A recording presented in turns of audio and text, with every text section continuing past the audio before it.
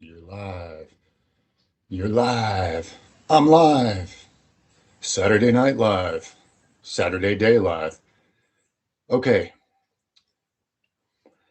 I'm going to address a question asked by Portal Patrol in the leading up to this live stream. When someone shows up, hopefully they can do a sound check for me. Let me know that I'm hearable. Okay. So Portal Patrol, in addressing what you asked me about, a few things hit me.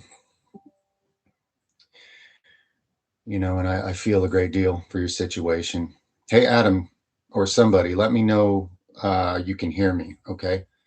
Just a basic sound check. Make sure the sound's working because sometimes my devices do weird things. So, Portal Patrol, the situation you're in, I got a lot of profound empathy for you and your family.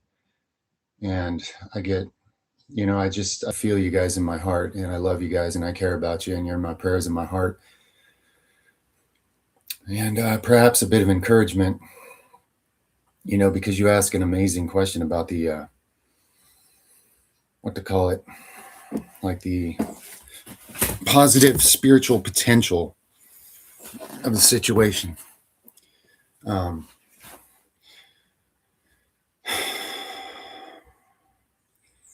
So here's something. This hit me one time, and I felt inclined to share with you today. This is one of those things that it just occurred to me inside my heart and mind with like a bright light bulb of pay attention. Very similar to how I was given all kinds of things to research for many years, and I was told the answers. I was told what the research would lead to, but it took sometimes 10 to 20 years to find things to back it up and prove it true, as science was catching up to that. So this hit me like that. It's not a science thing. It's a spiritual principle thing. Blessed are the poor in spirit. Now, that phrase, that thing that Yeshua said, what they call the Beatitudes, I was hit with this interesting, paradoxical, two different meanings for it that are both, profoundly valuable. The first one, and that's why I worded it this way, and I have found it worded this way with a comma in a different place in older writings after it had hit me. In older edited writings that have been uncovered by those who struggle and strive and seek to find things the Romans didn't edit, I found one, an ancient writing where it worded it, blessed are the poor in spirit. And what I had been shown before I found that was that what he was saying, based on a lot of the people he was actually being heard by when he said it, was that, not every materially poor person will this apply to, but many it will, because you're in a better position for it. It is easier to be blessed in spirit, the spirit of the living God, when you're, financially or earthly poor. Just like it's much harder if you're rich. It's harder for a rich man to enter the kingdom of heaven than for a camel to pass through the eye of a needle. Well, this is the opposite in the same thing on the other side of the coin. Blessed are the poor in spirit. Again, you'd have to be open to that and seeking it, but your access to the spirit of the living God when you're poor in this world is higher. So that's a huge blessing. There is a paradoxical different meaning to it when you say the sentence differently. Blessed are the poor in spirit. In that case, there is still a useful meaning to it, which is that those that are proud in spirit are cursed. So those that are poor in spirit are blessed, in the sense that you're in a world largely devoid of justice and truth. Unrighteousness is everywhere. You guys are going to hear sounds. My couple cats are in this room with me, knocking things down and playing around. But anyway, So there is another meaning to that. Blessed are the poor in spirit, in the sense that if you're downtrodden and disheartened by the injustice and the lack of righteousness and so forth in this world, blessed are you, because your heart's telling you the truth. Sort of like it says in the Gospel of Thomas, blessed is or he who discovers this world, he who actually discovers it, discovers a carcass. And of him or her, this world is unworthy. It's the same principle. If you're profoundly disappointed by the way things are done here, in that sense, being poor in spirit shows a blessing, because it shows that you don't sell out to it. You still hold a higher standard of what you really come from. So it's very disappointing. So those are two different meanings for the first verse, the first thing spoken in the Beatitudes. And if you go on, blessed are those who mourn, they'll be comforted. Showing that God's empathy is, limitless and never forgets anything. So for every injustice and every unfair hardship you face and feel for yourself and your family, it's a promise that, God's going to make it up to all of it and then some. Blessed are the meek, for they'll inherit the earth. So, in that sense, when you're not doing the things it takes to be getting ahead in this world, and you're not doing wretched things to get more money or whatever, you often have to just live in a much more meek way, less worldly recognition and support and praise, or none at all,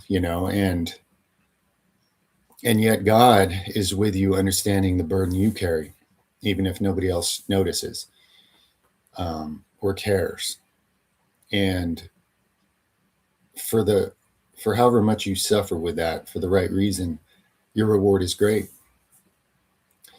Blessed are those who hunger and thirst for righteousness, they will be filled. Blessed are the merciful, pure of heart, will see God. Let's see, peacemakers, children of God. Persecuted, yeah, like the prophets for the truth. I'm thinking through the Beatitudes right now.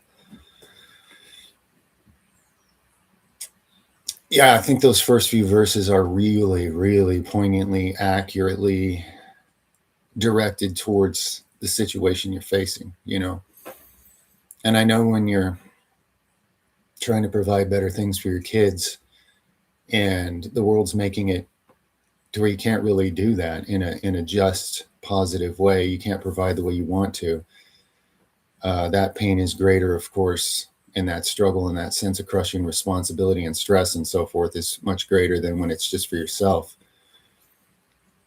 And it sounds like you guys are an amazing family that's going through a lot. So I know that you're blessed in spirit, and I know that the more you trust in that and have faith in it, the greater the reward will be. My family and I, we give thanks to God daily for life abundantly. That's one of the things we bring up, but we don't try to define it, because that's all the human ego, and it just gets in the way. The idea to us is, thank you for life more abundantly, God, and however you see fit to bring that or show us or open us up to it, and whatever it is. And great things have been happening, since we started putting our trust in that. So remember that the situation that you're in, and I think you probably know this, but the situation that you're in, and it may not last, it probably won't. Change is always possible on any given day. Something can show up in your path that wasn't there before, but there is great compensation. There is a greater compensation. It's so hard now to believe that. It's so hard to keep your spirits positive and to have faith and love, operate well under so many distractions and struggles, but the reward for doing so is all the greater, the eternal reward. So that's what hit me to share with you guys, and I love you guys, and thank you for the question. Hey, can everybody hear me? Yeah, you can hear me. I can tell by the comments. Okay. Was it no, Daniel, in my case it was easy and necessary. Okay. Yeah. Loud and clear. Good. Much love, everybody. It's cool everybody's showing up already. A lot of people. Just so everybody knows, at the beginning here, there's probably storms coming today. That's one reason I'm doing this inside. If that happens, there's a chance the satellite signal drops or freezes or something. And maybe it comes back, or maybe it doesn't. If the live stream ends, it ends. But I'm intending to be here and really put in some time with you guys today. Just really be with you guys today. I know it's been a while since I did one on this channel. There's just been so much going on, and it's unpredictable. I'm basically on call for some people that I'm helping that have no one else to help them with situations they absolutely have to have the help for. So, things are all over the place. That's why I couldn't give an earlier notice on this live stream. By yesterday, it looked like today was clear. So I'm like, yeah, let's do it.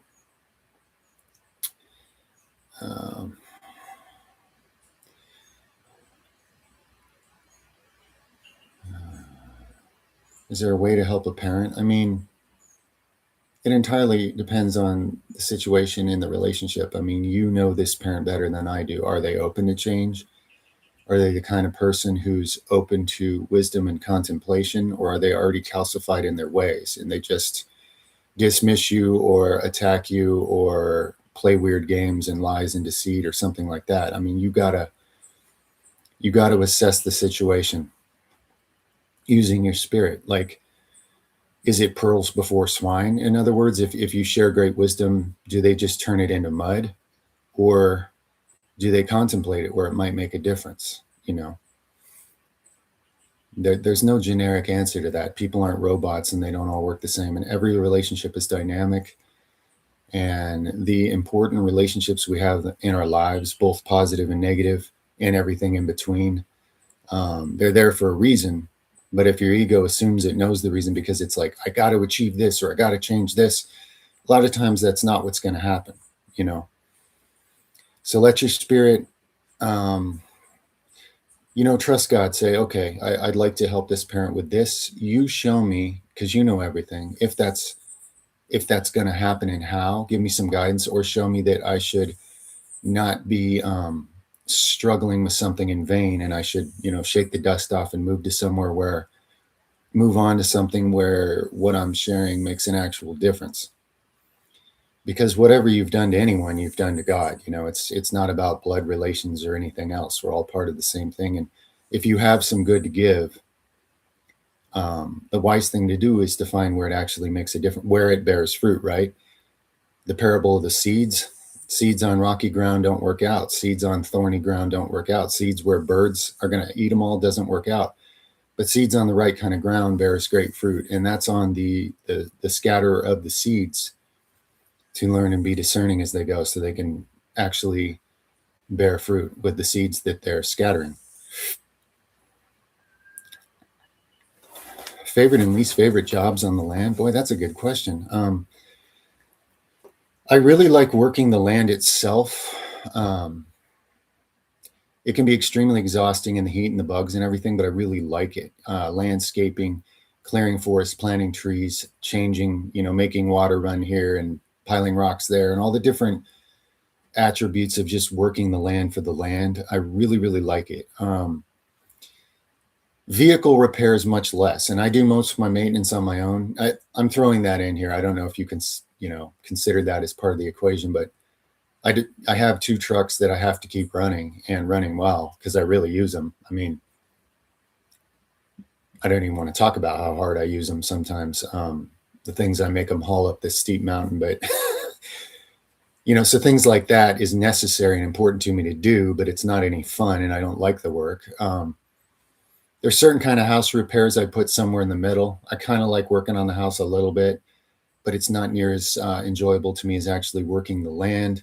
I like working with the animals and I like working with the land. So I guess in my case, you could say that the more organic what I'm interacting with is the parts I enjoy more about the total responsibilities here. And then there's jobs that it's just tedious and yucky and challenging and not all that rewarding, but I got to do it. So I do it anyway. You know, I got to wear a lot of hats. Your girl is currently in labor with your first son. Wow, congratulations. Blessings of abundance, guidance, and protection to you guys. And your new family member coming to join you. In Yeshua's name, thank you. My take on omega-3, well, it's essential to life. I've been taking omega-3s for at least 27 years straight. I tried to get other people around me to do it, and, you know, I was never heard, so I watched them disintegrate over the years, and I'd get them some omega-3s, and they'd take it a couple times and then forget, and I keep pointing out, this is essential. You'll die without it, and your diet's devoid, you know. It's a big deal. It's a big single category because you're talking the fatty acid category. And the way the world works, most people are deficient in omega-3s and too high on omega-6s. So it's this one simple, big old balancing hack that most people would really benefit if they would just make sure they get quality omega-3s on a regular basis. Your cellular integrity, the way your cell walls let trash out and nutrients in, all that goes way up. And that's huge. If you can't get the trash out and the nutrients in, I don't care what you're eating or what else you're doing. I mean, you got cell walls that are like plastic, crunchy garbage that don't work right. The doors and hinges are all rusted shut, you know? So omega-3 is extremely important. It's essential. Essential means essential, you know? A vegan diet, if you have access to the right things, while you still live in an information age and you can order things, yes, if you construct it well and find good sources, even in a dark, cold place in a city somewhere, it can be done well. I've done it. If you can afford it, that's the other thing, you know, because quality food, real food, and that's medicinal and real is getting harder to get. And it's not really so much the fault of the people producing it, it's how many things are working against them that makes it so they can't do it for a lower price in many cases. But if you have the organization and research skills and the funding, you can definitely make that work. Yes.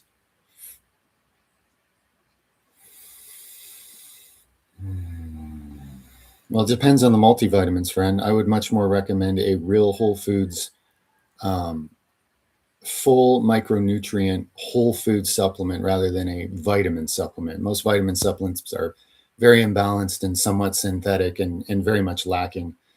If you get like a ground up superfood mix powder type supplement that's got all your different vitamins, minerals, antioxidants in it in real form, just ground up from awesome things from nature, that's going to do you a lot more than the vast majority of what they call multivitamins, many of which are either useless and some are even more harmful than good.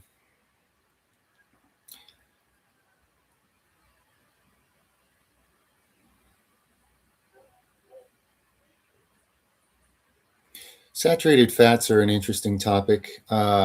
Yes, your body uses saturated fat for positive things, but the thing is, you don't actually have to eat it because the body makes saturated fat. So when your organs and glands are coordinated right and working right for you, it'll make the exact amount of saturated fat it needs to do things correctly.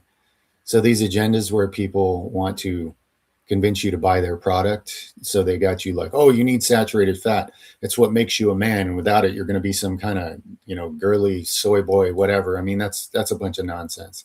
When the body's working right, it'll create the right amount of saturated fat. That said, when it's working right, you can also eat whatever amount of saturated fat, and generally it will regulate that to where you still only have the right amount. Unless everybody's going to have an upper limit on how much saturated fat they could actually consume without causing themselves serious problems. But my main point here is if the body's healthy, it doesn't really matter if you're eating it or not. It will regulate its amount of saturated fat. Social anxiety is incredibly common. I don't know anybody who doesn't have it, including me, to be honest with you. When your sense of purpose for interacting outweighs your sense of trepidation and fear, you will. And that's called courage, because now you're doing something anyway, even though it does scare you. You just need the right reason. You just need the right vision and purpose, and then you overpower the anxiety. But if you're waiting to, overthink it and find some magic way to make it all go away, probably not going to happen. It's similar to somebody. I'm going to use weights because, that happens on this channel. It's just a visual, an object lesson or whatever. Let's say you feel weak, right? And you go to the high school gym and everybody's lifting more weights than you, and you're scared to start because you feel weak. So you're trying to like find some way to already be strong before you start. But what are you going to do? I mean, maybe you could train privately, get yourself up to a certain standard. But in other words, my point is, people don't find magical ways to overcome things like that without actually practicing. So you need, and maybe that is magic if we redefine it, but you need to practice growing in the area you want to grow, and you just need a clear purpose to motivate you to do it, even if it's uncomfortable. Nobody ever grows staying in their comfort zone anyway. And these days, people are just perishing sitting in their comfort zone, having experienced nothing of life really in their true selves because they were too afraid to try. They sat around spinning in a circle, overthinking things till the time just ran out because all the opportunities passed by. And there's a lot of things trying to make sure people's lives are short and distracted, working very hard on it. Yeah, we grow soursop. I didn't see the other one. It scrolled off the page. We grow soursop. Yep. I planted 4 or 5 trees of it when we got here. One of them looks like it's starting to finally produce this summer.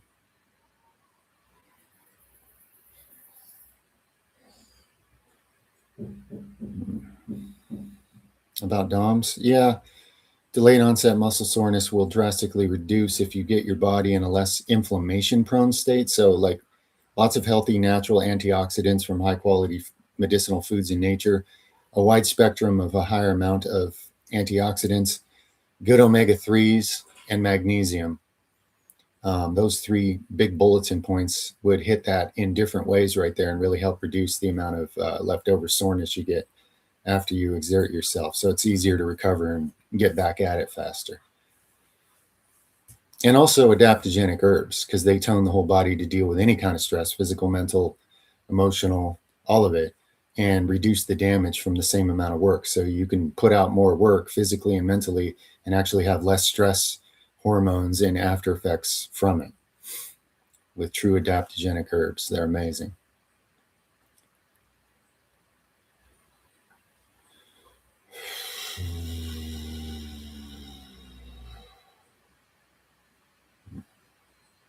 The lemon juice in the hair for sun bleaching thing, that does work. It's slow.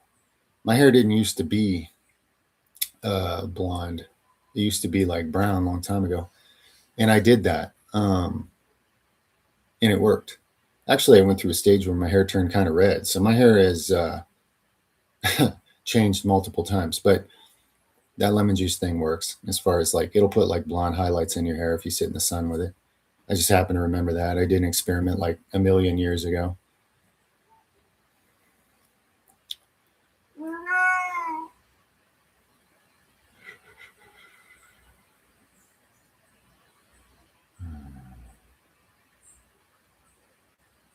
$600,000. Somebody sent you $600,000. Wow. Okay, far out, man. I feel like I didn't hear most of that story, but that's cool. That would certainly be a game changer. Man, the things we could do. This place would become a instant, with a donation like that, say, I'm just my imagination now. This place would quickly become like a learning retreat for people to come and, have a place to stay and learn a bunch of things about creating an off-grid reality. That way I could start immediately giving back value.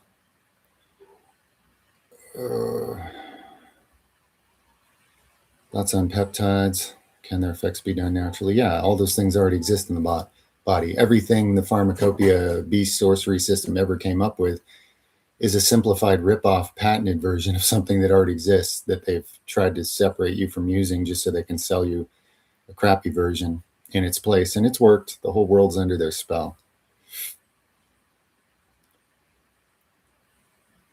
Show kitty. Hey, Oso. Oso bear. Tally. Talica. She talks to me, but she's taking a nap. As long as this thing is, I imagine you're going to see some cats. They'll be crawling on me at some point. Some simple methods for getting. Doppelganger, you could try my breathwork video. Just do something similar along with me in that video, and the way your nervous system physiology changes a lot, somewhere in between starting out and being so high you don't know what you are outside your body, which is where it gets to if you do it right. Somewhere in between those two states, it gets real easy to be in a meditative flow state. I got a video for vegetarians and vegans, and in the info box, there's various complete protein sources for people to look at. Just examples. There's more. There's many in the world. I just gave a handful just so people could see it's not hard or complicated. You just don't hear about it because you got all these agendas trying to keep everybody ignorant about it, so they can keep them under their control on the blood sacrifice, animal slaughter, torture system, and keep consciousness low and enslaved and miserable on this planet. And somebody profiting in a worldly sense and losing their soul. Oso Bear, come here. Come here, big guy. Come here, buddy. Yeah, I watched this guy be born. Yeah. I named him Oso, and he turned into our biggest cat, so it worked out well. Say hi, buddy. He's not huge, but for our cats here, he's pretty big. Woo! He eats a lot, and he sleeps with his tongue hanging out. It's pretty cute.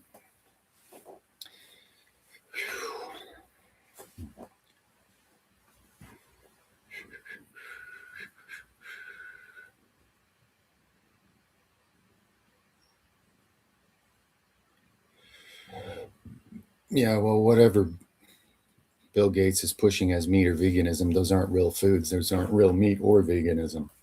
It's synthetic. That's a whole different thing.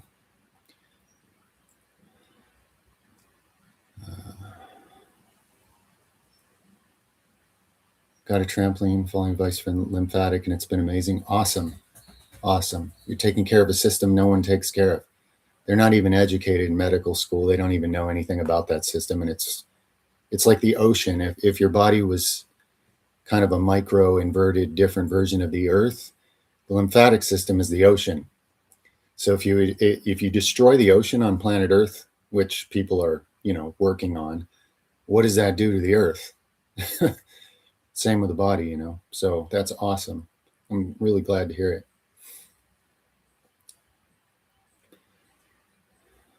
Is prayer necessary for divine guidance? It depends what you mean by prayer.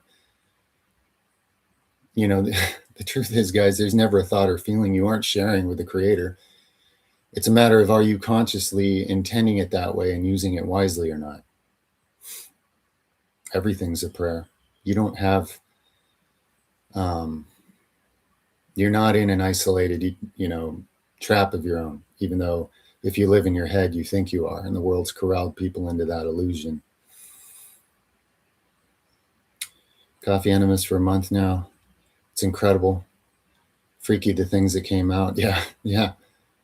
People are always amazed. Some they can identify, some they can't, but good job. I'm glad you're cleaning your temple in a very serious, effective way.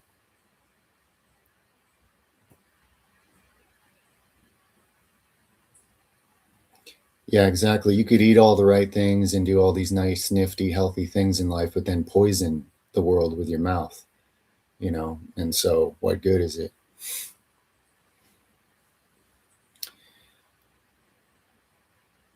I don't have any remedies for mosquito bites. I just bear the itch. And trust me, around here, I've actually had so many at one time that it was troubling. It was hard to sleep. I had my entire back covered with just hundreds and hundreds at one point. But outside of that, if it's just a few here and there, that's really minor compared to the other things that bite and sting you in the jungle. I hardly notice the mosquito bites. I wouldn't say psychedelics in and of themselves are an awakening. And also the difference between the ones in nature with a living spirit of consciousness and the synthetic version. Oh yeah, big difference. There are people that say, oh, I was awakened, and then later they crash and say psychedelics are bad and all this nonsense. What it does is it takes people that have never experienced anything outside their own ego, and it gives you windows into realms of reality and consciousness outside your own ego. And that can be very positive for some people, and others can completely implode because of it, and has a lot to do with your intention and your spiritual development. And they're entirely not necessary for true awakening, and there's no guarantee that they even help, to be honest. So it's like a lot of things. It's all in how you use it and what your intentions and expectations, the environment. It has to do with a lot of factors. Yeah, I've had a lot of experiences. Some of them didn't even require substances, some of my most profound out-of-body type experiences, there was no psychedelics involved except the ones the body made, perhaps, on my way out the door, natural ones. Do you consider weed puts mind in demonic state? No. Now, I don't know about modern GMO abominated, probably got nanotech in it, what you're calling weed, but the old natural seed bearing, medicine for man on the earth, what it will do is it'll cause you to go inward and notice things going on inside of you that you were too externally focused to notice before. That's one thing it'll do. I've explained that many times, Nadish. You got to do your own research if you really care. There's a lot of people that can deconstruct it and show you the truth. Go to Aaron Abke's channel. He specializes in it. He's gone to great lengths to explain it very clearly from many different angles. If you really want to know, go there.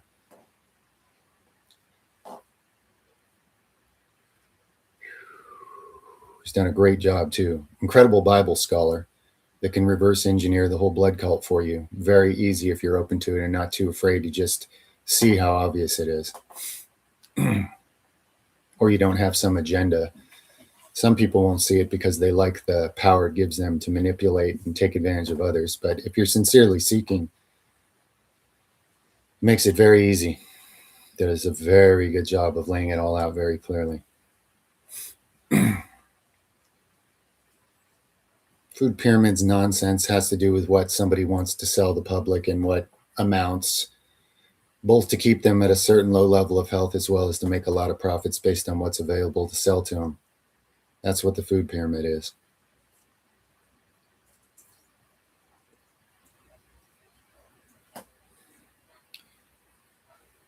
Aaron Abke, it's just his name, AARONABKE. Aaron Abke, YouTube channel. Really, really, really good. If you want to see somebody who's a much better Bible scholar than I've seen elsewhere, really, really make the whole thing very obvious if you're ready to see it.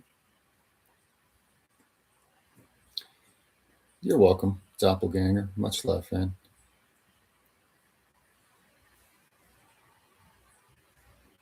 What's my experience on lots of tests? Are you assuming that I inject testosterone? Dude, I use nothing ever from the Beast Pharma synthetic, dehumanizing, guys, maybe study Greg Braden's actual science and understand that humans are being taken further and further away from their divine capacity of inheritance and into something synthetic and pathetic. So no, I don't have any experience with that. Probably have really high testosterone. If I ever have the extra money to buy a kit, test it, I'll show you guys. But that's real and organic. It doesn't even work the same as that synthetic crap. I mean, muscle building wise, it may work similar, but as far as how it affects all the other communications within this living network, this galaxy, the real living thing is a completely different thing than a dead synthetic thing.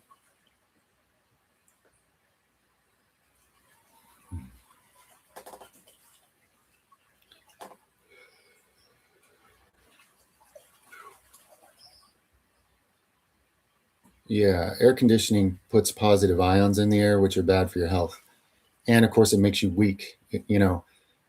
People here now, this is sad. People that live here in the tropics, they can't even be out in the sun because of air conditioning. They can't handle the heat that their ancestors handled easily. So climate control, it just makes you incapable of actually, again, using your organic machinery and upgrading it so you have real climate control. It's a weakening effect.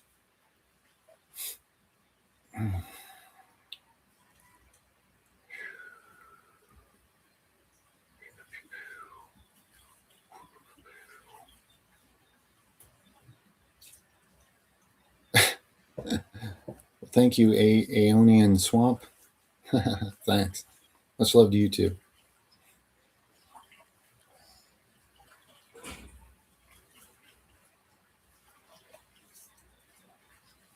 Do I have testosterone face? I'm not aware of. I know there's a bunch of systems out there where people are always trying to compare and profile each other. I'm just not up on any of that. I know it can grow a huge beard. If I grow a beard for like 1 year, it's like way down here, just the whole thing just. But that's just one thing. That's just hair follicle tendencies. But yeah, I'd imagine my test is very high based on a lot of evidence in life. Nice, you're growing goji berries. Awesome. That's awesome, Chris. I expanded our amount of plants here this year myself. Goji berries, awesome. Well, alien disclosure is a controlled fake narrative. They're not telling you, just like everything else you're ever told, they're telling you a little part of something with a bunch of twists on it for an agenda. So, as far as it goes with human spirituality, I mean, that entirely depends on what the person's spirituality is, and their perception of things.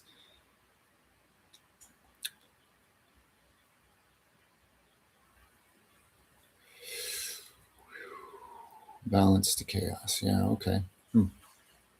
Well, that herb isn't for everybody. Even if it's the non GMO, straight from the earth medicine, it's a specific medicine, a value for specific scenarios, and not the right thing for a lot of other scenarios,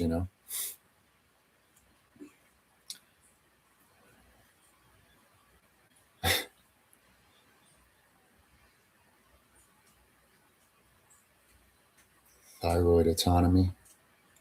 Well, you got natural herbs that either speed it up if it's slow, like ashwagandha, or slow it down if it's fast, like holy basil, and it's another good one, fenugreek. There's a lot of things in nature for that are good for your entire body. Instead of cutting your organs out, making you pay to have your body harvested and then put on drugs that'll destroy other organs while you continue to be harvested on the downward spiral of the beast human harvesting system.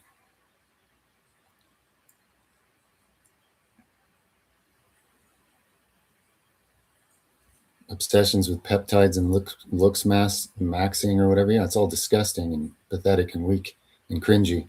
I don't waste mental space on it because I don't like feeling nauseous and distracted when I have more positive things to be doing. My mind is part of my temple. It's up to me to direct it, and I wouldn't waste any of it on that garbage. How long has this stream been on? Not very long. I'm guessing like 30 minutes, maybe. You got here early, friend.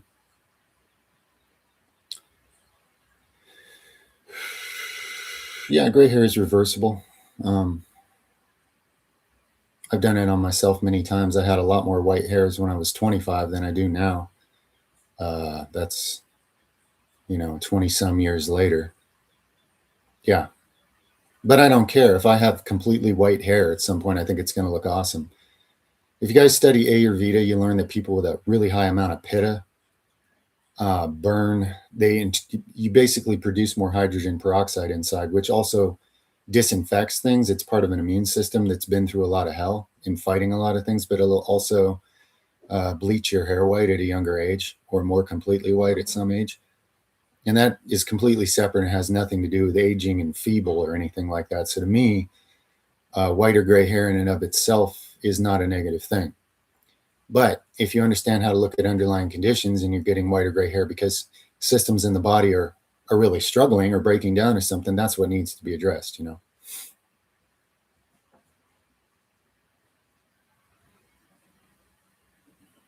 Awesome, Jake.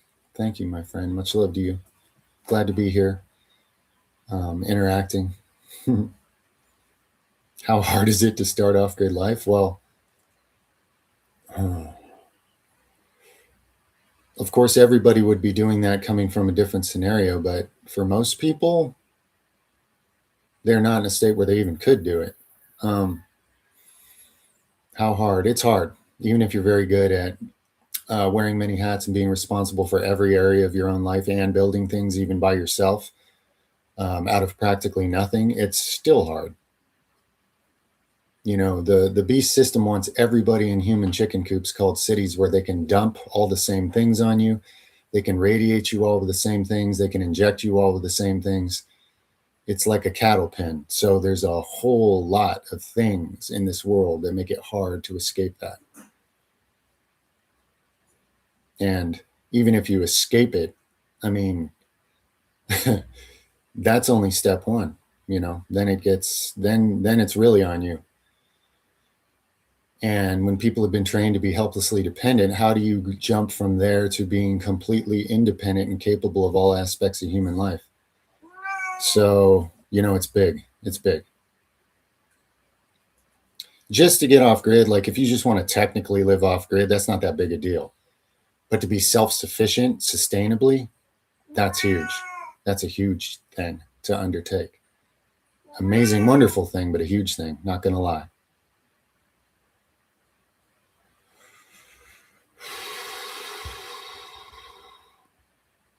I'm not so concerned about the fabrics I wear. It's usually the chemicals they come with on them and the chemicals people clean them with. And that's where more harm is done.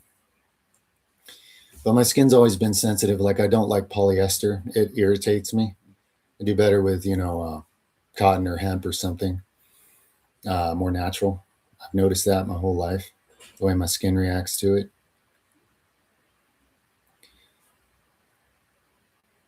Oh, I sweat bucket loads, and nobody should adapt to not sweat.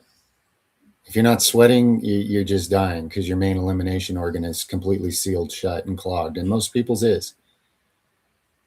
I sweat profusely. I sweat so hard that when I moved to the tropics here, within 3 years, all the freckles I had were gone because the body temperature was running so high all the time and I was sweating so hard, it actually caused the immune system to be able to break into those foreign pigments that aren't quite in alignment with the true DNA pattern and break them down and remove them. It's crazy. When you live in a sauna, it's crazy the things that can happen.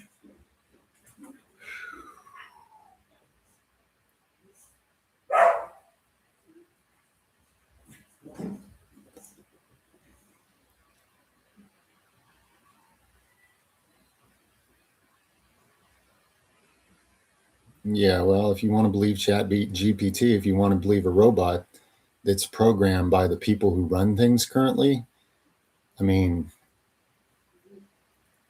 it's only going to say what it's programmed to say, guys. It's not a god, okay? It's a dumb robot with the collective stupidity of those who program it put into it and the collective agendas of them. You got to see it for what it is, or you don't. Be the source of what you want to see. S. Nadish. If everybody's going to sit around waiting for someone else to do it, what's going to happen? Humanity's been doing that for thousands and thousands of years. Well, if others were loving, then I guess it'd be easy for me. What would it be worth? You're not the source of anything that way. You're just going along with whatever's around you. Become the source, become the light, bear fruit. Be a light unto the world, be the salt of the earth. That's the opportunity here. Bring the kingdom of heaven within you and ground it into this reality. How can a light shine without darkness around it to shine in? If you're looking to detox with papaya seeds, I believe you should swallow them whole, if I remember right. Yeah, to help with the parasite removal properties. I've always felt like I don't belong here. I don't belong here. I'm in this world, but I'm not of this world. This world is a carcass. It's not worthy of me or anyone who sees it for what it is. I don't mean the natural world if it could be restored to the way it was before man's low consciousness made it dysfunction. But the entire synthetic world, the thing that man calls the world, yeah, I have no place in any of it. Never did. Yeah, orgone, however you pronounce that energy, yes. I have a friend that gave me an object he built that does certain purposes using that energy. I was always destined for the jungle. Had a vision of a jungle. I was talking about the time I was 2 years old.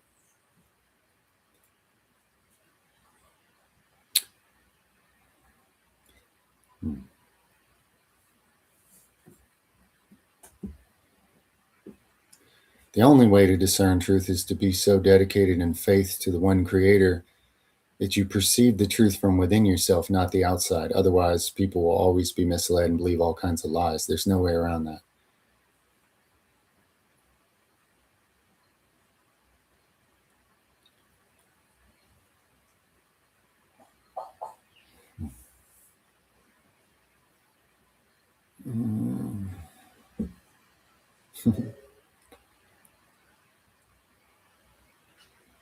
If a tyrant who oppresses others legitimately repents, then they will be forgiven before God. If they don't repent, then no. That's their choice. Those that are proud can't repent, so they go to a very dark place. It's not about whether I think somebody deserves something or not. No matter what you've done wrong, if you genuinely repent, you're forgiven.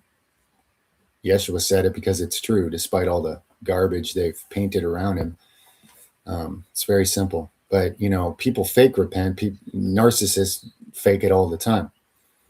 That's an inner thing. God knows people's hearts, what's real and what's not. And there's no cheating that.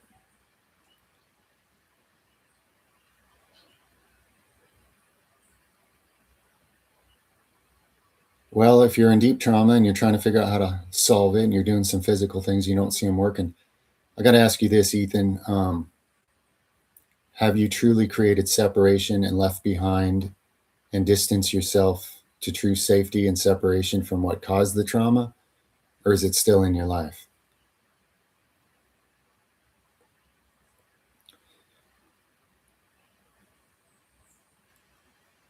Look up Vata imbalance in Ayurveda. Why you're up all night and your time clock's kind of backwards. Look up Ayurvedic energy principles, the doshas, and you can get some good insights about that. Practice detachment when you have to work with manipulative people. Man, that's hard. It's like learning how to not feel pain when you're in agony and detach from it. It can be done. It's very difficult, and it's obviously not a fun thing to train for. It can be done. If you find that switch inside of you where it's like, I'm still going to do the right thing, but I refuse to feel this misery while I do it, it can be done. It can be done. And that's a high level skill, man. Sounds like you've set yourself up with a chance to either develop that skill or shake the dust off your feet and leave all the futile relationships behind and move on to something better.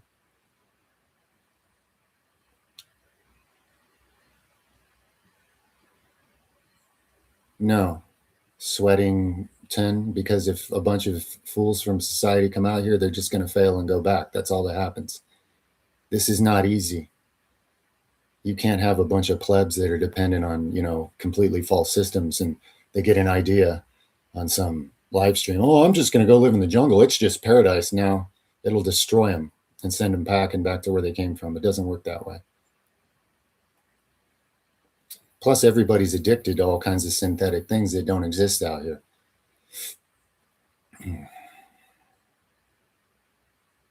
And dependent on a bunch of things they now need that they shouldn't.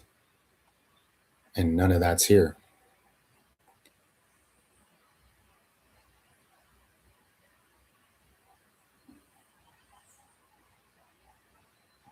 I'm not sure, MMD. You definitely need to de-stress, though. Enough pressure in the high chakra areas of the head eventually will lead to, and I'm not trying to scare you, I'm saying this well ahead of time, but it'll eventually lead to something like a stroke or an aneurysm one day. You are putting too much pressure, imbalanced, all up in the high head chakras where the world trains you to be, and the energy's not circulating through all your systems properly. But that's a long-term consideration. I'm not trying to scare you. It's just something to be aware of.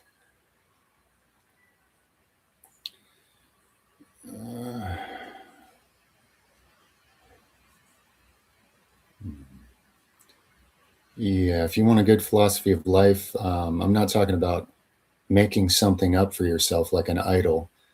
I'm talking about accessing through seeking sincerely the actual real spiritual principles of the creator and source of all life and aligning yourself with them, not just making up something and brainwashing yourself with it. Everybody's selling nonsense like that because it appeals to the ego and it just makes a person all the more lost. And maybe that's not what you're saying, but I'm trying to clarify that. How do you get food in the jungle? Well, you can pick some and find some, but mostly you make it. You create space and grow all the trees and plants.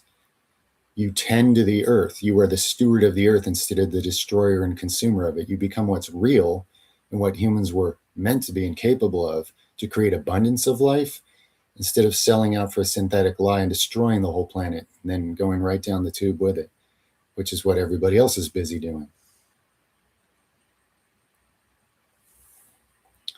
I did a lot of different careers and stuff in order to get financial freedom enough to do this and to learn how to live through many skills far, far, far below my financial means. If I had a 9 to 5, obviously I couldn't be doing this because your time is someone else's. I needed time sovereignty, guys. It took me over 40 years to earn it the hard way, but that was one of the obvious things. You can't do anything without time sovereignty. Or you can do very little, put it that way. Did what I could.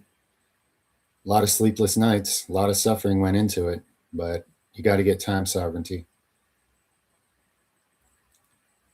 I don't raise a child in today's society.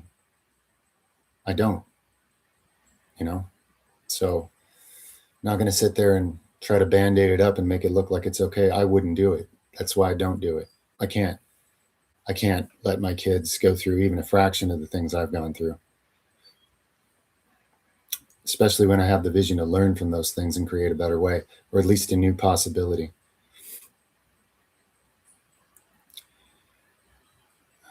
My wife cooks in ghee, not olive oil. Olive oil becomes denatured and destructive. And seed oils and vegetable oils are absolutely hideous destruction for the body. And everybody cooks like it's a good thing using them. But ghee is okay for cooking. You have a blessed day too, WD Sport. Check you later, friend. Much love.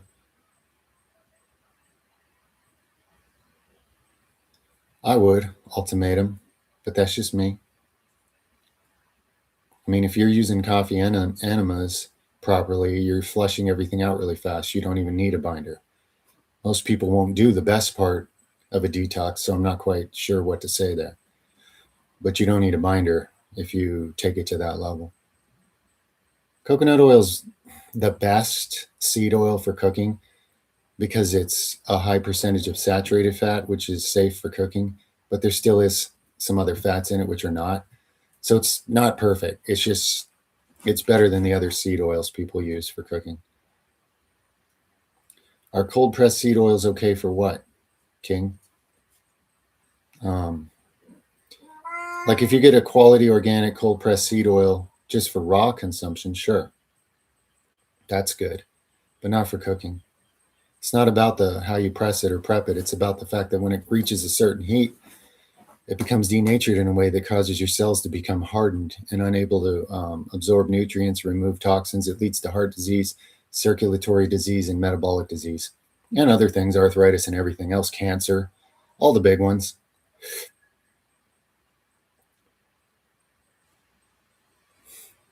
Who is my teacher? God, the source, the great physician, the only one who is truly good. Doesn't mean I'm a perfect student, but at least I know who my teacher is.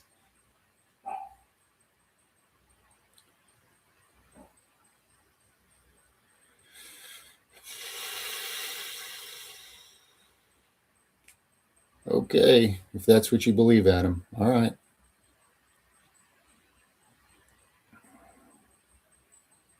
Yeah, I already showed one of the cats meowing. They'll be back. They're playing around in the room here. Do I grow tobacco? Not currently. If I happen to find some nice seeds cheap, I'll probably grow some just to have it on hand for what it might be worth. It's not really a priority to me, but if it falls into my lap, I'll do it. My favorite bands and artists currently are extremely skilled individuals I know from my online interactions who are totally not recognized by the world, even though their skill level's much higher than the vast majority of anything out there. Currently, those are my favorites. And from time to time, you'll hear me use some of their music on a video. The fitness videos hardly anybody watches, and people take offense to and unsubscribe for some reason. But anyway, and I'll have a link, to one of my friends that's awesome. So you can go check out all their awesome undiscovered talent.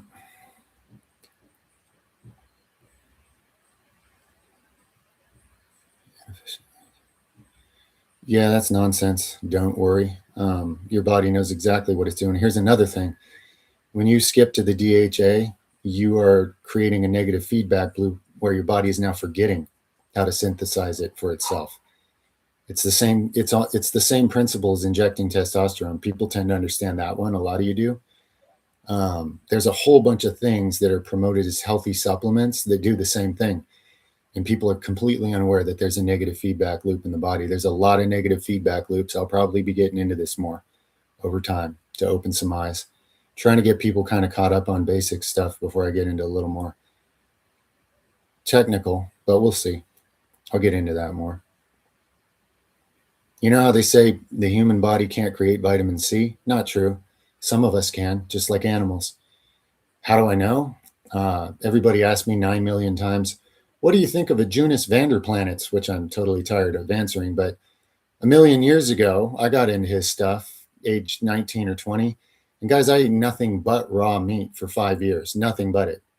Had zero vitamin C deficiency symptoms, which is technically impossible. So I know for a fact I make vitamin C. I haven't destroyed that feedback loop somehow. Vitamin C is just a generic electron. If your body can't make that, this is just one more thing that's been physiologically trained to be helpless within people. Anyway, that diet, I did fine physically, but consciousness was super low compared to what it is now in a cruelty-free diet. It's better. And I can run circles around that version of me as strong as he was. So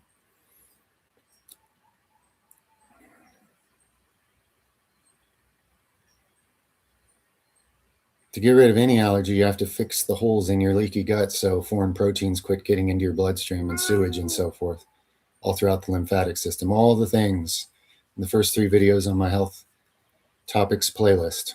Guys, some of you might have noticed this if you got pattern recognition. 95% at least of the health questions I get are all covered by those first 3 videos. And that's by design. It's not an accident. Those are not specific videos. Those are vast. Those would put a lot of medical stuff out of business. So, but I didn't say anything illegal in them. I didn't break any rules. It's there for those with the eyes to see and the courage to try and the desire to have more sovereignty over their own temple, etc. Most of the problems everybody's dealing with that they think just showed up out of nowhere started from gut havoc, holes in the gut, taking antibiotics and wiping out your entire gut biome, and then yeast and candida take over, drill holes and take over your whole body. And then your immune system malfunctions and attacks itself. You get autoimmune disease. You're leaking sewage into your brain and body all the time from your digestive tract. You don't have any healthy probiotics, which means your second brain is in misery and it's communicating with your first brain. So now your first brain chemistry is horrible. And then your outlook on life is horrible. And then the choices you make are more horrible. Just starting from the gut and the detox organs.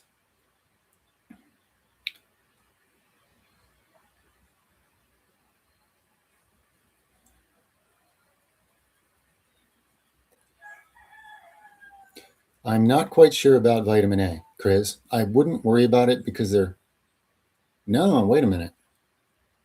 Yeah, I wouldn't worry about that one. I haven't seen any evidence for that. Vitamin D, it's a decent theory. But I've noticed that a lot of people can't synthesize vitamin D even if they've never taken the supplement. So there's something else going on. I from all my understandings and pattern recognition and problem solving, I would say it has a lot to do with something going on in the liver being too overwhelmed to do its job and to convert one energy into another.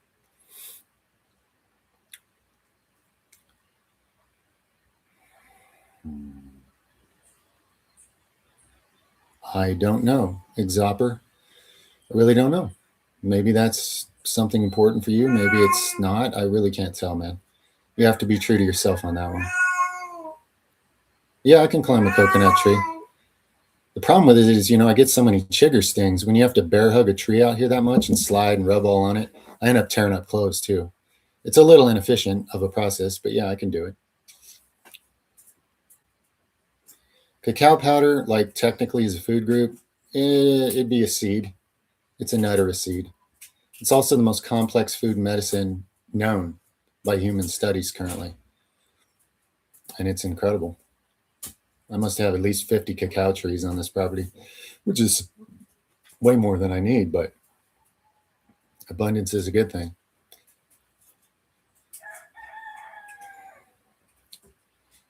Yeah, like I said, MMD, your consciousness has you putting all your energy up into your head center.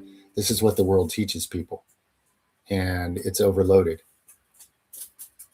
and it's stuck. The energy's not flowing well. So when too much energy gets trapped in one place, it leads to disease.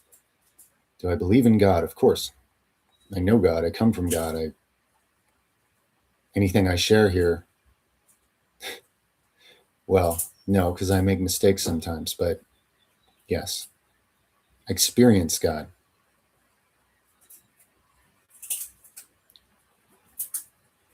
Favorite food from a taste perspective, not a health one. I was always a sucker for pizza, back in the day. I ate so many pizzas, and man, I hurt from it too, but I was a glutton for pizza.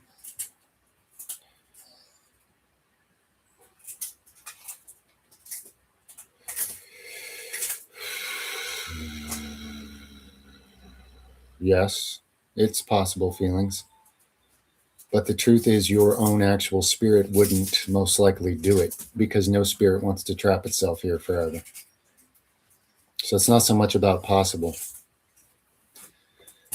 That said, could you live your entire life youthful and strong? Yes, very possible. Not common, but very possible.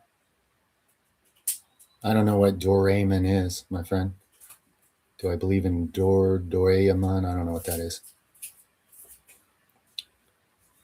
Jump roping is going to have some of the effect, but it's not as good. The actual motion of a good trampoline, the way you swoop down into it and it resists and push you back up, is an incredibly, you could read the NASA studies on it. They're the ones that figured this out. It's an incredibly efficient way to get more lymph movement than other things.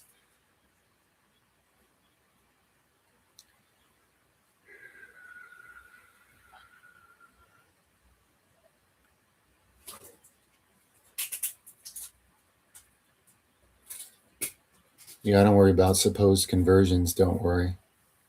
If you have some reason to believe you have a vitamin A deficiency, then you need to focus on, getting more, I guess. But personally, I don't worry about conversion rates because if you're taking care and tending to your overall temple's health, it'll get better and better at that conversion rate of that and anything else at the same time. So if you have an adequate supply of things with beta carotene, let your body learn to use it, and if you want to consume a little more because those are healthy things, go ahead. You can turn orange. I've been orange before from so much carrot juice, for example. It's a little weird looking, but that means you got more than you need. Now you're becoming colorful from it. And some people would scare you and say that's toxic and terrible and yada yada, but it didn't hurt me.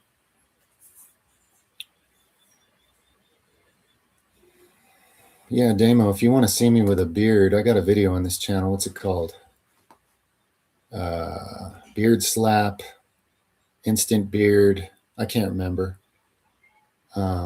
Just put beard into the search function on the channel. I got a pretty cool little clip. My wife helped me.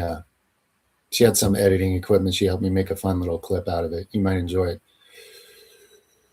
I found my woman. How did I find my woman? Well, see, I was out strolling along through nature and I seen one I liked. So I just kind of grabbed her by the hair and dragged her back to my cave. Got me a woman.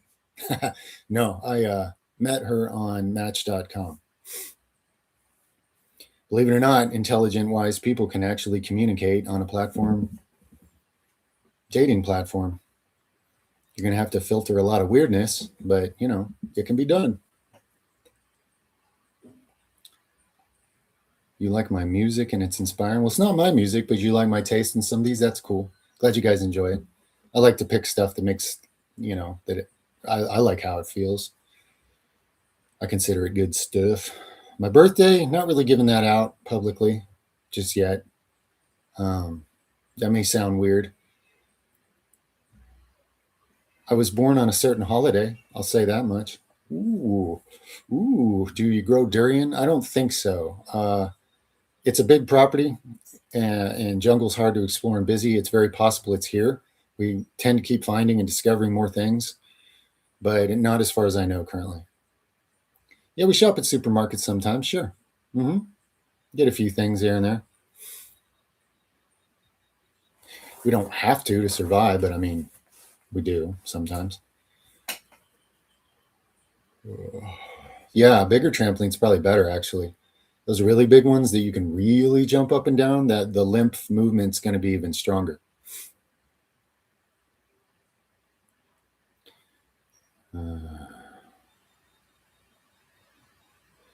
See, okay, Weasel. There's a spiritual gift people are devoid of knowledge of in this world. One of the spiritual gifts that certain individuals came with, and they will always have a very hard childhood. That'll be one mark if they did, is a true spiritual counselor. But this does not have anything to do with a piece of paper from the beast system. And probably a precious few, low percentage of the people working as therapists actually have that spiritual gift. You may manifest an individual in your life who does, but they probably won't be a certified whatever. They will have an actual spiritual calling, not a man-made job profession calling.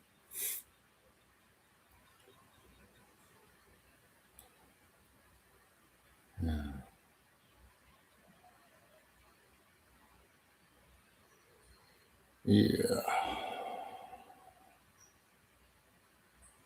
Yeah, there's more and more things people's bodies can't do that they should, and the full spectrum assault on human consciousness and DNA is well down the track. It's already had a lot of effects, and people just keep giving into it further, and it goes the way it goes. No, Diamond, not at all, not even remotely.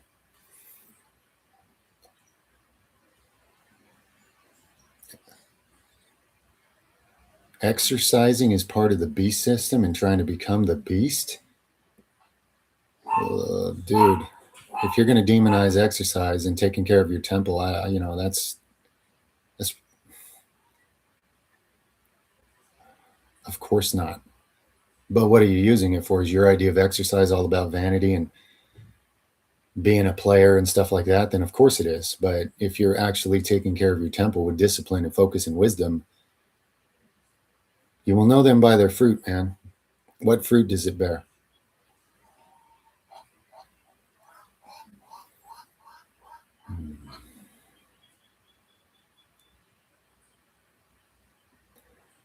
Do combining seeds or legumes with other complete plant proteins still cause a digestive distress? Probably. Being that legumes and seeds can be a little tricky on the gut, especially legumes with some people. You should probably leave out other complete sources of protein in a mix with that for better digestion. Yeah. I mean, that's general guidelines for food combinations. There are exceptions, but as a generalization, that's pretty accurate.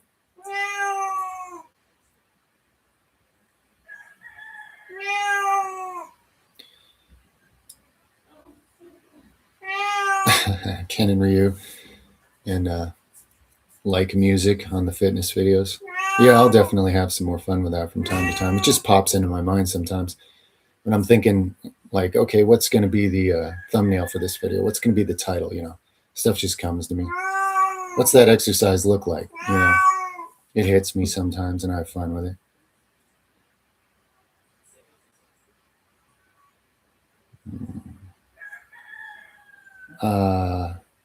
No, there's really no name for this. I don't bother with labels. I'm sure people call it lots of things. People even call me a guru, which I've repeatedly said I'm not. And I almost get upset at, but at this point, whatever. People are going to say a lot of things that perceive you a lot of ways.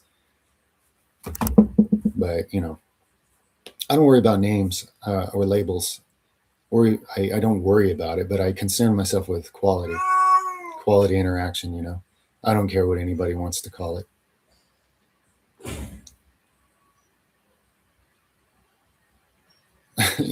The left and the right hand path, and you're new to spirituality, quit reading crap online and don't even worry about that.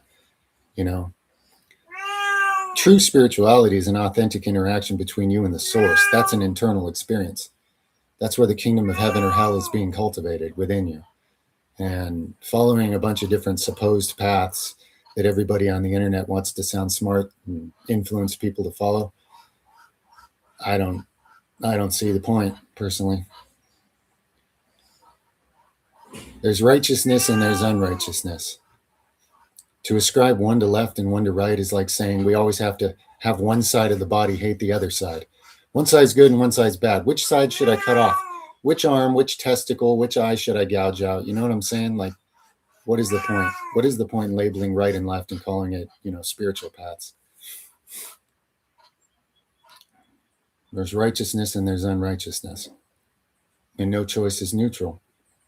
If you simplify things, you can actually use spiritual principles. But the world does the opposite. Divides, and makes up systems to follow and influence and waste time on and distraction.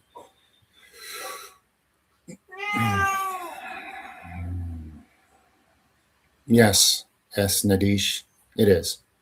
There's profound truth and profound corruption. I mean, the Romans who murdered Yeshua are the ones who wrote it. That should have told everybody something right there.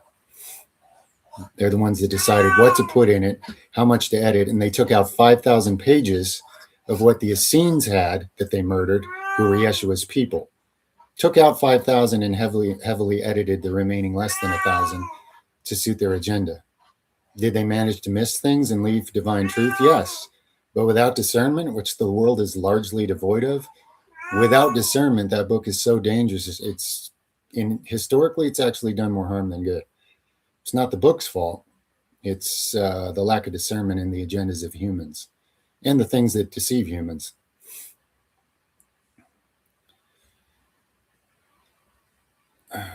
Much love in Brazil, friend. Awesome. Brazilian rainforest. I would sure like to stop its destruction. If I was wealthy, I would buy as much as possible just to have it left alone, you know? So the real medicine of the earth doesn't go extinct, as well as all the innocent animals. Yeah, I'm ambidextrous. That's interesting you asked me that. You must have a good eye and noticed it somehow. Yep.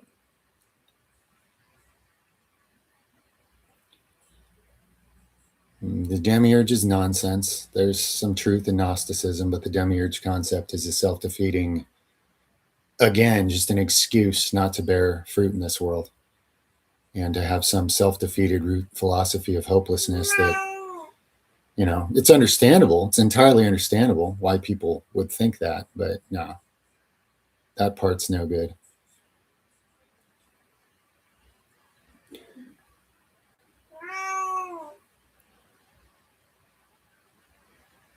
How do you manage to have rest days if your body always wants to be active in something?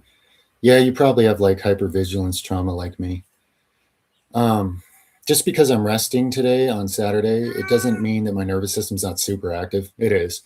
I'm processing so much more in my nervous system than most people. It's a gift and a curse, and I have no choice about it. But this day gives me a chance to practice trusting God more instead of allowing my hypervigilance to have me always working harder than is humanly healthy every single day of the year, which is what I would do with any less faith. It's like a day of gratitude and appreciation and trust for me and faith. Doesn't mean my nervous system's necessarily all that restful. It's just I'm honoring other focuses today besides me trying to do for everybody and everything, you know, with my own hands and heart and eyes and whatever I got to give, sweat, blood, and tears. Moneyless, those are entirely curable. It's been cured many times by holistic healers who get put in jail or worse if they talk about it. But if you go digging and looking, if you seek, you will find. Okay, but those people have to be sought out and discussed, talked to privately, and they have to go to third world countries to even practice what they do. I'm just telling you that, but I can't say much more, or I won't get to talk anymore to you guys, as has happened many times. That's Oso Bear with his whiny. He's such a big, cuddly, whiny baby.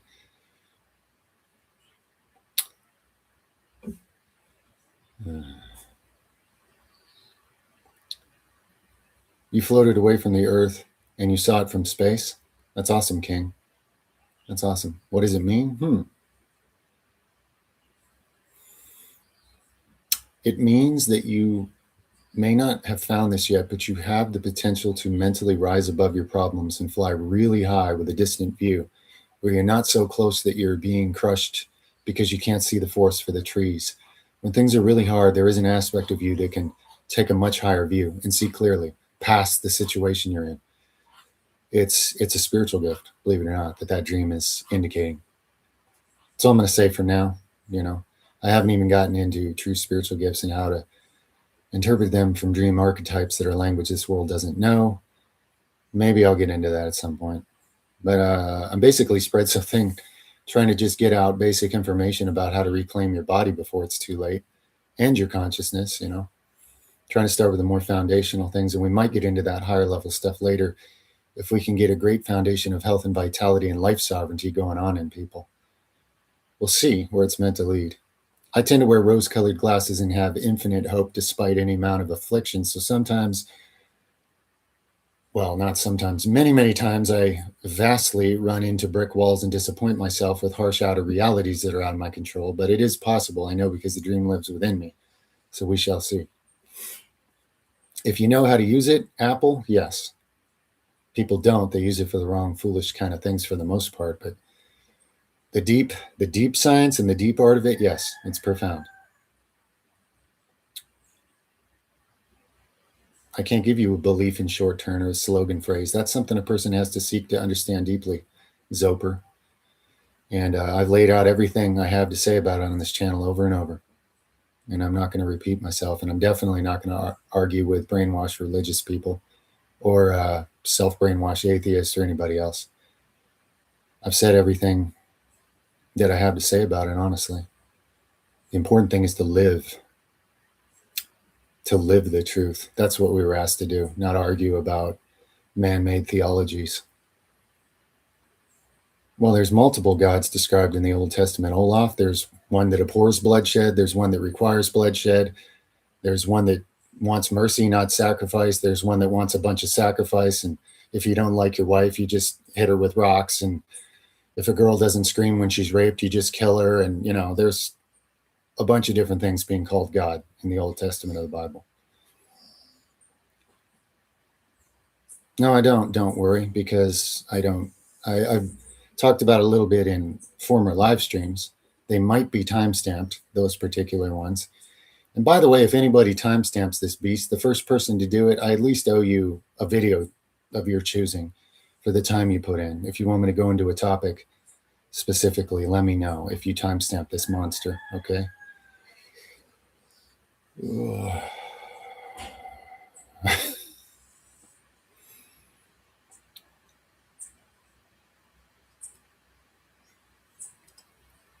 Meditation and chakra work, yeah.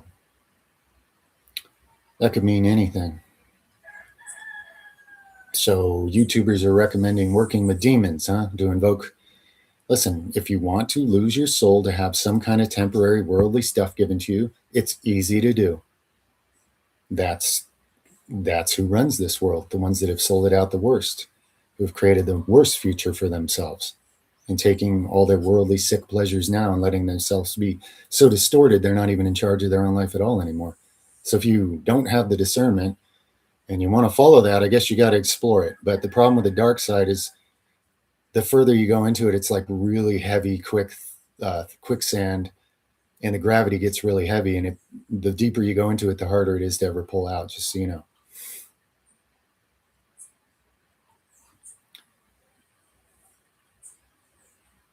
Yeah. Sure, there's ways to do that, Mark. Sure. There's many different gifts it can embody, and it'll be different for different people if they actually activate it, what they experience and what it allows. And furthermore, probably won't know how to interpret the experience anyway, because this world's devoid of guides on what that meant. So it can actually be profoundly confusing, fair warning. It can be beyond amazing, but there's a danger in that, because when it's beyond amazing and you don't quite know what to make of it, you're probably going to make something of it, and there's no guarantee that that's accurate at all. For those with ears to hear. Your hair started regrowing. Good. I'm glad it's working for you, friend. Good. It's a good sign. The body won't bother. Well, I'm not going to say that because it depends how you're doing it.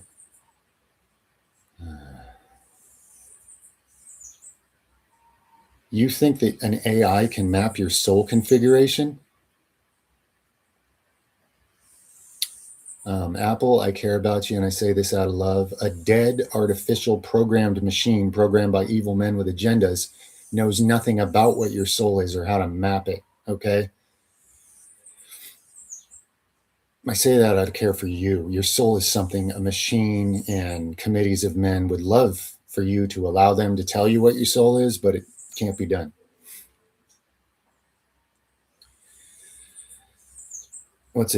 How to distinguish demons from humans? Well, I mean, it can be tricky because there's humans doing some pretty awful things that are still human.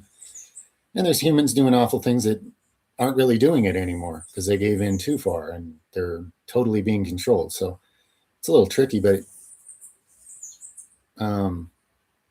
if you're dealing with a certain individual, it's got a prominent place in your life and you're really trying to figure that out, start thanking God for discernment and the eyes to see, and mean it and feel it and believe that God wants to give you that great gift because it's part of your divine inheritance if you're ready to use it well, and pay attention to what happens and what you're able to perceive as you learn to trust in that gift being given to you and supplied for you from the infinite source of good things.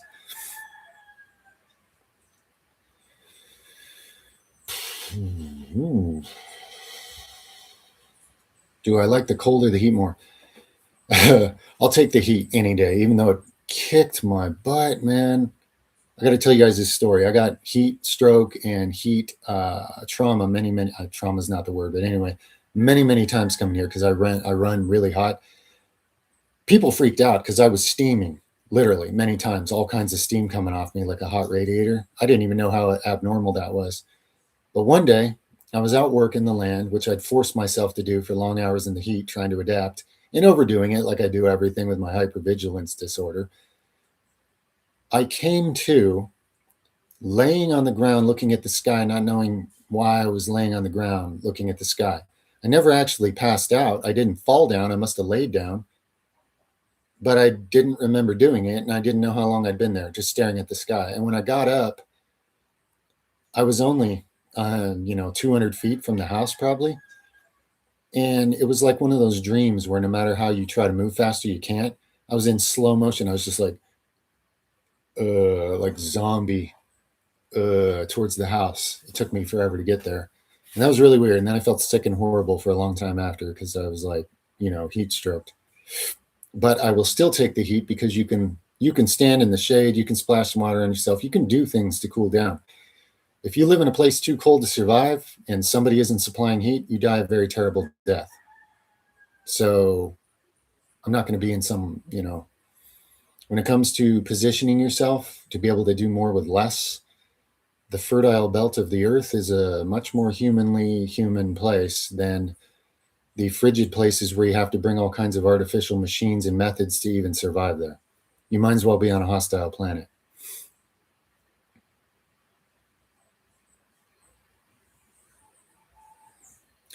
They're all compromised and they all have quite a bit of truth, Weasel. The red letters are really good, regardless of version. There are some tweaks to the wording, and there are definitely things missing. If you find the older writings, you find that, at least for me, there was all these things that I was like, why didn't he say this? Why didn't he include that? He did. It's just they were taken out by those who need you to believe in them and follow their, I can't, enough's enough. Yeah.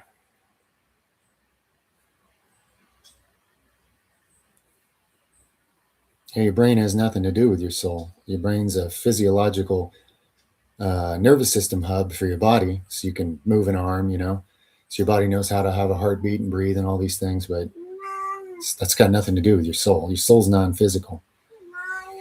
Your brain's influenced by your soul, sure, but how is a machine going to map something non-physical? Guys, listen, I don't know how logic doesn't apply for most, but people are somehow being misled to believe this AI thing is so smart. It's not. It can't be. It can only be as smart as the data that's put into it by dumb. I almost started cussing. Let me calm down a little. I don't have a rule against cussing, but I like to keep things child friendly here, because sometimes it's really young people that understand me better than older people, and I don't want them being told they can't listen to me because I'm a vile man. Anyway, the machine is limited by the intelligence and the wisdom of the agendas of those who programmed it. Okay? It's not some magical god somebody invented, guys. Quite the opposite.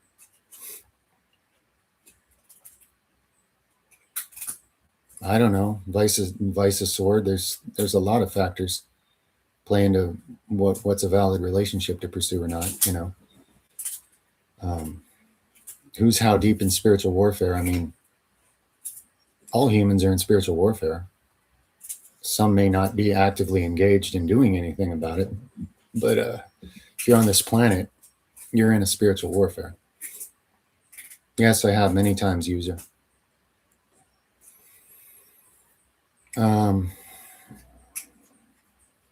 What do I think about it? I think that it's rare for people to experience. It only happens for certain reasons, for a good reason, and most people are not going to experience it, and that's probably for a good reason. Especially since it can be something that you'll want to re-experience more than anything in this life, and then you're further wasting this life, not bearing any fruit or doing any of the things you came here for.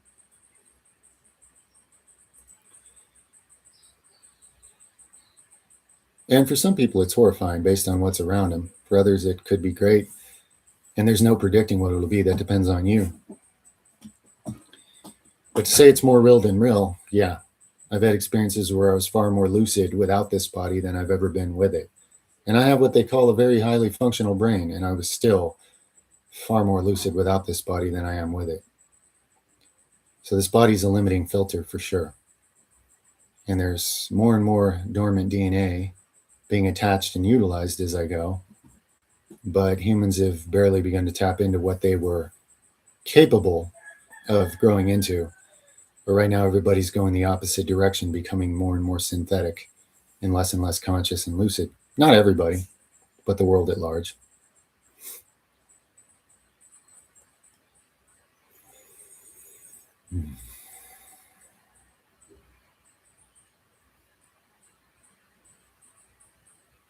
Yeah, I don't always remain happy, Sammy. I'm happy sometimes.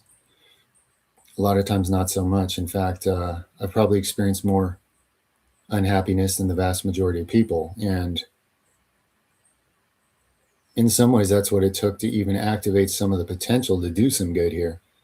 So if you think that you could, I understand that you want to make a difference and you can't just fix it all. So remind yourself, you're only here for a while, and your choices either bear fruit of light or darkness. And that's going to be decisions that are going to matter forever for you. So, invest wisely, use them wisely. You're allowed to be happy. If you can also choose to be happy, you can probably learn to do that. I'll be honest with you, though. This is something I've noticed. Times when I'm happier, I actually get comfortable, and I tend to sort of be less active, trying to do good for others. It's almost like a retreat and a healing for me. It's usually times when I'm under more fire and suffering when I actually do more good for others. And I'm not saying it has to be that way, but in some of our cases, that is the way it's going to work, to be honest with you.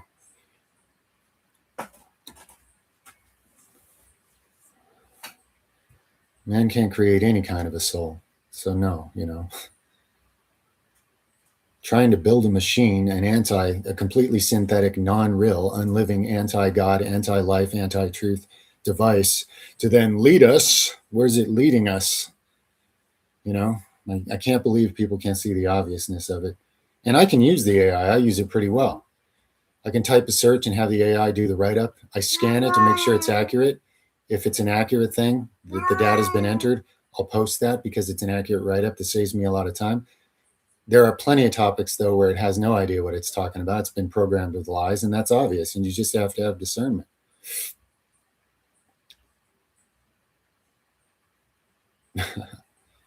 I don't know. L. Quinton, I don't know. I mean, with enough faith, you can make a mountain move. So, in that sense, it's possible.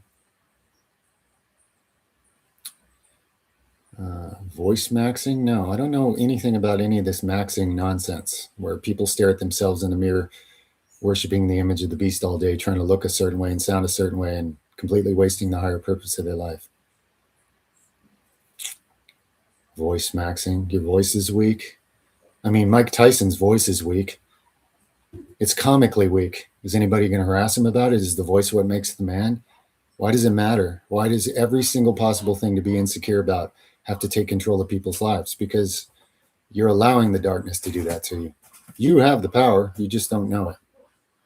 Real power would be to not be programmed by ideas like, my voice is weak. I have to fix my voice because I'm not enough. And I feel for you because the problem is people haven't been raised and nurtured in a way where they know they're enough. Truth is missing. But that's an empty chase that leads to further depravity and always chasing things to be enough, and it'll never be enough. It'll just lead to more confusion and loss and the darkness getting more of a foothold in your life. The more of those things you give into. That said, if you want to change your voice a little, I don't know, practice. Practice doing voices and accents and stuff. Train your voice. I'm sure it's somewhat trainable. But I wouldn't put so much weight on it, I wouldn't give it that. I wouldn't give it. Hey, so. Jeez, now he's going nuts. You're just giving away too much power to things that don't actually matter.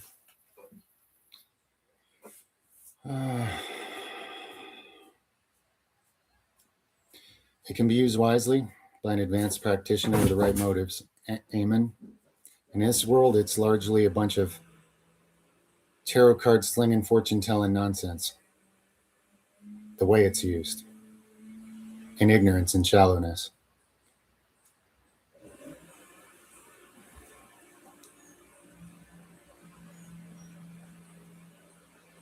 Yes, I do. Almost, Ryan. I absolutely believe you can. If you've noticed any difference, then you can. That means you're already shifting the math in your favor. If it's budged, if something's improved, keep going. Progress is progress, slow or fast. If you keep going, you get somewhere. I absolutely do. No, I didn't mean to roast anybody for wanting a better voice. I'm trying to give you a deeper perspective of value, because if you're vulnerable to that, you're going to spend your whole life vulnerable to every single message your little phone tells you to be insecure about, and your whole life is going to suck because of it. You're not going to be the great thing you came here to be. So I'm sorry if it sounds like a roast. I tell people the truth because I love them, man. Otherwise, I'm just enforcing their slavery and the ignorance, and I won't do it. There's lots of money could be made off it. I could be selling everybody better voices and better jawbones or whatever sells, and that would be a huge disservice to humanity. Take advantage of that.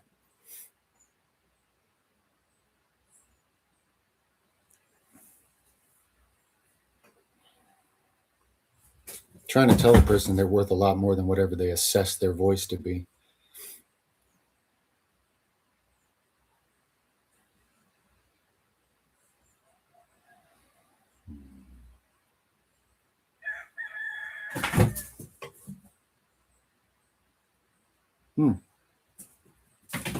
Interesting.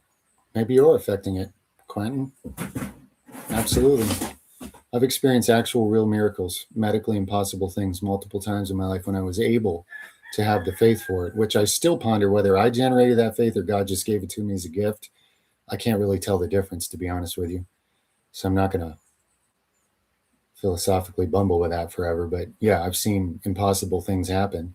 So, if you have the kind of faith for that particular miracle, yeah, it can happen.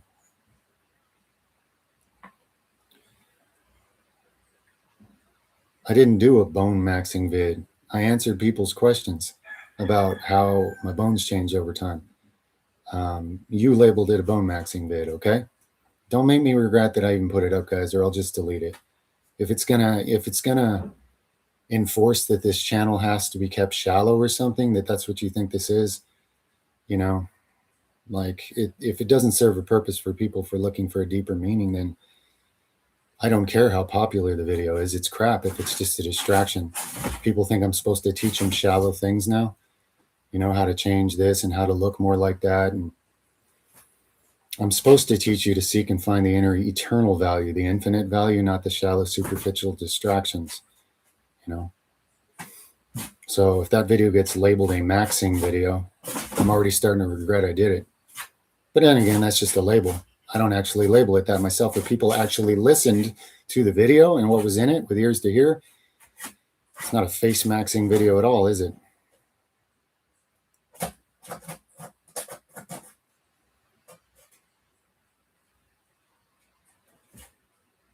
That's awesome, Ams. You did that, man. You believed. I'm glad I got to be a road sign on your path, but now you know you can live righteously. Despite all the lies humans have been told to make excuses for the evil that runs this world and doesn't want you to know that, you can. And it feels great when you actually want it, because you realize you're becoming free of forms of slavery that have been popularized and made to look like a cool thing by the lying darkness. That is awesome. That is super cool to hear. Thank you for that feedback. And remember, you can do that in any area of life. If you recognize, man, I'm caught in a mire of this sin that is some form of slavery or whatever, you can do it. You can change it. You can let it go and go a different way. You have that power. That's a huge, hey, don't tear that down. Oh, so come on, man. I need my scenic backdrop. Come on now. Thank you, Mark. Glad you heard it. Much love, man.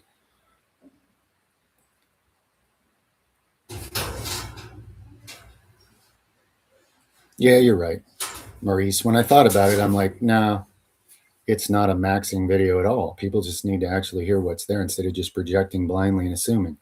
Because then they don't have the ears to hear. I don't even know what they're hearing, and what the point is of listening to a video when you don't actually listen. I don't, but a lot of people do that. It's unfortunate. I hope to help them break through that layer, a little bit past the superficial, completely blind layer of things and actually perceive some of what's there,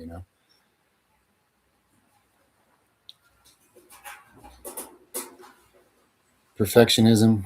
Yeah, I have that disorder really bad. At least I'm aware of it. Courage to be disliked. Yeah, it's really rough at first. I'll be honest with you. When you were conditioned in a way that made you a perfectionist, you're really going to hate it when everybody hates you, especially for reasons that aren't even real.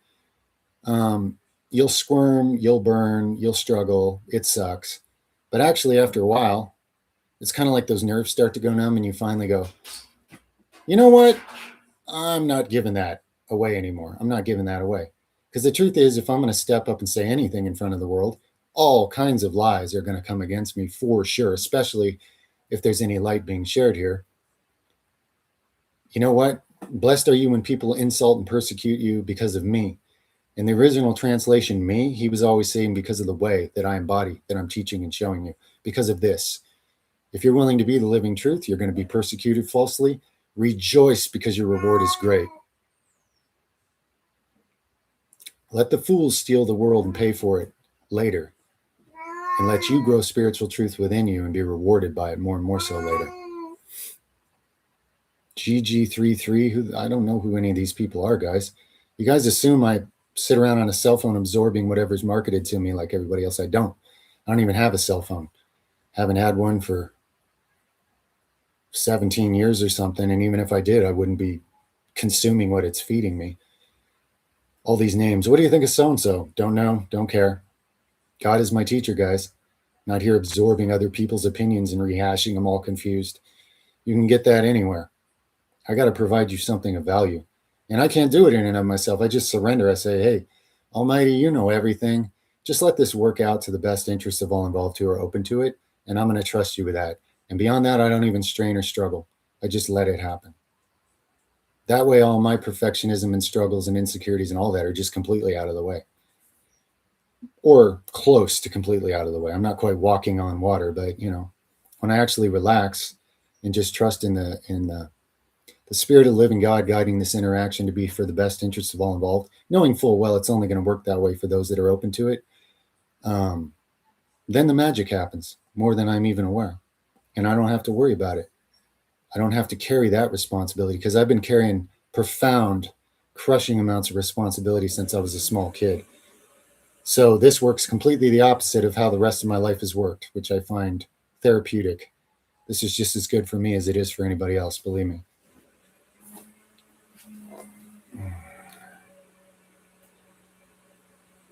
That's cool. Shifu? What's up? What's up, Shifu? Makes me think of Kung Fu Panda. Skadoosh.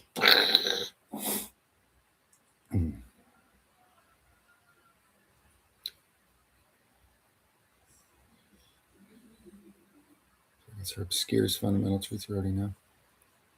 Where your body forgets fundamental truths you already know? I'm not really sure, bro. You got to give me an example what you mean by that. Body forgets. Not quite sure what you mean by that. I won't take down the bone video because I remembered what I put in it. I was like, oh crap, I made a maxing video? Yeah, forget that. And then I'm like, no, I didn't. I wasn't even paying attention, guys, when that video happened. It's basically just channeled information. And when I listen to it, I'm like, oh, that's really good. Because these people that are trapped in this shallow loop of worshiping the image of the beast and totally lost in darkness because of it, if they actually come here and pay attention, this could actually be the keys to them getting out of that prison cell, at least, So that all just came back to me now. So yeah, don't worry, it's going nowhere. Despite any silly labels someone might give it.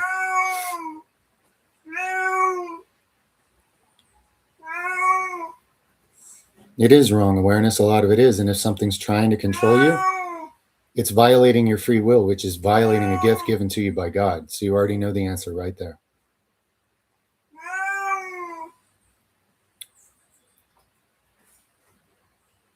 Thank you for being free. Free Clemens. Much love, my fellow beam of light and consciousness. Agnihotra fires. No, I don't know what that is. I don't know if I have experience with it, but I don't know that term. Why do you always look so serious? Well, I'm actually a profoundly serious person. And I've dealt with a lot of things in life, more than you would believe if I even did meander on, going on and on about it for days and days and books and books.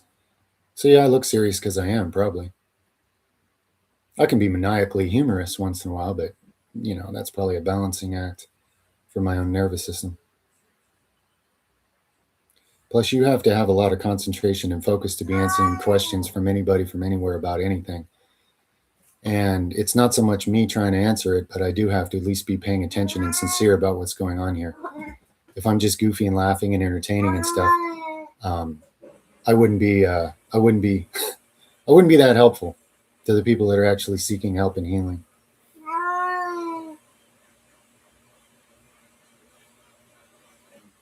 Well, Magnola, check out my videos on connective tissues, especially the connective tissue stack video. I know, Oso. I know. I hear you, bro. What vegetarian foods I consume to get my protein? Well, the ones I listed under videos, I've eaten all those. Right now, I'm mostly just relying on organic pea protein. Because I'm so busy, I don't really have time to eat a lot, So it's not really relevant to other people. That's why I don't share it. I don't need to be imitated. Nobody's living my life. And it would be silly for them to eat in the same pattern when there's no purpose for them to do that with the life they're living right now, you know. And people just love to imitate somebody, but that's not sovereignty. If I'm of any kind of good counsel to you guys, I am supposed to help you figure out that you can actually solve your own problems and grow in life. I'm not supposed to be handing you a fish every day. Metaphorically, I'm supposed to be teaching you to fish or helping you discover that you always knew how to fish, just nobody showed you that you knew how. So I don't do things that I know are just going to be imitated by people who are living a different life than me and not going to get the same result anyway. And they're going to wonder what went wrong and how I misled them. I'm tired of all those patterns. They're futile. There are many, many good vegetarian complete protein sources. Why not just Google it, make a list, and then pick the ones that you prefer and can get your hands on and construct yourself a diet? That's starting to take one little grain of sovereignty in your own life to learn that you can actually make decisions and do things for yourself. And if you keep taking those steps, it's kind of like those stairs that go up that big mountain in Tibet or whatever. Like that's step one. And once you get on step one, you're within range to take step two. And then you're within range to take step three. And one day you may be way up there somewhere with sovereignty over your life, but not if you don't take the steps.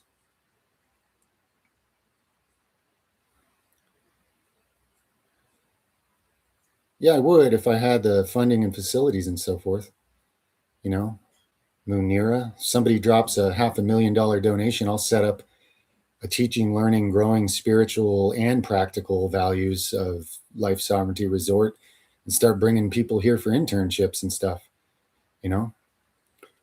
But the way it is now, I work very, very hard all the time, juggling many, many things by myself as a man with the help of my sons who are growing up and my wife doing a whole bunch of things I can't do. But I can't be Santa Claus and just bilocate and be all these different things for all these different people at the same time. So if it enters my reality that that's a possibility, sure. And if it doesn't, then no. I don't have an agenda there. I am open to it.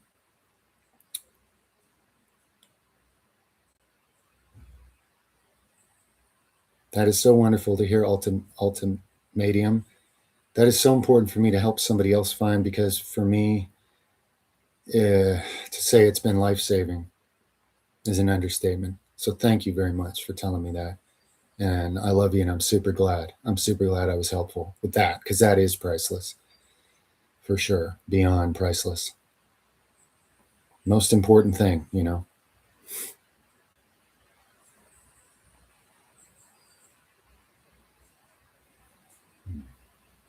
No, I'm not aware of nicotine benefits per se. If I remember right, nicotine might occupy one of the same receptors that's, I can't even talk about that. I'll probably get canceled. So, no. But I know things that do any benefit nicotine has and more, and I'm not an expert on nicotine. And the fact that big agendas and big money are behind nicotine means I wouldn't believe anything you hear anyway. Powers of darkness are wielding narratives over nicotine because it's been a huge moneymaker and control mechanism for a very long time.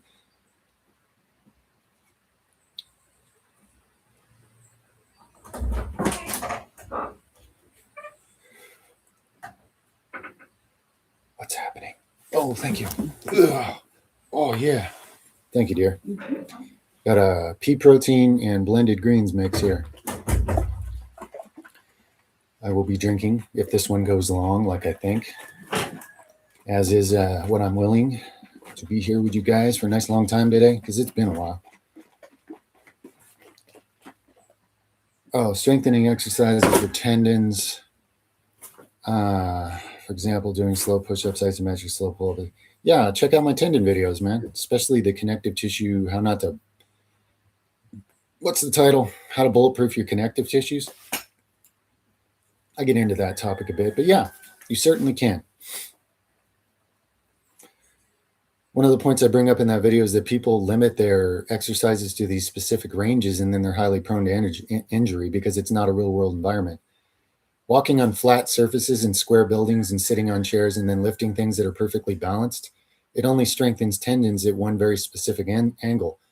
And then people get big, tough, strong, meaty men get injured from the silliest of things. But you should check out the video. I rambled more about it in that one.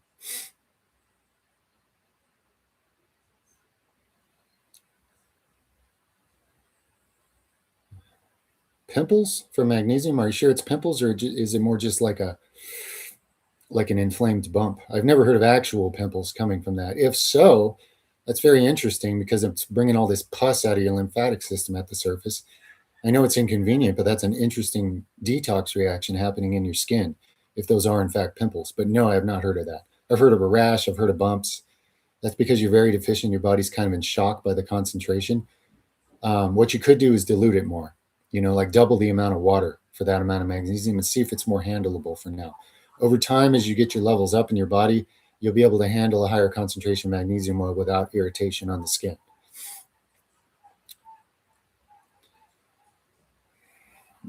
User, that's, I can't define that because people have different ideas about that. It depends how a person envisions that. There's a lot of weird wordplay and agendas, how different people mean that.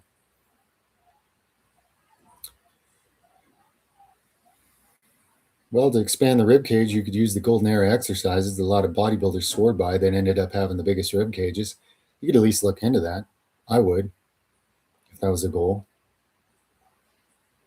Tendons, I believe the video I was referring to a minute ago, I think the title is How to Bulletproof Your Connective Tissues. Yeah, if you put any of that in this little search function on my channel, I'm pretty sure it'll come up. It's also on the fitness. It's either on the fitness topics playlist or the health topics playlist. Probably the fitness topics playlist. It's on one of those playlists.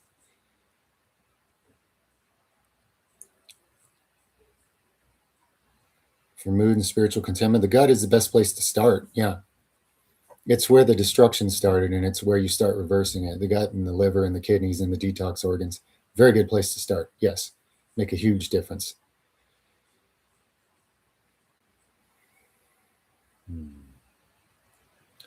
Deck stairs. Rebuilding deck stairs in 100-degree temps.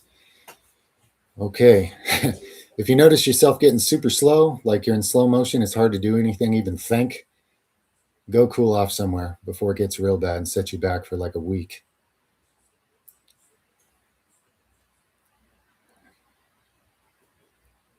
Yeah, sure, ligament can be healed despite blood flow. All ligaments and tendons have the lowest blood flow, and they're all healable. Sure, of course it's possible, yes.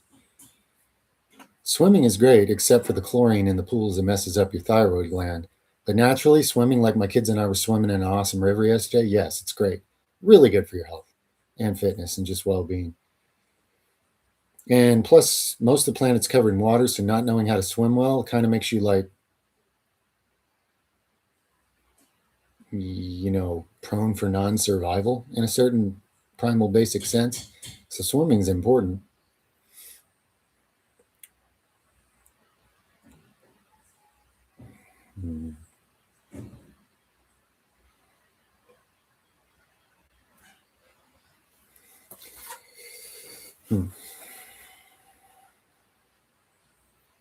Well, there's plenty of people faking miracles. If any of those miracles are real, then somebody involved had real faith in the miracle. But if the person's claiming it themselves, that's pretty suspect, because what did Yeshua say? He said, your faith has made you well.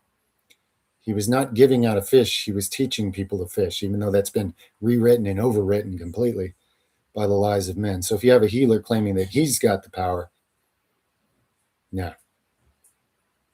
Fake miracles.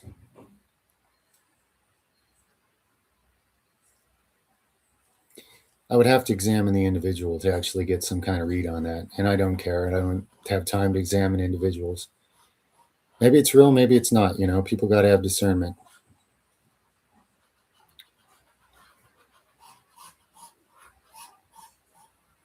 Resist evil and it'll flee from you, dragon. Whatever it is you're thinking repeatedly that's not true, it gives them a way to make you feel a certain thing that's uncomfortable.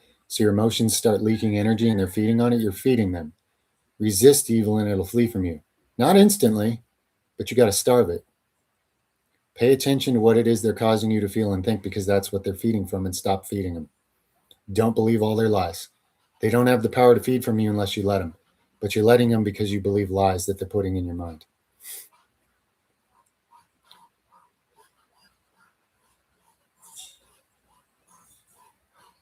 How to avoid injury and bulletproof. Okay, / bulletproof connective tissues. Okay.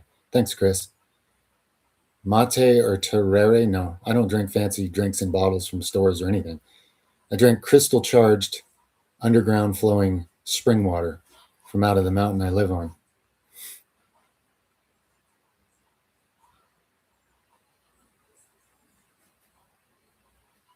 More confident in yourself. You got to go back and figure out what undermined it and be there for your inner child in the ways that someone else wasn't. Okay? To put it simply, that's profound and there's a lot to it, but that's a very quick summary of something very poignant. Well, if a person has entities heavily controlled by entities, well, like I said to somebody else in this live stream, tell God, start thanking God every day for growing discernment and wisdom in the eyes to see, and then pay attention to what happens with your discernment. But you have to actually trust that you're going to be given that gift because it's a fruit of the Spirit and it's a positive thing. And the source of all positive things does want you to have your positive spiritual inherent birthrights. So, what are limiting beliefs or fears that might be in the way of that? But if you can start putting faith in it and gratitude, and then pay attention and honor when your discernment starts working clearly and you can understand it, perceive it, you have to honor it. When you honor it, it'll grow even stronger and more accurate. That's a basic summary. Yeah, I lift weights while fasted. It's great. I mean, your growth hormone goes off the chart for one thing. And everybody's all afraid, no, I'm just wasting away. And they're shoving ridiculous amounts of food in themselves, none of which they can mostly digest, just destroying their digestive organs, trying to be, I don't know, trying to be Ronnie Coleman or something. And by the way, Ronnie Coleman's, truly inspiring. I like Ronnie Coleman. I'm just saying a lot of that's really illusionary. And lifting fasted is great. And then when you eat afterwards, your body's in this really prime state to use it for anabolic processes. So also, you learn to have a more natural body that functions really well fasted. Like me, I have limitless energy fasted. I get going and I forget to eat all day. Too much so sometimes. Even when I was planning to make sure I at least took in some protein, I just forget because I have boundless, infinite energy. My body knows how to metabolize while fasted better. In fact, if I eat before a workout, it's like I'll do it sometimes, but it's kind of like annoying. Like I'm semi-pregnant and there's this obstruction in my midsection, kind of limiting my motion and distracting me, So when you've done a lot of fasted training, it actually feels better, to be honest with you. I don't care what people say, ultimatum. I've told you what I think and what I believe and what I'm aware of and what I know. Okay? If people are going to stand between you and your relationship with God, which they do, then they always will. Okay? You're always going to be told no if you start to make an authentic move to grow closer with an actual interaction with your creator that nobody gets to stand between. You're going to meet every kind of resistance in this world, every kind, most likely. Maybe your path's a lot easier than mine, but I doubt it.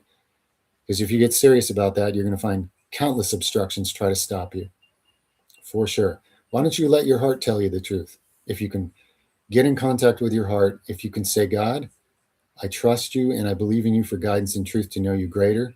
Open my eyes, open my ears, and you quit listening to other people. Then you're developing an actual relationship and interaction with the creator. If you're going to keep letting other people's opinions and deceptions and programming get in the way, you're not developing that, are you? No. And I know that's hard to see. It's hard to face and it's hard to deal with. If it was easy, everybody would do it. Everybody would be, we'd be in a golden age already. But you can. I absolutely believe you can. I know you can. That's why you asked. You have the power. But that's a bit of a summary of a simple guide to the simple truth, the simple childlike truth of the matter, that the world just does everything not to see or not to let you see. My body's become efficient by believing in it and discussing it with my cells and being the embodying spirit that was given sovereignty over this galaxy of cells to be the indwelling spirit. So as my thoughts and beliefs and feelings go, so the cellular biology and DNA upgrades follow. So, I can do things for hours that most people couldn't do for 10 minutes, sure. It's not about bragging, but I do record a thing here and there or discuss it because I don't want to be paid and I don't need a worldly recognition because that's all BS anyway. But I want people to at least witness certain things and be inspired for their own sake, you know. But I have to work that hard. I don't have the means to have people do my work for me in life. I never have, and I've had to carry other people and carry their responsibility through life on my back while I was doing everything else. So, you know, it's actually been a necessity, which means it's a calling. There's been no easy. Cardio before strength training, not specifically on purpose, no. It happens that way sometimes, but no.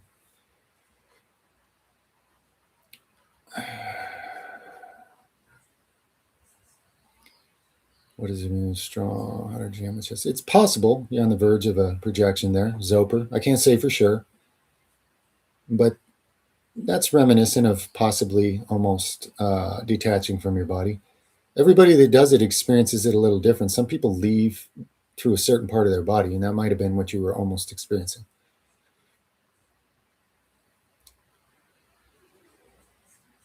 You got fired for calling out people for littering? Yeah.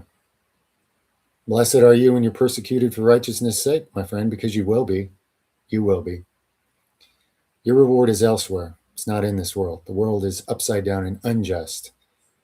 But for anything you do for the right reason and you're hurt for it, don't let the darkness, convince you to become bitter and lost because of it. Know that there is a reward for that. None of this is forgotten. None of it. You're welcome, Ultimatum. I forget what I answered for you, but you're more than welcome. How do you go from someone who got carried to someone who carries? Well, the fact that you have the will to do so is a big first step. You got to kind of map out what are the practical skills that one needs to do that, and teach yourself, get experience. Not necessarily a degree or an education. That's usually just financial slavery, but the actual experience. For the practical skills you need to carry others in life. What are the things that make life? What do people really need? And how do you have those skills and strengths? And you can develop them. You can, because as long as you're being motivated by your spirit and you have a sense of purpose in that, all the practical skills come with what we call time. And time is kind of an illusion, but it's a revealer of things. Time will show you whether you mean it or not, for one thing. But yeah, you can do it. As long as you're clear that's what you're choosing to do, you can definitely manifest it, but you got to walk it through. People sit around and watching videos on their cell phone trying to have a feeling and think that that's going to change their life, and they're ignoring all the responsibility it takes to walk certain things out. That's silly. That's a disconnect. But in a practical sense, if you have a vision driving you and the internal inspiration, the wellspring, the spiritual inspiration, you can definitely practice all the practical skills that actually supply what people need, you know. You're welcome, African child. I don't know what I answered for you either, but you're more than welcome. I lose track of which conversation I'm having with who, but it's all good for sure. More than welcome.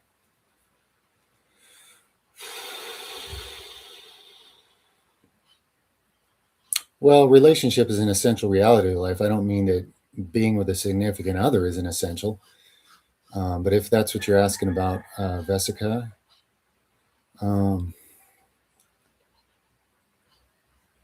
but it goes on years and years. Okay, well, if you're growing in a single sense, probably the problem is all those narratives in the world that make you think you're doing something wrong or worry or whatever. But if you can tell it's working and it's a experience of growth, I wouldn't worry. You got to put away those worldly voices that want you to stress about that or think you're missing something or doing something wrong, because everybody's path should not be compared to anybody else. Comparison's the death of joy. Nobody's starting in the same place. Nobody has the same path. Nobody has the same circumstances or obstacles. And some of humanity's best people that have made the best positive difference have lived as a single person, so I just wouldn't compare with others. If it's right, then carry on. As long as it's right, carry on with it.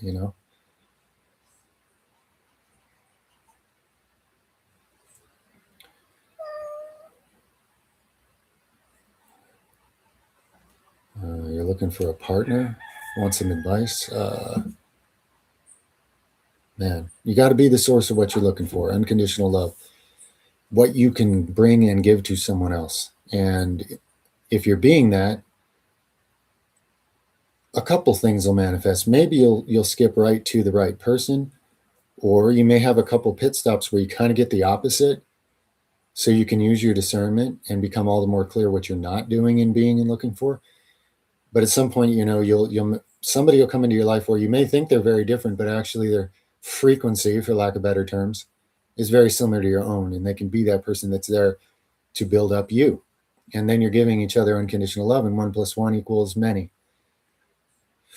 Be the source of what you're seeking, though. Otherwise, it's not fair. You're not bringing a blessing to somebody else. So don't put it on the other person that they got to complete you. And I'm not saying that's what you're doing, but you asked for advice, and I figured I'd throw out a principle.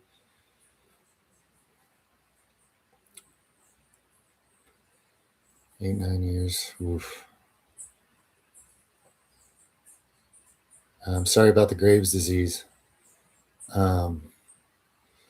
There are herbs in the world that can help slow the thyroid. Now, after 8 or 9 years of whatever toxic medication, I don't know what condition your thyroid is in now and its potential and so forth. I throw that out there because I would always be the one looking for God's medicine for such things instead of man's counterfeit version of it. Because God's medicine has the power to actually heal, and man's medicine isn't even medicine. It has the power to enslave, basically. For lack of better terms. If I needed better terms, who knows? No, it doesn't. Zoper. It's not really directly related to that. That may have something to do with it for some, but I can't see any actual direct connection, to be honest with you. No, I don't have a video about that, Patrick. When I was 2 years old, the way I experienced that, there was no words or anything. It changed me for life, but it's not the kind of thing that has any relevance to share with people now as a testimonial or a story especially with all the noise of all the things people are out there making up, or, I just choose to not, because of the way it was with me, it would feel almost like I'm just pimping something sacred out for attention, to share that story. So I'm very careful to make sure I can, in my own way, hold the sacredness of certain things to make the best of them, if that makes any sense at all. But it wouldn't be that great of a story for anybody to hear anyway.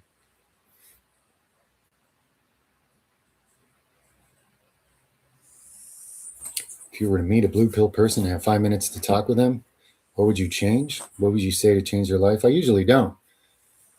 I interact with people at the level they're at. I don't, hey, I'm a guru walking the earth, and here's what you need, bro, because they won't. Unless there's a sign that they're open to something, like they open that door.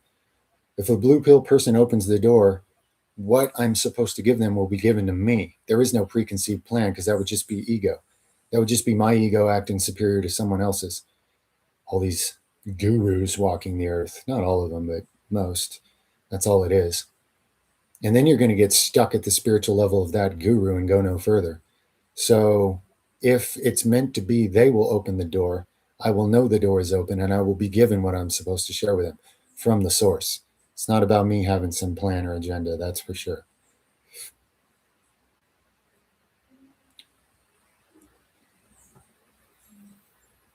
Well, people complain about relationship social engineering, but the person has to take ownership and realize you participated, bought into that. You bought it for yourself. You enslaved yourself to it. The only way to get out of it is to escape the internal matrix that has you so susceptible to enslave-like relationship to begin with. And, then everything's going to change, and it'll be rough, by the way. You don't just get to warp to a better life. You have to tear loose of the entanglements you got yourself in. And usually that's a uncomfortable process for everybody involved. But if you get clear on what you're not and more what you are, inevitably it's like oil and water. Something starts separating from the other and floating to a different height. And there can be chaos, but it's a sorting out process. These are usually things that are hard for people to face the root of what's causing it and deal with it. So they go through their whole life looking for distractions or explanations or blame or compensations or escapes, and they don't deal with the root of the issue that has them enslaved. Hopefully you can hear what I'm saying there. Yes, I do believe in love with no condition. The only love that's true love has no condition. It's unconditional and infinite. Anything else is a bargain, and it's not really love. It's something less.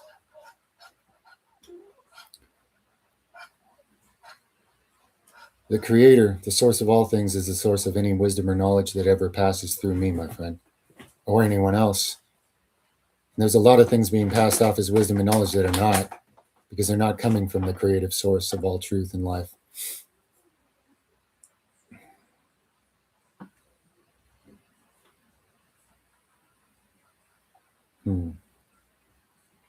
Well, Sammy, if you're absolutely sure, if you're really sure that the right thing to do is to separate, you should. But if you're not sure, see, even a good relationship is supposed to cause you internal conflicts. If you think that what you're looking for in another partner is somebody to make you comfortable, so you can go back to a baby crib and just be a little helpless baby and somebody takes care of you and all that, that's not what life is. That's not what life is. In fact, the person you're meant to be with, if you're meant to be with anyone, is going to bring up the biggest and hardest challenges within you. And that is not their fault. It's part of a contract that's operating at a higher level between you two. So make sure you're not running from what you're supposed to grow through and change because of, okay? But if you really are sure that you need to be, separate, then be separate if you're sure you're sure.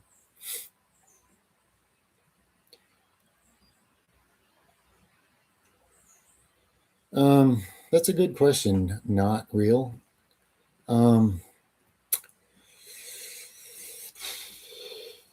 That's a good strategy. I didn't really do it that way personally. It can be done in either order. It can actually even be done at the same time. But there's nothing wrong with doing it in that order.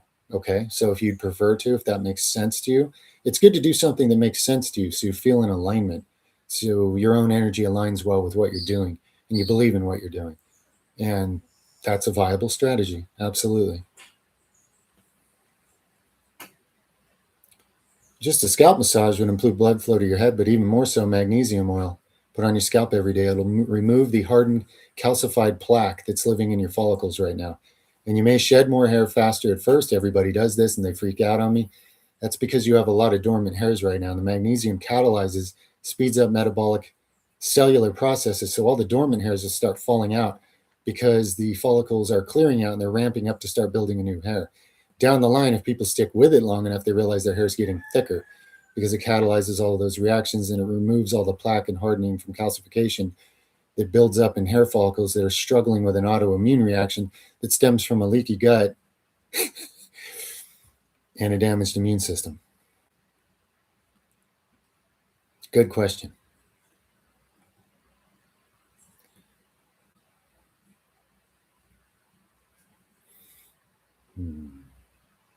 You're very welcome, Dove. You're very welcome.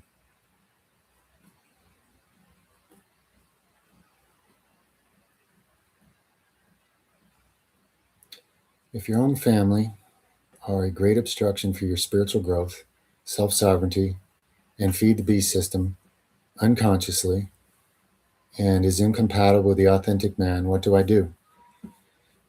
Damu, you need life sovereignty. Who are my brothers and sisters? Who are my father and mother? There are those who hear these things and do them.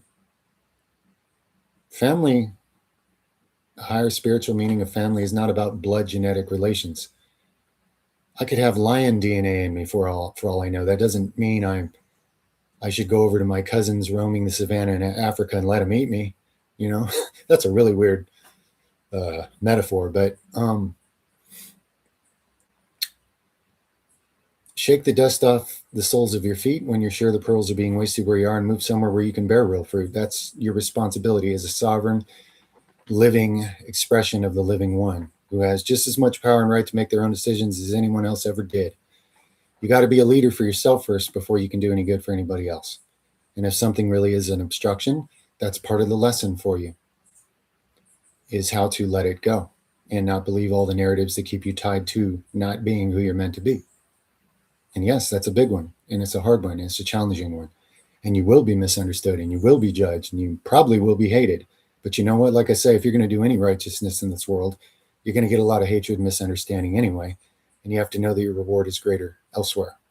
And you might even start to feel it now if you do it right. So I think you know that truth within you. People want rites of passage. They want to be a big man. Well, there you go. Anybody can go in the gym, slam some weights up and down and scream for attention and get kicked out and act like that makes him a big man. It doesn't. It makes him a juvenile delinquent imitating a monkey, you know. And I've been kicked out of gyms for slamming big weights. So I'm not talking any smack here. I'm just saying that if men want rites of passage, real rites of passage with an eternal value, there you go, brother. You're looking at a big one for you, for sure. And it doesn't mean you need to be hateful or hold bitterness. In fact, be free of those things. But you do need to establish boundaries in what you're going to invest your life in and what you're not going to waste it on. Okay.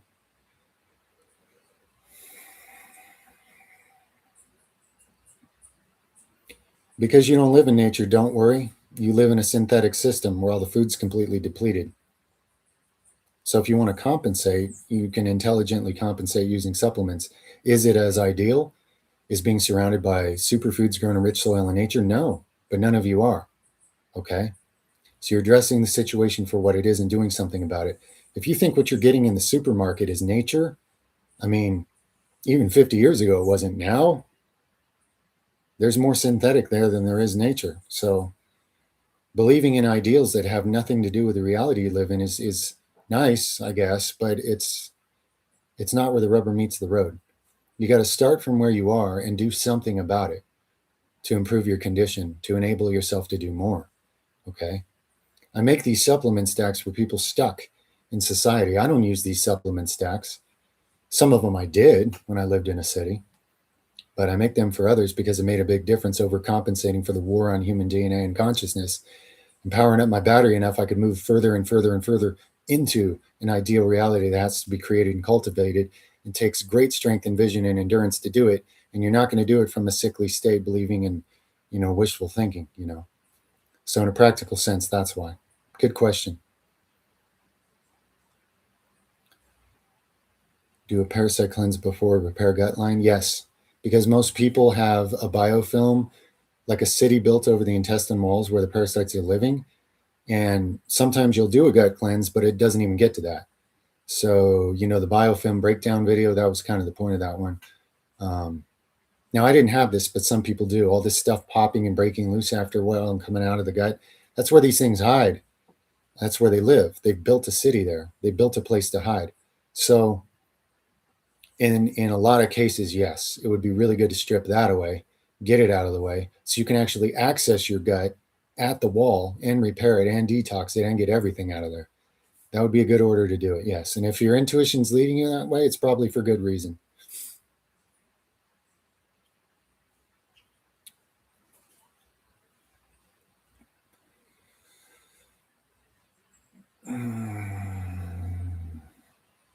Yeah, Royman. I can overeat too, real easy, and I'm too busy for it, and I'm not bodybuilding right now, so I don't have any financial or time justification to be overeating, and I find it convenient to go all day without eating because, like you're describing, when I start eating, it fires up my appetite, and then I want to eat even more.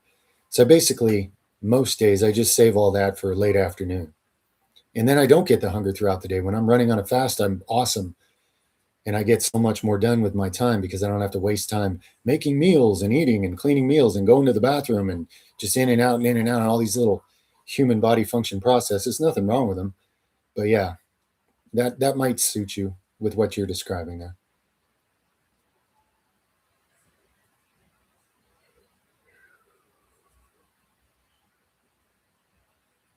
Any last words before your coffee enema experience?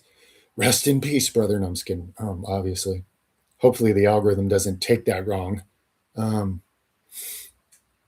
yeah, just remember, it's it's not, once you've done it, you're going to understand it's not the scary thing that all these layers of fear would have you believe.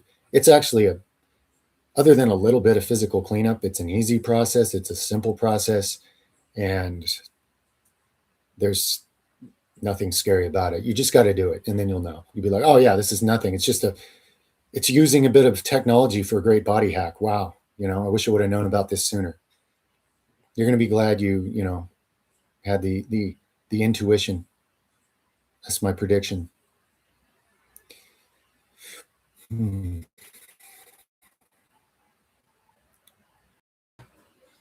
Yeah, you can't grow your own and superior food in crap soil. It's detrimentally filled with the many different toxins and chemicals and metals it's soaked up for a long time anyway. That's why a lot of these health products people buy later, they're like, see, dude, you told me to eat cacao and it's full of heavy metals and you're trying to kill people. What's wrong with you? No. Whoever grew it in compromised, contaminated areas. So of course it picked up contamination, just like people do. So yeah, no, that's not the solution. I mean, look at me. What have I done? What would you say is the actual solution? I don't know. I don't see personally. I don't see ways to halfway do things like that. You either do it or you don't. And in the meantime, the best you can do to get really good at cellular detox, so you're constantly getting out the stuff that is being put in you guys. Huge compensation mechanism for the war on human DNA. That's why I designed some really potent detoxes to share with those who might want to endeavor to take more sovereignty of their cellular metabolism and cleansing process that way. Antifungal medication to get rid of candida. You're talking man-made steroid creams and crap. Doesn't get rid of it. Forces it back inside your body. The very thing your body's trying to get rid of, it just pollutes it and chases it back inside you like a lie. So you can have worse conditions later. The real solution is to clean your body, heal your gut lining, heal your immune system, and then let your body just destroy it like it should anyway. Power up the batteries, man. Power up the factories that have been shut down. Sovereignty contained within this galaxy of cells you were given to be steward of, instead of outsourcing it all to pure evil and synthetic stuff, which is what everybody's been trained to do, which undermines all your potential, so you never discover it.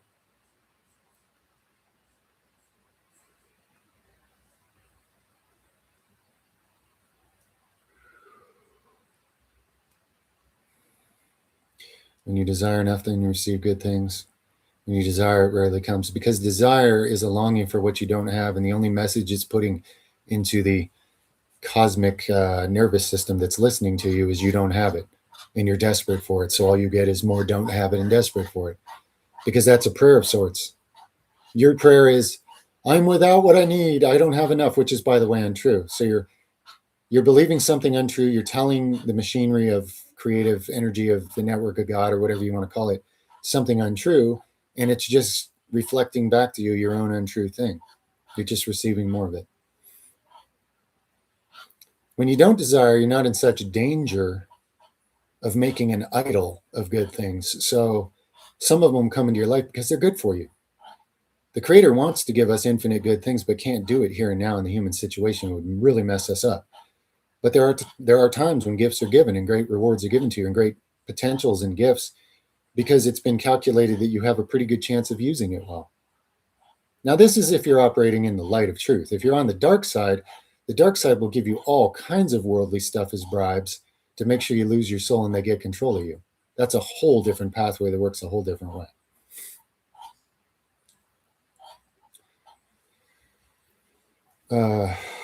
Inertia is a problem. Get out of that rut. Inertia. You mean like your habits you're stuck in? Well, if you don't like it, change it. I mean, essentially, most people are stuck being fed brain dead false information on the phone every day, just further detaching them from any sovereignty. If you're stuck in that rut, stop, walk away, put it down, learn what life is when you don't have a little blue light artificial information narrative control box controlling your life. As an example, do something else, do something better, do something about it. You have the power. Don't believe any voice in your head says otherwise, because it's a liar, and you have to resist evil for it to ever flee from you. The more you feed it, the more it's going to bring its friends, and the lies and the feelings are going to get even worse, and the draining and confusion is going to get even worse, because you're feeding a wolf of sorts. Please guide me about shoulder injury. I have no idea what your shoulder injury is. You could certainly look at my connective tissue stack video for some things that would help healing whatever it is. Is a detox for everyone? No, it's really for those who want a more functional temple so their spirit can occupy it better. If people like accumulated toxins and artificial things running against their DNA living within their system and their galaxy, then it's not for them. That's one way to look at it. Well, your lymphatic system is where most of the breakdown of the immune system occurs, and a lot of cancer stems from it free. So if you do the greatest hack to tend to it in a world where people don't tend to it at all, you're drastically altering the math in your favor, is what you're doing.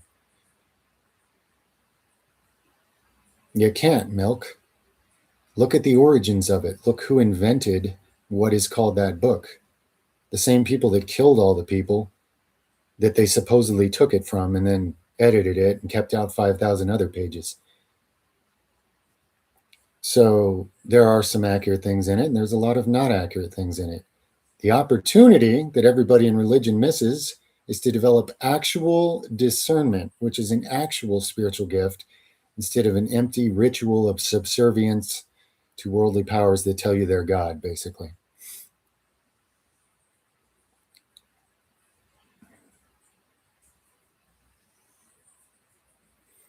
That may be true, Royman, since they're probably glued together with something. There probably is some toxins in there. You could just brew the tea and then strain it with raw product, Just take out the middleman of the toxic bag for convenience being sold to people. People are sold things convenience all the time that are just a short circuit to your well-being and health and ability. So that's what I would do.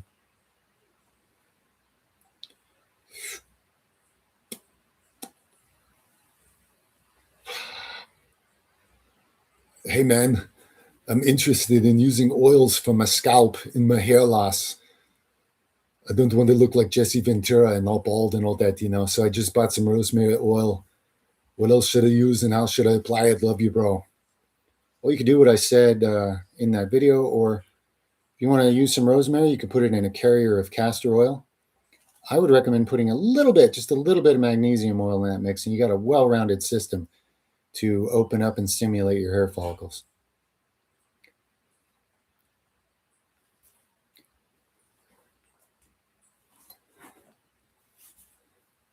Do not resist one is evil is not the same thing as when he said, resist evil and it'll flee from you.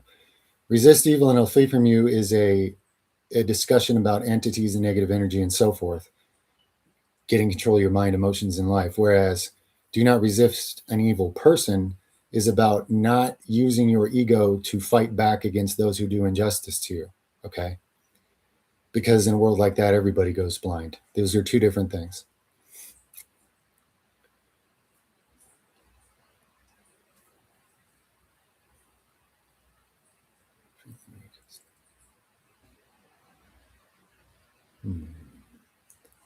Slow dancer? Yeah, I mean, if your body's main current weakness seems to be in the structural components like that, you still need the same things everybody does on the Health Topics playlist. You need to clean out your cells so they can take in nutrition and rebuild your gut lining, like everybody, and rebuild your immune system. And then on top of that, you could look at the things in my connective tissue stack that have a lot to do with generating better cartilage and bones. And you need really good micro minerals that you can absorb. That's why you have to repair the gut lining and repair the immune system so your body can use things right. But structurally, there's some pretty good stuff in that stack that can help with specifically bones and tendons, for example, and the muscles they connect to. Because any herb, any of God's higher medicine intelligence that happens to work on a connective tissue, it's also going to be good for the muscle that connects to it, because it's always higher intelligence and full spectrum instead of isolated, patented greed being sold in some toxic form.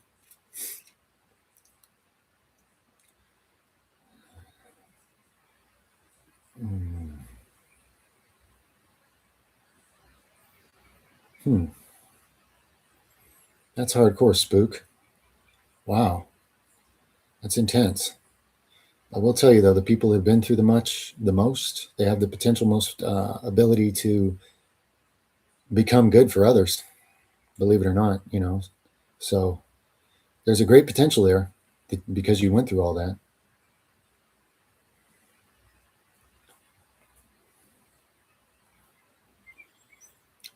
Christian 28793. You can do it either way. Sometimes I would just throw a blanket over my pillow at night and just go to bed with it. Other times I'd wash it out before bed. There's no exact answer there, but if you've got it on for hours during the day, you're doing enough, so you can wash it off if you want.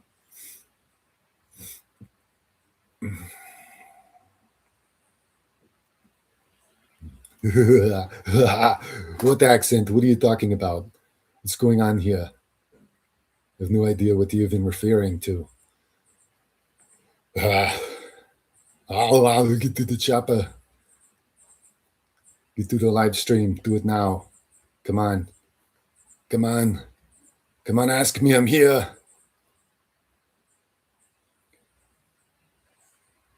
Do I think that the health playlist could help you sing better? La la la.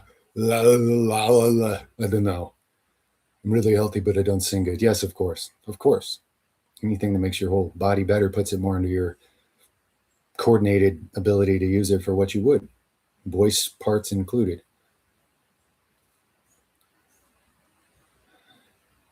Yeah, most people in society feel completely isolated, man.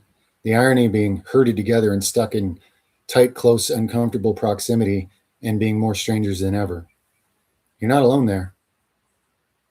But being that society doesn't live by love God and love your neighbor as yourself, it's obvious why everybody's isolated. Everybody's divided into their own selfish, fear-based agendas against each other and ultimately against themselves, whether they see it or not. No, the Antichrist is everything that works against the truth. The Antichrist has been there all along, man. Why is the number of the beast the same as the number of man? Because everybody deals with the Antichrist. And always has. Could AI become a huge weapon in the overall schemes of evil? Yes, it probably will, like every technology in the hands of spiritually insincere people running the planet. I can use the AI great and productively with discernment, ironically, even though I don't need it for anything. But those who are all about it, no, they're not going to use it well. It'll just speed up all the anti-Christ, anti-truth, anti-life, anti-God, unjust, unfair, untrue, negative, destructive things, you know. Everybody's always waiting for this person. So they go through their whole life being deceived by the Antichrist all around them and even within them, because they're all waiting for this special individual you can pin all that on. And there will be individuals that play a massive part, but we're talking about principles. This is why everybody's so confused. You've been taught to take things that are spiritual principles and turn them into external kind of ritualistic things that are not even they're not even the meaning of it.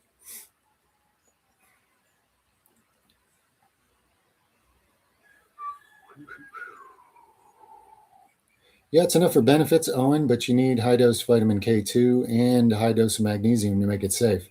Otherwise, it's going to deplete both those things that are most likely already depleted in your body, up to the point where it could cause you real problems.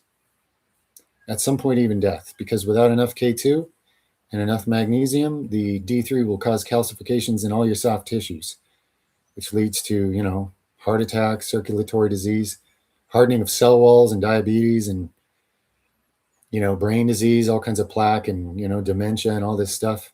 So be sure you pair the other things with it needs to have to work right.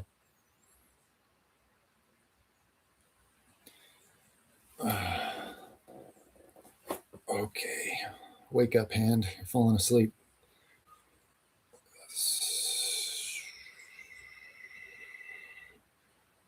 I'm dealing with a dysfunctional. How do you develop healthy ways of dealing with a dysfunctional society? You can't serve two masters, and new wine can't be put in old wineskins. That's a really good question, man. Obviously, I didn't figure that out. What I saw was somebody needs to create a better way of life. And if I got to do it alone, I will, because I'm not alone, because the divine is with me. And so it's a great act of faith and work. But I don't know how to answer that, because I don't know how you're supposed to have healthy interactions with unhealthy interactions. What I found the hard way was that when someone is not open to the truth or what's good and they're undermining you on purpose, it doesn't matter how well-meaning or how many good efforts you make, you will always live with that poison until you choose not to anymore. That's been my experience anyway. Quick bathroom break, guys. Ooh, that was loud. 2 minutes or less. Be right back.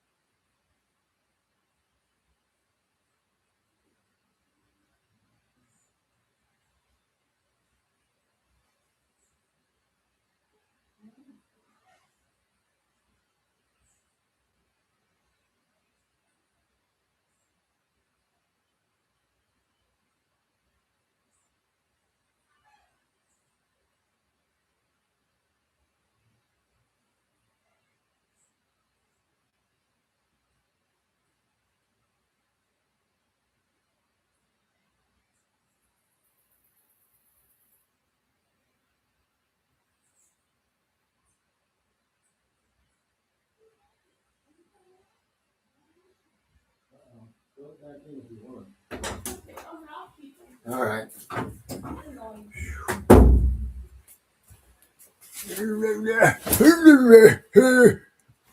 What I miss? Okay. Galactic proton infusion incoming. What is he yammering about? I have weird eccentric humor.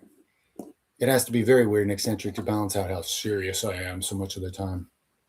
Had to be from an early age, man. I suffered and died from all kinds of genetic problems at a young age, guys. My intro to life was as brutal as it gets. But I was meant to be a very serious person.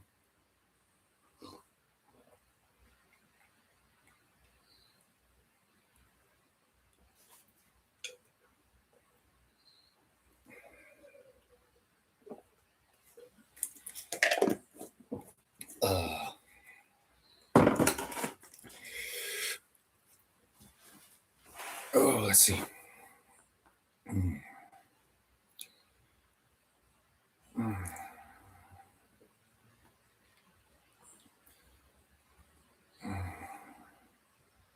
Yeah, somebody falsely accusing you something, slandering you to destroy you is definitely doing the work of evil, friend. I mean, that's one of the simple 10 commandments had people needed to be reminded of. Don't lie and accuse your neighbor of awful things to get them executed so you can have their stuff. It's not cool. It's not okay. I say that like that because I find it absurdly weird that humans have to be told that, but apparently they do. I'm sorry to hear you going through that. I really am. That's truly awful.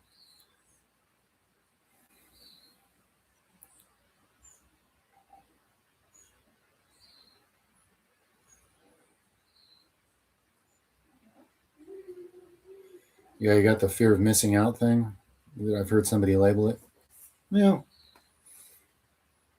you should probably have some experiences. Life's not just about speculating. Just take some wisdom with you into those experiences. When you can tell it's going somewhere you really don't want to go, don't. Be your own person too. If you can be your own person and interact, you're off to a good start at a lot of things.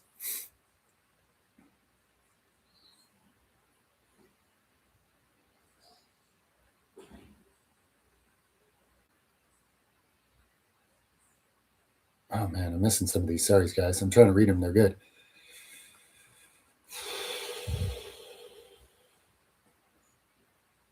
Oh man.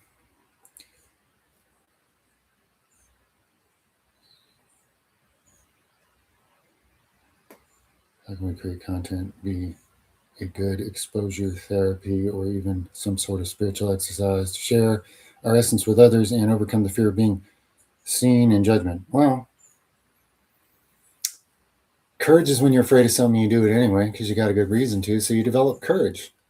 And as the courage grows, the fear feels smaller. You know, it's like an exercise of sorts.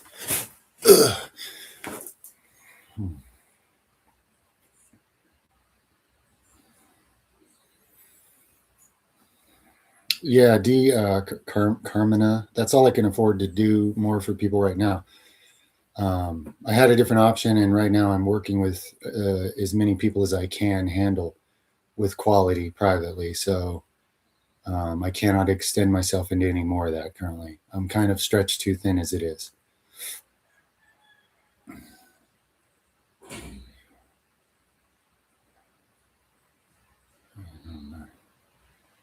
Well, I went over that in my water video.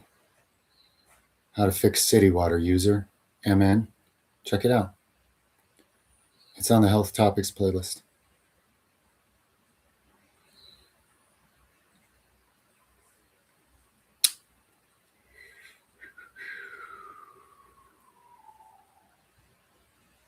Recommend exercise every day. Well,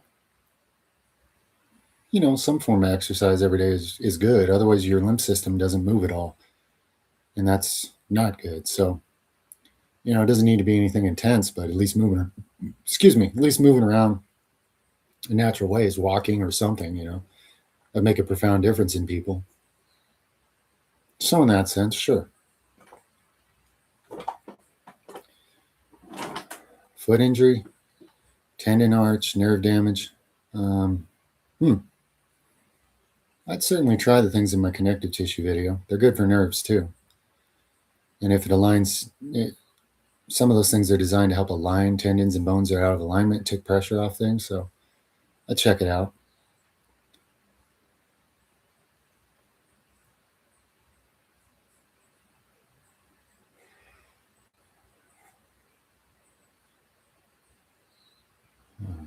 You too, friend, young warrior. Cuts. Thank you. Yes, I do, El Quentin. But those stories are so weird. And I don't think I did it right or all that well because at the time I was shocked what kept happening. And the problem is, anytime I tell a story, I could say, guys, here's a story. And if I encounter this now, I would handle it different. And people will imitate what I described as if it was a recommendation. I will see people telling people, "Oh, he recommends you do this," and no, I didn't. I told you a story, something I did that should have been done different and better. And when it comes to something that serious, I don't feel comfortable talking about it,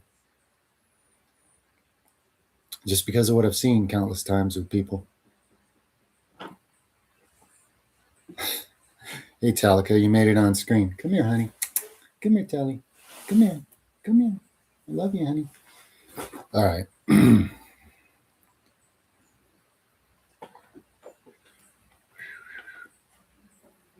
Yeah, Lyanne, feel free to do so. Absolutely.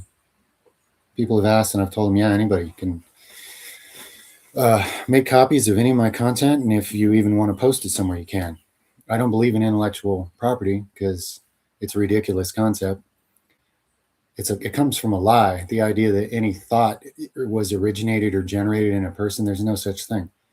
All thoughts and consciousness already exist. People just tune into what they tune into. So then to claim ownership and squabble over legal rights, so you can make money saying I own this idea, it's ridiculous. Furthermore, if what you're promoting is actually got the right motives behind it, it's not about money and control, is it? It's about let these seeds be scattered wherever they can find a place to grow. So anybody wants to record any of this content and keep it or share it or use it somewhere, please do.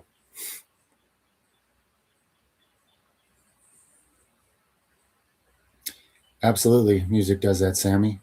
I mean, think of the phenomenon of music where, animals, like birds will sing in patterns and stuff, and a babbling brook kind of has a music to it, but we humans, we have this higher ability.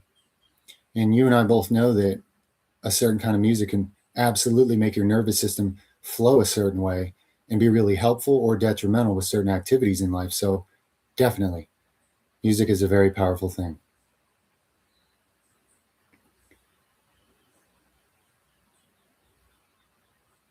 Yeah, I have a lot of insights on that, Mike, but that rabbit hole goes on for infinity.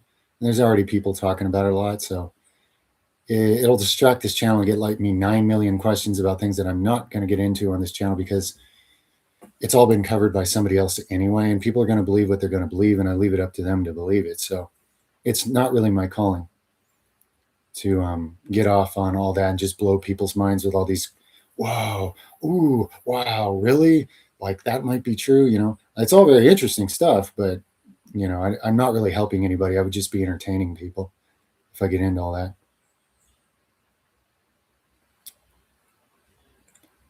Massage therapy professionally, yeah. If you feel a calling, a good massage therapist can really do some good for people. Absolutely.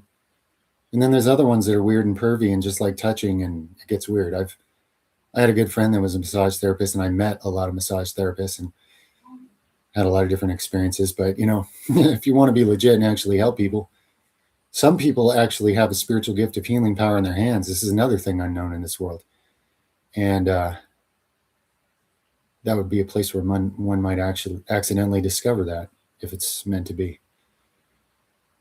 Tried any sort? Yeah, my friend. I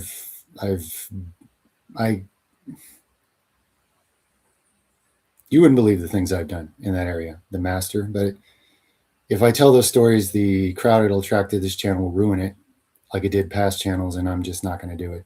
But yeah, the well goes deep on that one, buddy.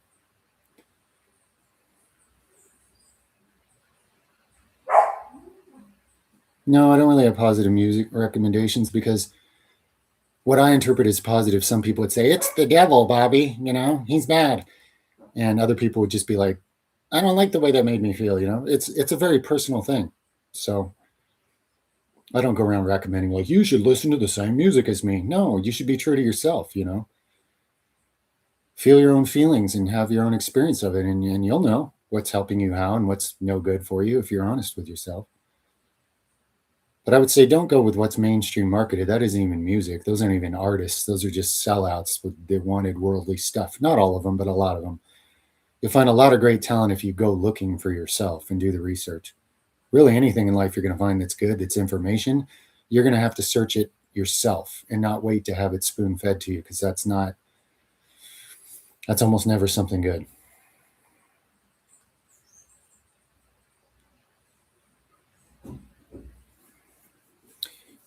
I've answered the point of life thing on other ones, and I don't want to always philosophize on that, but I guess I'll summarize it again. Say you're an infinite consciousness, and I know none of us could actually imagine this, and if you think you can, you're crazy, but say you're an infinite consciousness and all exists within you, and you're just limitless, and you're timeless, and you exist, and nothing else exists. What do you do? Inevitably, instantaneously, whether it was an eternity or instant, it's probably the same thing. You decide to create other things from yourself for their own autonomy of consciousness and their own free will. And you set up a vast universe of many different things and activities going on where they have the opportunity to develop more consciousness of their own so they can be a better companion for you in eternity. Enough said, because that talk could go on forever. Yes, you do. Ultimatum. Yes, everyone does. Yes.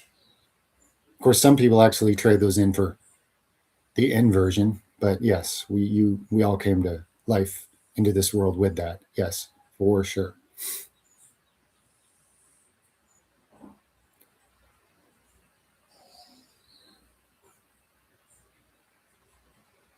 Attack the source that hurts you. Well, you know, Dev, I don't know for sure that makes you a narcissist. I mean, it's human nature to want to fight back when you're hurt. Okay.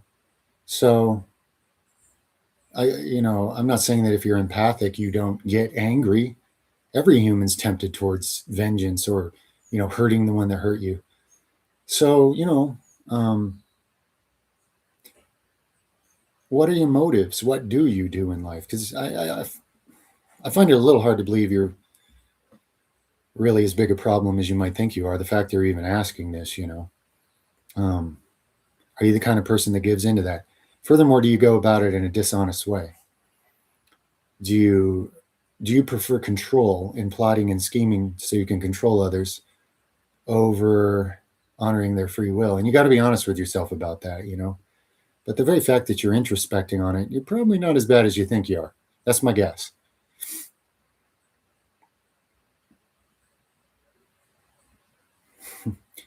I have seen that Professor Zhang. He pops on my sidebar.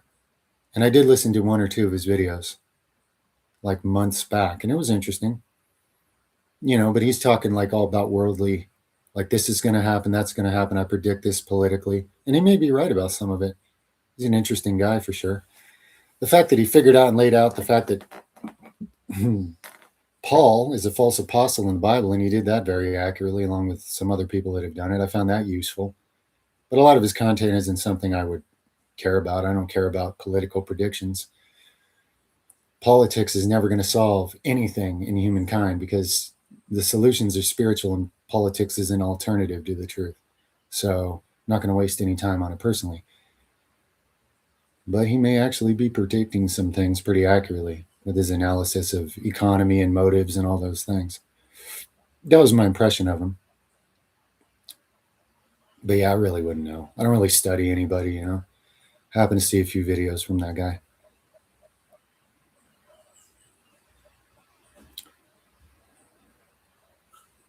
From what is left of Germany. Oh, man. Check you later, Leanne. Much love. In Germany.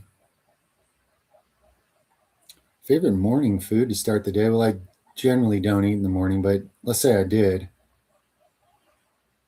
What would be nice? I don't know. Some kind of fruit, There's a lot of fruits I like. It's kind of like whatever's available on the property, I guess. I was never the type to get caught up in food patterns, As soon as I started understanding information about how to use food to create different outcomes in the future, I never really prioritized taste or pleasure or using food as a compensation mechanism. I do overeat at times when I'm stressed. I've noticed that. But other than that, I don't. I was just never that guy who got really attached to certain comfort foods. I've never been comfortable. So I guess I have moments of comfort, but my life has been so profoundly uncomfortable, to be honest with you, that I don't think comfort food would have made a dent. So I guess I never bothered having any, to be honest with you.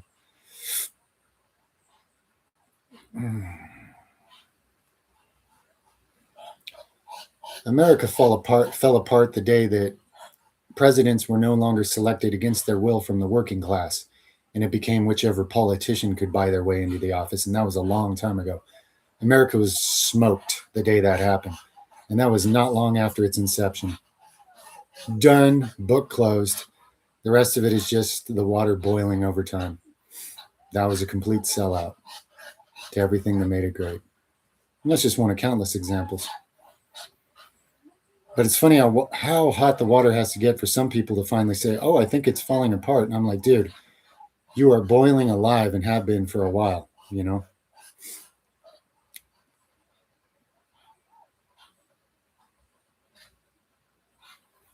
Being immortal bothers you, Sammy? Most people would feel the other way around, probably. But when you're suffering a lot, there's been times where I begged God that I could have not have ever existed. Didn't do any good because apparently that's not an option. But does it bother you? Well, when you believe terrible things about God and life, it'll make you completely insane and destroy your nervous system. A lot of the writing codes put into religions are there for that very reason, engineered by evil itself. But no, it doesn't bother me. It only bothers me when I'm suffering so bad I wish I didn't existed. I wish I didn't exist. Okay. But outside of that, no. Because it's limitless potential. This is just one of many mysterious wonders, this experience right now called the human experience. The wonders of the Creator are infinite, guys. Infinite. So, no, it doesn't bother me. It excites me more than anything.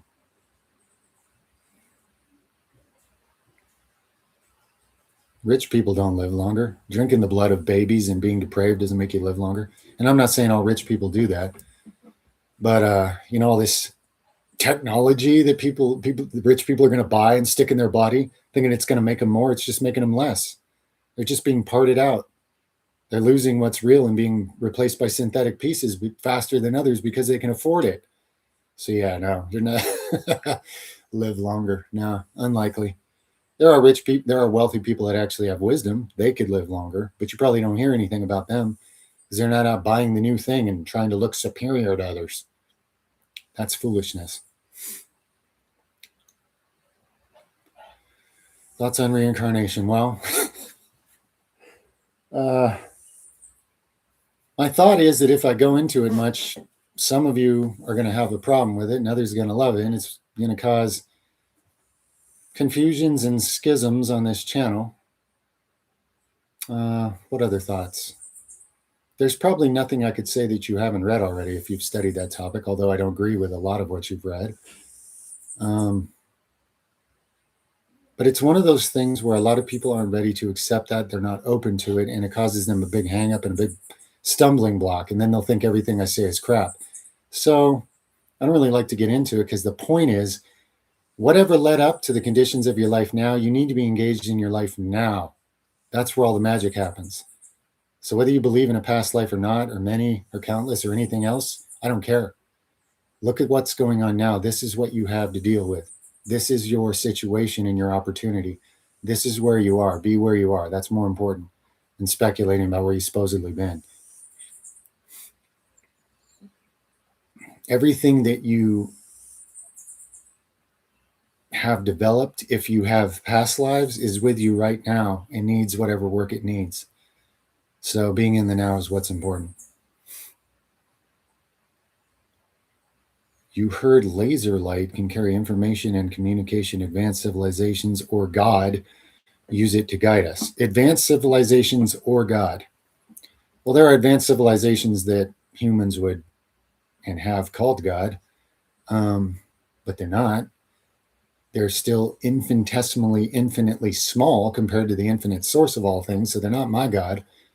And if they point a laser at me and influence me, I'm still going to have to discern what it is they're putting in my head based on real principles from the real creator that are unshakable and unchangeable. So furthermore, what one person defines as a laser, whose hands is this in? Who patented this laser? Because if it's patented at all, I ain't signing up for it. Furthermore, I'd prefer to take my light codes from the actual real light of the infinite creator rather than another synthetic counterfeit. Because my DNA is not synthetic and it doesn't get activated further to higher potential by synthetic light or synthetic machines or synthetic nanotech or anything synthetic. That only undermines and destroys its potential and creates it into something not real and not alive, which is not cool with me, you know? So I guess that's my thought based on that question, what little I understand of it.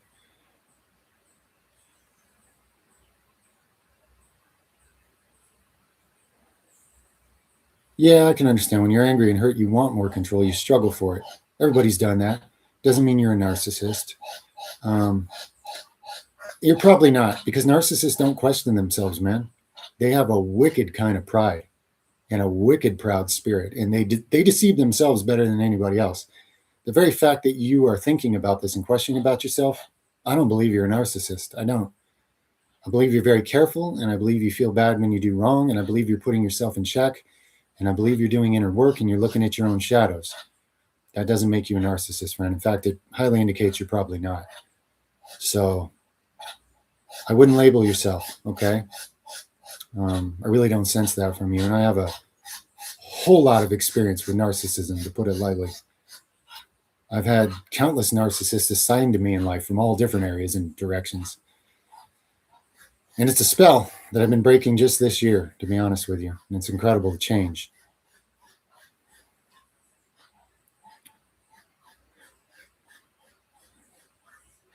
Oh, nice.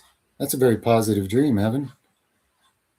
There's some sort of spiritual rebirth and growth developing in you in your life. That's awesome.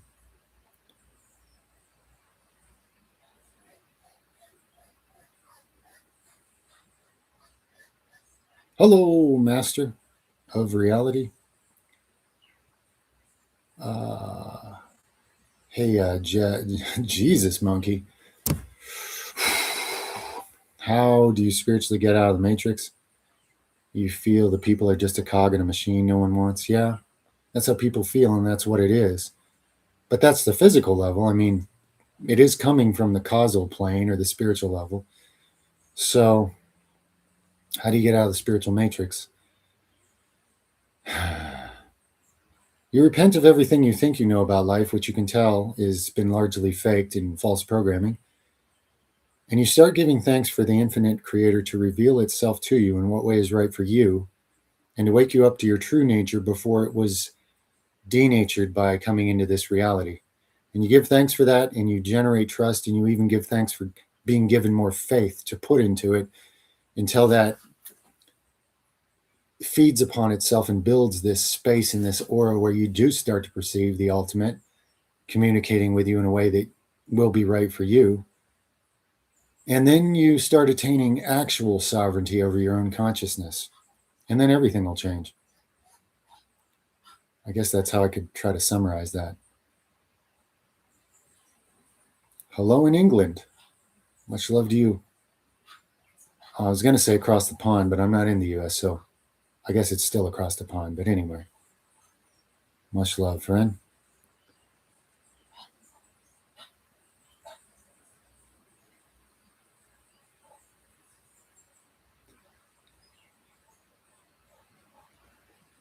Oh, the Pentagon released a paper. So are you talking about that laser thing? Yeah, they have all sorts of weapons they don't necessarily tell the public about until they absolutely have to, decades after it's already been used. Cysts. Not off the top of my head. I can't remember if a cyst contains calcium. If it does, topical magnesium oil would probably help, and vitamin K too to break down calcifications. But I do not actually remember. A cyst might be more of a infectious thing, like a bacteria collection. If so, of course, the answer is what it always is. First 3 videos on the health playlist: clean your temple, open all the exit channels, get all the cellular garbage out, and then it won't be getting pushed through to the surface of your skin because your body's completely full of it. Well, if your family is ignorant, lazy, and dragging you down, you need to move on. If they really are dragging you down, do what it takes to get sovereignty and move on and make your life count.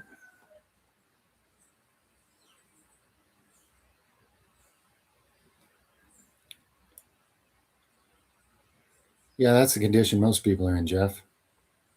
Watch my video on the heart center and healing or redeeming your inner child, okay? There's a big, big concept humanity doesn't understand about how they've all been trapped in their head, because the head chakras can be controlled with misinformation. The head is programmable, and all of humanity has become divorced from awareness of their heart center, so they can't interact with the divine directly, and therefore they live in their head where they can be programmed with information that you're being programmed with by the time you arrive on this planet.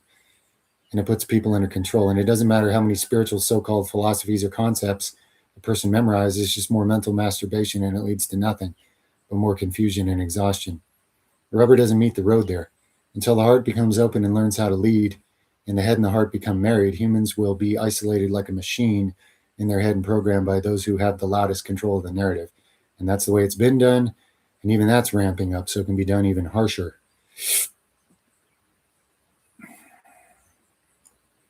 Intellectual understanding of things does nothing by itself. It's just activity for a person to do in their head, so they don't actually change anything in this creation. Yeah, paranormal experiences. Oh, what would I share? What would I share? Man, I'm trying to think of something I think would be valuable or useful to people. Here's a weird one. I don't know why I want to share this, but I do. After I was cancel cultured by other fitness channels who I had been nothing but supportive of, on a past channel I had that was just a fitness channel that was growing too fast for their comfort, I guess. I'm walking around one day in my kitchen, and I hear this voice start talking to me about what they did and how much BS it is and how we need to show them, and I'm going to help you. And I'm like, who are you? Because I could hear this voice. And he said, I'm Vince. And I'm like, Vince. And he said, Vince Gironda. And I was like, Vince Gironda, I've heard of you. And I'm listening to him describe how people are a bunch of fools and they don't know what they're talking about. We need to show them and we need to prove things. So I go look up Vince Gironda and I read about his life and I'm like, what is going on here? Because this guy went through something sort of similar in a different way. It's like, it made me realize that when you're going through a certain frequency of feeling and you have certain psychic abilities or doors open, you will attract someone who is in a similar vibration. I don't know if he's stuck like that or what it is, but I could hear him for days ranting at me. And he explained all kinds of stuff about fitness, about diet. We didn't even agree on all of it. But literally, Vince Gironda was talking to me for like a week. It was very strange. So there you go. That's something supernatural.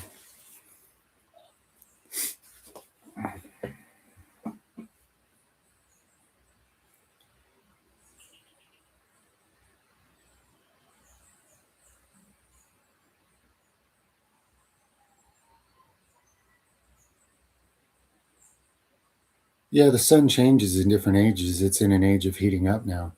It's going to get bigger. It's going to spew more. Going to be more heat waves and climate changes and this and that.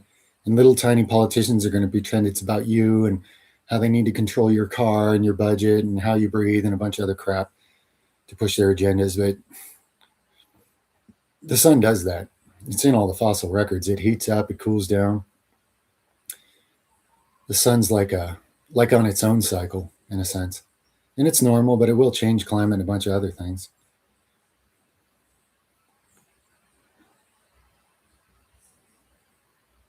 Yeah, Dev, you don't sound like a narcissist at all. A narcissist wouldn't feel bad about that. They'd feel proud about it. They'd be proud of themselves. They're proud of their abuse. So, man, I'm glad you asked. We all want to fight back when we're hurt. We all get angry. Your anger is your ability to say no, and sometimes it's absolutely necessary, by the way. But not for vengeance. There's no point in vengeance. That's just adding evil to evil. But it is helpful for establishing boundaries. At some point, if you don't stop abuse, you won't do the things you came here for. Okay? That's the truth, my friend.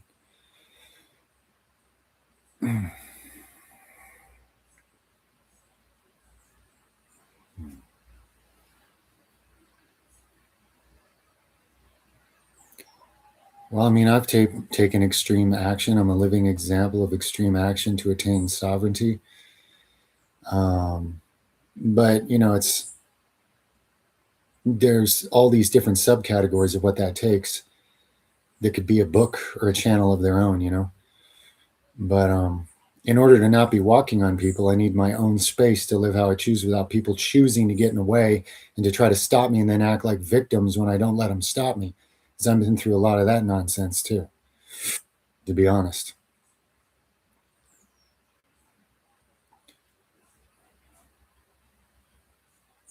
Yeah, that's true, Zyke. Your grandmother's seen some things. She observed some things in her time. That's awesome.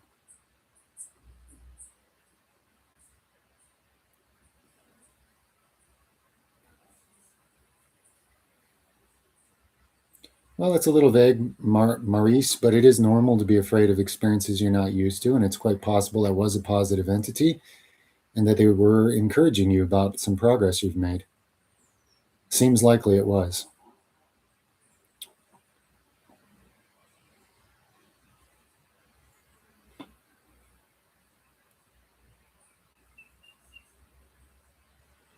That's interesting. Spike.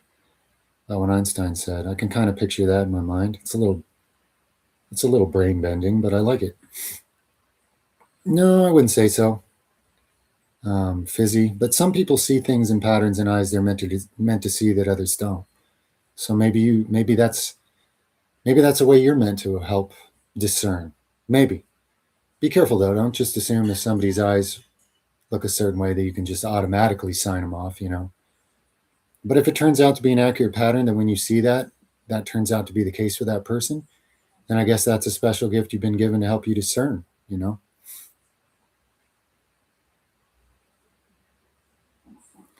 Oh, howdy, trying out the test anabolic and hair regrowth stacks.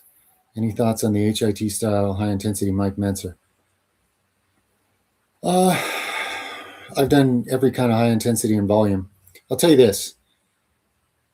There's a reason why 99% of any bodybuilders you ever saw got really built used high volume and short rests. I'm talking back in the golden era. Nowadays, there's so much crazy pharmacology, it gets a little more obscured. But in the days when there was less pharmacology and people were kind of on a more even playing ground there, and there was Mike Mentzer trying to establish a different type of training style than pretty much everybody else successful. And he did manage to be built real well. So he added some credibility, at least for himself.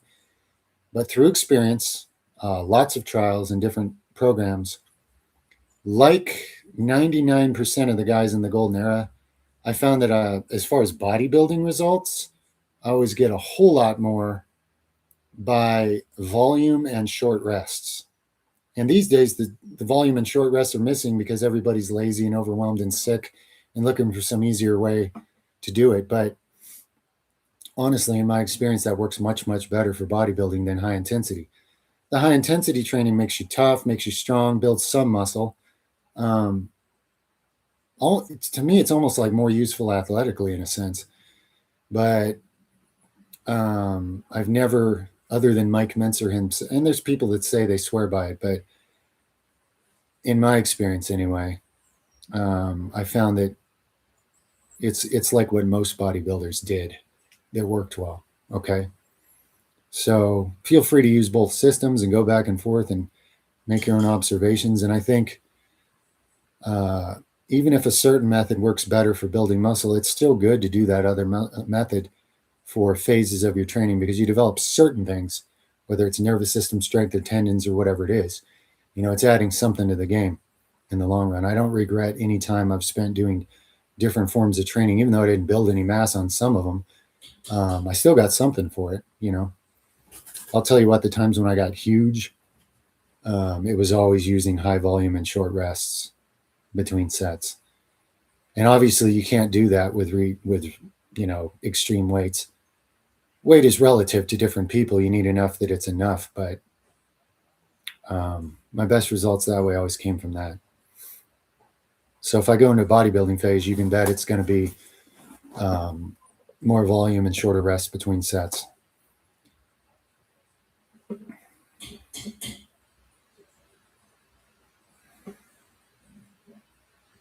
It could, Master O'Reilly. Yes. There's a lot of spontaneous, not everybody, but a lot of people come back with a spontaneous change, something spiritually working they didn't before. Yes, that could happen. Absolutely.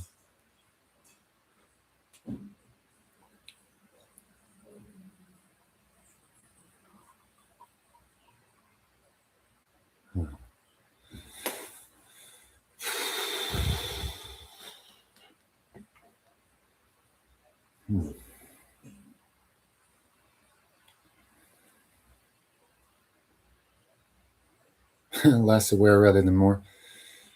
No, ignorance is not bliss. Ignorance is the mother of all evil. Just because you don't know what you're a part of, you're still being used to fuel it if you live in ignorance. So no. And that story has been skewed and sort of misinterpreted anyway. God did not create something a certain way and then an accident happened and they became more aware and he's been scrambling to fix it ever since. That depicts a ridiculous excuse for God, so somebody's lying, just so you know. Humans were meant to discover more awareness. Now, if it caused a fall from a state of grace, sure, growth can be painful, and there's in-between stages between going one place to the next where it can get real chaotic and painful.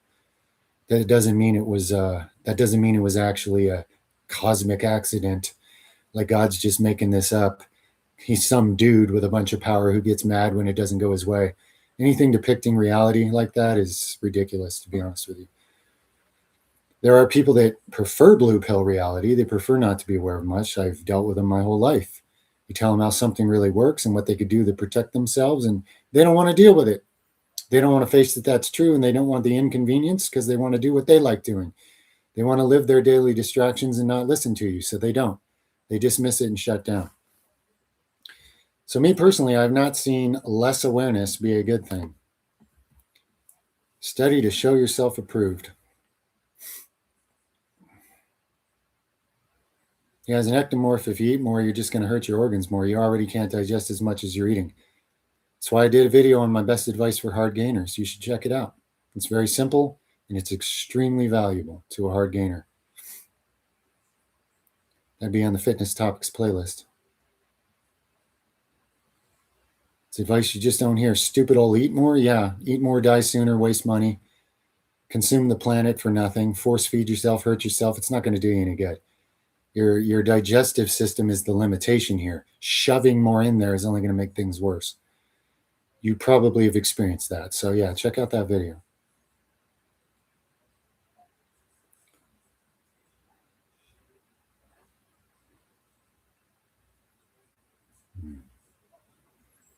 Yeah, Sammy, sometimes you witness something that your human brain can't interpret.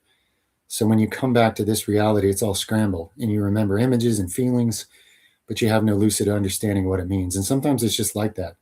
Sometimes the human brain is not on a frequency where it could reinterpret accurately what you had witnessed while you were there. But at least you have some memory of it, right?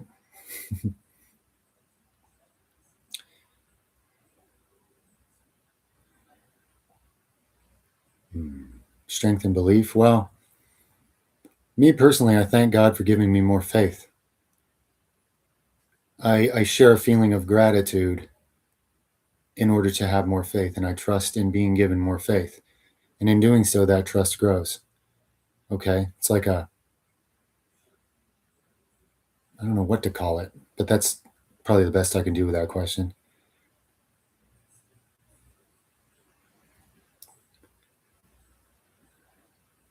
I don't really have a cacao powder recommendation.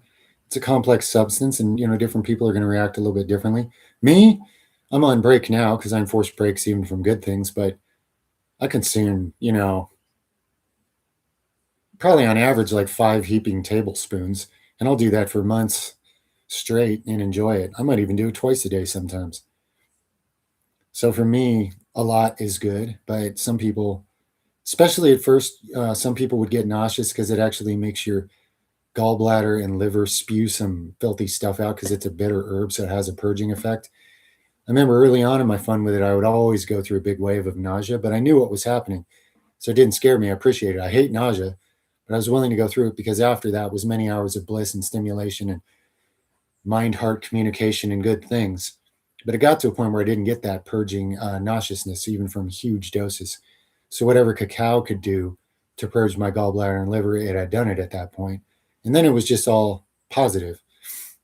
Those are just a few things to share, but I can't give any like dosing thing because I have no idea how sensitive to it and what condition you're in. So, start out with a certain dose. If you feel like you'd like more, try a bigger dose the next day. And if something starts to get not good, then back it down, basic scientific process. Just observe your response and build it up accordingly. That's what I would do. I'm not telling you what to do. Guys, disclaimer, I'm never telling anyone what to do. So when I see people quoting, he said do this, he said do that, that's not accurate. What he said was, here's what I would do in those shoes. You guys got to help me stay out of trouble, okay? Because I'm not telling anybody what to do. Honestly, having so much responsibility piled on me from the time I was an infant has not made life particularly easy. And I've learned a lot of weird and hard lessons from it. And the truth is, I am not responsible for you guys. I am just open and sharing in a spirit of mutual benefit. And if it helps, it helps, but that's on you, You're the ones that connect the information or the energy and do something with it or don't. And I can only listen to a question or a scenario and put myself in those shoes temporarily. And I'm not really in those shoes, but I can at least, mind project myself into those shoes and go, okay, based on what you're telling me and based on what I've experienced so far in life, here's how I would approach that. That's all I can do. And that's all I am doing, guys. Probably important I explain that for the algorithm to hear me more than you guys, that needs to be recorded.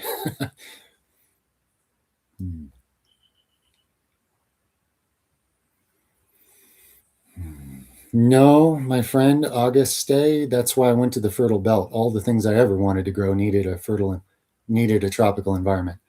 I could not figure out how to do this off the land in a cold place that's basically unnatural. It can be done, but it just seems a lot scarcer and harder to me, to be honest. That said, if somebody was dedicated, especially in Texas, because that's not that cold, most of it anyway, right? Most of it's pretty hot. You should be able to grow a lot of things from warmer climates in Texas and get them established. You might have to alter the soil a little bit for certain things, but I think it could be done in Texas if you're legally allowed to. And if you are, that window's probably closing, just so you know. That's why I would go somewhere far from where the government has their crap together enough to enforce much of anything, and mostly just take money and pocket it and basically leave me alone. I needed a third world environment in the tropics to do what I need to do. Gallstones? Chonka is a good one. I'm just going to say that. I can't really tell her what to do, or you, but look into Chonka. It's an amazing herb. It grows wild here. My wife discovered it and used it. Man, it's called the Stonebreaker for a reason. I think apple cider vinegar can help. Vitamin K2, high dose vitamin K2 taken with healthy oils. Well, that'll help specifically with any calcium stones, which a lot of gallstones are, but not all gallstones. So depending what hers are actually made of, that may or may not help, but I would throw it in because it's good for your health anyway. So those three things come to mind, but I would look at all the things that are known to help people as natural remedies. And I would make a list and I would decide which ones I wanted to employ in my own system. That's what I would do. Lifting weights have impact on the next life. It depends why you're doing it and what it means to you. You're not taking this body with you. And I don't think it has, it kind of depends how you mean. Lift weights for the same reasons I do, is the eternal part of you. What is it you're with there and why? That will. No choice is neutral. So anything we do or think or feel has an ongoing effect. So yes, in the raw, simplest sense, one word answer to you. Yes.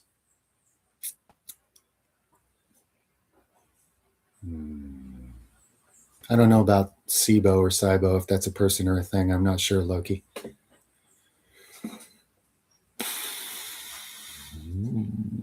Supplements every day, every other day. Depends on the supplement, your budget, and your intention. And guys, every supplement is a completely different thing from anything else. Some of them are exact opposites, so how can I say a blanket statement about taking supplements every day or every other day? There's some supplements that aren't even meant to be taken every day, So, I mean, there's no way for me to answer that. A music playlist? Nah, I don't really exactly have one. I kind of dabble around and find something I like to put on a video here and there. I don't currently have a good playlist. I'm not even that organized with my own music. If I get a good playlist at some point, guys, maybe that I'm like satisfied and want to share. Maybe I will. I don't know. I don't have any. I just have random things laying around that I search up when I need them currently.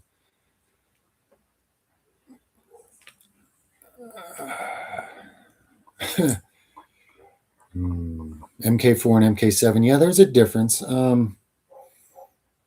If you can only get MK7, I think it's definitely better than nothing. So, but don't quote me on that. I don't have the research background in MK7, and there were some things that made me question it a little bit.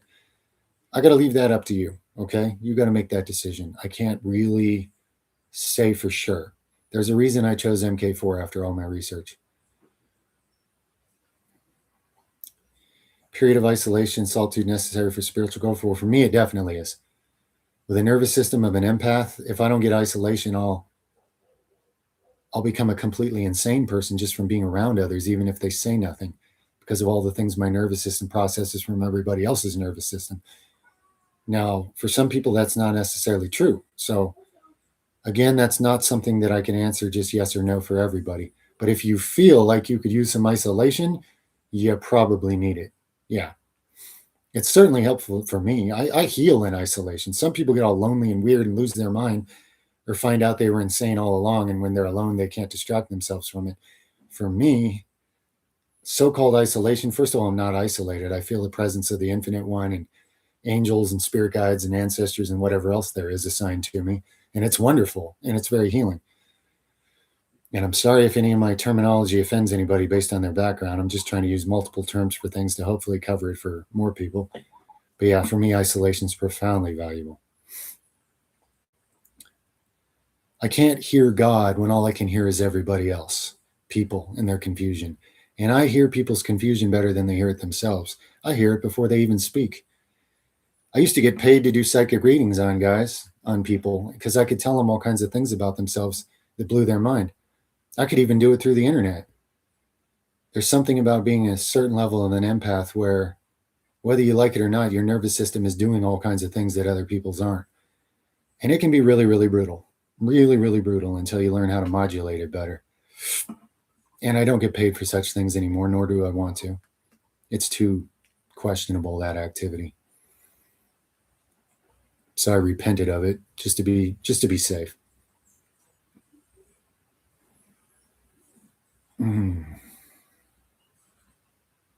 Colostrum, yeah, I bought some a long time ago when I could afford it. One time when I had a kind of a decent job, I didn't notice anything. I think I would have had to stick with it for long enough.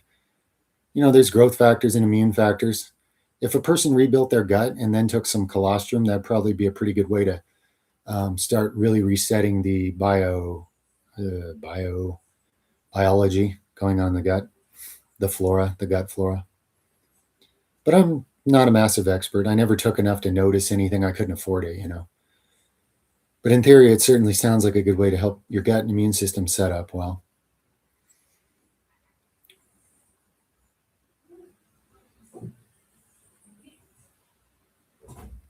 Mentors. You've been told from mentors to be more narcissistic. Yeah. Depends what you want, friend. Do you want so-called worldly success, or do you want spiritual success for the eternal? There's a whole lot of mentors in the world that are only pulling you down or dragging you in their downward spiral direction. And yeah, you could probably follow their processes and figure out how to manipulate yourself into worldly titles and money and influence and pleasures and all this stuff. But that's going to be very short-lived. And then there's the everlasting after effects of those choices. Whereas the wise soul forgoes those things to seek ye first the kingdom of heaven and then discover how God will add abundance of life to you in ways you didn't even think of following these so-called mentors. I guess that's what I'd say about that.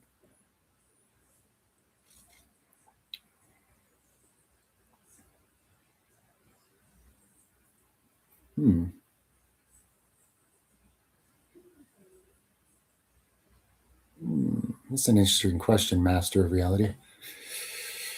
Yes, sure, they would. Absolutely.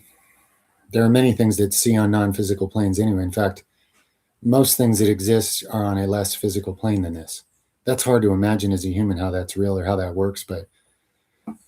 And the other thing is, those are obviously, when you're in a less physical dimension, you're obviously in a higher dimension of vision and sight, because you can, like when I've been out of my body, I can see everything in this physical world, but I can walk through walls and I can also see things in other dimensions. So that means things there can see us, even if we don't see them with these physical eyes. These physical eyes have to be tuned to this reality so you don't impale yourself on a sharp stick running around. You have to be able to see and focus on what's right here and deal with it. So in that sense, having your senses limited is a practical necessity. But there are there are times when it behooves someone to see something else, and those things do happen.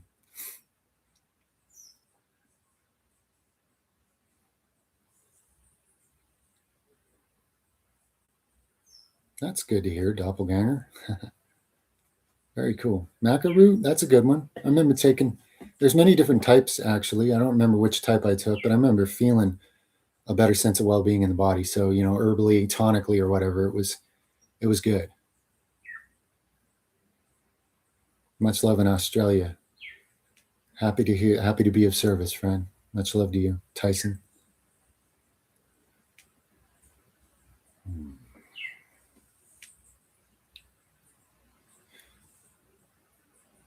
Non-duality. Well, there's a bunch of nonsense people teach about duality, non-duality, riddled with ego and agenda and misunderstanding. The topic of duality, I would summarize it like this. In this realm, in this world, you're experiencing duality. And most people would probably agree, okay, there seems to be good and bad and light and dark, positive and negative, things that make life better, things that make suffering and death, things that make life worse. Duality, right? From a high enough spiritual perspective, you could see that there is one infinite creator that is the source of all life, even of the things that dwell in darkness and hate that creator and try to fight it in futility. And so therefore there really is only one thing, but the other thing is a counterfeit. That which chooses non-truth and operates in darkness and non-truth, in violation of the principles that actually create life. Yes, it still exists and it's doing those negative things, but it's actually a non-reality that's being inflicted and imposed there. So what I'm saying is, at a high enough perspective, it's all one thing. It's just that the darkness is the absence of the light. It's what happens when you stray too far, farther and farther from what's real and true and creates life. And you become this nasty vampire thing that has to steal it from somebody else because you've cut yourself off from the only source of life by going too far from it. So in that higher sense, there's one thing, but in the sense of the choices you make in this world, you're in a realm of duality. So choose wisely, because no choice is neutral. That's how I'd summarize that.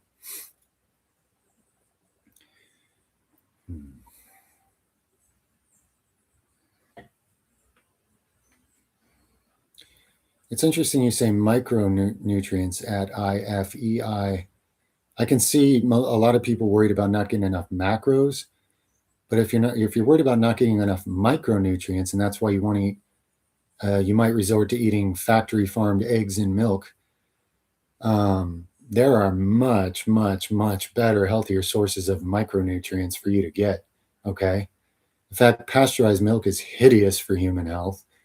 And those eggs, you know what they do to those factory eggs, to those chickens, guys? I forget now, so don't quote me for sure if it's arsenic or if it's which poison is it? Anyway, it's a poison that's lethal. Basically, they inject young chickens with a certain amount of it, and it causes their body to grow at an extremely rapid rate. They also age and die at an extremely rapid rate. So within weeks, you have a full-grown, huge, fat, ridiculous chicken pumping out tons of eggs that are nutritionally devoid, runny, little, pale, crappy eggs. And you got to ask yourself, if that poison accelerates DNA's aging, growth, development, and hurry up and decay process that way, and you're eating eggs coming through animals tortured, misused, and had the darkness do untrue things to them that violate life's principles, what's it doing to you? So me personally, I'd be looking for my micronutrients from something healthy, like a full spectrum, real food, plant-based, multi micronutrient type powder, something along those lines. For micronutrients, you could do a lot better than participating in what you're talking about with the factory farmed eggs and milk. How could you be allergic to the sun? Wow. The sun is a source of life. If you're allergic to it, your body has so much synthetic stuff going on right now, it's not even operating in an organic way. You need deep detox, gut rebuilding, immune system rebuilding like everybody else. And if you do it right, in my fictional universe, I would 100% put money on the fact that you won't be allergic to the sun anymore, because that's crazy.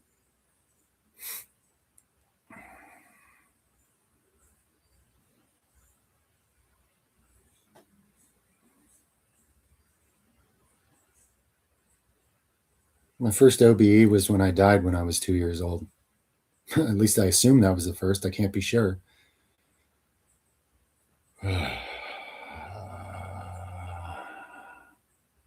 How long am I going to be live this time? I don't know.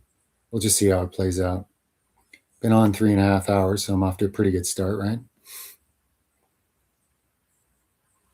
What's the difference between righteous conviction and being led to feel guilty, and evil conviction who makes you guilty to the point of shame and shutting down spiritually? Yeah, they're exact opposites. On the path of righteousness, you do it because you want to, because it feels good and you're tired of feeling like crap spiritually. And the other one is a liar who is wicked to the core, wolf in sheep's clothing, putting its guilt and shame on you because it's a liar. And it knows that if you'll accept a lie by carrying shame that is not your own, It will handcuff you from living the truth, because you can't serve two masters and live a lie and the truth at the same time. So don't feed the troll, spiritually speaking, friend. Easier said than done, I know. And I wasted quite a few decades doing it wrong. But was it really a waste? Because maybe I needed that.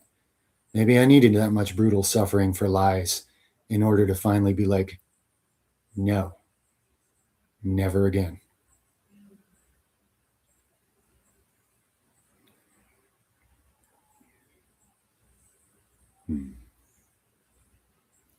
Guys, I drink a lot of water in the morning, and gotta take another little potty break.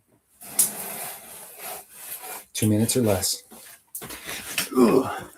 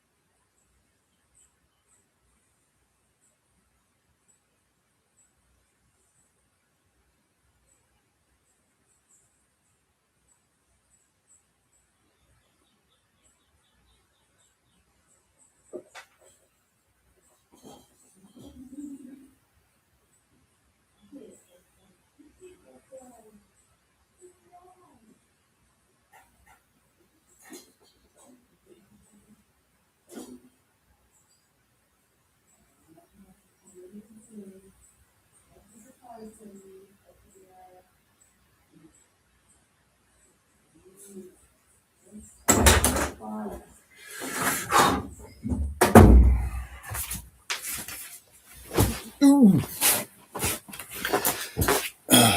Okay. Don't leave us. Well, I could just have a bucket here to pee in, but my wife would find me truly uncivilized and embarrassing. So you'll have to excuse my 2-minute leaving the room moments. I'm weird and eccentric and scientific and sometimes lack social skills, but fortunately I have a wonderful wife who balances me out in a whole lot of ways.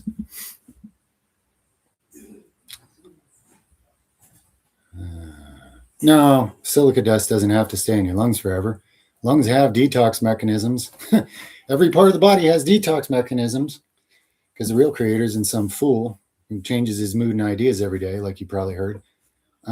So obviously that stuff embeds in there pretty hard, and it's synthetic, and it probably won't break down. So you do need to get it out. There are specifically herbs that motivate the lungs to expel things better, like garlic and onions, for example, and a bunch of others. I would just build myself an herbal stack of things that cause the lungs to detox better, and look at the list of things on the stack and study all the other health benefits you're going to get as side effects instead of detrimental poison and a weakening and a downward spiral, which you'll get from any patented medicine, which isn't medicine. That's what I would do. That's all I can say. You're in China? Wow, that's awesome. Fist bump. Way over there. I love hearing from the different places you guys are. It's really, really cool. Really, really cool. Even if you're on this island, that's really cool, But if you're far away, some of you guys are from places I haven't even heard of. Been a while since I looked at a globe. But I've had some countries listed, and I'm like, yeah, where's that? I don't remember. It's pretty cool, and I got to go look it up. No, I don't really spend time reading, to be honest. It's rare. Been a long time. Did a lot of reading in a stage in my life, and I use it all now, but it's been a long time since I had the time to be reading things. I mostly read from the infinite web of consciousness all around me that is shared to me to whatever degree I'm walking in righteousness and truth and alignment with it. That's what I read from mostly. Sometimes I dig up some scientific papers if anybody's caught up with it enough, so I could show it to the left-brain skeptics of the world before I get depicted as a snake oil salesman yet again. So sometimes I read a thing just so I can show a thing that I was already shown. And sometimes if I can't find that, because I have to wait another 20 years for some obscure underground unpromoted scientific lab to discover it, sometimes I don't say anything, because it'll just cause more problems. Portugal, sweet. The Portuguese savannah, how interesting. Much love, brother. Estonia, far out. Forgot where on the map that is. I'm going to have to look up Estonia again. Way over there somewhere. Cool. Very cool. England, North England. Yeah, I bet. I would get depressed living in England. Honestly, when we have a couple foggy, rainy days here, I'm like, eh, it's hard. This much natural beauty around here, it's good. It's good for your psyche, you know, it's helpful. You don't even have to inhale or inject anything. It's just a nice crutch to your well-being, being in a pretty environment, you know. Netherlands, wow. India, wow, awesome. No, I'm not left-handed. I'm ambidextrous. I'm both-handed. If I take up a new thing and I decide to learn it left-handed, I'll learn it left-handed. You know, because I grew up in a world where everybody was right-handed, I learned most things right-handed. But I can learn a thing left-handed just as easy.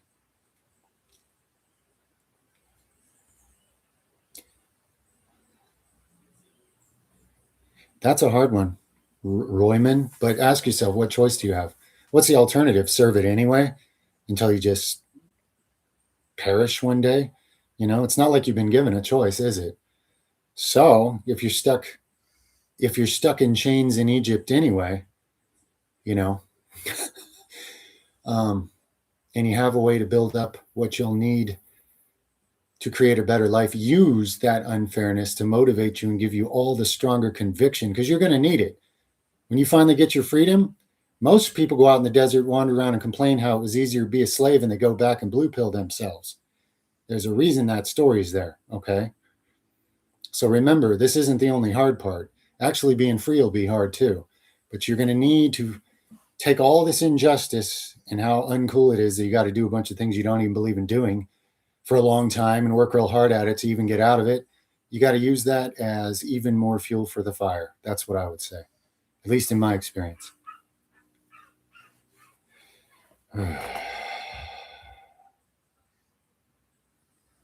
Nah, the moon's not that exactly.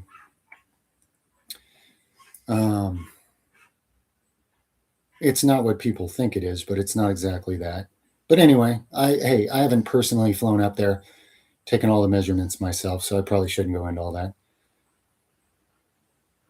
Portugal, north of Portugal, far out. Singapore, Germany. This is awesome. I love how important content or meaningful things have just as much likeliness to be understood and appreciated anywhere in the world. There is no localization to them. That's how you know you're doing something of value, you know? Because if what you do only trends in a certain place, you're just being some preconceived idea somebody else already came up with, you know? And I don't take any credit for any of that, guys. That's just the fact that we all come from the same creator, you know? I don't take any credit for any of this.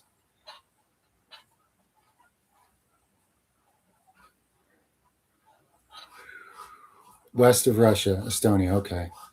Okay. Near Finland and Sweden, far out. That makes sense. It's kind of what I was picturing.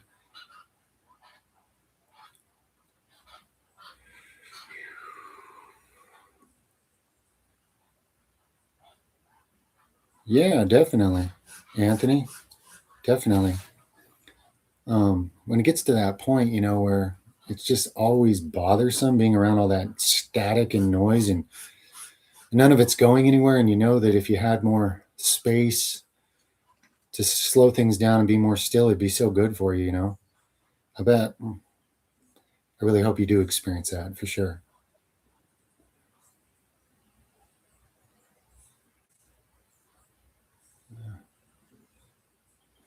Chile, awesome. Much love in Chile.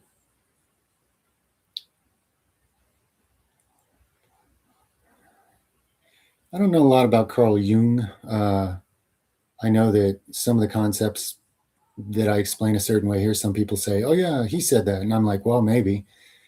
If I read it, I don't know if I would find him saying the same thing as anything I said or not. I just don't have the study background, to be honest. As far as Australia's climate, um, I haven't been there. I had a friend that really loved it going there. I imagine it's pretty good. I mean, it's hot enough, that's for sure.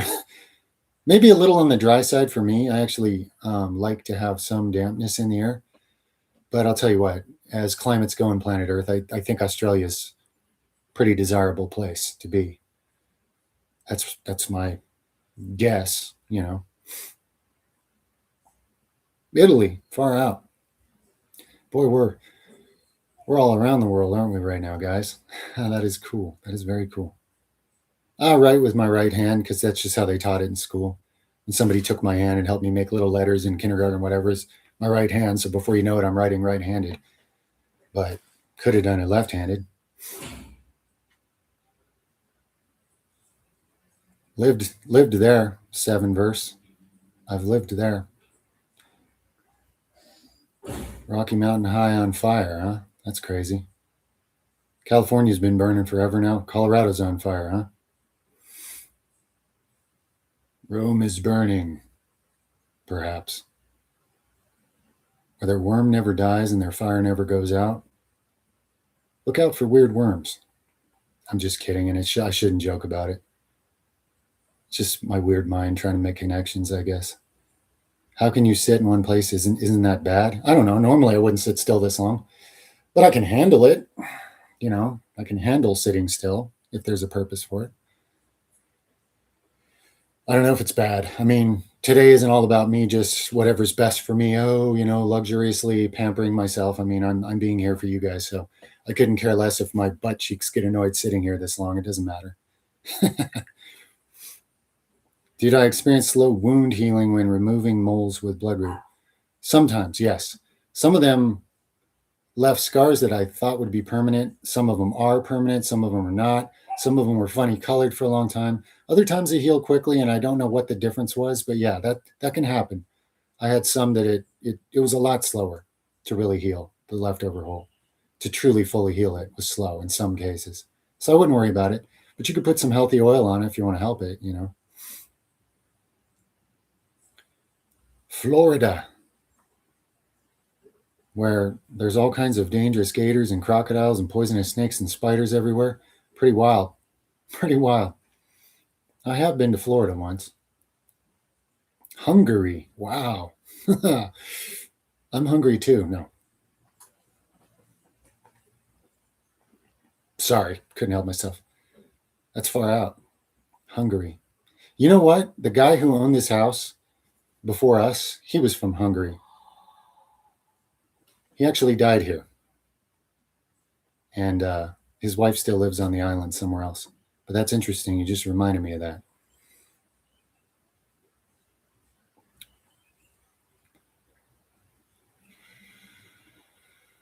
Manhood? Why would I make a video about that? Haven't you heard enough ridiculous, disgusting, dehumanizing nonsense about what manhood supposedly is? Aren't you tired of it yet? What humans need is to bind the male with the female inside all of us and unlock 1 + 1 = many. That's the great spiritual truth. Last thing I need to do is isolate everybody in a bunch of more little insecure, ridiculous practices that have you believing you're not really a man, but if you do what I say, you will be, and chasing that carrot forever. So no, I don't even understand what I would supposedly say about that. A real man is essentially the same as a real person, someone who loves God with all their heart and their neighbor as themselves, and then uses their own creative uniqueness to do that however they are inspired spiritually to do. And it's not about who has testicles and who doesn't. If you're a man, you're just a man anyway, whether you have a choice about it or not. So, how do I get a clean shave? Just a razor,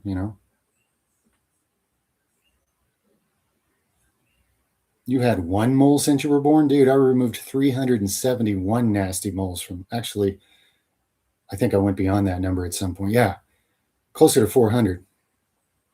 If you only got 1, must be nice. Some of them can be cancer cell creating. So I removed all mine because I didn't know which landmines were real and which landmines were fake. So I just removed all the landmines from my terrain using bloodroot. So there's no more concern about it. Plus, I didn't like being spotted like a leopard anyway.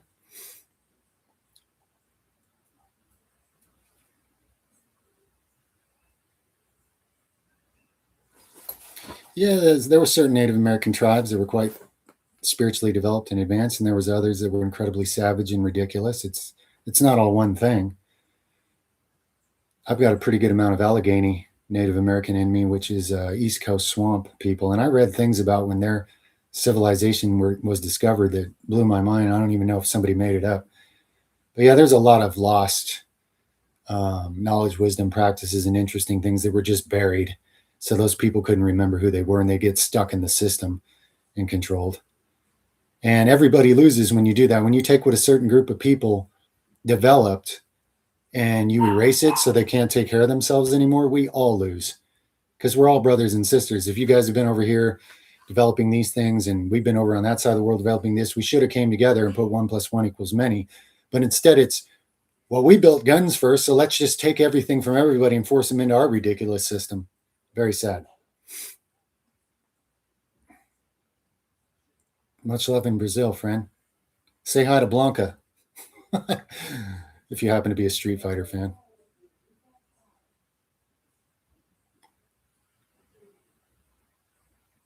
Louisiana.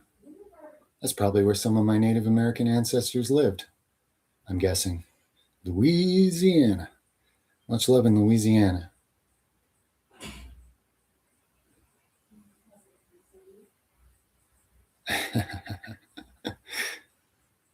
Physiognomy. What is this physiognomy? What are we talking about here? There is no bathroom. It's time to turn this mush into muscle. Come on. You mean you're eating other kids' lunches? Stop it! What that has to do with it, I have no idea. What is physiology? What is that? It's probably something ridiculous that's trending on the internet, I'm guessing, right? Tekken. Played that game a few times. Not good enough to remember the character names, though.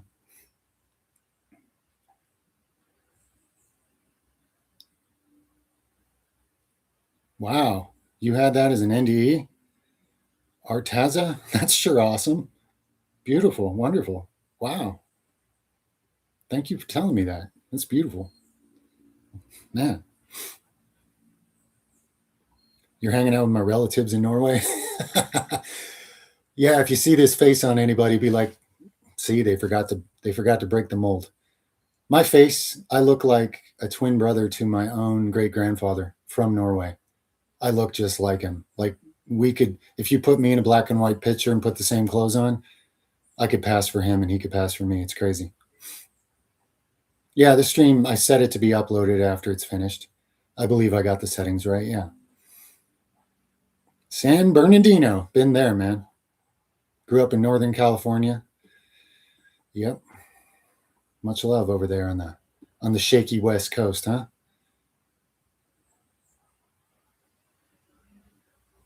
Platonic and romantic relationships, destined versus total random.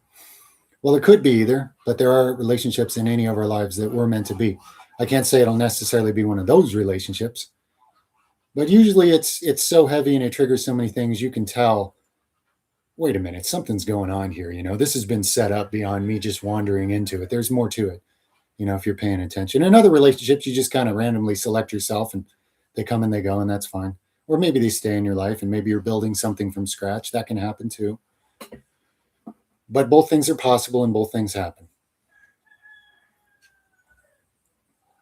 Is there some spiritual explanation for why your Schwarzenegger impression is so good? Nah, probably not. I don't know. God made me able to imitate things, for whatever reason. I can do impersonations and accents and that kind of stuff. Not sure what the spiritual implications are.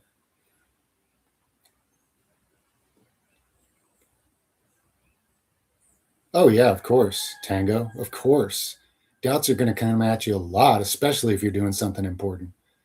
Yes, plenty of sleepless night, lots of stress, and the only thing I can do is thank God for being there with me when I need it. And thank God for providing more faith and trust and teaching me to trust when the world made it impossible for me to trust my creator.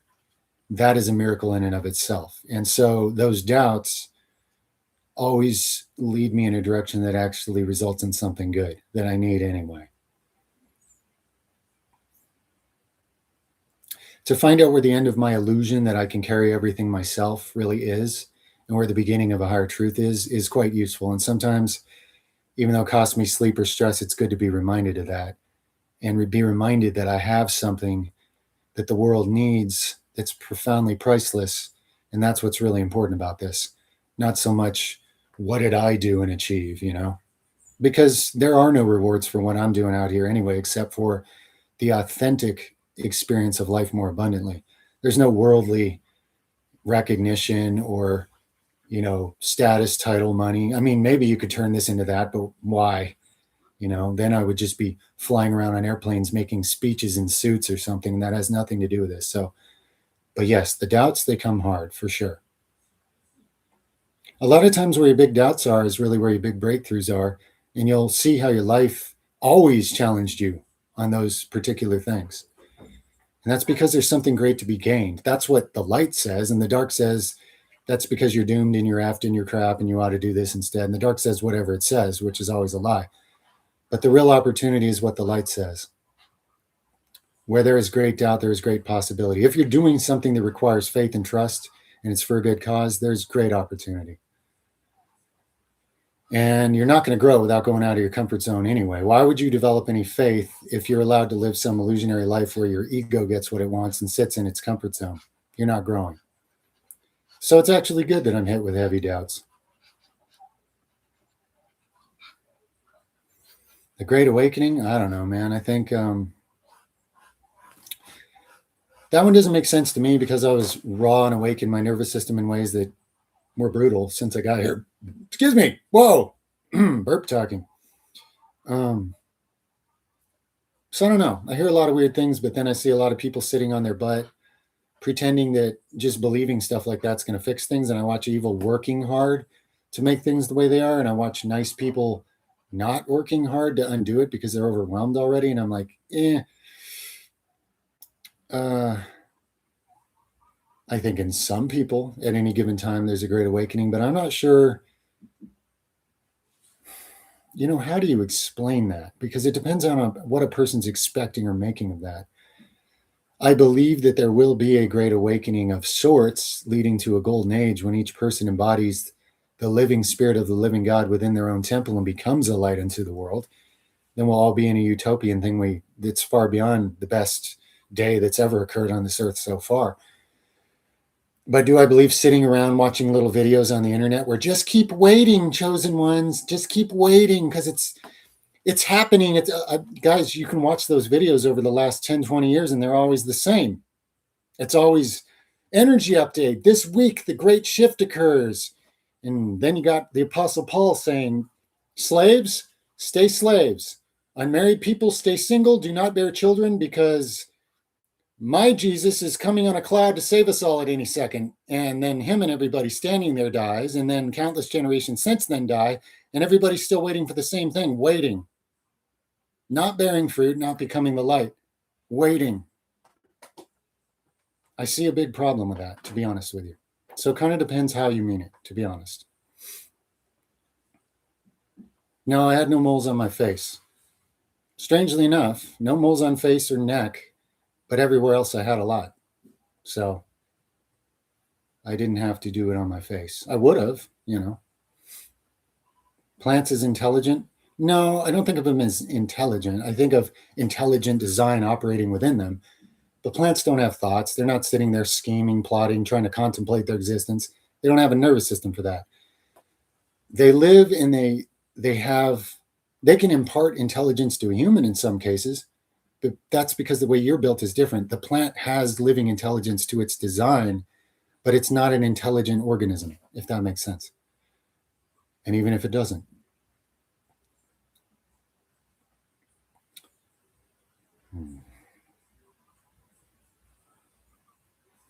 Polygamy versus monogamy. Yeah, polygamy is just selfishness that men invented for themselves and said it was God. Because what guy doesn't fantasize about just, going around doing whatever he wants to a whole big old pile of fun entertainment? But it's ridiculous, and it certainly serves no purpose in the world. And it was always unfair to the women and disrespectful. And if you don't consider them an equal, I don't really want to talk to you anymore. So, but no, you're just asking a question. And that's my take on it. It's the ridiculous, selfish motives underlying it. And it just stems from the fact that men don't even know how to make one meaningful relationship for the most part. So they're trying to compensate with worldly lust. The fact that you can convince a young man to strap a bomb to himself and go blow up a bunch of people he doesn't know because he thinks he's going to get a big old pile of virgins in heaven. You do realize that when you don't have an animal body anymore, none of that appeals to you, right? You have better, higher consciousness to experience. People don't realize that. They used to ask Yeshua questions like that. Hey, man, trying like all narcissists do. They would ask him a question to try to use his words against him. Hey, if this guy was married to a woman and he died, and then she married his brother, and then he died, and then she married his brother, his other brother, and she had 7 different brothers. She married them all, and they all died. In the afterlife, who's she going to be married to? And they're hoping he'll say something so they can point out a flaw in his logic, right? And it's like, you don't understand. People are not in the same form in the kingdom I'm talking about. Those things are irrelevant. So projecting selfish human ego animalistic desires onto some pretend higher meaning or spiritual purpose is totally ridiculous. And the earth is totally overpopulated and suffering from it. And the so-called powers that be are killing as many as in my dystopian sci-fi novel, even though it was written on the Georgia Guidestones, and about the day after I told people that, they blew them up, and my channel got canceled. That was 8 or 9 channels back. But anyway, let's just say in dystopia land, they're killing as many people as they can because of the way people live unsustainably right now. If you keep the populace the way it is now, doing the way things are now, those that think they own the planet are pretty sure their planet's going to be gone within 50 to 100 years, and they're not cool with that because they like owning and having and possessing everything. So, polygamy for all sorts of practical, spiritual, and just plain decency reasons just doesn't make any sense at all. Hmm.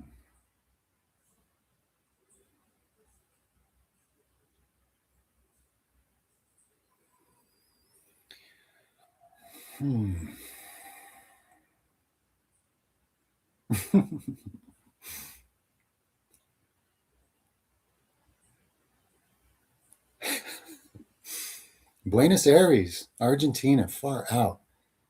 Hey, isn't Buenos Aires that old movie Starship Troopers? Is that where they were in that movie? I could be crazy, but it seems like I remember it. Like there's some futuristic city there in the main characters.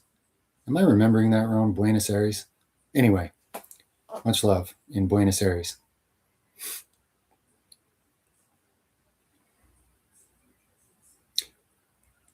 Not sure, McBalls. I mean, never spoke to me on the topic. And from what I can tell, never spoke to anybody else on the topic anyway, at least not the ones you hear chirping about it.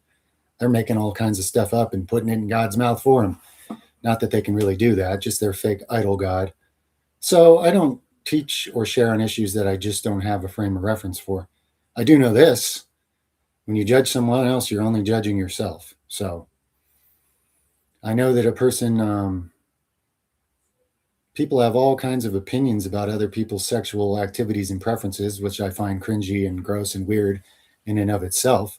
I don't, you know? So I don't know what to think about it, and I don't worry about it. A human being's a human being to me.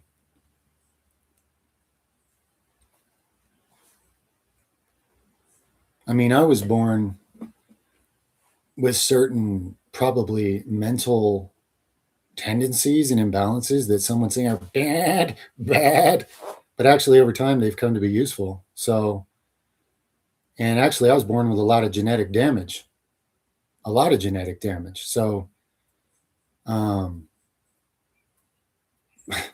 and I'm not saying that that's a condition of genetic damage. I think my point is people judging other people is really, really foolish because they have no idea the higher purpose or meaning behind anything.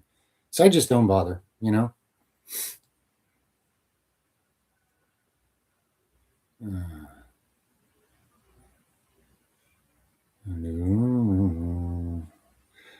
talking macro combinations, do you want previous meal to be out of the stomach, small intestine, or even fully digested before the next meal? I would say out of the stomach is good enough. The actual stomach bag itself, the food hits there, and then that's what triggers the pancreas to make whatever combination of digestive enzymes it's going to make. And that'll all spill into the small intestines. But by the time it's made it to there, that meal's already underway, however it's going to go. Whereas now, if the stomach's empty again, technically whatever you're entering into it on the next meal is what's going to stimulate the next production from the pancreas. So to me, stomach clearance, not that I can tell, I can't tell exactly when my stomach's cleared. I could make an educated guess, but to me, that would be good enough.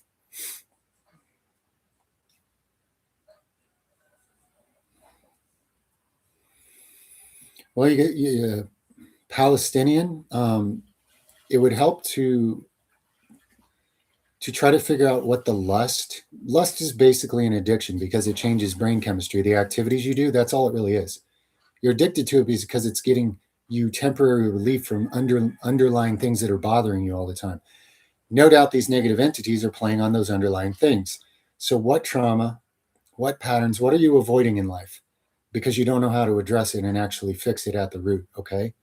If you could address the big root thing, you'd find it a lot easier to not have the addiction to all the things. Because what's weird, humans love to focus on the addiction, right? Well, that's a problem because all you do is empower the addiction. And you end up in this endless fight with something that you don't even have to fight if you would just figure out where it's actually coming from and undo that and stop believing what they say and stop letting them play you from whatever they've witnessed and found to be a way to play you so they can drain you with guilt and shame and patterns you don't like being in. So,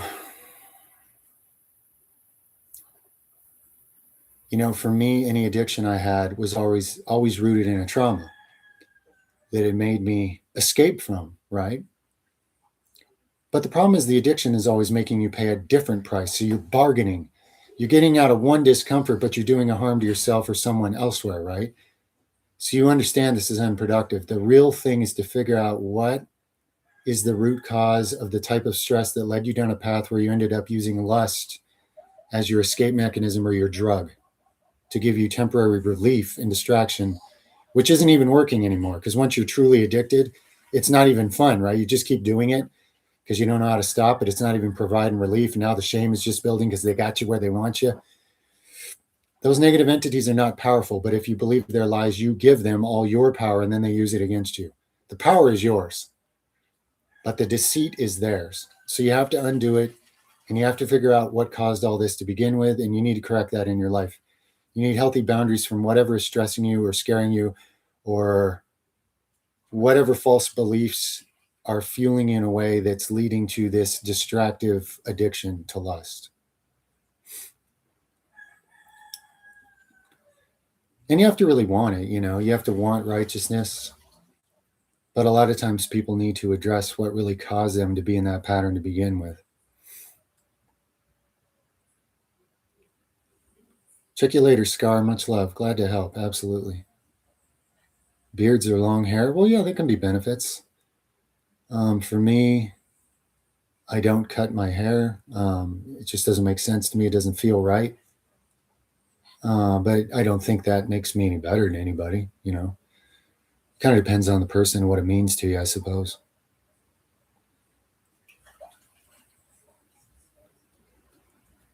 You're welcome, Tangoya. Very welcome, friend. Much love to you. Buenos Aires. Far out. I like that old movie. Buenos Aires. That's cool. There it is again. Physiognomy. Somebody tell me what that is. It's got to be some new trend because I don't know the word, so it's probably not based on any real science. Sounds like something somebody came up with to sell on the internet. Seems like I've heard it, but I forget what it is referring to. Skinny fat syndrome? Well, I don't think I'd give it the credit of being a syndrome. If you're skinny fat, your metabolism's a mess currently, and you just need to fix it,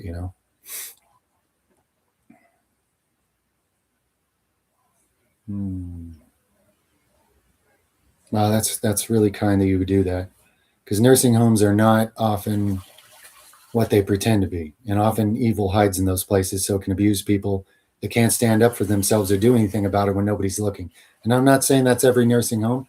Maybe some of you work in them and you're great. There's some angels working there too, but there's definitely some dark stuff goes on. So that's really a kindness. Very much respect for you for what you're doing.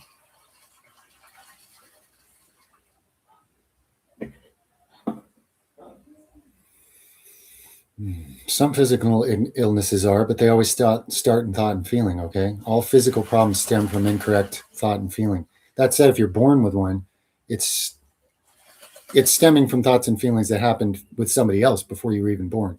In other words, I'm not blaming anybody for anything here. But yes, negative entities always lead to disease, of course. They're anti-truth, they're anti-life, they're anti-Christ, they're anti-God, they're anti everything that is positive. So therefore, the more you entertain them, the more the cells respond and get destroyed as well. You want to give yourself cancer? Hate and judge people, you know. And I'm not, by the way, I'm not saying if you have cancer, that's why. There's all kinds of chemicals being stuffed in everybody that cause cancer. But for sure, negative entities lead to disease, yes. And maybe for some people, it's just a mental disease. Oh, what do you mean? I don't have cancer or heart disease, and I go around murdering children in private. Well, you have an even worse disease, just so you know.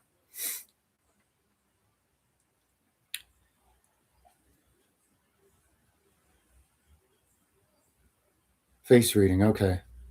Anthroposcopy. Assessing a person's character or personality from their outer appearance, especially the face. Sounds really, really stupid. Here's an actual spiritual principle of truth. You will know them by their fruit. I mean, not long ago, people, even relatively ignorant people, knew that you're a fool to judge a book by its cover. Apparently, we've lost even that amount of uncommon common sense. You'll know a person by their fruit. If you're judging their value by their face, um, you're helping things get worse, whether you know it or not. Okay? And don't do that to yourself or anybody else. But you asked, that's the way I see it.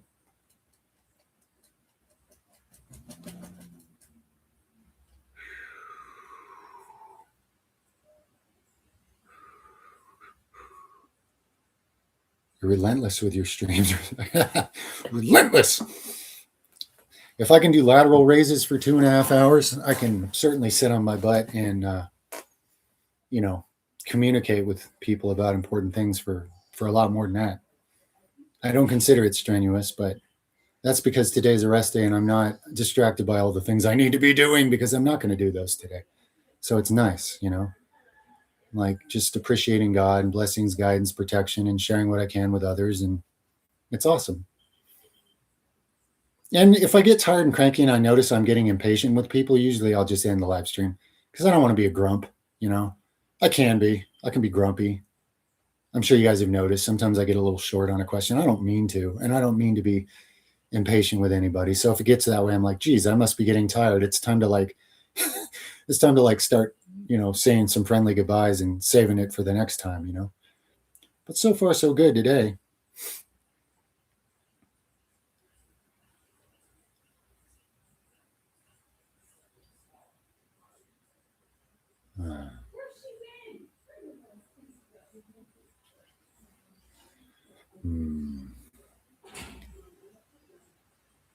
Hint at the question. Yeah, some of them are kind of like personal.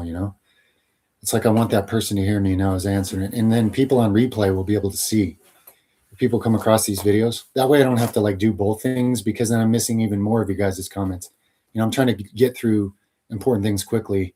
So I quickly read the question. I try to give them something and it's on the recording if people wanted to try to make the connections.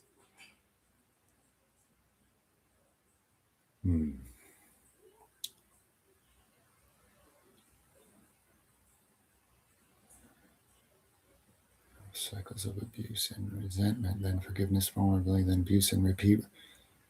Says their friend. Yeah, vesicus, it sounds like you're dealing with a classic narcissist situation. And no matter how many times they pretend to apologize, you'll notice it's just so they can work the next scheme. And a real narcissist never repents. And if you want to be used, treated like dirt, and stop from being who you are for the rest of your life, that misguided sense of loyalty will keep you trapped in that. And nobody taught us the truth about this, really. But due to vast amounts of painful lessons learned the hard way, I would encourage you that if that really is the pattern there, you should shake the dust off your feet and leave them behind and move on to being who you are, where you can bear fruit in fertile soil of a life instead of wasting it with someone that'll always steal it, destroy it, and drain you in the process, no matter what they're saying. And they're good actors with all the right words, but you can feel that what they're doing is the opposite of what they say, can't you? Yeah, it's the truth. And you're going to have to learn to trust that about yourself, which is hard because nobody gives you permission except the creator. That's the only one that helped me with this. And now I can see it, but I couldn't see it. I couldn't see it as long as I was enslaved in it for a very long time. Hermetic or alchemical tests? Not really. I read some of those things. It's like, yeah, it's kind of interesting, but I prefer to work directly with a source, not 10 million different men who thought they knew a lot of stuff, and mostly confused it.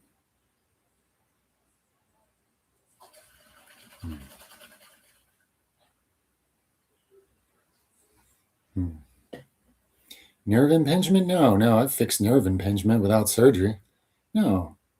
Change your anatomy. I mean, let's take a what's a nerve impingement?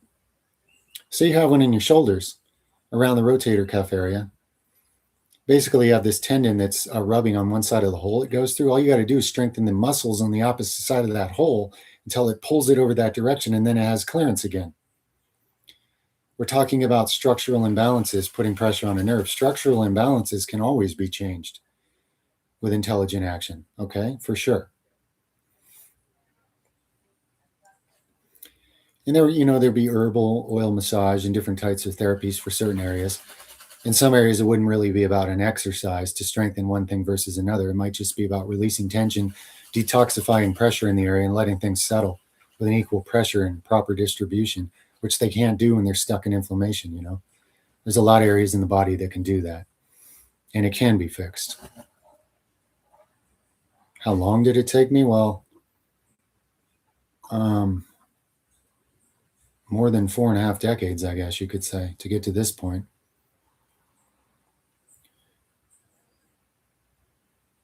Historical events or eras? Not really, because most of history is just a lie and a narrative anyway. I don't like to get too excited about stories people tell me that control narratives and murder everybody who knew different. And I think, people have weird fantasies about going backwards. Like, oh yeah, we used to be just these happy cavemen that just ate meat and had sex all day. And it's like, no, you weren't.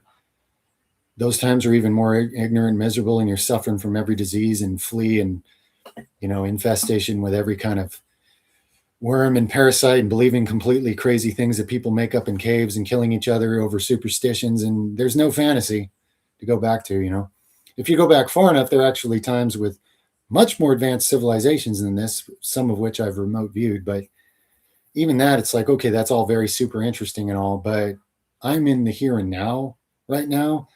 And if I waste that speculating about other times, I'm going to regret it. So I need to be where I am, basically.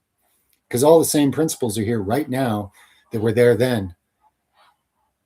It might be a slightly different spin on the same things, but it's always the same things, That's what I need to wield correctly. So, nothing wrong with having an interest in different times, but at this point, not so much, not me. To stay in the present moment, okay, rather than retreating to mind. Me, when I retreat to mind, like when I get pulled out of the present moment, it's usually just from stress and lots of trauma and conditioning and stuff like that. So I go, yeah, this sucks. And I bring myself back to the present moment, because in the present moment, I can do some good. That's the thing. So engaging in something you believe is positive and constructive helps me a lot, staying in the present moment. And not getting frustrated when you slip out of the present moment, because that frustration will cause you to do it more. Just catch it and go, yeah, no thanks. I reject that thought. It's probably not even my thought. Back to what I was doing. Let me be in the present moment. It's a practice, like anything, it's a practice, But I find for me, what helps a lot is having something I believe in that's positive to do. And then it's a lot easier to stay in the present moment, or to at least pull myself back to the present moment to be doing that. Or even if I'm not doing something, if I'm being something, if I'm being more loving, let's say, I don't have to be doing anything to do that. But if it gives me a positive focus, that can bring me right back to the present, because then I'm focused on that instead of always getting pulled off into some crazy land.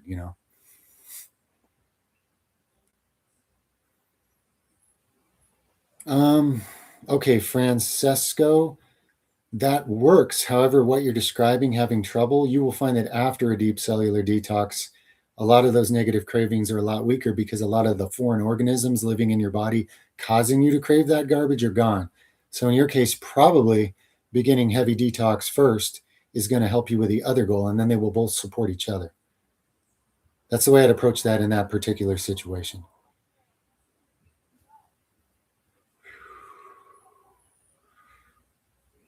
Ankle ligament surgery. Look at my connective tissue stack, my friend. That's what I would apply to such areas as I'm recovering tendons and ligaments.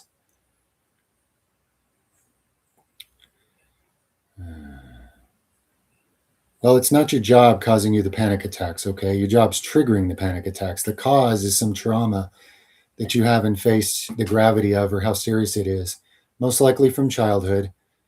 And if you ever address that and totally changed your life to give unto yourself the support and stability that you didn't have when the trauma was caused, you would find that this job is no longer able to trigger that trauma. The world has taught everyone to treat symptoms, which never fixes anything. It just keeps you buying and chasing more treatments, which profits somebody else. It's the cause of a thing that has to be addressed. And then you won't, even though those triggers might be there, they won't be as strong anymore. You'll be able to be like, nah, I'm not going to panic because of this, because I realize now where it came from, and I'm dealing with that.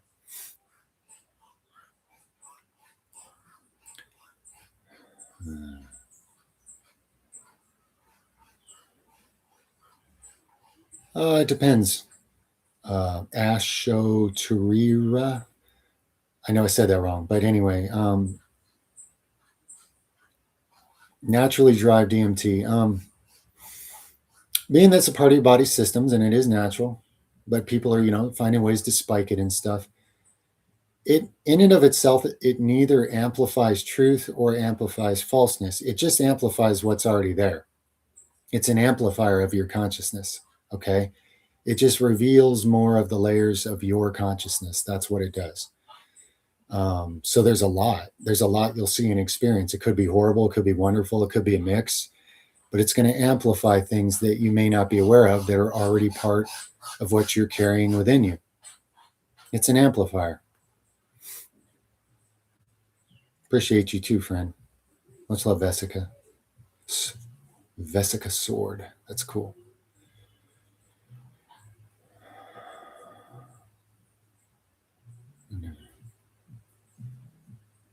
Is it a war on magnesium? Maybe. There might be some purposeness behind it, Darius. But it's definitely a statistical fact that people are heavily depleted, and it's a catalyst for over 300 essential interactions in the human body. And it's really good for people to compensate. That's why I end up including it with so many discussions and supplement stacks. It's key. It catalyzes a bunch of other things that can't work if you have it. So people are taking in these other nutrients, and they're not even working. They're actually causing more problems because the catalyst isn't there. That'd be like going to a crowded construction site and dropping off 9 million bags of concrete, but there's no workers there to put it anywhere. So the rain hits it and hardens, and now causes this massive clogged up mess that's totally in the way. And now nobody even can work on the construction site. Interesting metaphor, right? Yeah, I think cysts are removable without surgery. I've had cysts that went away, so I know they're removable. The thing is, though, that was a long time ago, and I don't remember doing anything. It just happened on its own, probably due to lifestyle change. So, either a cyst is some kind of calcium buildup kind of plaque thing, in which case I'd have one approach, or maybe it's more of an infection, pus hardening thing, in which case I'd have a different approach. But both things are entirely fixable, yes.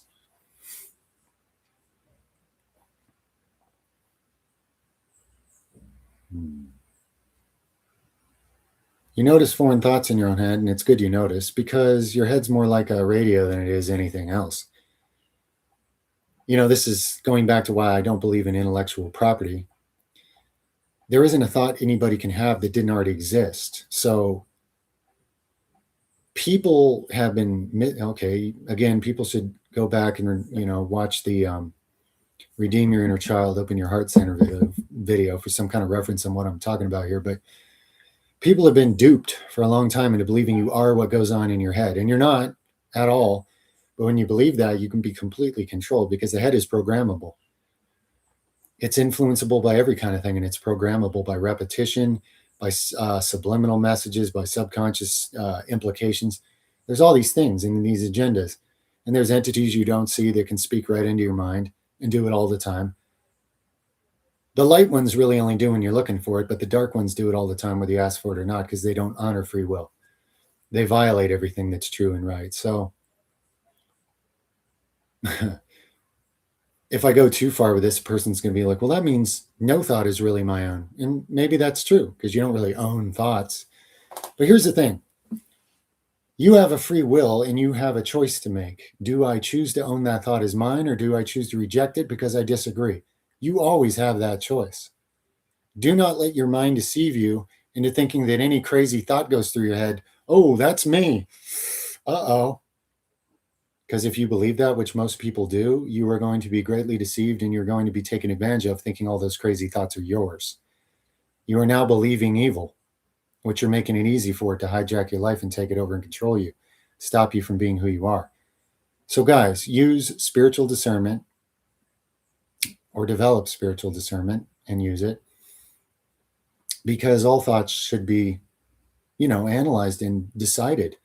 Do I agree with this thought? Do I really claim this thought? Because if you do, you're giving it contract in your subconscious to take more control of your life. If you disagree, no, I reject that. I don't believe that. Get out of here. I'm not entertaining that in my house. Then it has to turn away. A thought is like a thing knocking at your door, making an announcement. You decide whether you own it or not, okay? Yeah, the stars are amazing here at night. Terrifying, actually. I get up on the roof sometimes, and then I can't see anything around me, and I'm just staring into the infinite black abyss of stars. And it feels like I'm going to fall into it, like I'm being sucked into it. And it's terrifying and amazing and wonderful all at the same time. But yeah, it's real remote out here, so the stars are incredible.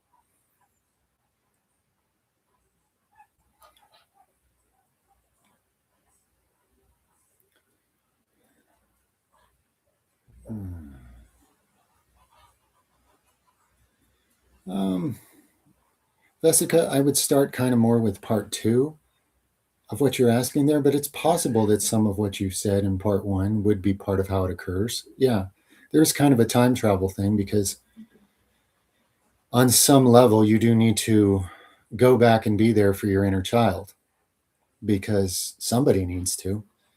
So in a sense, that kind of time travel is real.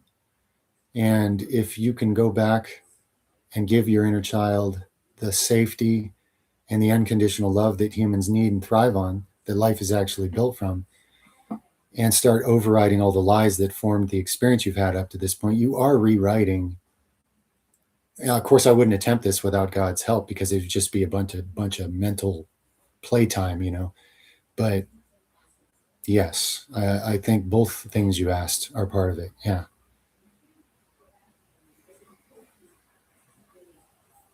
Emotions are supposed to serve you, not lead you. Well, yeah, I mean, if you have the wisdom, because an emotion comes up, and if you just let it push you somewhere, there will be consequences, right? Some of which might be good, some you won't like. But if you look at it and say, okay, my emotion is not lying, if, like, when I was,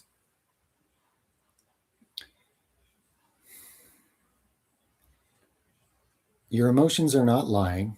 They are legitimate responses to something that's happening.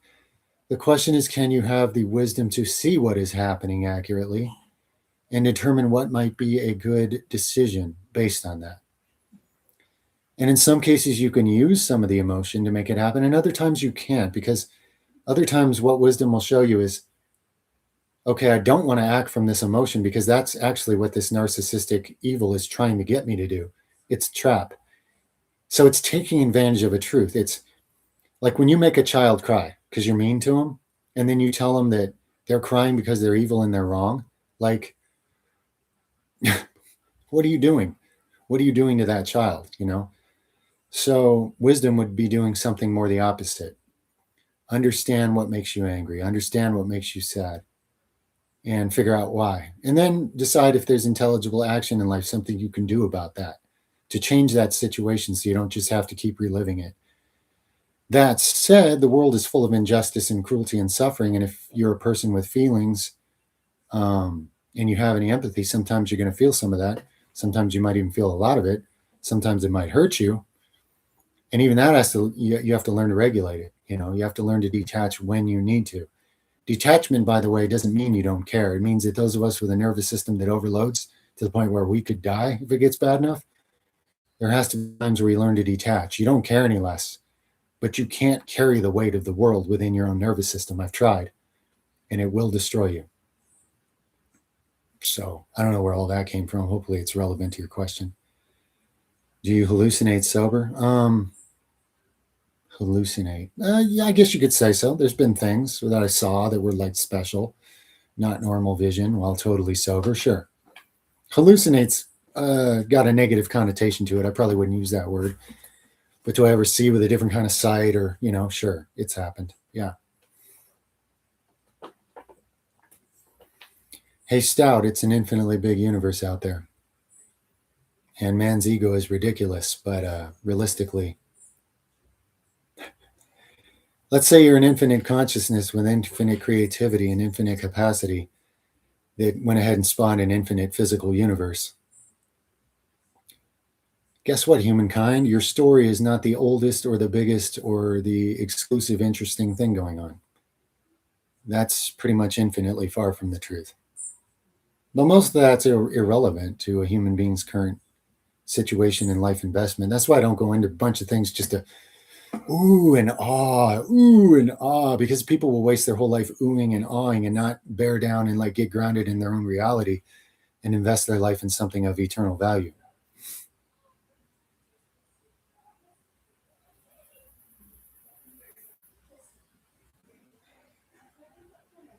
Okay, Dalit, you say you need my help with that. I'm not sure what you want for help. I know that's a heavy situation, hits you hard and everything. If you're concerned about it, just know that infant is just fine. They basically got a free pass to a better place. And it's possible that they even signed up for that situation. This does happen sometimes. I'm not saying for sure, it did in this case. Some actually choose to have that experience. And it's got something to do with what it means to you and it means to her and how that ties into other life themes and where it leads and what you do with it. Okay. So, dwelling on guilt and fear and regret will do nothing to help you discover any higher meaning for it. Those are just weapons of the enemy that comes to kill, steal, destroy, and lie all the time. But if you can make some positive meaning about having that experience and you can be all the more clear of who you are going forward, then it can be used for good. Hopefully that helps. Tips on opening the throat chakra is to learn to express what you were never allowed to express. I was actually told before I ever went on any social media, I was told in lucid dreams and out-of-body experiences by an angel or a guide or whatever you'd call it, someone who loves me, knows me well, that if I didn't finally start expressing myself, I would die from a terrible disease. I was basically shown. So what it entails is learning to actually express all the authentic things that were true about your nature when you arrived in this world that you weren't allowed to express. And that's not easy. Just because you may be an adult now, maybe, doesn't make it easy, be honest with you. And you may go through a lot of slander and hell and attack for it, honestly. And you may lose a lot of relationships over it. And you may go through being misjudged and mislabeled and all kinds of crazy stuff. But honestly, if you follow through with it, what's it say in the Gospel of Thomas? If you bring out that which is within you, it'll save you. And if you don't, that which is within you and is not brought out will destroy you. That principle plays out here. I can tell you that much for sure. For sure. So you're going to have to do the work to honor that part of yourself that the world won't, okay? And you probably need some strategy. You're going to need to be shrewd as a serpent and innocent as a dove to do it right. And that's a delicate, challenging balance. And don't be afraid if you make what you call mistakes along the way, because you might have to. And mistakes are like an education, really. It's just, instead of paying money to some university to have a piece of paper, you're paying experience to life to access more of what you really are, you know. A mistake is just an opportunity for something better, by the way.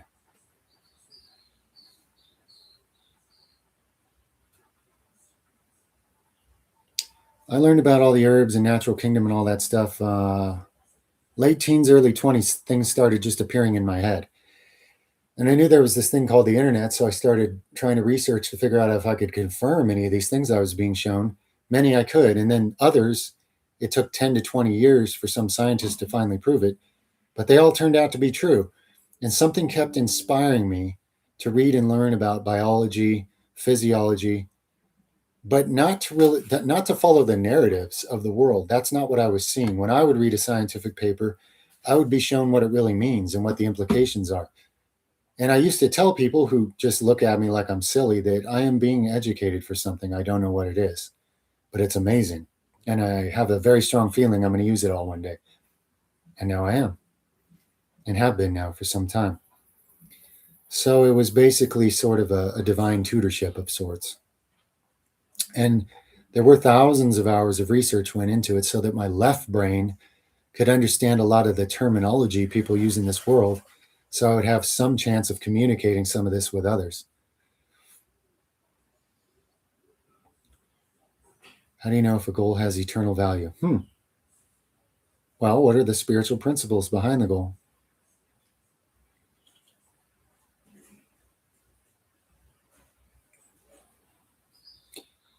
Okay, what you need, art has, is to redefine praying. Redefine it. The world was taught to pray by a bunch of pretentious, narcissistic institutions doing rituals, and that's not what it is. A prayer is whatever's happening in private that nobody else knows about, that's deep in your soul and your heart between you and God. That's how Yeshua defined it, and then everybody else redefined it against his will. He literally said the Gentiles think that if you repeat a lot of things and say a lot of phrases and do a bunch of rituals, it means something and somehow you're getting God's attention. But don't do that like them, because that's nonsense. When nobody's looking, when nobody cares, and it's just between you and God, something authentic happens in your heart, that's a prayer. Be true to yourself with that, okay? And then you can be honest with God, and then you might actually get somewhere. You might actually encounter the real creator instead of a bunch of pseudo-idol things dreamed up in the minds of men and inflicted on others. I wouldn't live in that city. RY dog, my goal would be to get out of it, especially if I was ever going to have a family.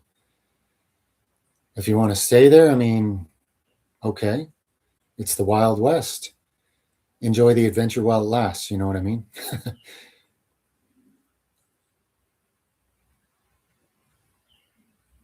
It's not a Gnostic teaching. So many things get labeled Gnostic that aren't, but that's fine. Doesn't matter. Doesn't matter what label somebody puts on it. Gnosticism believes in the demiurge. Whoever wrote the Gospel of Thomas doesn't. But, you know, I don't need to pick at straws or whatever. That's fine.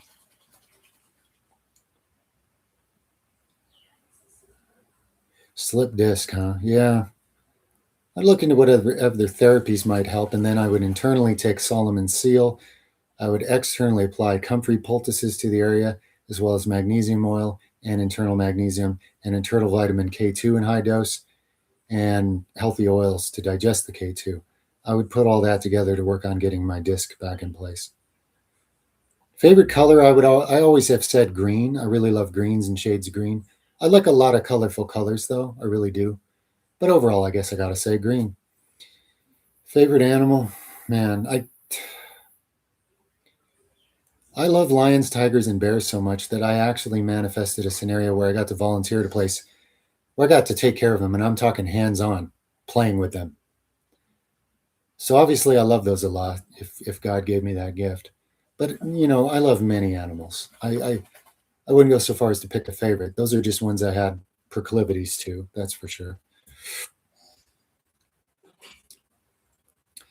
Yeah, real marriage is in the heart. It's a spiritual contract, not a piece of paper for some institution that plays games with property and all that nonsense. I totally agree.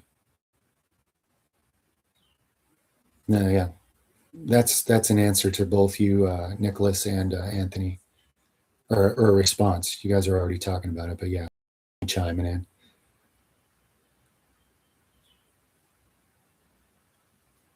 I mean, because the truth is, if you're going to honor a marriage, you're going to do it from your heart and soul. That piece of paper doesn't do anything.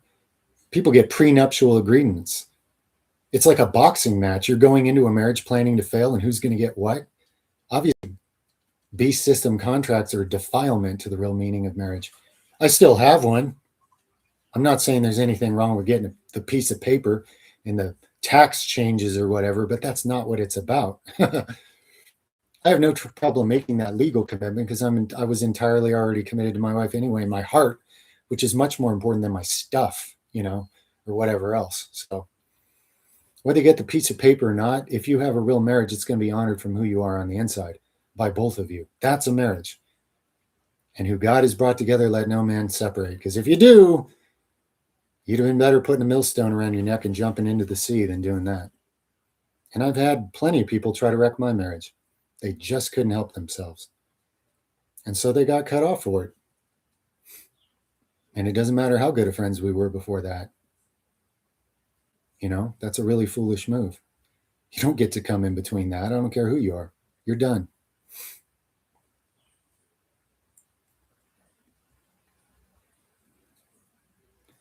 You can grow apples in the tropics, and there's even a couple breeds that'll produce an apple. Most of the time, you just get a tree, though. We have some. We have apple trees that don't grow apples because it doesn't get cold enough. Apples need a chill season. But there are a few breeds that are tropical adapted enough you can grow them in the tropics. I forget which breeds. We also have water apples and rose apples, which are different fruits, but they're kind of like cousins to apples. Maybe I'll show them on a live stream one of these days. The texture's sort of similar. The taste is sort of similar, but it's different. But we have both of those, and they're really cool, and I like them. Your innate feelings of unworthiness come from a lot of lies you absorbed at a young age, Vishal, and you got to stop entertaining the lies, and you got to go back and be the real parent to your inner child, okay? Be the light of the divine unconditional love and support that you needed. Go back and do that for yourself, and you'll find something interesting that you actually have the power to do that. That's you becoming the source of what's needed in this world, instead of thinking you can only find it if somebody else happens to be it for you. That's not true. And there's a lot of negative entities that are going to keep playing on all the unworthiness you were conditioned to feel about yourself. And all it's doing is stopping you from being the light you really are in this world, my friend. I know that for sure. And I totally believe in you, just so you know.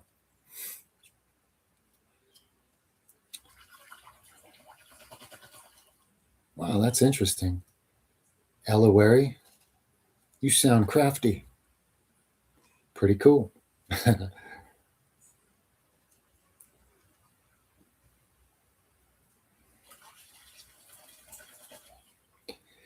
Well, Arta, having been betrayed in your heart like that, it really, really hurts, and I'm really, really sorry. I think when you feel up to it, you should use it for all the more clarity over how important unconditional dedication to someone really is. And how would you feel if a woman made you one of three husbands?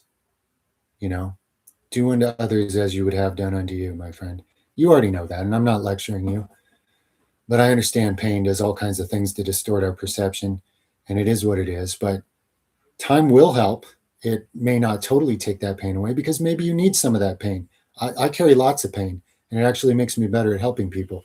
But too much is too much. So I do believe in your healing. This is a prayer for it in a sense. And I trust the Infinite One to reveal to you what is best as you walk it out towards that really meaningful relationship where both are being unconditionally there to build up the other. And it's not about taking from someone else, it's about giving to someone else, because then you become like a circuit. The two of you become like an electrical circuit. The more you give to the other one, the more you're really giving to yourself, because you're both doing it. And it multiplies that way, because there's a hidden truth behind serving others. There's a hidden truth behind seeing the divine in another and seeing the oneness and knowing what you do for another. Whether you get it right now or not, you are doing it for yourself, because you're doing it for the source that you're part of. You start living that and it becomes more accessible to you. You believe anything that cuts you off from living that, it does not become accessible to you. You don't get to walk in that oneness with the Creator. Isn't that amazing? It's actually a perfect system, guys. But you've been lied to every which way possible to stop you from knowing how to work with it.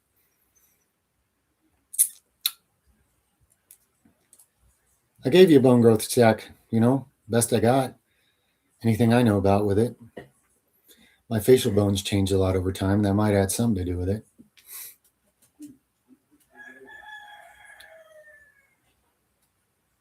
Yep. Yeah, actually, financially, you're probably, if you only think about money and finances and worldly things, why would you get married? Unless you're the poor one in that relationship and you're hoping to get something, if you're a gold digger, I didn't care about any of that. If I lose everything I own and I'm homeless for love, I would do it, because I would choose love over stuff any day, and I wouldn't even marry somebody if I didn't feel that. What's the point? I'm not here to play games. Why would I enter some kind of divine and legal contract playing some kind of halfway toe in the water game? I would just be single. I would just be honest with myself, Like, if you're not going to put love first, you can guarantee that you're not setting out for success in a marriage. So what is the point, Even then, it's challenging enough. So why even bother if you're not that committed? Because a thing with great potential, will always be attacked by the darkness a lot. Okay? It will. At some point, the darkness might have to back off if it loses the same battle 100 times. But it's a guarantee that when something good is on the table and possible between two people, it's going to be attacked a lot. Okay? You guys need to know that.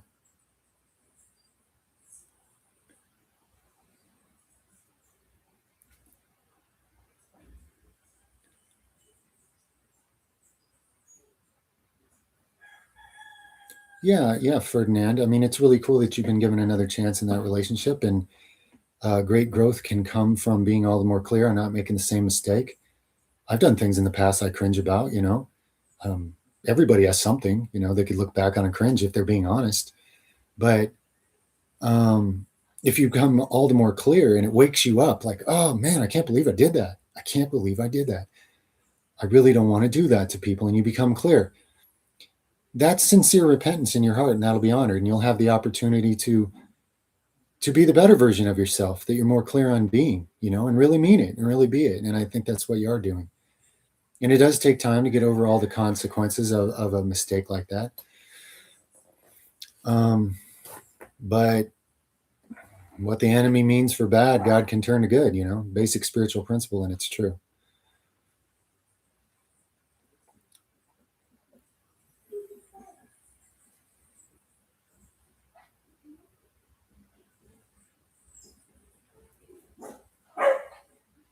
That's awesome, Artaz, that you heard that so well. It's a beautiful thing. It is true. That's what helps me in all the times of darkness when I was, negative things and triggers were trying to destroy my marriage through me. Or even if it was through me, it might have seemed like it was through the other person or whatever. The way you cut through all that deception is bringing yourself back to that simple truth. And then you can start healing it and undoing the fear and confusion and finding clarity and better union, and then it's a victory. It's a spiritual victory.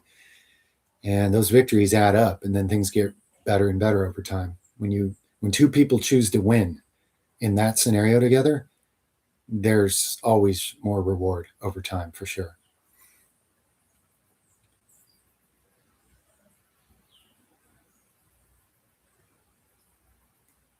That's amazing. Rubik's. Yeah. Honestly, making a mistake in and repenting of it legitimately, that's just the prodigal son, son or daughter story. It's good for you. I'm not saying during the time of slipping up is good for you. Some people never come out of that, but to be prodigal about something and then get it and repent of it. I don't want to be this. I don't want to do this. Now you have clarity. Now you know why you don't want to do that. You were more asleep to it before. That's why you did it. So that's a big victory. I know it still comes with consequences. I mean, a lot of battles we win leave us scarred and limping, right? It doesn't mean there's no scars, but still, it's a big victory. It makes you more powerful for a relationship. That's really cool that you had the self editing to do that, to actually repent of something and learn from it. God always honors that for sure. For sure. I got a video on sun damage you should watch, Max. I laid out some things most people maybe aren't aware of that can really help. That one's on the health topics playlist. Inner marriage. Yeah, that's where the heart and the mind are in equal union and in unity. Right now, most people don't know where their heart is or what it is because they had to do things that were against it from an early age and they don't even know that. So your heart gets lost and then you live in your head and you have a world of male energy only. Mental is male only. It's good for getting things done, but it has no wisdom guiding it. So basically, we're working really hard to destroy the planet as fast as possible for all our ambitions and male effort and energy. Without the divine heart center, the intuitive connection to source, where wisdom comes from, all the tools you have in your mind, they just accelerate the process of destruction. So the way to the inner marriage of union is when the two become one within you. Whoa. And that means the side of us that's been obscured, dishonored, and abused to the point where it's gone and hidden in the dark somewhere, you have to go back and redeem it and heal it and bring it out and marry it and make it at equal parts of say in your life, which brings all kinds of joy and color and layers to life you didn't even know were there. And it can also bring challenges because you will feel and sense and be aware of a lot more than you were before that happens. But it's a beautiful thing. It's life more abundantly, much more abundantly is what it is.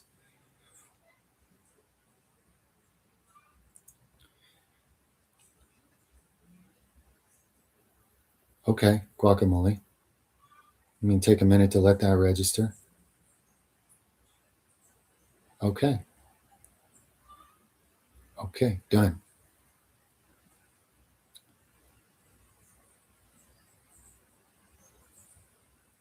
Felt yourself detached from your body and voice.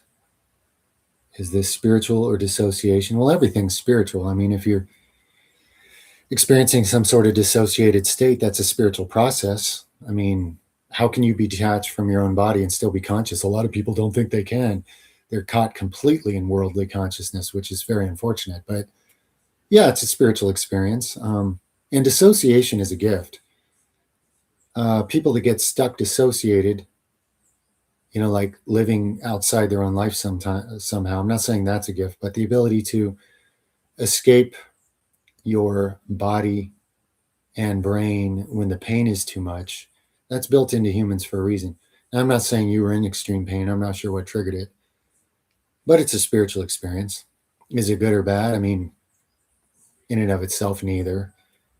It's whatever it meant to you that determines whether it was positive or negative, and what caused it. Again, I always want to go back to the cause of a thing because then you can figure out what the real meaning of it is,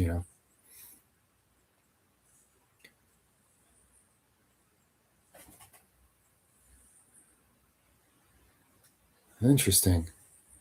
Artaz, that does sound like very much related to this discussion. Yeah. Dreams operate outside the limits of time also, so that probably is directly related to this discussion, at least for you. In fact, I can confidently say it is. Awesome.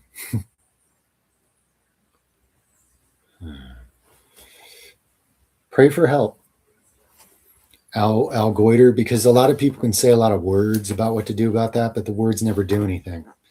That's what I found. It's like, yeah, but how? Yeah, but how? So I just started praying for help and then giving thanks for that help until profound things changed. And I've also backslidden. I've had my heart more open. I've slid back into defensiveness and struggles of practicality and responsibility and distractions and worldly things. I've been kind of up and down with it, but I notice that when I trust and I ask for help with the energetic process and I mean it and I expect it, that's when something magical happens. Because I can't tell you, like people are always like, chakra work, bro. Just like do this and just open your chakra. And I'm like, okay, somebody's talking out of their butt. How do you just open a chakra? It's not like some.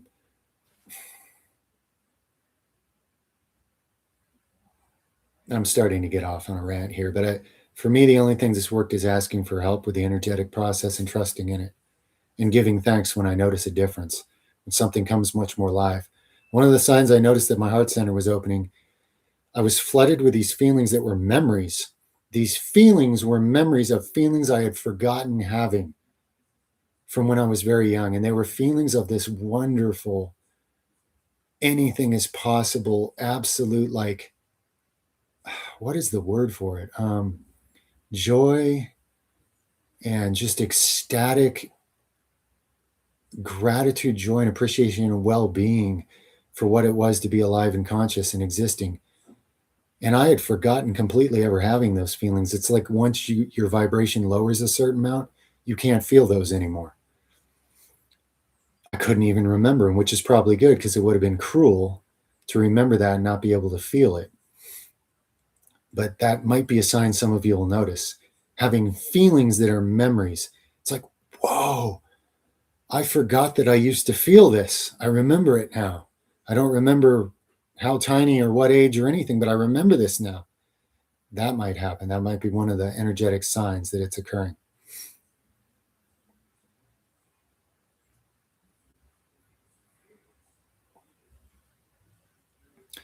Yeah, I don't blame you, Miss O Honey.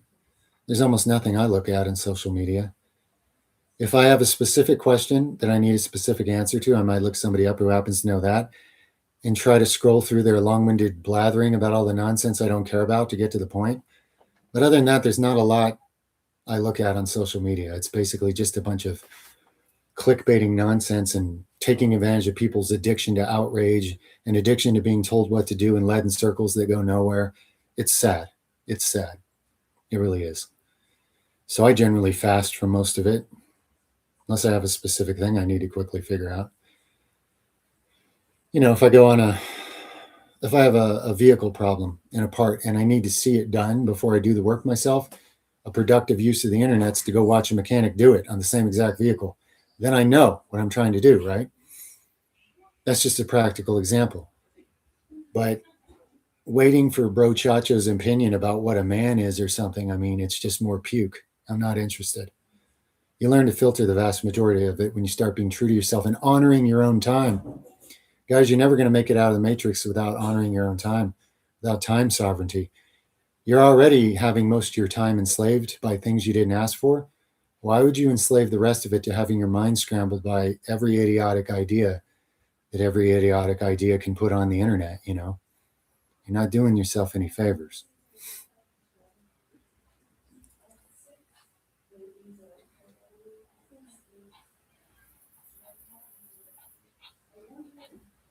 No, exploring, if you're actually doing that legitimately, no, that wouldn't be egotistical.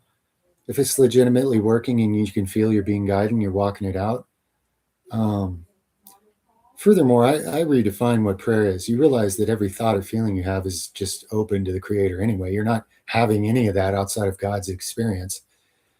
So people think that an institution that makes up formal rituals and calls it a prayer, that's what a prayer is. No, your whole life is a prayer and a meditation. The question is, what quality of a prayer and meditation, right? So if you're feeling well guided and you're having the faith and it's working, why would you slow down to do formalities you don't need, right?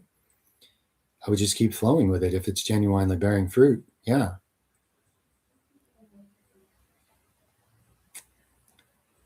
Whoa. Wow, is that a donation that just appeared in bigger writing?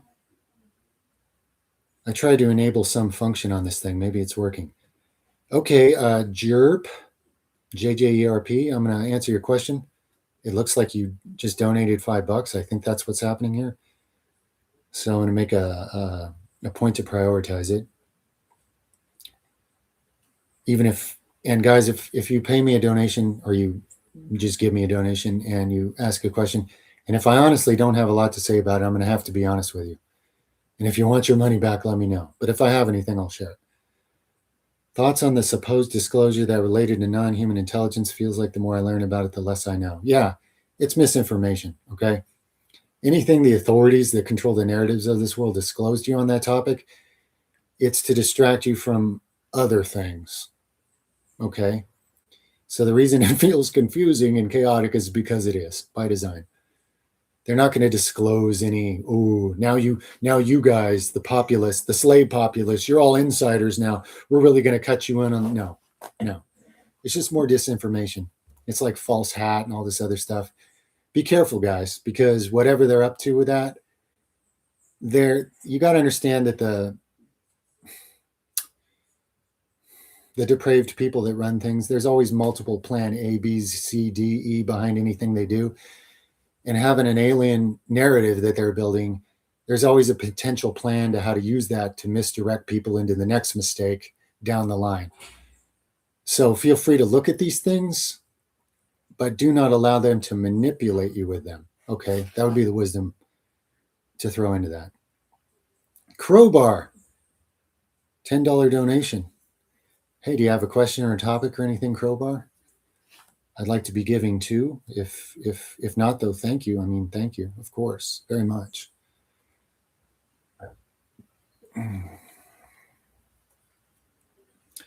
Yeah, soil science and agriculture. Yeah, some of the ancient cultures were quite adept with those things. At the time, apparently, they wanted their populace to actually be strong, smart, and functional instead of sick, weak, and just something to prey on and harvest piece by piece in a sorceristic healthcare institution. Dystopian sci-fi fictional talk, disclaimer. I'm a frustrated, unrecognized sci-fi novelist AI device, so don't get upset at things I say, okay? I'm not revealing anybody's evil schemes. I'm just making stuff up here. Just ask anybody who wants to discredit me. I'm just making stuff up here.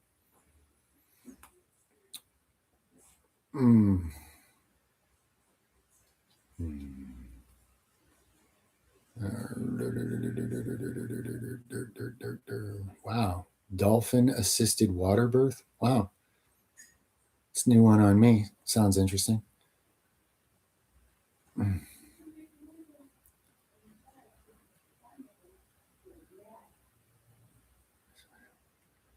Trying to help your family and others find the light with some gentle nudgings. It depends on each individual, Max.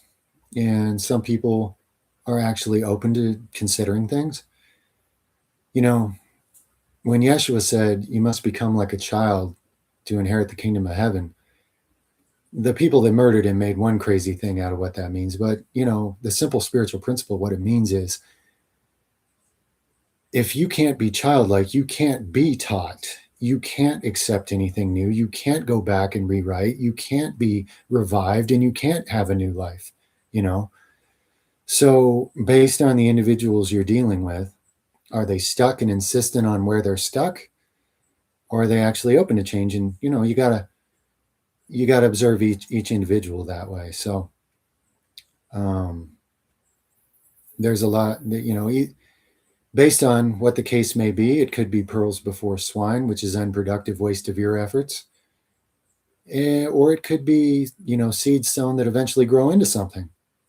Just do your best to be discerning about that and understand that wherever a seed can be sown that it'll grow, that's where one should put their effort, not into the places they wish it would grow. And I've spent decades sacrificing everything, wishing seeds would grow in certain places that they won't. And at some point, you have to be honest with yourself instead of wasting your whole life. So there's discernment there.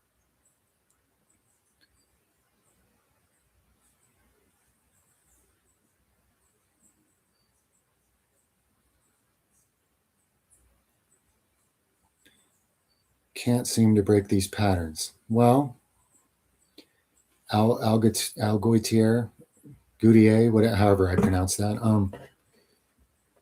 Uh, Again, what I found on the ones that are hardest to figure out and break in one's own life, there's a root cause of it that hasn't been addressed and healed. Okay.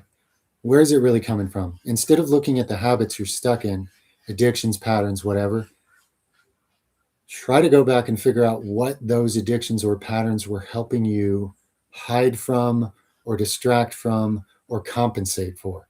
If you can go back and figure out what it really is and heal that part of your inner child, those addictions and patterns, they'll dissipate and break on their own, even if you don't want them to.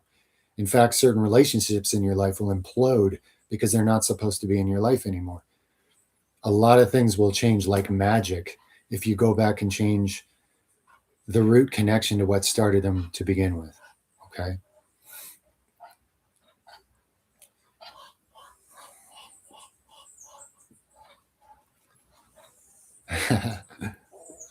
Much love, Crowbar. I appreciate you too. I do. Like I say, being able to share some things that the source is willing to share with me, if I'm willing to be a conduit for others, it's just as good for me as it is for anybody else, you know. So I appreciate you other parts of it participating in this mutual co-creation. I really do. I really do.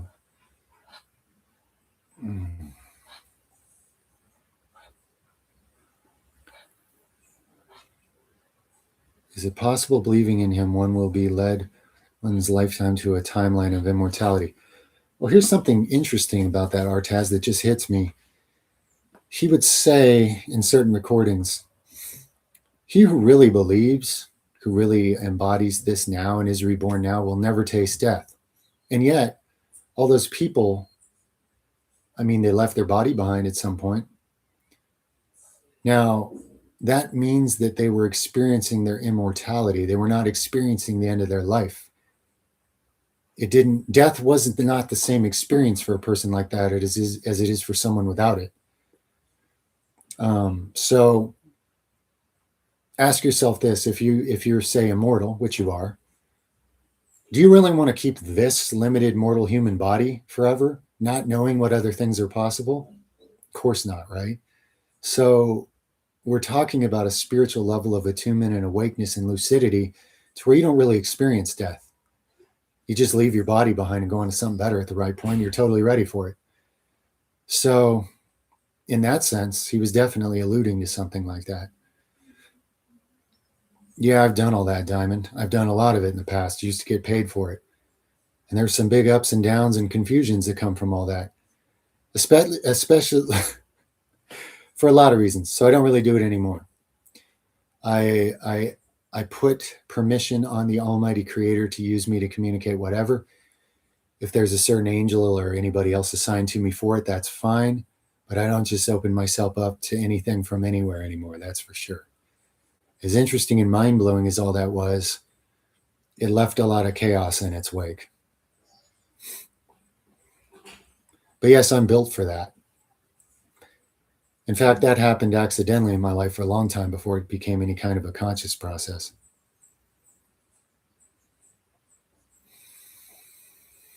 Well, it's more practical. Oh, I missed that one. It went off the screen. $5 donation with a question. Okay. Ferdinand, thank you very much. Oh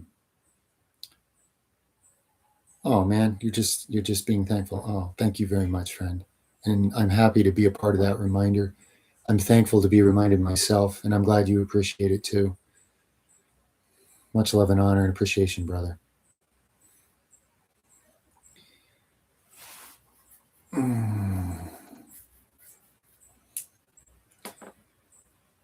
Another donation, Real Portal. Hey, Real Portal, what's up? Oh, okay, you heard the answer. Okay, good. I'm glad you like that. Thank you so much for the support. I'm glad you got to hear the beginning of the live stream. I wanted to, address that while it's fresh on my mind before I started reading other comments and stuff.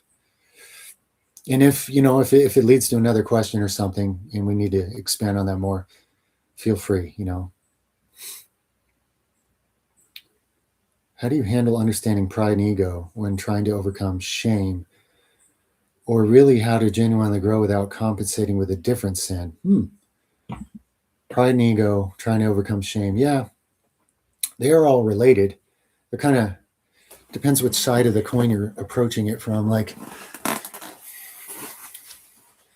are you feeling shame because of someone else's pride, or is it your own? Are you feeling ashamed of your own pride? Do you find your mind playing I'm superior to others and here's why, and then it makes you feel shameful? I catch myself with that a little bit once in a while, but I immediately reject those thoughts because I know better. It's like, oh yeah, I got it good in that area because I'm so, and then I'm like, what are you talking about? If you have it good in any area, just be thankful so you don't lose it, because that could be taken away from you in an instant.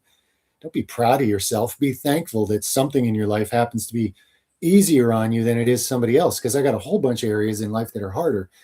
And actually, when I'm not overwhelmed by them, I appreciate those areas too, because they actually catalyze me being more useful to others. If I got what I wanted and everything was so great for me, and I just sit around looking like some self glorified wannabe pseudo deity or something, like I wouldn't be growing or doing any good at all. So I think just catching those thoughts and going, you know what? I disagree, thought. You're dismissed. I'm not entertaining you in this house. Then you can also disrespect and send away the shame too. Just like, no, I don't believe that thought. And so I'm also not going to believe the shame that comes with it. Because that's just a lie. It's just an unproductive lie, and I'm not entertaining it. You always have that choice in your own mind. And people need to exercise it.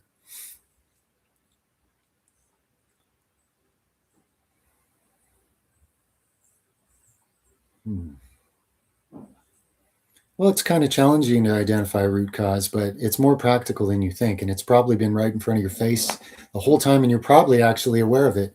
But you have other narratives that cause you to not call it what it is. You have misguided senses of what's right and wrong that cause you to not face the cause for what it is and acknowledge this hurt me a lot. It doesn't matter what the world says or anybody says about that. This hurt me a lot. And I need to go back and heal what somebody else won't even admit was wrong. It's probably something like that, my friend. And you probably are aware of it. But like I say, there are these other beliefs you have that don't let you really put the emphasis on it and face it for what it is and call wrong what's wrong and start undoing the training it gave you and replacing it with something healthy instead, which you're going to have to be the source of. And that's the great lesson here. And that's the great opportunity. The world gets caught up on, oh, you did wrong by me, I'm going to blame you and hold grudges, blah, blah, blah. That's stupid. The opportunity is, what do I now need to become the source of that someone else couldn't be the source for me? And in that, you discover this great thing about what it means to bear the light of the living Spirit of God within your temple and start to be a light unto others. And it won't be like some instant perfection process, but it is a process. And that's the opportunity. When you go back and face what really caused you dysfunction, and you cut off the source of the dysfunction and replace it with something true that actually builds upon life instead of stealing, draining, sapping, and lying to it, you're empowering yourself to actually be a light unto this world. And I don't mean worship me because I'm a guru, I'm God, blah, blah. I don't mean any of that nonsense. I mean an actual voluntary servant to humanity, wielding actual spiritual truth and power in a healing sense. You have to become it. Some of your greatest potential spiritual ability comes from what you're forced to discover that you have to become the source for yourself. That's often how that works. But it's very practical steps figuring out what it is, and you probably already know. You just don't want to face it. You just don't want to have to face what has really caused you as much pain as it has and dysfunction, because it's too hard to admit it because of the narratives of life and how much it threatens to change and how far out of your comfort zone and everybody else's that's going to take you if you do.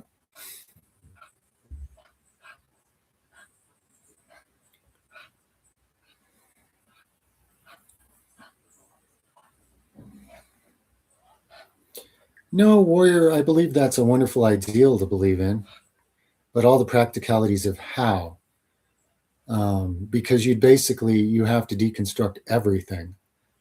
What is called society is all synthetic and all unhealthy and all dysfunctional. So you'd have to deconstruct everything and create something completely different and functional, which is what I'm doing on my own small scale out here right now. Because if somebody will do that and anchor it into the world, it'll make it a little more possible for somebody else to. And at some point, there might be enough people that collectively get it that they could work together and multiply their efforts, and then it would multiply a million times over and really change something on a grand scale. Yeah, exactly, Nicholas. It's like, ooh, it's like a good sci-fi movie. I mean, it's really fun and it's really cool to stretch your mind. But then it's like, what is the practicality? Or am I just wasting my life mentally floating off into other places and, just, oohing and awing in my mind forever, but not doing what I came into this world for? Because it's more fun to ooh and ah about what's going on somewhere else. That is a trap. It is. I'm not saying don't ever look into interesting things. I'm just saying once you realize you're dawdling around in things that are causing you to not invest in bearing fruit in this reality, in this experience, why would you go through birth, suffering, and death and not do what you came here for? Person has to ask themselves more practical questions sometimes.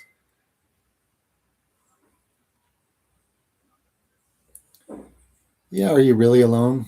Anemic, Metro Systems Gaming. um, when I'm what people call alone, that's where I heal. That's where I can interact directly with the creator without a bunch of other interfering consciousnesses. So if you can learn to use it that way, it can be profoundly valuable.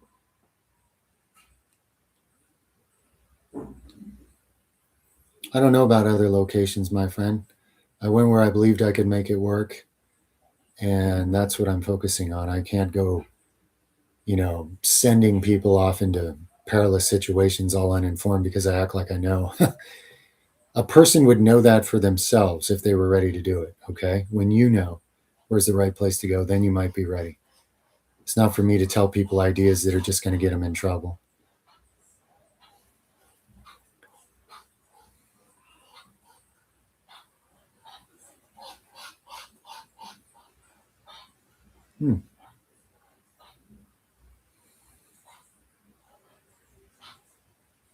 Yep. You can take any energy that comes at you negative and alchemize it into something positive with the help of the creator, who can turn anything negative into positive. Energy is energy, like you say.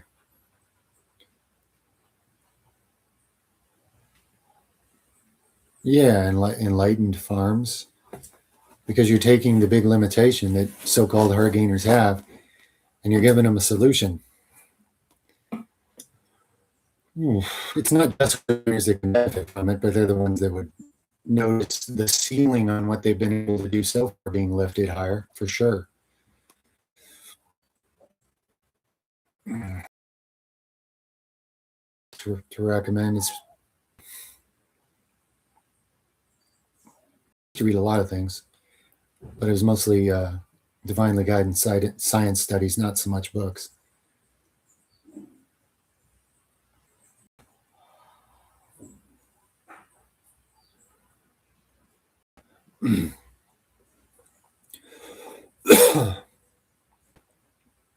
It's Judgment Day now. Judgment Day for anyone is, well, I mean, your life review, because everything's recorded, that'll be your next Judgment Day. I mean, if it's more on the negative side, it might be something you could label a Judgment Day. For a lot of people, it'd just be more like a life review. But, are we talking about a day when everybody gets blown off the planet at the same time? I mean, that's kind of happened. There's been more advanced societies than this that sunk themselves. Was that Judgment Day? I suppose many would say so. It's a very flexible term if you really think about it. And where is human free will in this? Why are we asking like there's some clock ticking down to imminent doom when that very belief has people just complacently participating with imminent doom. There's some root untruth in the way people are taught to externally expect a judgment day and internally miss how all of everybody's collective choices and actions are adding up to whatever's going to happen. And it's always changeable as long as you still have free will. You're welcome, the real you, for whatever it was. Much love, friend. I had a lot of different jobs, professions, and careers in the past, Mark. Yeah, I've worn a lot of different hats, to be honest.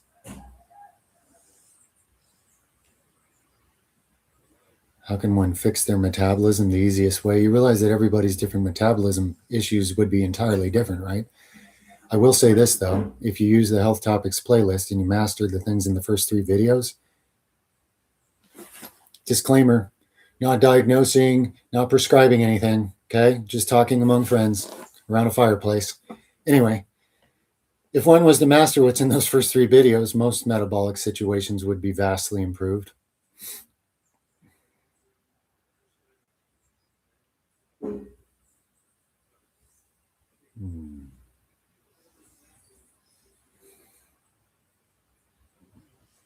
Weasel, it's possible to get help from others. I mean, if someone's in your life who actually helps, then they do. That said, if you're seeking that and never finding it, maybe the message is you're supposed to learn you don't need that help. Maybe you're supposed to be the leader in your own life, Maybe that'll actuate and empower something that's needed in the future for others to come from you. So I can't tell you the answer to that for sure. Both things are possible. I mean, God's going to help you if it's going to happen at all, and that's the infinite help. Whether that shows up in the form of any other human beings or not, that I wouldn't try to predict. Depends on the situation.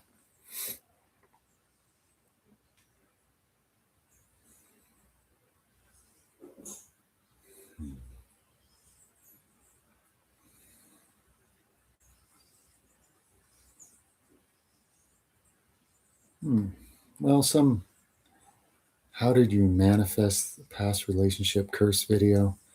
That video was not so much about like some thing that video was actually about a pattern I've observed in people where they don't understand where the root of it's coming from. Okay. As far as how I met my wife, I met her on match.com.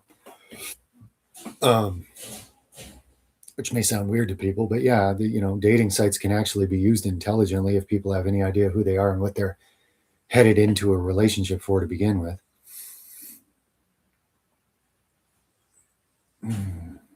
Most content, I have no idea.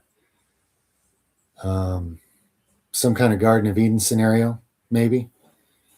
Like an ideal moment, if there was one, if that's meant to be literal. That would be it. I never even think about that. Humanity's never been content, really. That's why humans strive and strain to achieve things that always end up wiping out essentially resetting the planet on themselves. There's no real contentment in that. Individuals have been content, and there have been cultures here and there that you don't hear about that got steamrolled by somebody else that were quite content, But I don't know if some era, that was particularly content. You should watch my video on intrusive thoughts, Robin. I got into it pretty good on that one. That's on the consciousness playlist.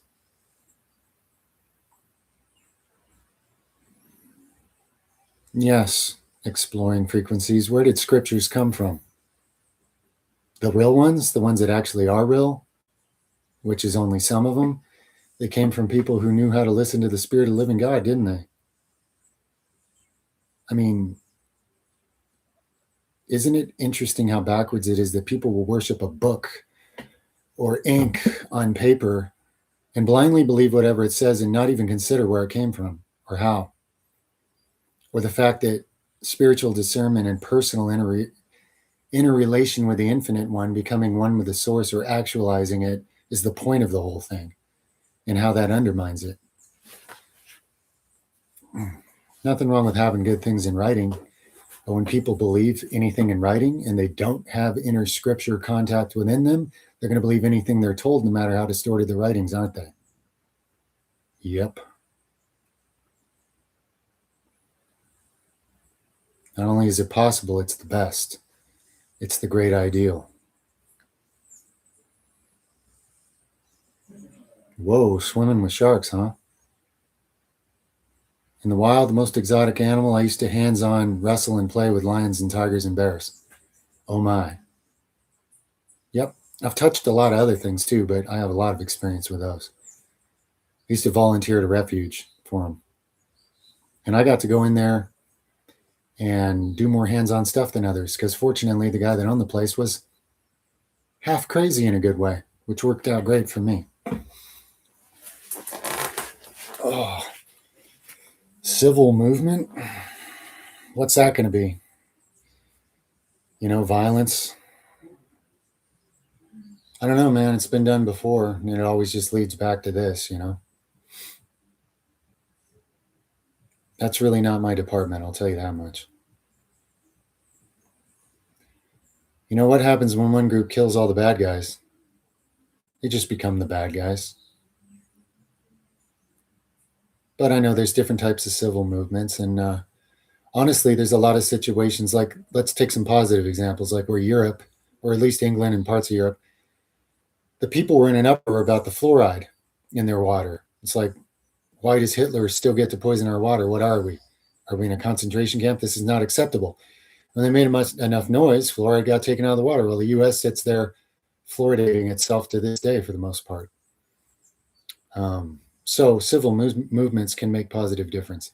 If somebody knows how to lead something like that for constructive change, yeah, that's great. That's great. Not my department, and I really wouldn't know how to do that, right? So I can't say a whole lot.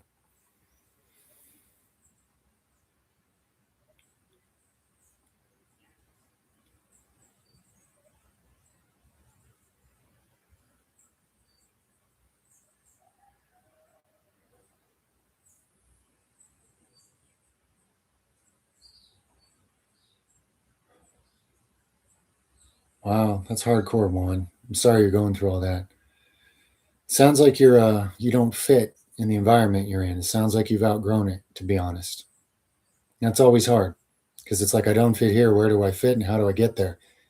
And I don't have all these answers because there's no exact formula to follow.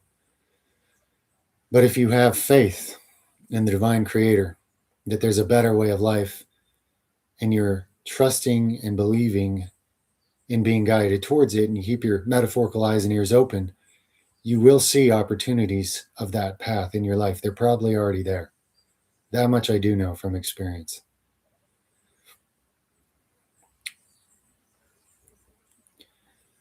I didn't really experience that particular relationship curse I was trying to describe to people, Artaz. I was just noticing the pattern of the kind of conditioning people get and how I see it play out in their attempts at romantic relationships. Okay. I've had different kinds of maybe relationship curses, but that one, as far as manifesting a marriage, um, I took a few things that I learned in a few relationships before that were red flags that I sensed right away, but I didn't trust enough. And then I got a little ways into the relationship and realized all the reasons it's not going to work. And I got out of it. And then in this particular relationship, I got green lights instead. It was very different. There were these key things where I really admired. I saw this great potential in the other person's character and what I was feeling and sensing at a deeper level. And being somewhat impulsive and incredibly brave, which doesn't always work out, by the way, but in this case it did. I just decided, you know what? If I'm ever going to be married, it's going to be once. I'm going to give it my all, and it's either going to work or it's not. So I'm just going to be all in with this. And turns out the other individual involved was also there to make it work. So that's probably why I was getting those green light signals. And we still went through all kinds of challenges to the relationship due to past traumas and this and that and whatever else and things that get triggered and all this. But that's all meant to be. And like I say, when you overcome one of those deceptions that tries to tear your relationship apart, there's always a victory, and it always gets better. So I guess that's how it manifested.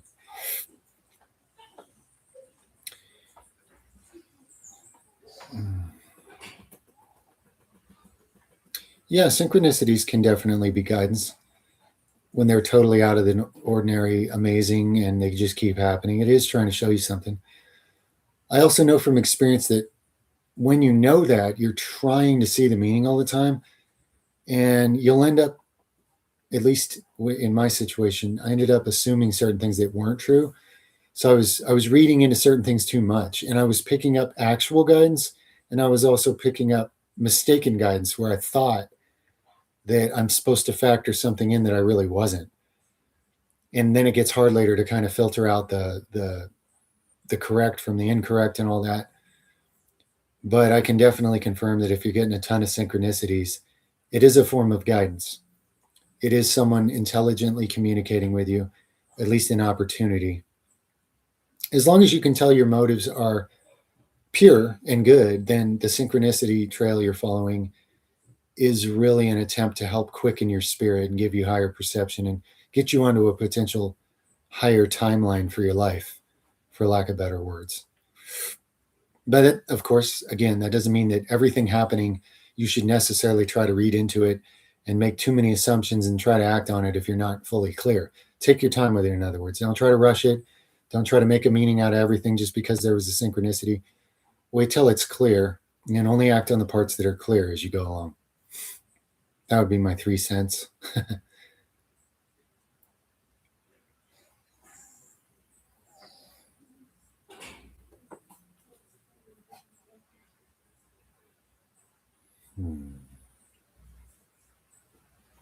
Enjoy your hike. Bork. Much love, man. Appreciate you. Man or woman or anyway, my fellow beam of light. Appreciate you.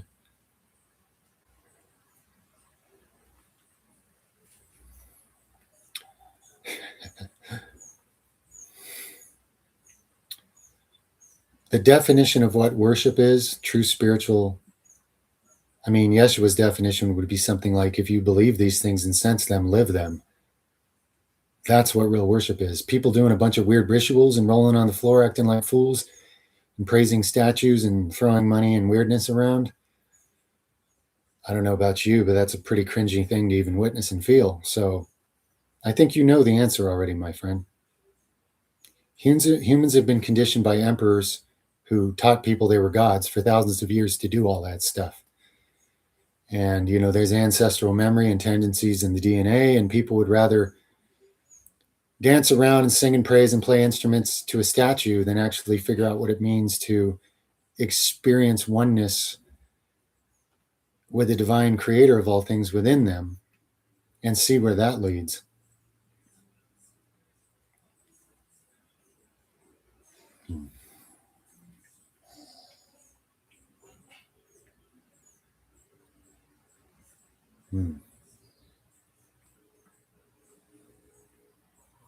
Well, if my wife ever wants to be on a stream, she can, but she doesn't like being put in front of, big crowds of people like most people don't. And, of course, we get horrible, ugly, racist, attacks on my wife and kids sometimes on this channel. I try to, block those users before she ever has to see it because it's just stomach turning. But of course, I don't, as great as she would be or whatever. I wouldn't coerce her. It'd only ever be if she wants to. Because I don't need to pimp out family members for clicks and views or anything. But if it ever happens organically, sure, and it might, and very possibly will.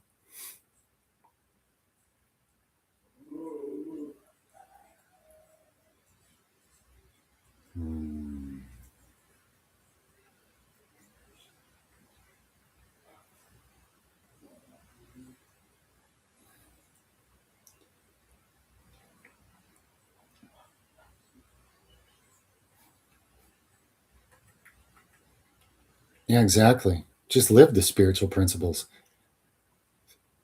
Cultivate a development of what it means for you to love God with all you are and have, and don't let anybody destroy or get between you and what you think God is, because that'll undermine it completely.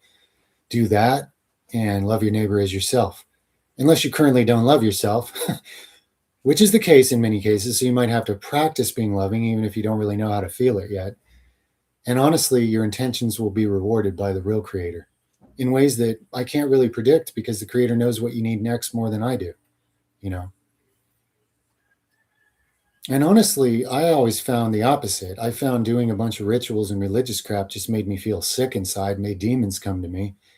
And I found that authentic childlike interaction with the source was always healing and profound, and largely unrecognized and rejected by this planet. That's the hard part of it.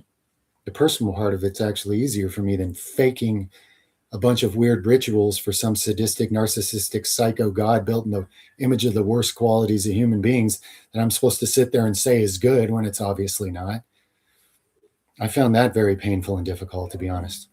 Fractured me completely. Lies like that just tear me apart inside.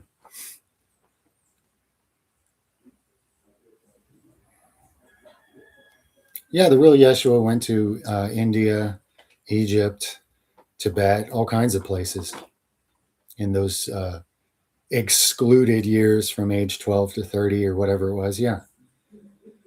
Practicing and honing spiritual truth, and um, no doubt having some great interactions and sharings with others there, that some of which still exist in certain recordings that will be totally discredited if anybody brings them up, of course.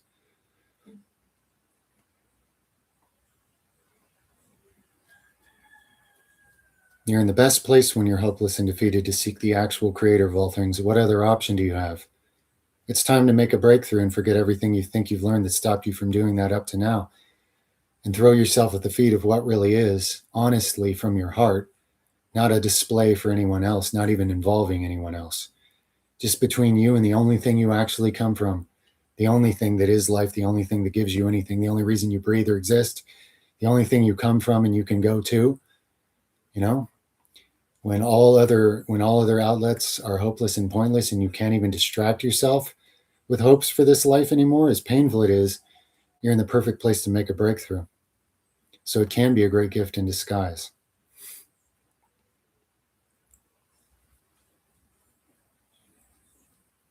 Well, some decent alternatives to meat are like dairy and eggs from pasture raised, well cared for animals.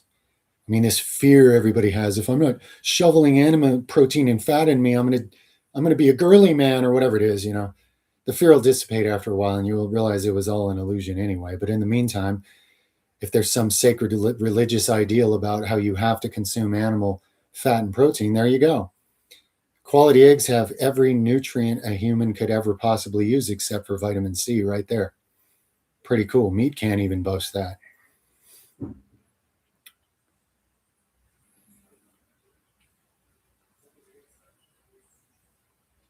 Yeah, isn't that fun, Nicholas? Being socially pressured into ridiculous rituals that go against your heart and soul and inner honesty. Yeah, and people easily get enslaved to that. So their god is social acceptance, and they have their reward in full until they go seeking for something better.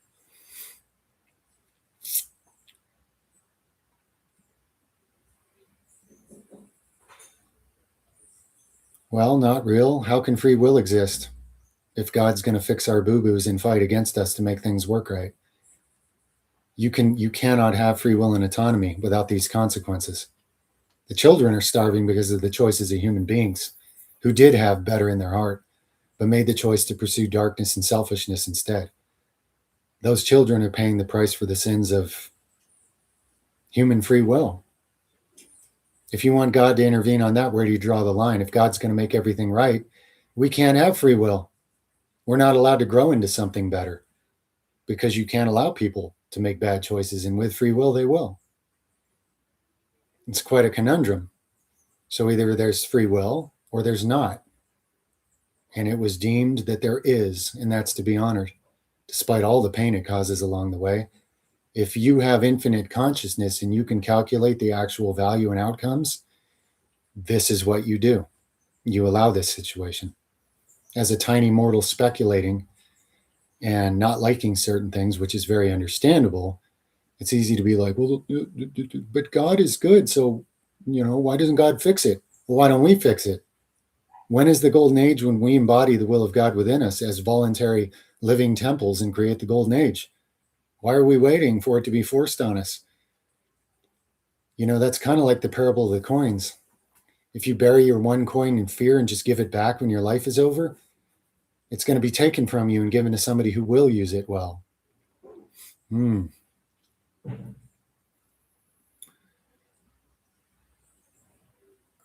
Yeah, I've met Jehovah's Witnesses. I've known plenty of them, sure. I know some now. I know some that aren't even, out trying to brainwash people into their religion, like the ones you're describing, that are who you usually meet, little kids put in suits with a Bible and a narrative they're supposed to follow and go give people pamphlets and recruit them to the cult because that's how you save their soul. And if you don't do it, little Bobby, they're going to burn in hell forever. Yeah, there's a lot of that. But I mean, I've met just human beings that happen to be from that religious background that are actually, much more reasonable. So not everybody is an active culty of the religion they're in. I've met different levels of different things.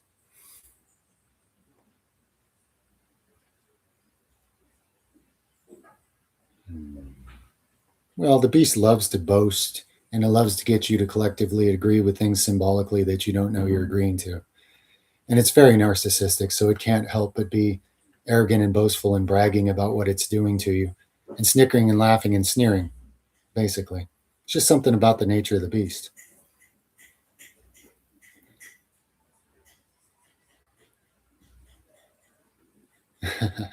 You're very welcome, RP.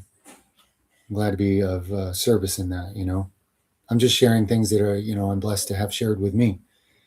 And I noticed that the creator is really cool in the sense that even though it's hard and a lot of things in your life try to make it impossible, when you open up to share some of these things with others, it gets even easier to benefit more from these things yourself, because you are living the principle of doing unto others as you would have done unto you, which isn't always instant.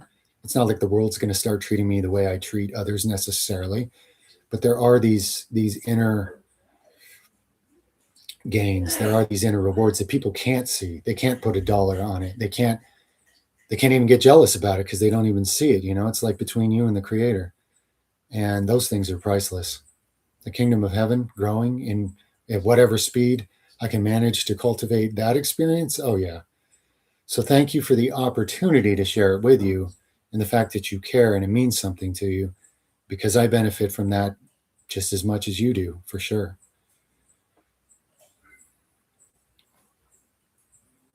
Yeah, Nicholas, with the slightest bit of basic reasoning, it dispels all of that, doesn't it? Yep. But you can't be in a cult that disallows reason, thought, or feeling and any kind of honesty or integrity of all that. You can't. You'll get kicked out of the cult if you start using those things, which is good. So go for it. Get kicked out, if you're ready.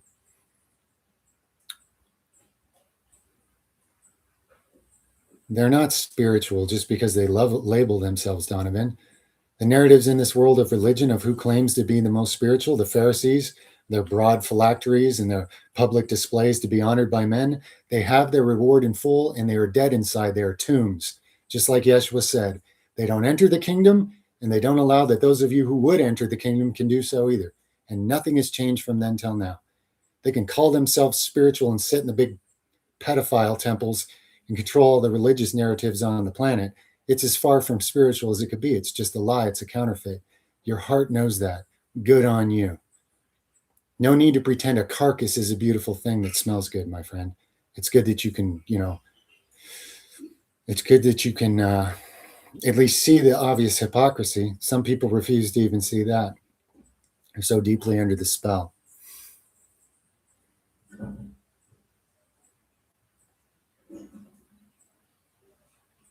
Yeah, sounds interesting. Earth Roots disciple. That's great, man. Much love to you. I'm glad I read your handle there. Yeah, men and women emit pheromones that are you're coded to understand at a subconscious level. So of course, what do? They tell you you're stinky, gross, and unacceptable. Buy this perfume, buy this man perfume. I forgot what that crap's called because I don't buy it. They call that junk anyway. And put a fake smell over yourself so that all that coding doesn't work right, and you can't even sense who's got the right genetics to make good, healthy offspring. Let's interrupt every single natural God-given process and make things worth selling you expensive counterfeits. It's in every single area. It is a complete full spectrum attack on all that is human, guys, and it's been there for a long time. As a society builds, it gets more organized with its own technology and uses it rapidly and harder and more greedy and more nasty and abusive until it implodes on itself. And this just happens over and over on this planet. And that one little tiny thing is an example of how. It's cool you brought it up.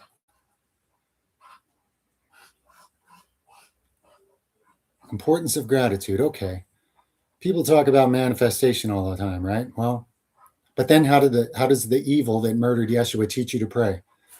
Oh God, if you're not too busy for a piece of crap like me, a lowly, maybe one day maybe I could get your attention enough that you would, let's grovel around like God's too busy and spread too thin. No, if you can actually feel a feeling of gratitude for something before it's happened, like a miraculous, as long as it's a positive thing, not, I want a harem of virgins to show up at my door tomorrow. God's not going to do that. Something might do it, and it might call itself God, but it's not God. But anyway, if you're actually asking for something positive in alignment with the actual creator and you have the gratitude to believe in it already, it has to happen. I've seen it. I've been able to experience this. Impossible things literally happen when you're able to do that. So to me, that's the importance of gratitude. Not to mention, it just puts you in better brain chemistry. So you're wiring yourself to be more functional in life instead of more self-destructive, of course. And that leads to all kinds of better outcomes at a practical level, you could say.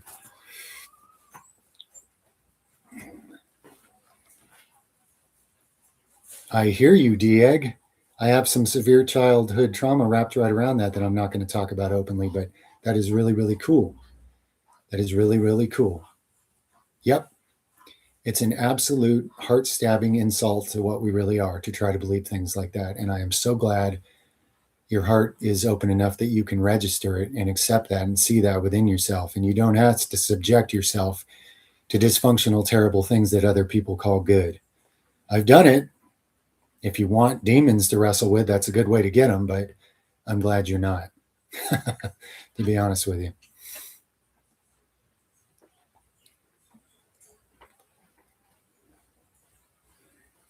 You'll remember dreams more when you're not so neurotically caught up in what goes on day to day in your life, or even positively grounded.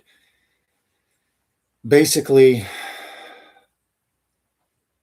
either stress or ambition or sense of responsibility or other things can keep you so grounded to what's going on in your day-to-day life that you just can't dream recall. Because when you pass back through that veil, you're immediately so reconnected to what's going on here that it just separates it from you. It's still there.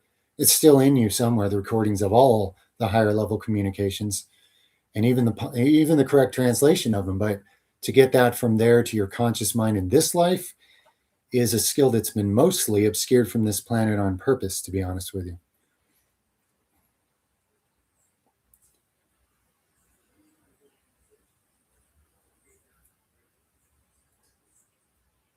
Yeah.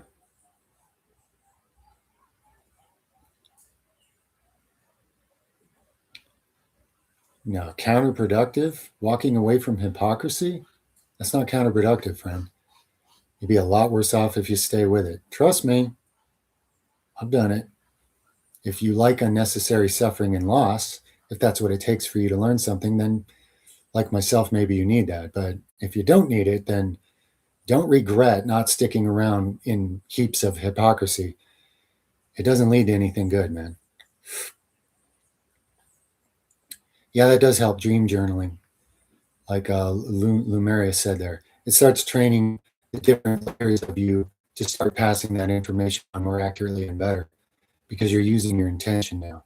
Dream journaling can definitely help for sure. Thank you for bringing that up. I forgot.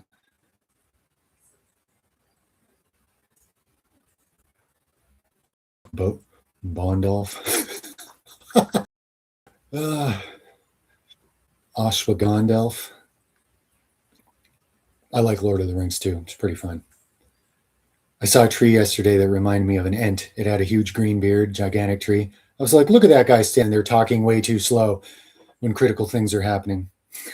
Oh, $5. Hey, keep it up. Jude, what's up? Do you see equipment like chainsaws, trimmers, or is it all traditional stuff? Do I use stuff like that? Okay, I have chainsaws. I rarely use them, only when I really need them. Most of it I do by hand because it's so sustainable that way. So I prefer the hand tools. I do have. My wife uses a trimmer sometimes. I never use it. If I want to knock down grass, I just do it with a machete or a stick or something, you know. But yeah, we have those things. But I do, me basically, like I've used a chainsaw 3 times here probably when I had a giant piece of hardwood that it just took me too much time to chop down and I got too many things to do. But for the most part, I use the hand tools just because they're so sustainable. And they teach you to be more skilled with them, which is good for your health and your movement, your coordination. And, you know, if there's no more electricity or parts to buy, your chainsaw is only going to work for a little while. And if that's the only way you know how to do things or maintain what you have, you're not self-sufficient. So I practice true sustainability even when I have better options sometimes. Furthermore, I don't want to wear out my chainsaw. I'm on a limited budget, so I just save it for jobs where it really makes sense to use it. That's a really good question. That's kind of how I think and prioritize stuff like that.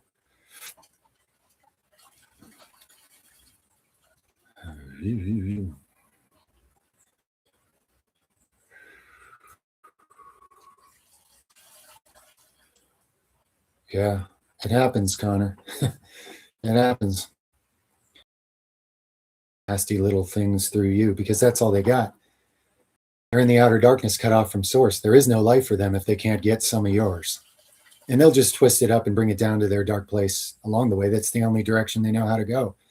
But they're stealing from you when they do that. So I'm glad you're not letting that one do it anymore. Oh, some of my favorite express creativity, exercise your brain. My brain over exercises anyway, but I mean, as far as creativity, man, I really do like music. I don't have any instruments currently, but I've composed music with my own mixing studio. I had keyboards and synthesizers and piano, guitar, bass, drums, vocals. You know, I've done some of everything, and I really enjoyed that. It's really great.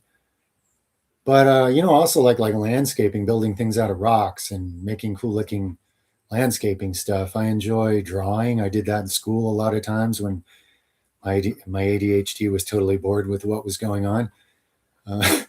Let's see. I like, yeah, even like my thumbnails. People like my thumbnails because you don't see thumbnails like that. And it's not a big art project, but I just can't help but have a little fun with some kind of paste and arts and crafts and stuff like that. It's just in my nature, you know. I don't have a specific current favorite artistic outlet because I kind of got a lot of things going on in life, and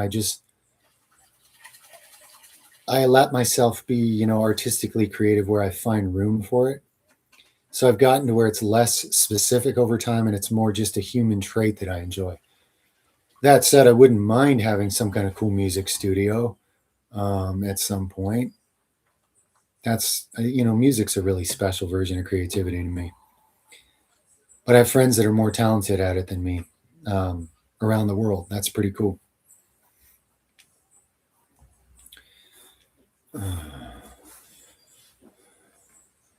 Arthritis. Do you know whether the arthritis is autoimmune or if it's like regular osteoarthritis? Do you know that, Max?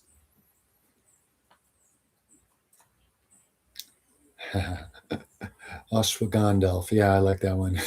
Those words blend together well. A wizard with like a necklace of herbs hanging from it or something. ADHD, attention deficit hyperactivity disorder. It's a label they put on kids whose minds are too fast and they get really bored in the nonsense mechanical speed of conformity that public school is. So they try to drug you till you're drooling on yourself and got man boobs, because basically you're a lot smarter than the people trying to educate you. And rather than say that, because that insults egos, we just drug these kids and label them and give them a bunch of mental health labels. That means you can't have good jobs or careers later in life if you're foolish enough to let yourself get that label, which I'm not. I'm only self-diagnosing and admitting it, but I'm not foolish enough to get any of that put into a record. I'm sure I could go get recorded as manic depressive and bipolar and obsessive compulsive and possibly schizophrenic and about 10 other things if I went in and looked for labels. But you know, you don't want to do that to yourself. But ADHD is something I've got.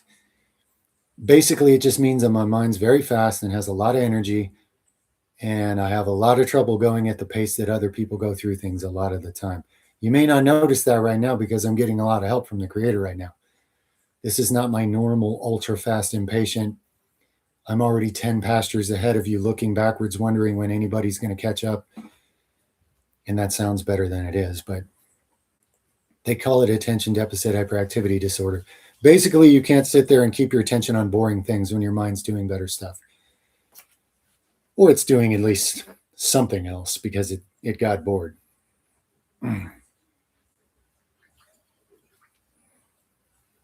It's very possible, and even, well, yeah, I'm not going to get into that one.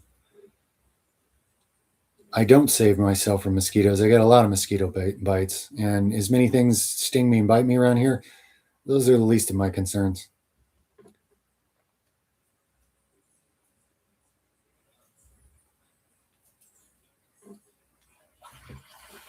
I can't take any more personal private consultation right now, my friend, because I'm already getting stretched too thin on it, and then the quality goes down because I can't manage it with everything else in my life. I wish I could be there for everybody all the time, but I just can't, you know. If it's anything you could hint at here, I could do my best. Or maybe you could make a different account and just really ask me what you want on one of the discussion threads under a video or something. And I could do my best from there. That's about the best I can do right now, though, honestly. I get overloaded pretty fast when I opened up the like private consultations. And the truth is, that's not something should be done in mass. It's about quality, not quantity. And people doing it in quantity aren't doing a real service for anybody. And if I notice that it's getting harder for me to be fully present with the people I am working with, that's it. I have to wait till I'm working with less people. Because if I take on more people, I'm not really doing them the proper attention that I should, and I know that.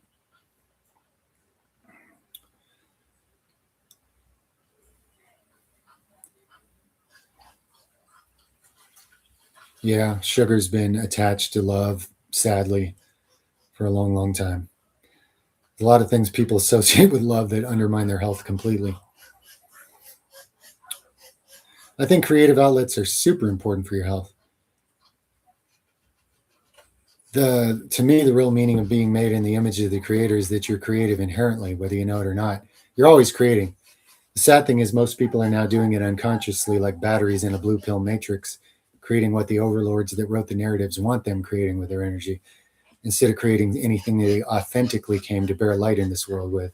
So me, I think organic, true creativity is a divine aspect of what you are. So it's extremely important.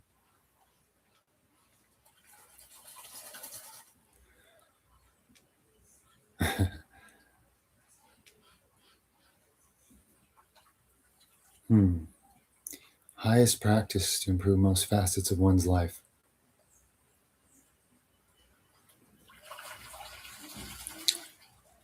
It is to love God with all your heart and love your neighbor as yourself. And however it occurs to you to practice that, wherever you see the opportunity, it's going to lead to the other breakthroughs, because it will be honored if you do it genuinely for the right reason.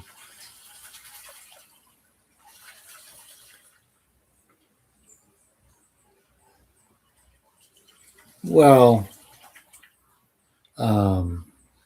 lupinar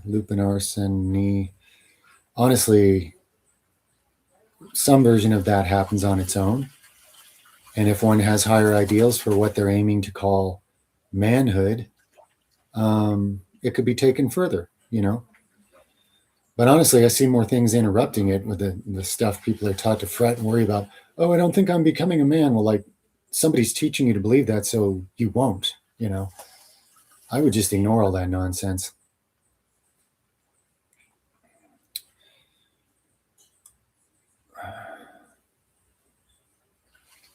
It can be done. Inner cis, many people have done it. That's not even all that obscure. You can find plenty of good testimonials, get some ideas how, you know. That's not even a far out thing, you know. That's very doable, very practical. You're very welcome, Connor. Least I can do. Least I can do. Much love to you. Rheumatoid. Rheumatoid. Oh, geez, guys, is rheumatoid autoimmune? Remind me, is rheumatoid arthritis the autoimmune kind? Or is rheumatoid just the basic wearing away of some kind of weak, dry connective tissue? Because there's two very distinct kinds of arthritis. I need to remember which one rheumatoid is. Somebody tell me if rheumatoid arthritis is autoimmune arthritis. Google it or something. I don't know how to leave. I don't want to leave this screen and try to Google it. I'll screw something up and mess up the live stream.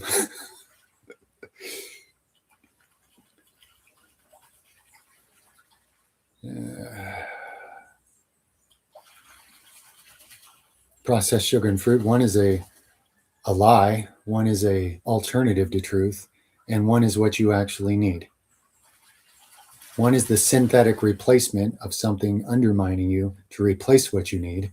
And the other one was what your biology was actually craving.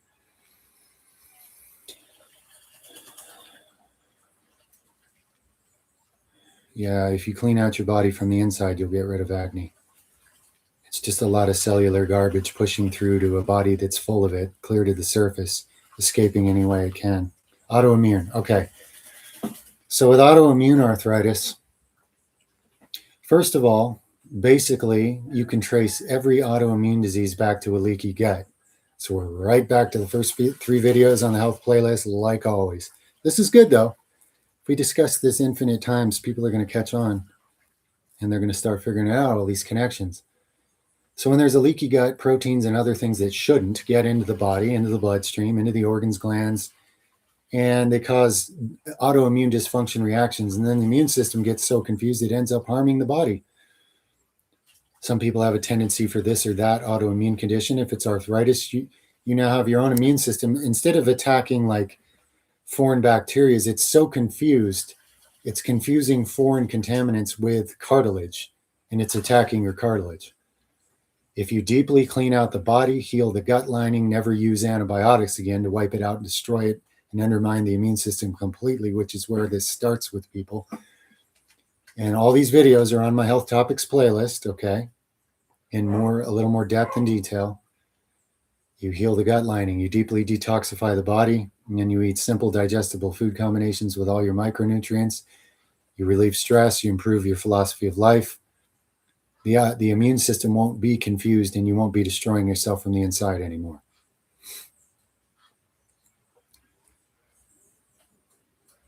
That gives you all the right bulletin points and rabbit holes to go into. You do have to take some responsibility for learning about these things yourself. You can't just say, tell me what to do, bro, and then blindly do some process. A person actually needs to believe in what they're doing and be in agreement with it to get their mind, body, and spirit in alignment with what they're doing, and then it actually will work. Doing what I say because you're scared and you're just doing what somebody says, it's not a good way to go about it. And healing is limited by the amount of faith the person has. I mean, there's people that do all the right things physically and still manifest disease purely out of stress and die from it at a young age, okay?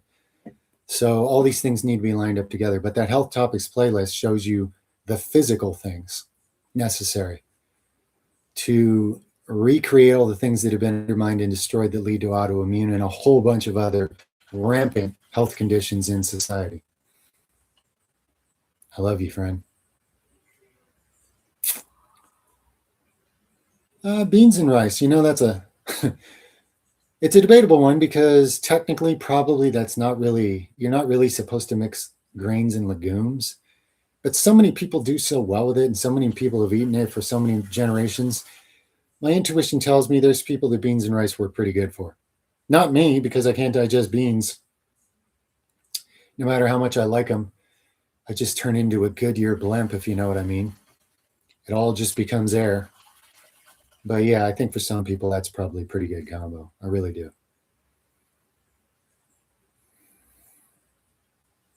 Well, condemnation from the enemy will make you feel smaller, crappier, and scareder.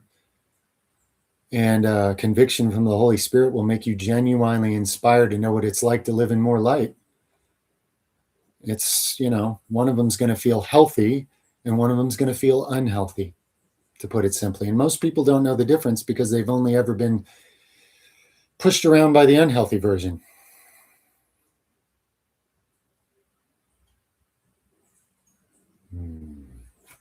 Yeah, do your research on any supplement you take. Try to confirm that it's been tested and not flagged for heavy metals.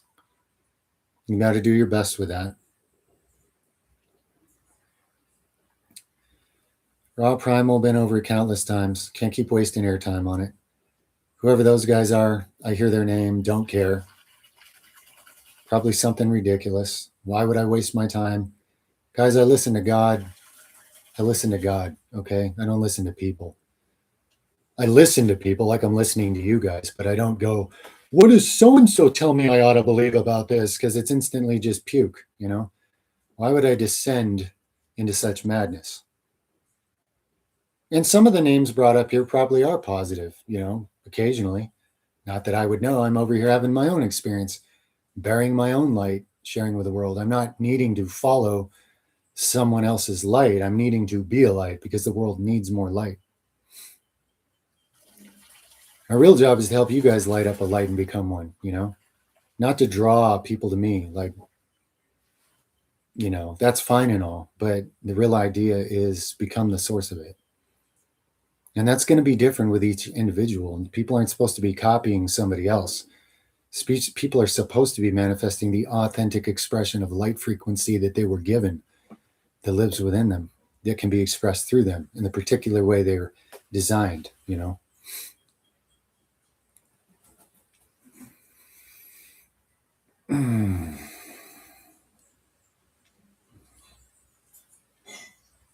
Well, Dove Noon, instead of maybe starting out trying to discern the difference, how about just deciding?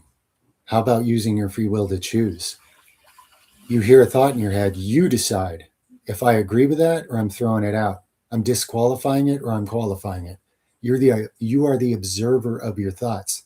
Sit in a higher place. Be your spirit. Don't be your mind. Be your spirit and monitor the thoughts, and you decide which ones you're going to own and which ones you're going to disown. And if you have good spiritual principles, it makes that easy to do, at least in those decisions. But instead of trying to I don't know if I believe this is me or not, you decide. Okay. That's where the power is right there. Needing music to work out, something you need to fix. I don't know, man. Sometimes I have a better workout with music than I would without. Sometimes I don't. I like not needing it because I'm out in places where I can't take technology and music doing outdoor workouts. So that's cool for me. But I mean, if you have access to the music that you work out with, is it a crutch? I don't know, maybe. But is it a bad crutch? No. If you want to learn to work out without music, I guess you have to find a different motivation, something else to get yourself pumped, inspired, But no, I don't think it's like some scary thing you need to correct with big consequences. Not at all, my friend. Not at all.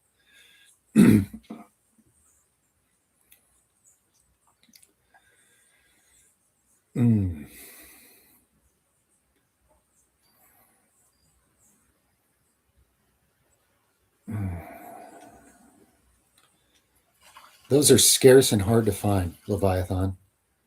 You might get lucky and find some or blessed if you're a good researcher, but it's very obscure because it actually interferes with industries that make a lot of money. So there's no agenda. Nobody gets funded for that kind of science. Okay. So those are much harder to find tangible papers or proofs on, to be honest with you. And being that the internet is ever more edited and censored, I don't know if you can even find any of it now.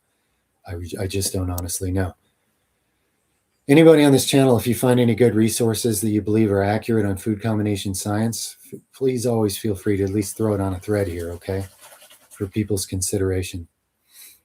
It's getting harder and harder to find anything like that.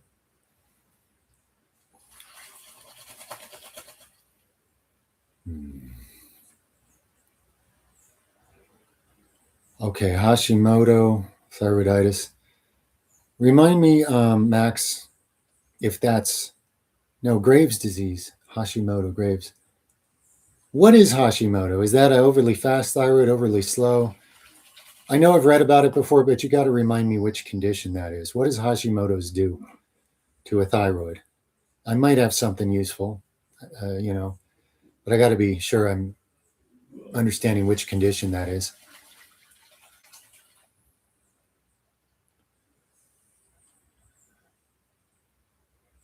Okay.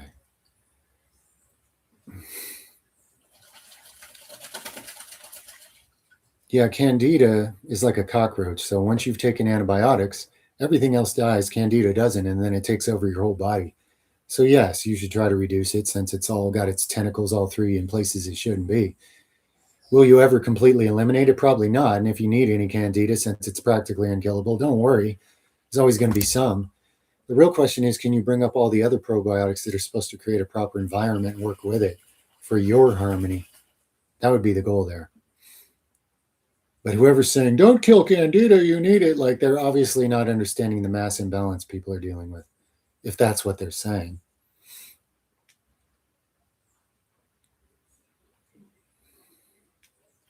Well, I'm very happy to be of any use. Lupine, lupinar, sine. And me personally, I'm not really a wise spiritual leader. I'm just a conduit. I'm someone who can get in enough alignment to allow some of the wisdom of the creator to flow through into the experience of people.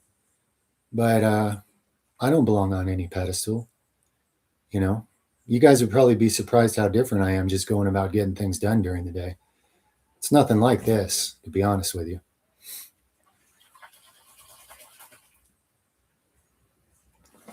I got to make another bathroom trip. We're 6 hours in. I'm unhydrating. Just kidding. Be right back. 2 minutes or less.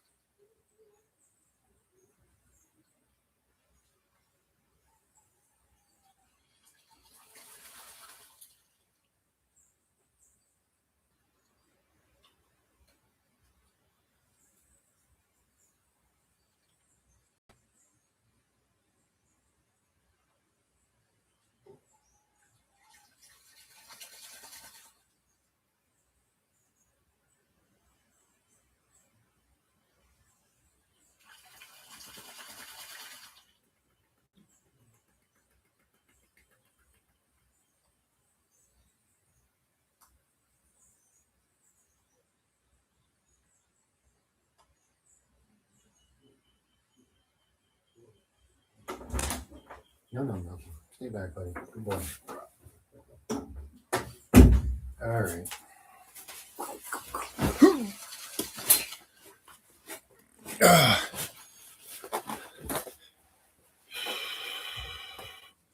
Immune system attacks the thyroid. Okay, so another autoimmune. So what I said about autoimmune arthritis, same thing, Max. You got to get all the toxins out of the body, rebuild the gut lining so it stops leaking foreign proteins and other things into your system, and cultivate a healthy gut biome, which means no more man-made antibiotics. But I can't say that because some of you would die if you didn't take antibiotics the next time you catch a sniffle. That's literally the condition people are in. They have no immune system.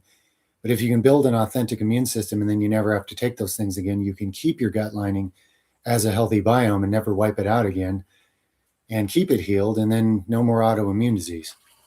So my health topics playlist basically follows that pattern in more depth, guys.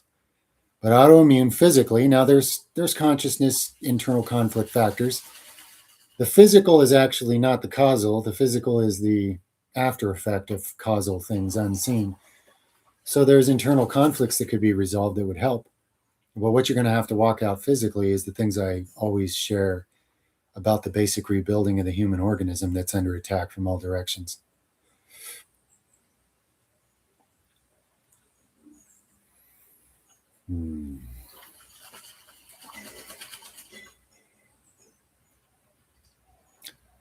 If you feel inspired at all to enjoy that, Vesica, yes. And remember, the Sabbath was made for man, not man for the Sabbath. Man, woman, The Sabbath was made for us, not the other way around. It's not this, oh, I better please God by holding still for a day or whatever. It's good for you. It's good for you. Like what I experienced by resting on Saturday is, see, I'm hyper vigilant and I've carried extra responsibility, heaps of it my whole life. What I experienced today is I slow down from all my hard work and racing to do all this and that to experience gratitude and contemplation of the goodness of God. And in doing so, there's been more and more blessings and opportunities and growth in our lives. And it's building my faith and trust, trusting that I don't have to kill myself every single day of the year 10 times as hard as anyone should, or else we're doomed, because that's the kind of hypervigilance trauma I have, in a sense. So for me, it's profoundly beneficial. And I experience the fact that the Sabbath was made for us. It's not about pleasing some narcissistic psycho deity to see if you'll do it. It's about the fact that it's good for human beings to set aside a time like that. It's a true blessing. So if you can observe it that way, as a blessing, then yeah, it's very productive.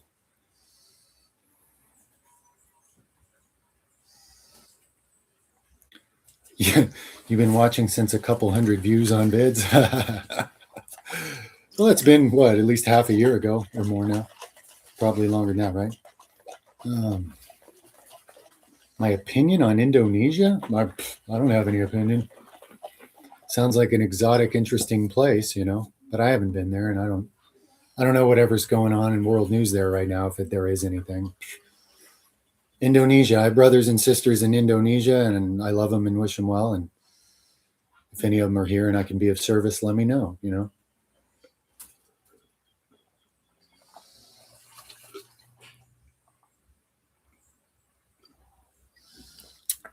Yeah. Yas. Yeah.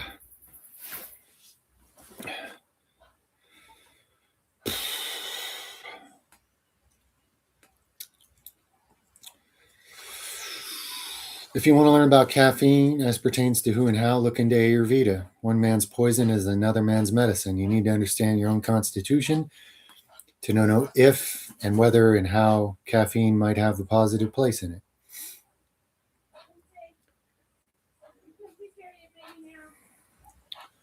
Yeah, when you're in your 20s, you've been thrown into this thing where you're just hit by all angles by confusion that you're going to have to deconstruct throughout life, mostly.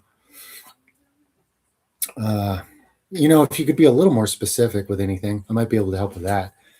I don't have like blanket advice for 20-year-olds because like what I was dealing with when I was 20 is not the same as what other people were dealing with when they're 20, But it is confusing and overwhelming for anybody honest who hasn't already sold out to something and they're still questioning things. It means you're still struggling for air, man, and that's a good sign. Does anything feel authentic to you, like you dreamed about it as a child and then everybody told you it can't happen and it won't happen and you need to grow up and not do it? Can you remember anything like that? That comes to mind as a question I would ask you. No, but I've seen a dog when I was out of body and it watched me. It watched me walk all the way out of the house right through the wall. So I do believe some animals, if not all, have some kind of second sight. I found that very interesting. And he recognized me just like he normally would. I also have seen disembodied dogs that hang around our dogs and were very excited to see me when I left my body and entered that plane of existence. You guys wanted some supernatural stories. There's one. There's more friendly dogs around here than just the ones I can see. I'm doing great. If you're asking me, Ruslan, I hope you're doing well. Much love to you. Anxiety, yeah, a lot of things driving it, and see if you can find some of the roots in your life that keep you anxious, that have you on guard. Where does the trauma come from that created the anxiety? Without a trauma, there wouldn't be any anxiety. Sometimes it's hard because people don't understand the kind of trauma they accumulated at a very young age when seemingly nothing was wrong. But this world is not conducive to the unconditional love and support necessary for a human to function healthy and whole. So try to reverse engineer it back to see if you can figure out some of the trauma. Like when you're anxious, what are you anxious about? And where did you first get that fear? See if you can figure out where it really is coming from. And then if there's a way to address that situation and make permanent change about it.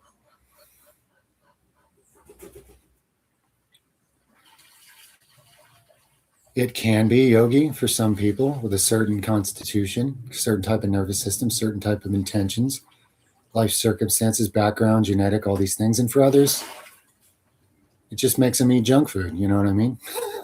So I figure you're asking because you probably have some experience with that. Just be honest with yourself. Is it really helping you cultivate the kingdom of heaven within, live a more righteous life? Is it not? Is it neutral? Try to figure that out very honestly with yourself, just between you and God. It's not about other people's opinions. Yeah, I watch movies and TV shows. I don't watch many TV shows, but occasionally there's a show I get into. End of the day, when I'm tired and just relaxing and eating and laying in bed like a lazy person with my wife, yeah, I watch this and that and the other. But I don't absorb any of it like it's meaningful or my philosophy of life. There's a difference between watching things because you're done working and moving around and doing stuff for the day and you're actually letting your mind relax versus watching things because you're under the influence of them.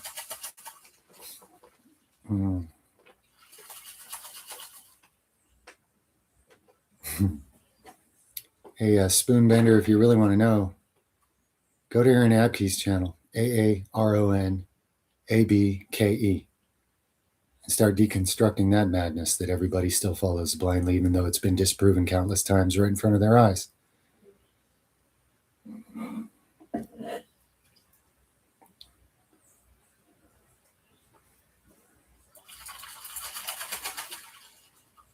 Yeah, Nicholas, there was a lot of sacrifice to make this possible, to be honest with you.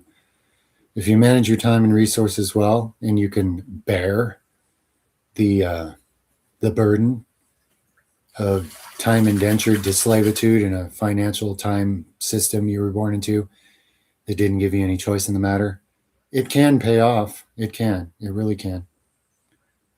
Some people can't hold up to that. And what most people do is compensate by buying crap they can't afford to keep giving themselves that dopamine fix, and they just get enslaved deeper and deeper in resource debt, and they're never going to get out. And that's the way it's planned. That's a bad weakness that most people have. And if you don't, and you're willing to bear down and endure things for longer periods than most people would dare, it really can pay off. Time management, resource management, and efficiency. Most people's boat is so full of leaks, it doesn't matter what they take in. It's going to sink in, or it doesn't matter what they get out. It doesn't matter how much water they throw. I should say that the other way. Most people's cup is leaking from too many places, so it doesn't matter how much they put in it. But if you can plug all the leaks, you don't have to take in as much water for it to add up to what you need. Wise grasshopper? That sounded smarter than it was, probably. Well, what's marriage really, Max? And what are your intentions and why are you doing it? And are you doing unto the other what you would really have done unto you? Ask yourself things based on real spiritual principles instead of religious rhetoric, and be as honest as you can between you and God, who lives in that other person. You're doing it to God, whatever you're doing, just so you know. Whether that person's aware of that or not, which they probably aren't.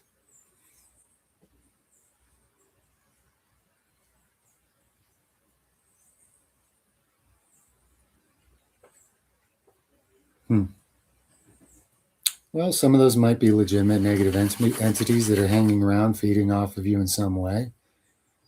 And others might be constructs of your mind based on negative beliefs and perceptions and expectations. It can be some of both. Guacamole. So look for leaks in your life. Are you giving into something that's coming from a negative place and allowing you to be drained for energy by negative entities? Because, maybe you'll see them in some representative form in a dream state in some cases. That can happen. Hmm.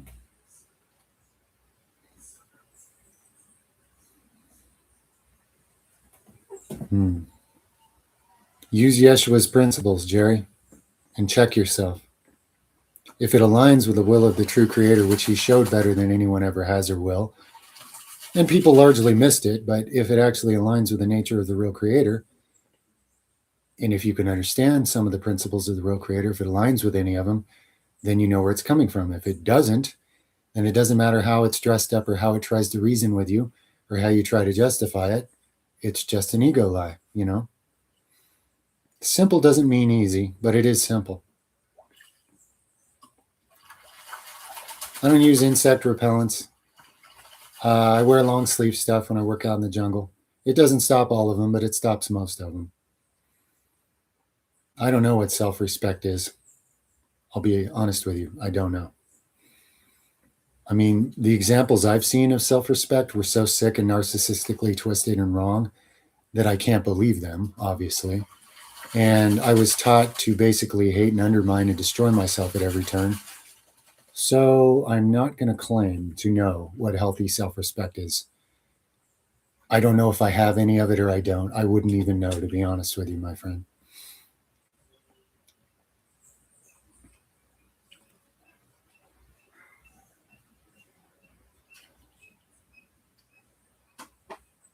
Yeah, that's good, Nicholas. That's the only way, man. Living below your means while everybody else is living above them. You want a different result, you got to do something different, right? But I know it's hard. I know it's hard to sacrifice and not have a life, really, at least in an external worldly sense, for long periods of time. It is.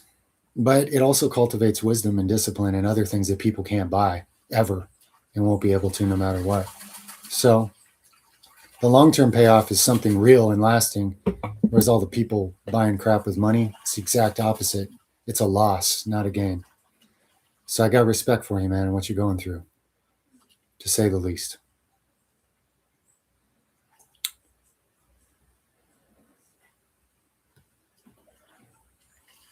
Yeah, well, okay.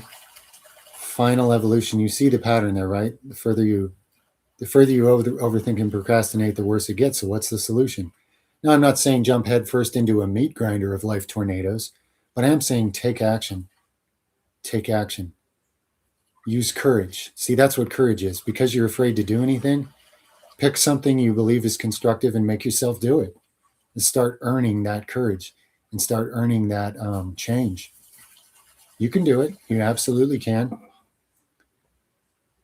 You absolutely can. And life's not over. You're still breathing. So the fact that you're still breathing and questioning and care means the opportunity is still there. There's a feline spy. Yeah. That's Talika.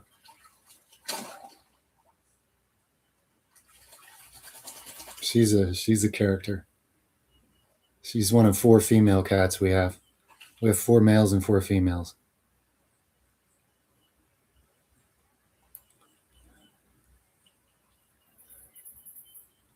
Yeah, most jobs are soulless completely. In fact, the very idea of the concept of job where you trade your life and free will for fake credits that can be uncredited or overcredited at any time by any corrupt source. So it's all just illusionary nonsense anyway. Oh, yeah. The further you explore it, the more insulting it's going to get. And that's a rite of passage because that pain drives you to make vast changes that most people never will if you use it well. And I still had to put in lots of time at all kinds of jobs and careers where I was underpaid to get where I am anyway, So, Don't hold it against yourself, guys, that you're serving something you don't believe in. You weren't given a choice. When you're born in chains, walking up a hill dragging stones, how's that your fault?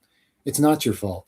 But it is okay to acknowledge that it's all crap and to start figuring out what kind of character you're going to have and how much faith you're going to need from God to live in a way that you can get out of indentured servitude or whatever we've been born into here.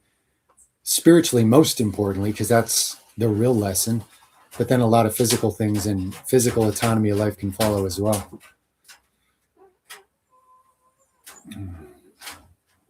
Better habits in my 20s. Okay. I would have done what was right for me instead of what I was told was right, which caused me to be a raging alcoholic and abuse myself and sabotage every great thing I had the talent to be one of the best in the world at and just hurt myself instead. I would have been there for myself in that way. I would have given myself the opposite of what I had. But would I be here right now as this for you? Probably not. So as much as everybody likes to ask, what would you go back and rewrite?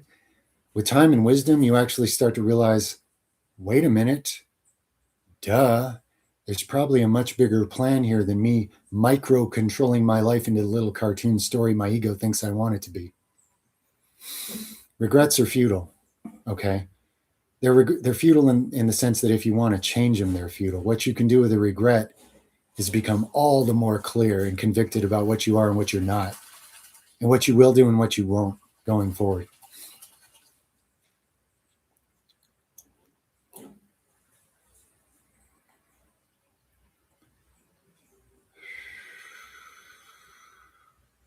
Yeah, I mean, a balance there can be nice. And if you happen to have a job that you don't hate and you kind of like, that's cool. And if you're able to make some kind of income doing something that's more authentic to you, that's really cool. I mean, in the big business first world, you just get punished for having your own business. It's very, they're going to take a lot more from you than people that just live off the system because they're giving it to them, by the way, and not to judge anybody. But yeah, it's kind of discouraging to be punished for doing what supposedly makes the American dream come true, which has been extinct for a long time anyway. But yeah, I mean, some balance of that sounds a lot healthier than an imbalance, sure. No, what you're hearing in the background, right outside the window here, I got a little pond. It's like a mini swimming pool that fills with water from a gutter I rigged off our roof in the house. And that's the ducks playing in it. They love it. We got a few different mini pond pool type things on the property. So you're just hearing some of our ducks playing. They splash and they jiggle really hard and thrash in the water. And they love it. And it's been big rain the last few days. So it's all full of fresh water and they're just enjoying it. Not quite a bong hit.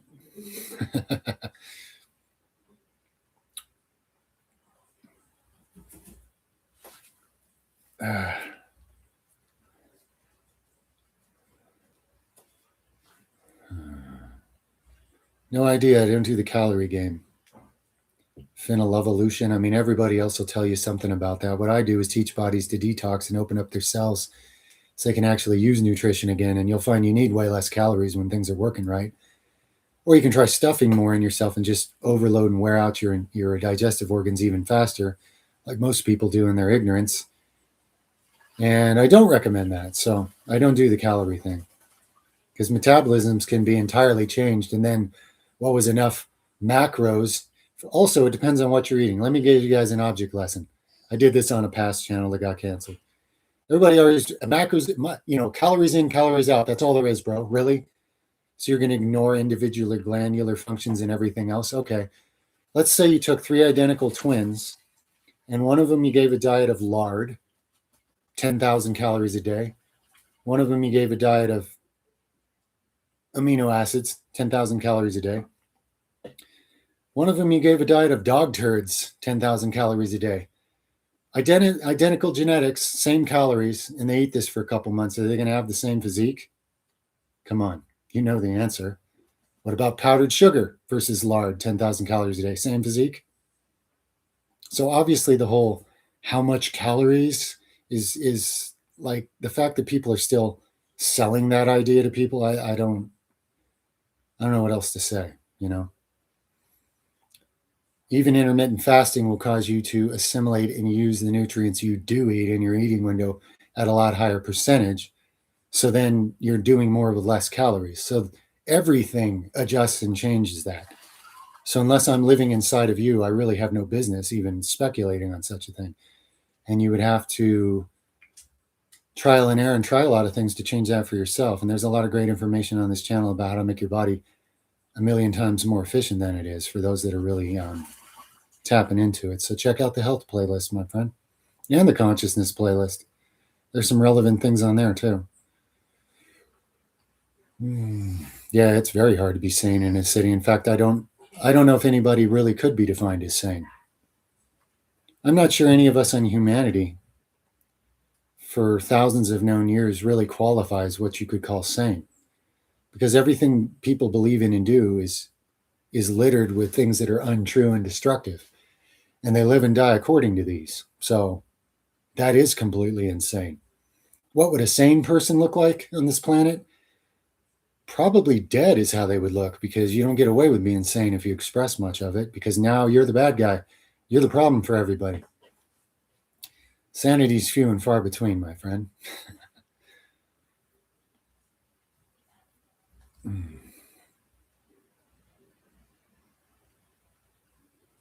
That was my self-talk when you don't want to hear it, man.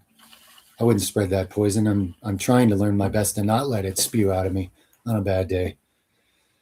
Nothing I'm going to rehearse. It needs to be cut off, starved, and forgotten, not rehearsed and recited.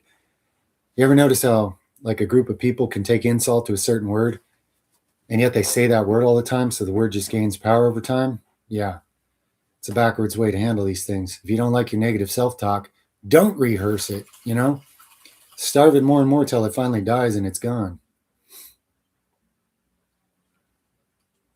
And I'm not there yet. I still have bad days. Last thing I would do is inflict that and poison on any of you. I'm sorry my own kids have heard it. Keeps me up at night. Not good, man.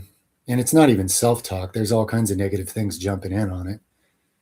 Ooh, here's a donation question. Thank you, Guacamole. Can you read or tell us your favorite spiritual principle teaching from the Creator? And if you like, tell us in your own words what love is. Wow. Well, my favorite basic principle is the description for this channel: love God with all your heart and your neighbor as yourself. Because upon these, all the real law, and all the real prophets hang on these things. Those fulfill everything. He simplified everything everybody continues to complicate for you till you can't use it. And he made it the simplest thing possible, and there it is. So that's my favorite. Now, to give you something more, though, since I say that all the time, and you're also talking about your own words, what love is. Wow. What is love? Boy, I know the feeling, and I know when it's real and when it's not, but what is love? What is love? Baby, don't hurt me. Well, it's not that. So what is it? Love is that genuine thing that some have had the fortune to experience, where you genuinely want good for someone or something else, whether it does anything for you or not. And I'm not talking about forcing yourself to have good character and doing it because you know it's right. It's that feeling that can overtake you where you genuinely want what's good for something else. It could be a mouse. It could be a cat, If you felt love for anything ever, you've felt that feeling. But I don't know how to. It is what creates life. It is the reason we exist. It is the life source. It is life energy. That's what love is. That's why everything that violates it takes you to a darker, further place from it and starts feeding on life like a vampire because it doesn't have its own anymore. Love is life energy in its true, pure form. Another simple version of a spiritual principle: do unto others what you would have them. Don't do unto others what they do to you or what they have done to you, because that's what the ego does, and everybody justifies it, but it just keeps this world in a hellish state. Do unto others what you would have them do unto you. There's no guarantee that each person will even like you doing that. Some of them might hurt you for it, but at least you're doing what you know in your heart is right between you and God, because that will be rewarded. Another $5. Thank you, friend. Final evolution. Thank you for your wisdom, your channels. Oh man, thank you. Thank you for the support very much on all levels, friend. Thank you very much. It's an honor. It's an honor to be of use to you guys. It really is. Okay. This is not some, this is just voluntary service to others because I'm empathetic and I've been through a lot of what's wrong. And I'm just cooperating with the Creator in whatever ways I'm wired to do so, to be part of doing unto others what I would have them do unto me, you know? And you guys are providing that opportunity. It's super good for me. It's healing for me. You're doing just as much for me, honestly. You know, some would say that to love is to give, or to give is to love, and to receive is to have faith, at least at a spiritual level. Well, those are both super important things, and we could all use more love and faith. So any side of that, we're all playing for each other, means we get to grow, you know, and it means we get to heal, and it means we get to experience life more abundantly in the various forms that can take, which I surely cannot define because I'm not the author of life. I'm an experiencer of it, you know. But I love you guys, and I'll cooperate with the Creator to what degree I can, and for the benefit of all involved, gladly. I'm grateful to have the chance. Do I like pumpkin seeds? Oh yeah, I like them. They're great.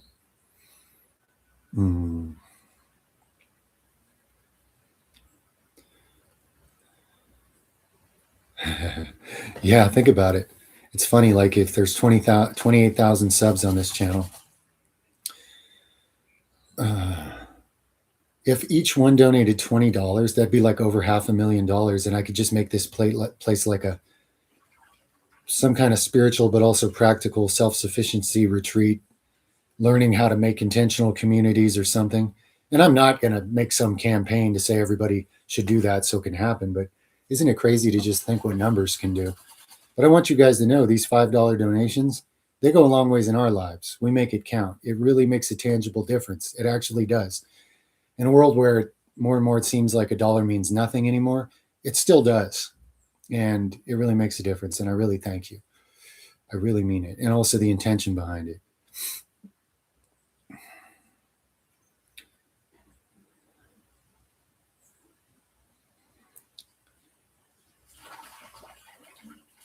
Can I make a clip of that part of doing it others? Well, I suppose you can too, by the way. Guys, you have my permission to clip anything from any video and post it anywhere. So yeah, just so you know, this is all just, this belongs to everyone. Nothing here belongs to me. Just so everybody knows, okay? But there's a good chance I will make some short clips from some of these live streams at some point. Right now, I'm making some short clips from Earth Roots Healing Channel because I'm gonna take those live streams down. I announced it on that channel because I know how it works, and retroactively you can get canceled or in trouble. And I went over some pretty, touchy subjects. And that channel's always been more closely monitored and restricted than this one for whatever reason, probably because healing is in the title. Fitness is in this title, so, who cares what some dumb meathead says, right? You don't know anything anyway. But a channel that says healing, that automatically targets it to be regulated more carefully. And so I'm trying to get some, all the little juicy, useful tidbits off of there, post over here. But inevitably, I won't get it all. So if you guys want to make copies over there of the entire live streams, please do. And then they're going to disappear. But over here, I'm going to keep them up and take more chances because that way I have two channels. One of them I'm not taking any chances on. So if something happens to one of them, people aren't like, dude, he's gone again. I wonder if we'll see him in another decade. So just makes sense to play it safe over there, I would say.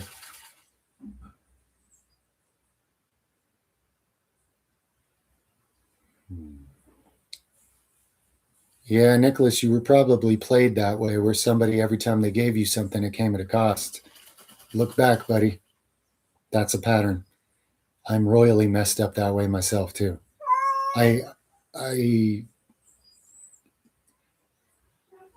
It's getting easier, but it's been real hard most of my life to receive or even ask for help for anything or any kind of support. And I know where it came, I know how that pattern emerges. So look back, buddy. There's a good chance that when you were given things, there was some narcissism behind it, and it was used as leverage, and it was used to gain more control over you. You weren't given those things for the right reason, chances are. Cool, man. That's good to hear. Sweatington, that's awesome.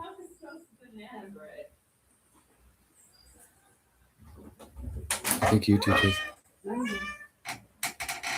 Man, I haven't seen YouTube take 30% of donations. Not at all. I at least haven't seen that as of yet.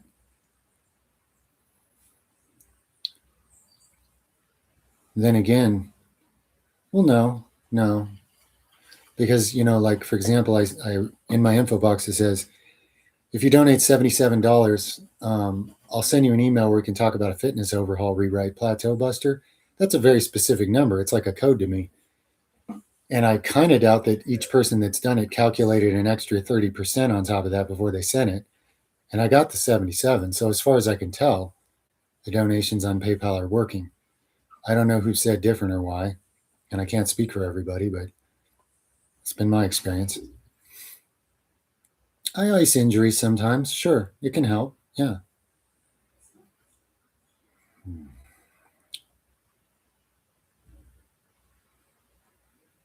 Ugh. Paying influencers to brainwash kids into doing roids. Well, whoever that person is, I doubt they're even a person controlling their own life anymore, because why would a human being even bother to do that? That's like inhuman levels of just retardedly depraved, to be honest. And maybe it's a rumor. I'm not saying I believe per se that some name is doing whatever, but if that happens to be true, I mean, wow, how ridiculous, how sad.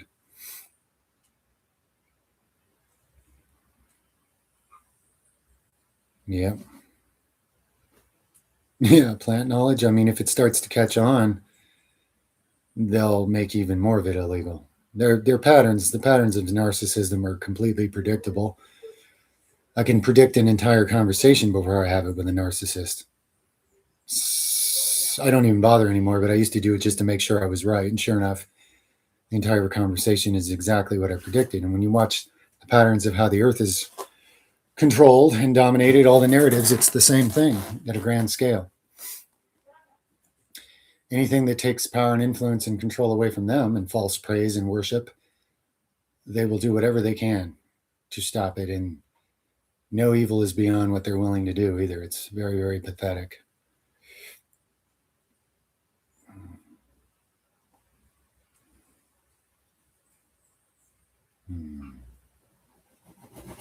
Don't know much about Jung. I know people say I've said some of the same things. Apparently I have. Seen him on my sidebar a lot, but I haven't read his stuff. So I can't claim to be versed in his books or teachings or whatever. But no doubt if you pondered a lot of things deeply, he probably did say some of the same things, And I'm sure some of it was different too. Yeah, I came back after a few hours. There was a time I did a 7.5 hour one, and somebody went to work, I think they said, and they came back and I was still on. Somebody went to bed, got up in the morning, wherever they were, and they're like, dude, you're still on.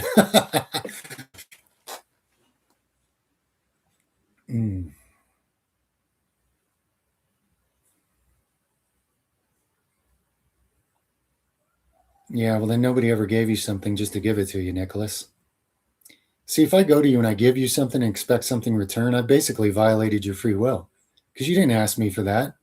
That's a narcissistic thing. They come and they give you something you didn't want or ask for, and they act like you needed it and you need them, and now you owe them. It's sick, man. It's sick. True giving has no intention of receiving anything in return, at least from that person. In fact, if you can give in secret, that's real giving. It's what Yeshua taught, because that's truth. If you do it for praises or men or control over other people, it's sick. And it is what it is, brother. And we've had it done. A lot of people have. So of course you're afraid to ask for help, because it's usually not help. It's usually a trap. And of course you're afraid to receive something, because now, of course, you feel like you have to owe somebody. Well, did you ask to be in debt to somebody? So what kind of a gift is that to give someone? Here, you're in debt to me now. Now I own part of your life. That's sick. That's not a gift. We've been given a lot of counterfeits in life, friends, and taught a lot of wrong things about what a gift, what love, what anything good really is.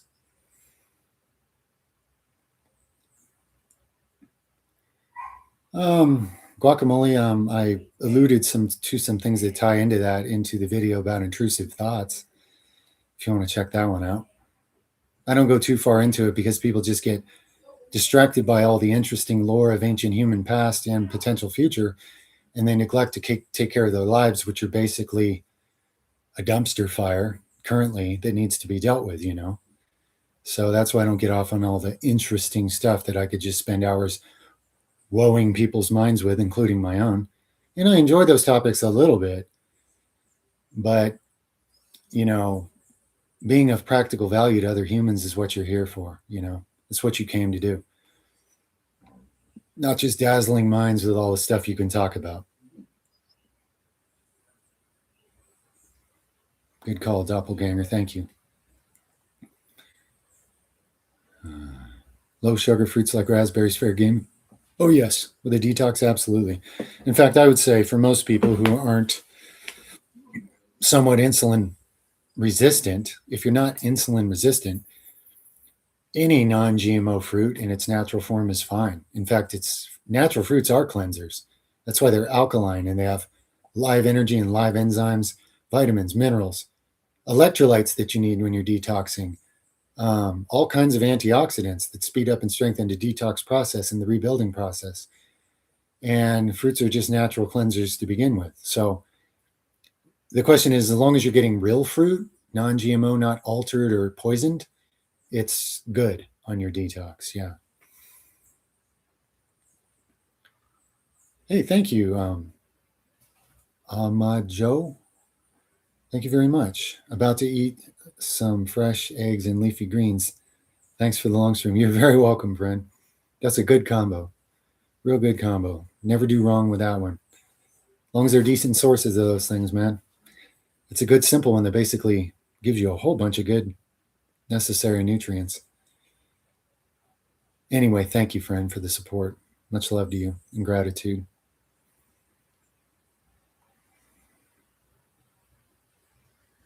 You're right. Your inner child understood these things at birth, my friend Weasel. You weren't old enough to talk yet, or put it in words, or argue with others about it, or even question how you were being programmed to lose track of those things. But see, in the heart of man at birth, the living spirit of God is part of you and knows these things. So to become a child again gives you a chance to rediscover these things. It's rebirth. But it's funny how don't listen to the children. Listen to these crusty old rich perverted men because they know God and God needs blood. Ugh. There goes your inner child. Here come the demons. It's profoundly simple and powerfully obvious, but that does not make it easy to deal with the resistance to truth that goes on in this world.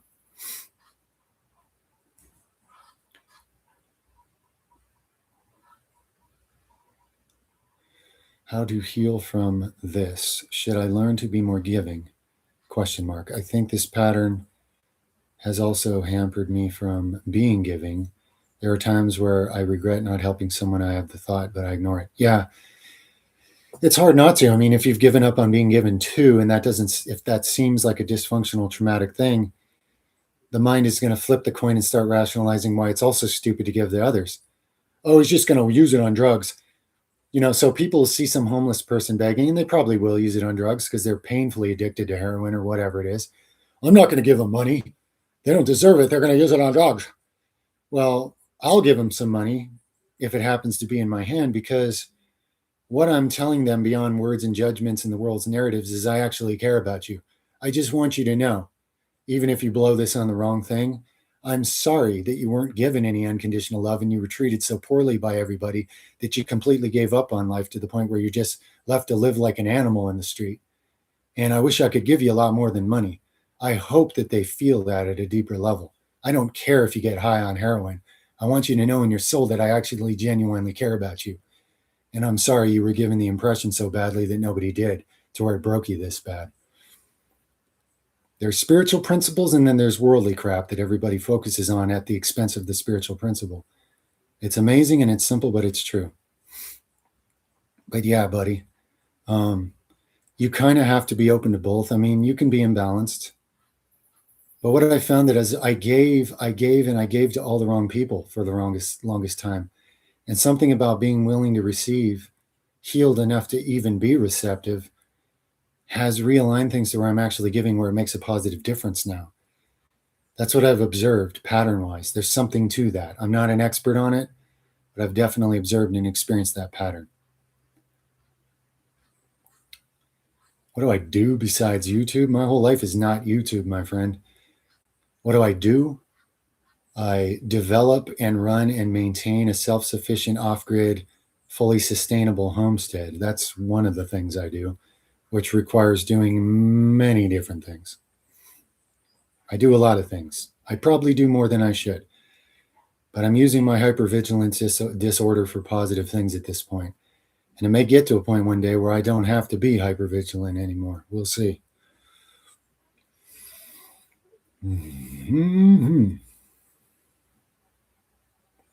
Yeah, skin can tighten after weight loss. I've had loose skin where I lost like 100 pounds in 3 months, and some skin was loose and it eventually tightened up. Take care of your biology and cellular integrity. Health topics playlist. Because if your cells can get waste out and get good nutritions in, and you supply them, and you don't live constantly in the sympathetic fear side of the nervous system, where everybody and everything is telling you to live, skin can tighten up.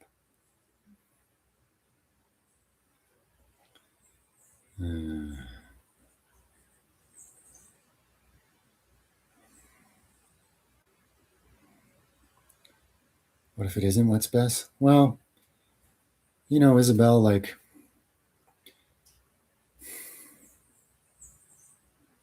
you say he probably wants what's best for you. I'm assuming that there's been, and correct me if I'm wrong, some kind of dysfunctional thing where he didn't treat you right. He knows that, and you know that. And maybe you're the type that would hang in there forever and take it, which is noble in intention, but actually counterproductive in reality. So if it was a situation like that, the truth is you're loving and you need a place for that. And a better situation can occur and come into your path. So, it's funny because I can't tell a person, oh yeah, leave that relationship behind, or, oh yeah, fix that relationship. I can't really say that, You have to be profoundly honest with yourself. And chances are you deserve something much better, and that's probably obvious. And maybe that person wasn't in the condition to supply it, and maybe they did a strong thing and just said, you know what, I'd rather stop doing further damage. And I'd rather go work on myself. And maybe someday I'll be ready for something like this, but maybe I'm not, which is a very respectable thing to do, And it's, of course, confusing because you still love that person. And it leaves this big longing and this pain, But I don't know the future of that situation. All I know is the principles that if you're ready to be loving to someone else and supportive and give to the relationship, then what you're a match for is somebody else who's ready to do that. And then it doesn't always make everything easy, but it means that both of you will be able to figure out the challenges that come up against your relationship, and then things will get even better between you. It'll make you closer instead of farther away. It'll make you stronger together instead of weaker. So that's kind of a lot to consider. And I don't want to say too much because it's not right for me to be some tarot card flinging fortune teller and say, oh yeah, you should leave that one behind, or you should go back to that one. I don't do stuff like that. You got to be true to your best understanding of what's true within yourself. You really do. But I feel for you, and you deserve, a really good functional relationship. And you'll probably still have to build that with somebody, because even people that are there for love, have plenty of painful dysfunctions that they picked up along the way, and you have to help each other heal. But if both parties really are in it to give love, they can overcome anything together that can come up against the relationship. $139.99, Max. Whoa. What are some signs that negative energies are influencing you, your mood and thoughts? By the way, thank you very much for the support. Very much. You just made our day. You just lightened a burden on us, brother. And what's just a health issue? Okay. These things definitely overlap. You can say, of course, okay, you can say that if negative entities are messing with you, draining with you, beating you down, lying to you, there will be physical health consequences of that. There will be effects. But you can't necessarily say that if you have any kind of health struggle going on, it automatically means negative entity, right? Because there's plenty of physical things people ingest or get afflicted by that can cause all these health problems. So observe your thoughts, and observe what, be honest with yourself. What do I really believe? And do you get into these really negative thought loops that result in negative feelings and then you end up feeling drained afterwards? Because that's a really good indicator it's entities. That's how they feed from the life energy. That's how they cause a leak in your aura or whatever people want to call it, your living breath of life type energy, and they steal it. So if there are certain unproductive thought loops that lead to negative feelings, and you end up going through this repetitive sort of cyclical struggle where this particular stuff comes up every so often and it really ravages you, and you end up kind of just wasted and strung out by the time it's over. Entities, okay? Now, looking at every health condition and saying it's a demon is crazy. So without, being more specific about any physical health condition you're dealing with, I don't want to speculate or guess, but there's super simple things like somebody eats sugar and refined foods all day and they're like, I'm diabetic, I think it's a demon. And it's like, I don't know if a demon got involved with that at this point, but you gave yourself diabetes, simple cause and effect style, so so look deeper, look at the deeper than the psychological. Observe from the place of your spirit. What is your mind doing? What are the loops that it brings up that are unproductive, and what feeds into those, and what are they based on, and what feelings do they cause, and does that lead you to being drained and strung out by the time it's over and confused? Because that's very, very, very, very, very likely entities, almost for sure. Remember, the negative entities watch all of us all the time from birth. And once they find something that they can work you over with, they will use it, and they will use it harder until the day it quits working, if it ever does.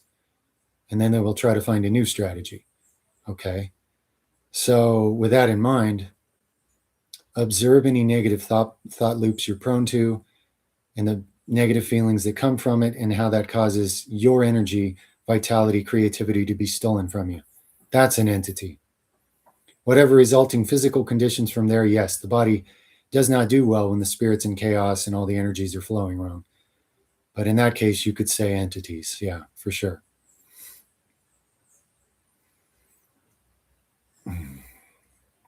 I've never done derma rolling or stamping, so I don't really know anything about it, Lord. Lord Dubay.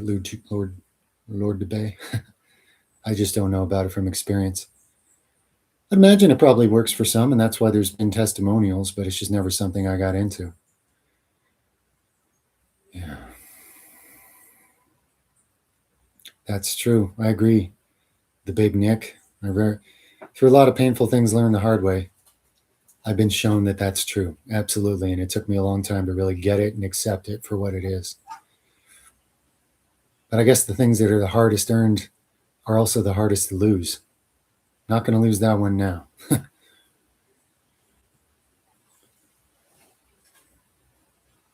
I didn't bypass the religious dogma trap. I got dumped deep into it. I had an encounter with him when I was 2 years old, and that led to me being put in religious institutions because people thought that would be good for me. And then I got infested by all kinds of demons, and I had to figure out what that meant. And by reverse engineering the whole thing, stripping away everything, I've come back to the point where I realized my relationship with the Creator was an intimate thing. It's personal, and nobody should be between me and the Creator or Yeshua. And that's what he embodied, taught, and showed and made possible for people, despite what we've been told about him. So basically, I had it as a small child. I had it taken from me. And then through many dark nights of the soul, etc., or whatever you'd call it, found it again. And in a much more mature, knowledgeable state where you can't take it from me in the same ways. Okay. So sometimes falling for the traps and the tricks of the world is very much as painful and destructive as it is when it happens. It's very much meant to be used for something positive later. I just want to assure all of you that, because you can't see it when you're in it, when you're hurting and you don't see an end to the struggle and the misery, feel like you're trapped in something negative forever. But actually, the traps you fall into, the real creator has a great potential for each one of those traps. And if you can put your faith in it when it's the hardest thing to do, that will be honored and there will be some kind of victory. And then you'll be all the more clear and untouchable by that particular trap, and you'll be able to help others with it as well, which makes it worth all the pain you experienced. When you can prevent others' pain, because somewhere along the way, people who suffer enough develop empathy. People that have no empathy, they got a lot of suffering ahead of them, one way or another. Those who have suffered enough have empathy. And when you have empathy, if you can relieve the suffering of others, it makes it worth it to you, so much of the suffering that you went through yourself. Because you're experiencing another principle, which is basically whatever you do unto another, you're doing it unto God, which means you're also doing it to yourself in some form as well. And a lot of things become connected that way. But you have to actually live it, not believe it. Belief is an electrical signal in the brain. It doesn't matter what you believe. That's nonsense. What you live is your prayer, is your meditation. What you live was your choice for life. That's what's going to stand at your life review. It's what you did with this opportunity, not what you claim, you know. What would you do if someone held a gun at your face? Well, if they were close enough, I'd just take it from them. You don't want to hold a gun right at my face. That'd be really foolish. From a bit of a distance, diffuse the situation. What is it their ego wants to hear to be pacified? Tell them exactly what they want to hear. I can read people at a level they don't understand, and I can make them think that I'm fully in support of them and I'm their best ally, even if they're my enemy. I can do it if I have to. I've done this to survive. That's another gift of extreme empaths that could be used for evil. I don't use it for evil, but I have used it to save myself from situations with people with guns and other things. So I can read a person so well, I can know what it is they want to be stroked with, and I can make them feel so good about themselves that they no longer want to harm me, even if it is dishonest. And then when I'm out of that situation, that's over. And I will not let them get me in that situation again. No.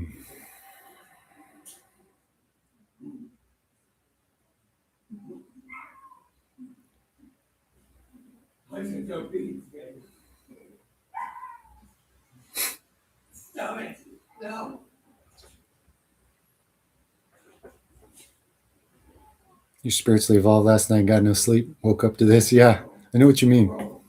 Sometimes I'm like, not another sleepless night. But by the time it's over, I'm like, oh, this was one of those. This has been a good thing. And it's very inspiring and wonderful. I'm happy to hear that happen. It's really good.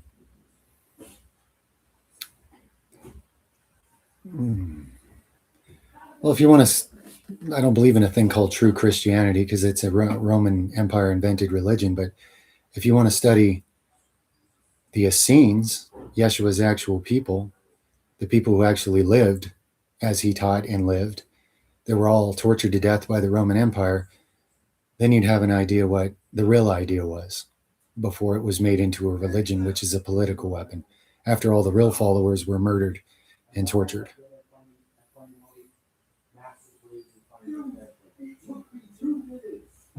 No job. I'm completely alone, but feel strong and good. Well, that was brave.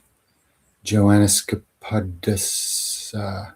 As long as the relationship is, a fruitful, functional one, then I'm sure it is a good thing, And the fact that you're financially unsound right now, probably just a testament to the fact that you really do love this person. And if you trust God, like, give us this day our daily bread, which basically just translates to, I trust you to meet my needs so I don't have to focus and be distracted by worldly things and I can serve a higher purpose.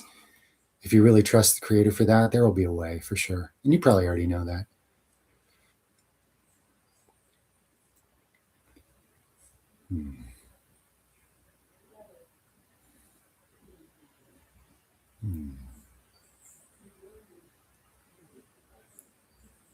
All right, Artaz, it's been great talking to you. Much love. Thank you. Blessings of life abundantly. Guidance, blessings, and protections.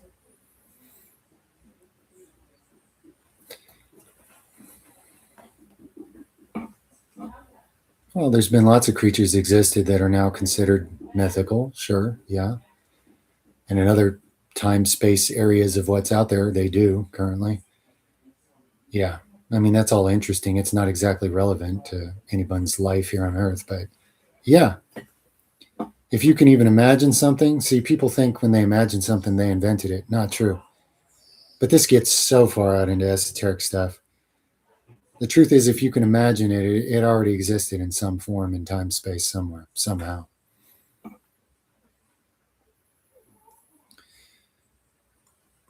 God doesn't make the innocent people suffer, my friend. The free will of humans using it poorly is what makes for suffering. Blaming God for the fact that you have free will is unproductive because it's untrue. Whoa, $100. Artaz, my friend, my gosh. Thank you so much for my family and all of us. This is amazing. I'm humbled, my friend. I don't want you to ever feel like you have to do that. And I have always had a weird thing about receiving things, but you guys are therapeutically curing me of it, I guess. Anyway, thank you so much. Thank you so much for the support from all of us. Sheesh, that really blesses my family. Man.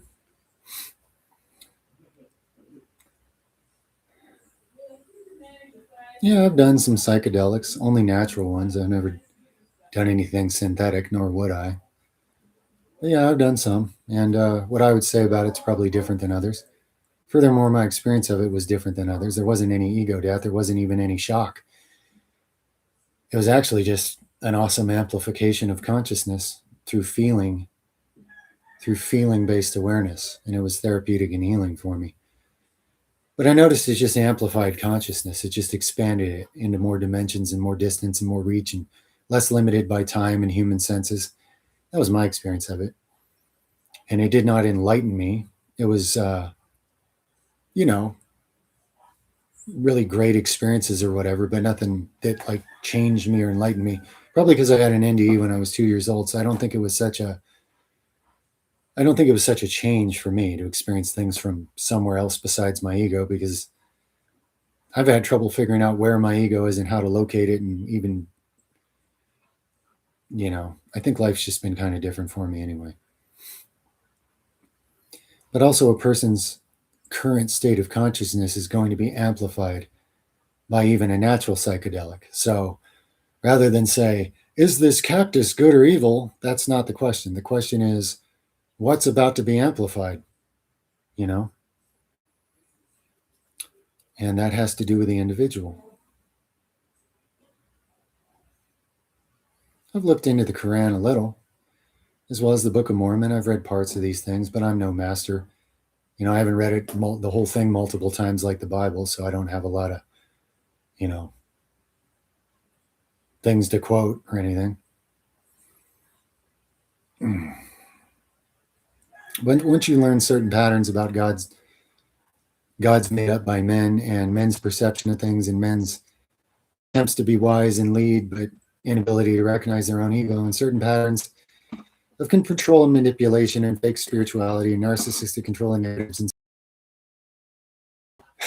patterns are patterns and principles are principles in religions.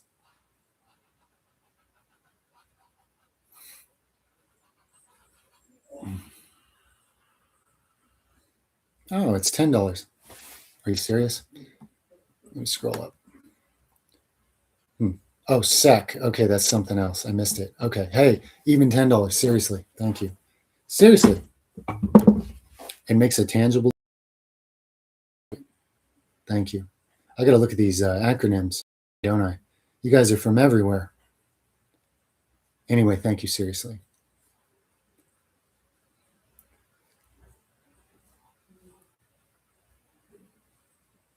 The Greek term eudaimonia. I don't know. I might have heard it. It doesn't strike me as too familiar.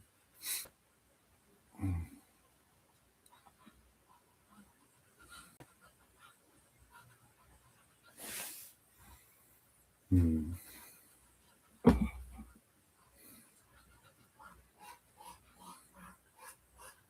There is more joy in giving than receiving. The most joyous people in this world are not the people that took everything from everybody else. Caesar receives everything from all of you. Do you think Caesar's a happy person? Or do you think Caesar is sadistically twisted and hell and darkness exist inside him, which he's going to implode into soon enough and find himself inside of that when it inverts on him? So, yeah, there's more joy in giving than receiving. Furthermore, you're becoming more the source. You're aligning, becoming closer to or more like or more of the source of all things when you're giving than when you're receiving. So, in that sense, you could say love is a little more important than faith. They're both super important and useful. One is more the king because it's what life actually comes from and is and generates from. The creator is giving all this into existence. Do you guys have any idea what kind of intention it would take to force non-physical energy into infinite physical particles arranged in all these mathematical formulas to hold together a universe, or let alone even one grain of sand? Do you have any idea that whoever's doing that obviously has to love its own creation more than we can possibly fathom, or it couldn't be generating the kind of intensity of intention to be even holding together this thing we call physical reality and mostly complain about? Unfathomable. So yeah, the great one is giving because the great one is infinite. The great one can give all, everything. Everything comes from it, even that which dedicates itself to fighting against it stupidly. It's an infinite act of giving.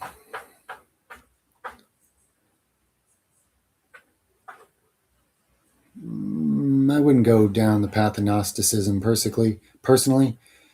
There's a lot of truth in it, but there's some terrifyingly self-destructive root philosophy in it, which is the big problem with Gnosticism. From what I've read of it, you know, I saw enough.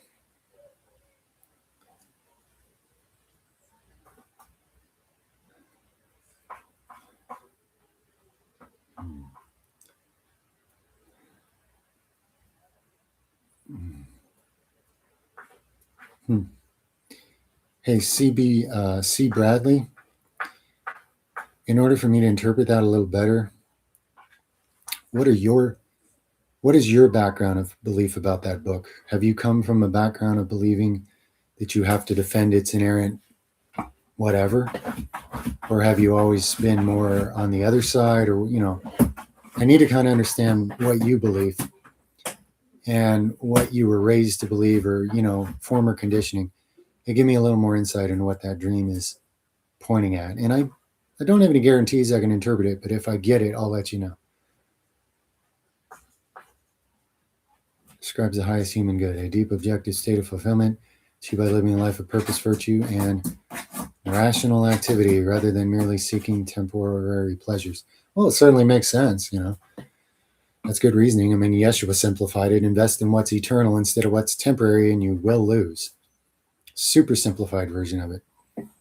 Temporary animal pleasures for your animal physical body at the expense of your spiritual well-being. I mean, stealing all the golden resources and narratives on earth, even though you're going to die and go to a dark place soon. I mean, what good does that do for people, So yeah, there's a lot of sense in that philosophy, that's for sure.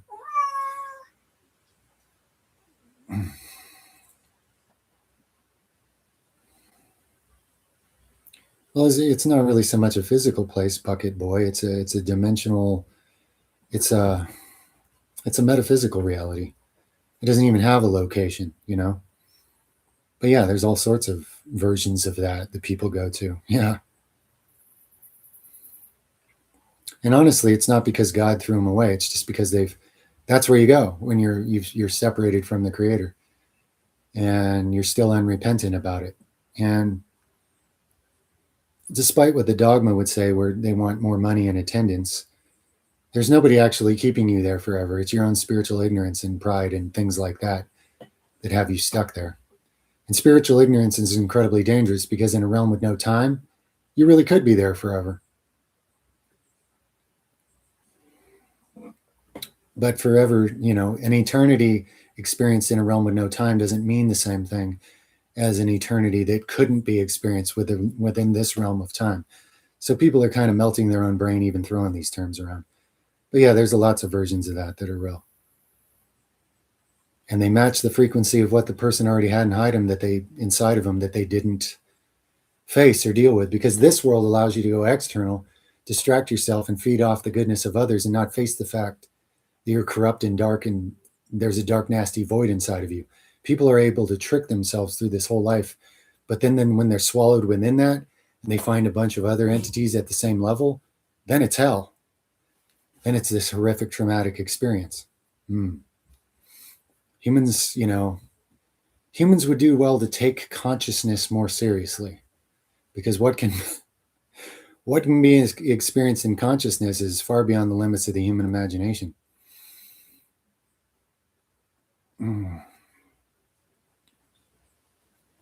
That is really good to hear, E. Bradley. And hopefully, I would imagine in this case, you can at least get a cleaner start at that than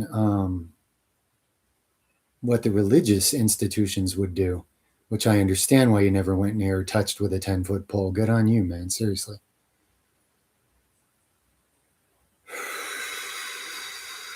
Yeah, space exploration is possible, but if you want to go up there with corrupt humans, with corrupt machinery funded by corrupt agendas on corrupt ego trips about colonizing other planets when they can't even be decent to this one, I mean, that's insanity.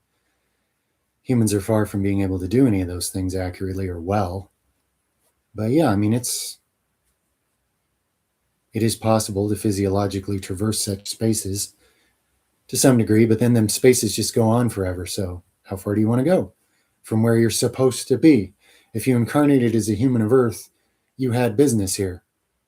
Firing yourself in a tin can off to the middle of nowhere elsewhere is an interesting idea, but not relevant.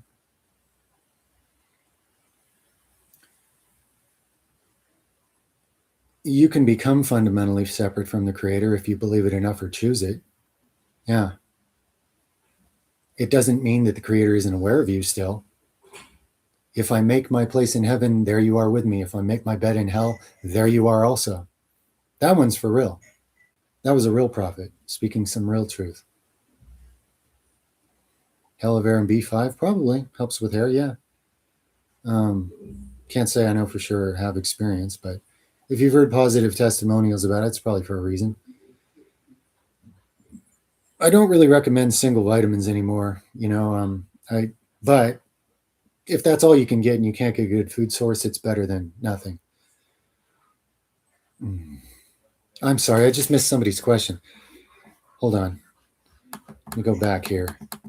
I find it hard to keep a positive perspective in this realm where there's so much negativity, suffering, perceived unfairness. I'm not sure why the world isn't ran by love, but those are most powerful.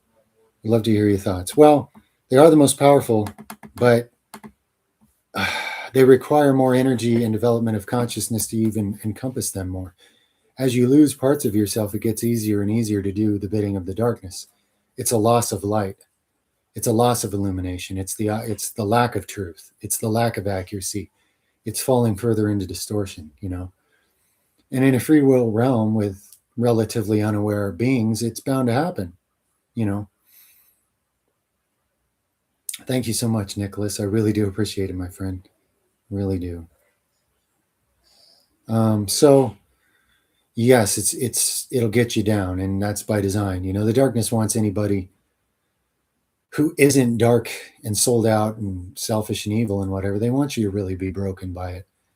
And they don't want you to make it past that step. Because right past the broken step is when you rediscover that you're part of God and that it's all good and you're not from here. And there's a reason this is a disaster. and you actually came here to bear some light into it. And then life can actually be sort of a great adventure, the greatest adventure ever written. Not easy, because if you set out to oppose the darkness, I mean, if you're ready to be martyred, that's one thing, and if you're not, you got to do it clever and careful. How you do it, that's for sure. But there's free will here, and there's low consciousness, so there's a lot of poor decisions, and there's a lot of weakness giving into sin, and then the consequences for everybody. Sin just being a word for doing that which is not right and not true and not accurate and not wise.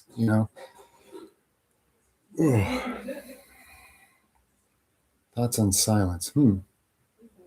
Well, I rarely experience total silence, but if you mean like silence of the mind, that sure is nice. A lot of people, you take them to a quiet place and they freak out. The people that like living in loud environments with loud music, especially crappy loud music, saying a bunch of negative stuff and constant banging and clanging and clatter and drama, people that actually like that environment, I'm pretty concerned for them. And they're the same people that if you get them somewhere quiet and peaceful and serene, they start freaking out. That's because it's not silent inside of them. And if they don't have all that external noise, the internal noise they've never tended to is way too loud for them to handle. So, silence is an interesting topic. That's a few thoughts.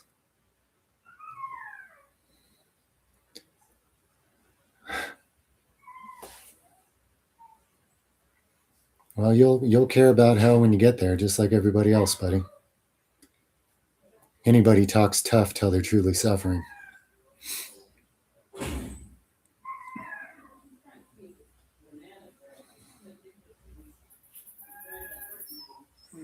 Yeah, transhumanism is a very demonic influence, yes.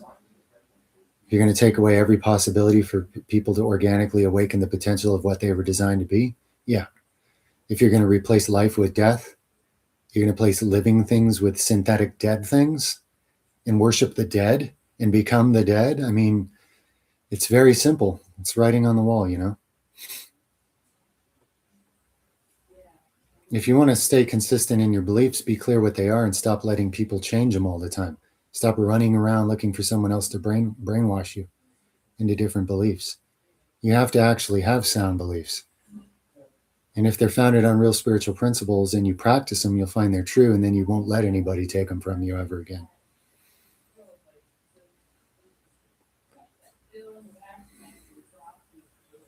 Well, the AI is just doing the job that people were already doing. It's not some magic antichrist that's doing all kinds of negative things. Yeah. Anything anti-truth is antichrist. What is Christ? Truth, life, the way of truth and life. Anything anti that is the antichrist. It's not a person or a machine. If an individual does a lot of damage for it, okay, everybody's going to credit them being the antichrist, but it's a principle. That's what people continue to miss. And it's all around you, and it always has been. The AI will accelerate it in the hands of the evil using it. Technology always accelerates the agendas. Technology is basically just an enhancer of things that are already going on.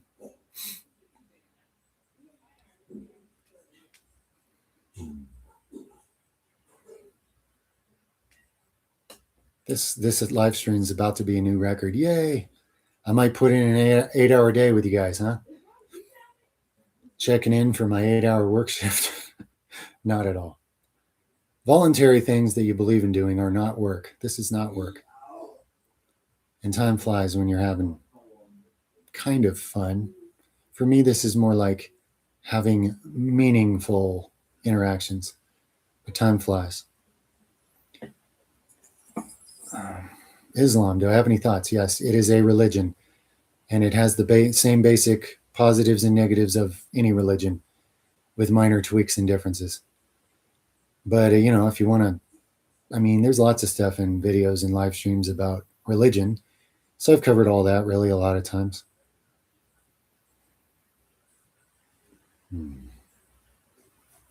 Yeah, people that insist God is somewhere else outside of them manage to not have God inside of them. And some are so insistent on it, they would rather burn me alive than hear the truth on that topic. And all I can say is if you don't have the eyes to see and ears to hear, then you have a hardened heart and you've done it to yourself. And that is what it is. And it's actually a perfect system.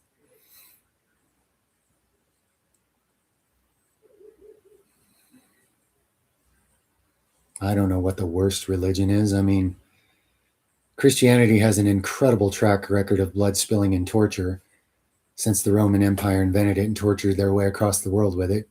Is Islam catching up in total violence, suffering, and depravity? I don't know. I don't want to even try to keep track of who's got the most damage points. It's not for me to concern myself with, to be honest with you.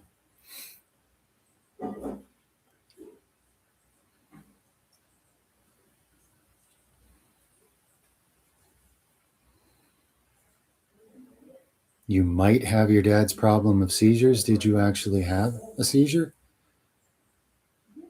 Deja vu? Well, okay. Something practical, Tyler. I would look into Ayurveda and what they do about seizures to adjust your energies. Obviously, you didn't have this issue up to now. So even if you have a tendency, there's easily things you can do in your lifestyle, diet, mindset that could offset that to where you don't have seizures. I mean, that's what I would do. I'd look into Ayurveda, seizures, causes, energy imbalances, doshas, and how to balance it out so you're not prone to seizures anymore. Well, what is the biblical interpretation of the Garden Eden story? Because what you're probably talking about is the man-made interpretation of the biblical story. And there are two, by the way, this is interesting. If you actually read Genesis, there are two completely different stories about the Garden of Eden, completely contradictory different stories right there in the same book. So just start with that, and then you tell me what you think. But I'm not going to bamboozle people with other ideas. There's plenty of people that have deconstructed that in a lot of interesting ways. What do I think? I think it's largely symbolic and somewhat twisted, that story. And, it's an obvious slap in the face to all females right out the gate, which makes it a very man, ego, agenda oriented story. So, I mean, did God write it with a pen and drop it out of the sky on my lap? No. There's symbolism. Some of it's been sort of inverted as to what it even means. And the fact that everybody's so confused about it to this day guarantees you that it's been tampered with and made confusing on purpose. Fact of life. 100% perceivable pattern that repeats all over the place.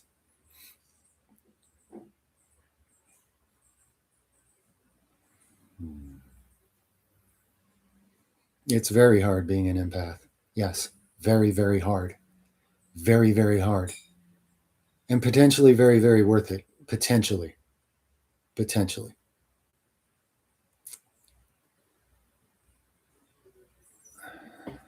You're very welcome, my friend. Francesco Stior, you're very, very welcome. Least I can do. It's an honor.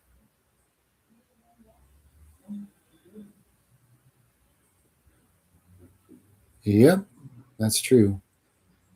Ioannis Capedis 5342. Very true. And if you can see that, there's no need to waste life and subjecting yourself to that idiocy.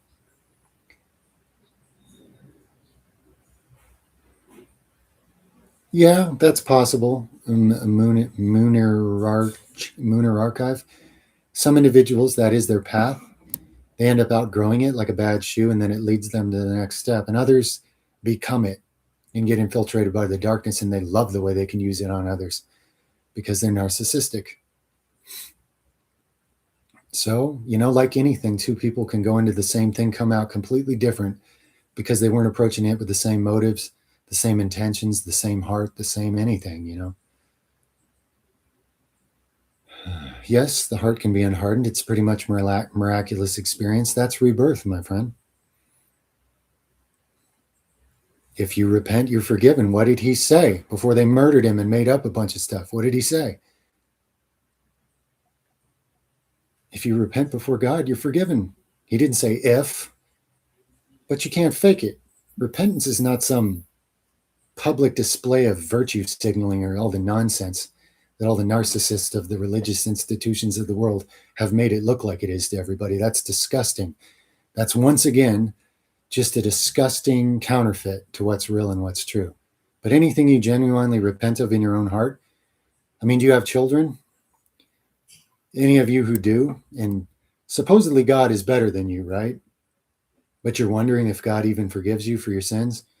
Say your kid just murders a cat and you don't know why, and you're really worried that your kid's a psychopath. But then later it hits them what they've done, and they're bawling and they feel terrible, and they need you to comfort them and they need you to forgive them. And you can tell they regret what they did. What are you going to do? Kick them in the face? Nah, you're a piece of crap. You did something wrong. I'm not sure I trust you. Get out of my kingdom. No. All you want for your kid is to understand that that's not who they are and they don't want to do that. Of course they're forgiven. Anybody half decent, even evil men, give their children good gifts. How much greater would the one who's actually good give unto you who actually repent? But people would rather do anything than repent. Proud, narcissistic people, they'd rather blood sacrifice anybody than actually repent of anything. It's rather disturbing. And I cannot for the life of me understand it. But I don't want to understand it. That I don't want to understand.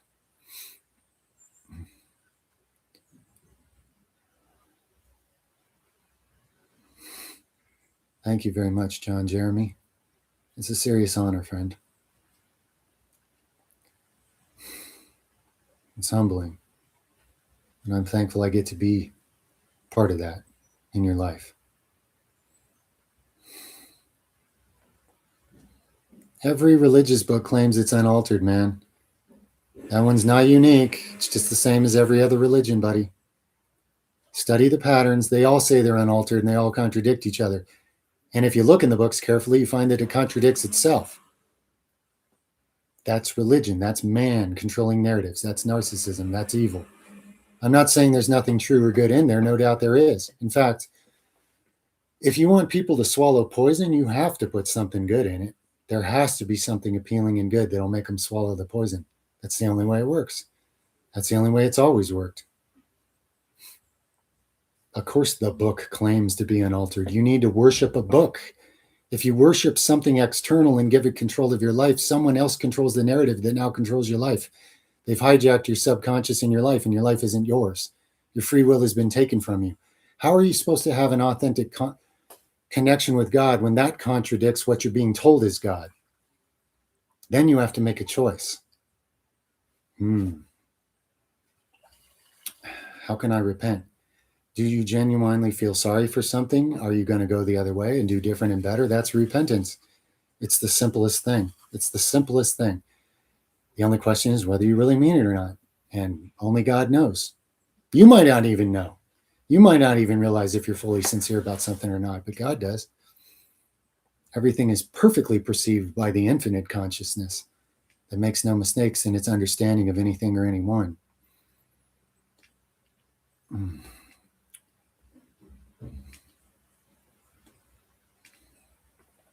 So you remember love as a 5-year-old? Yeah. Yep.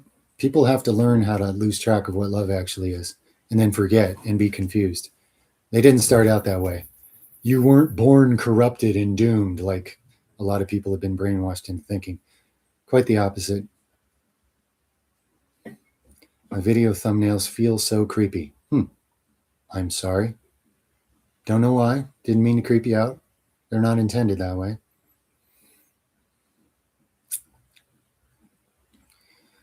Well, the fear itself is trying to pull you to that bend. So it's a good practice. Stop feeding it. You feed fear, you feed the wrong wolf. You're giving permission to something to descend your consciousness into something worse. That's why anybody using fear on you and telling you it's for your own good, they're spiritually corrupt, period. And whether they know they're lying or not, I don't know and I don't care. But it is a lie. Don't feed the fear, friend. Don't feed it. Put those thoughts in check. Give them back. Say, no, I reject that. That's not mine. That's for you who live in the darkness. You don't get to give me that. You don't get to train me that. So I end up where you are, lost in darkness. You don't get to, because I'm not giving it to you. I reject that. That's not the God I believe in. I believe in the real one. And you can't take it from me. And if you mean it, it's true. That doesn't mean fear will never come up. It'll come up to challenge you. The problem is associating with it and believing it's already yours and it's already got you. If you believe that, it does, because you're believing something untrue, which makes it your truth, even if it's an untrue truth. And that's how souls end up in darkness. The truth is, you shouldn't feed it at all, because you're giving it permission to mess you up worse. And you have to give that permission. It can't do it to you. It can't overpower you. It can only deceive you into giving it the power to do it. That's another spiritual principle that's true.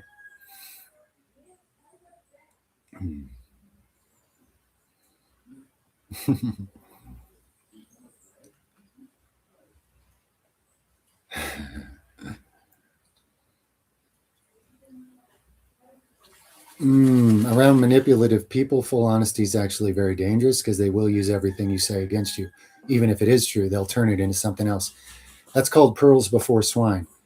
If you throw pearls before swine, they'll trample the pearls into mud. That means they'll take your true truth, twist your words into something hideous, and even spread it, that you spread that hideous thing. They will use it against you every deceitful way possible. Any intel you give them on who you really are, they're just looking for a way to take advantage of you worse. It's best to say much less. Sometimes silence is best. Or sometimes saying something simple like, I'm not sure I agree with that, which will drive them nuts because you're not giving them enough. But yeah, it's full honesty. And you can be honest without revealing everything, by the way. But if they push you in a corner where either you're going to lie or die because they're going to be able to get everybody to stone you to death, now you could be a martyr if you're ready for that. But if you actually believe there's a purpose for living on, tell the narcissistic, ridiculous ego what it wants to hear. And then once you're out of its sight, shake the dust off and stop going back, because they're never going to stop. If you give them anything, they're never going to stop. They can't. They have a vacuum where a soul should be, and they're stealing from you because it's the only thing they can do.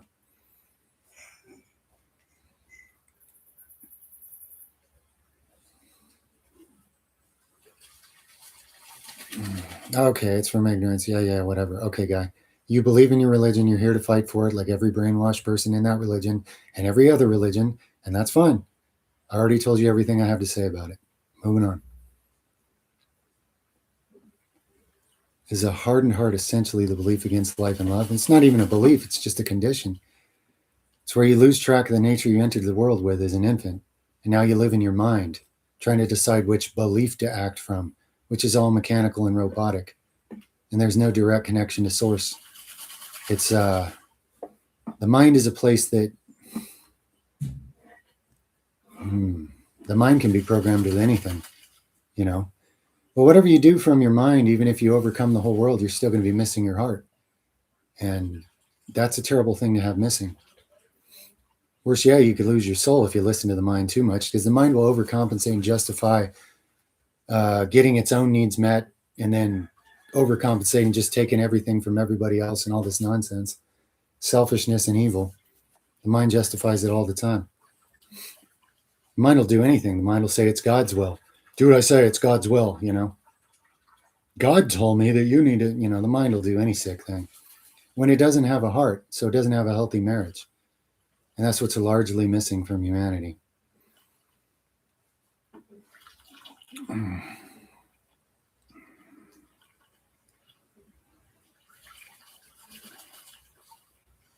Wow, that's wild. Barack. If you keep waiting for that, it'll happen. And the thing is, there's always going to be somebody that'll say that to you. And if you're already planning on it, you'll just sort of implode and give into it when it happens. Like, see, I knew I wasn't good enough.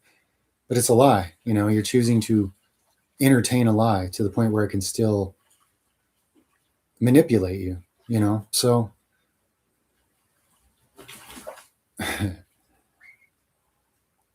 take it to a higher level. Say, if I'm not good enough, that means whatever made me is not good enough. So I'm basically saying God's not good enough. So there's some idiotic lower life form that's now convinced me that something it can't even comprehend must have made a mistake when it made me. There's zero logic. There's zero sense. There's zero intuitive accuracy. It's just darkness. It's just deceit. It's just not true. Beer, ? No, I don't drink anymore. But, enjoy, I guess. Beer, ?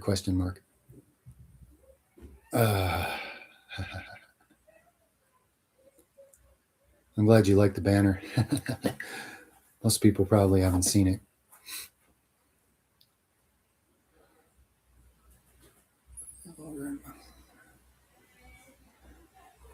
Makes you resent them. Yeah, they're hard to be around. Hard not to resent that. In fact, it's probably just a natural reaction.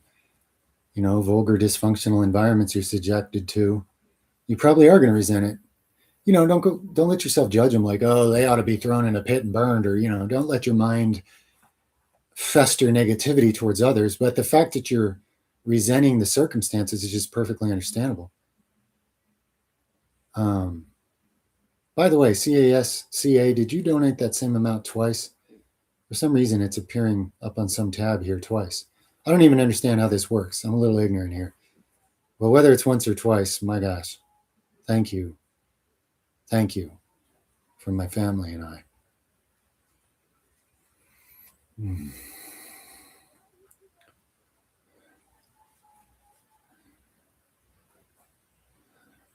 I'm sorry, I missed a few good questions there. Beard, question mark? No thanks, I'm good right now. You can keep it.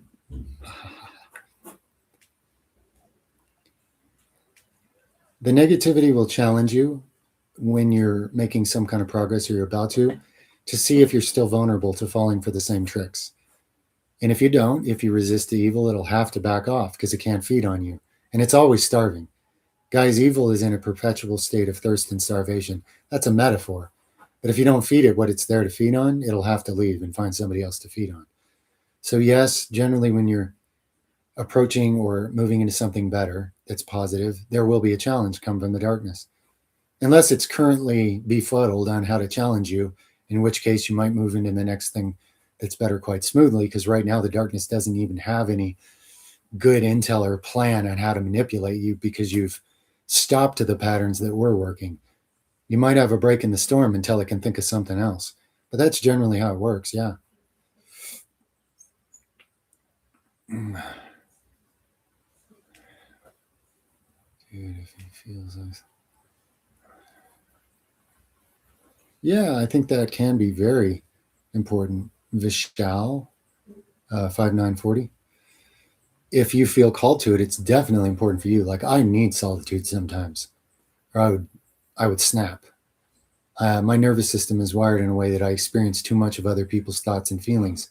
It's incredibly overloading to a person's circuits. So I'm only good for so long when I'm around everybody else, and then I need solitude. So if something in you senses that it could be productive, I imagine it would be. Yeah.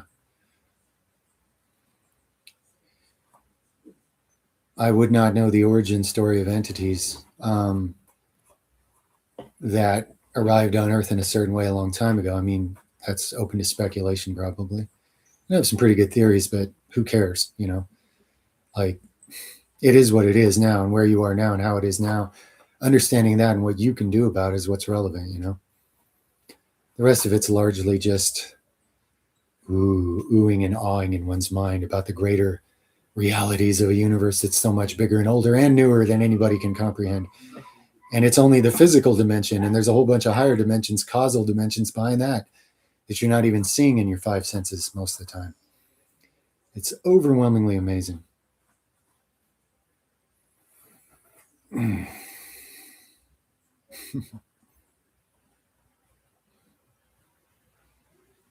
Much love in Germany, friend.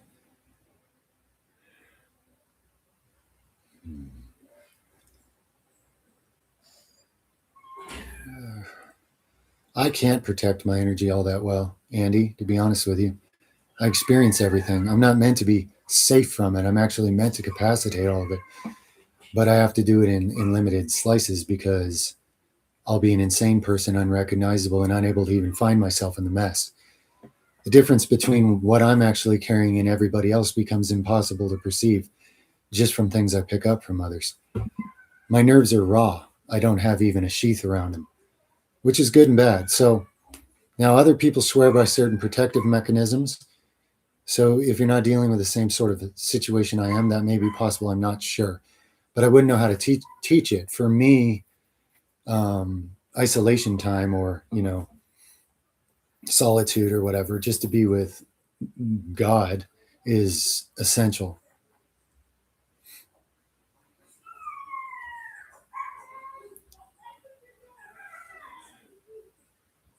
No, I don't think so. I think you're born with an empathic nervous system through certain conditions. What physical conditions are necessary would be a strange discussion to even try to get into, but I don't think that matters. I think you're born that way because you agreed to it somehow for whichever reason.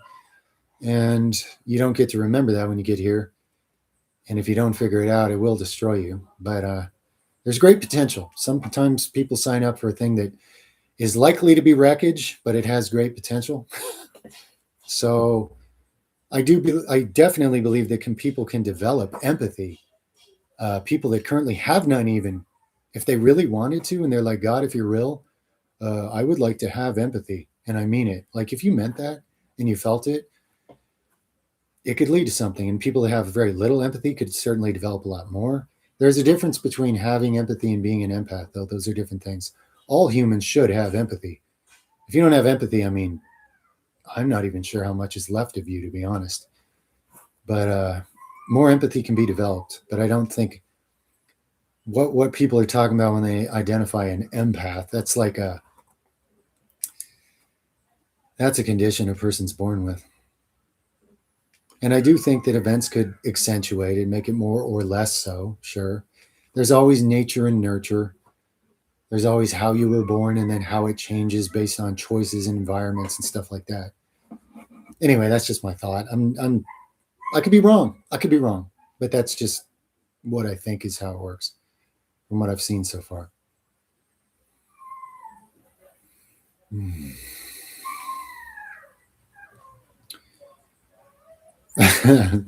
Synthetic version. Is there a synthetic cacao? I didn't even know that. Do you just mean contaminated? It's a little tricky. You got to research a company, see if you can get any real third-party testing or people that went out of the way to get their product tested themselves. You got to do a lot of research, and there's no guarantees you'll find enough to know what you're doing. You just have to make the most informed decision you can.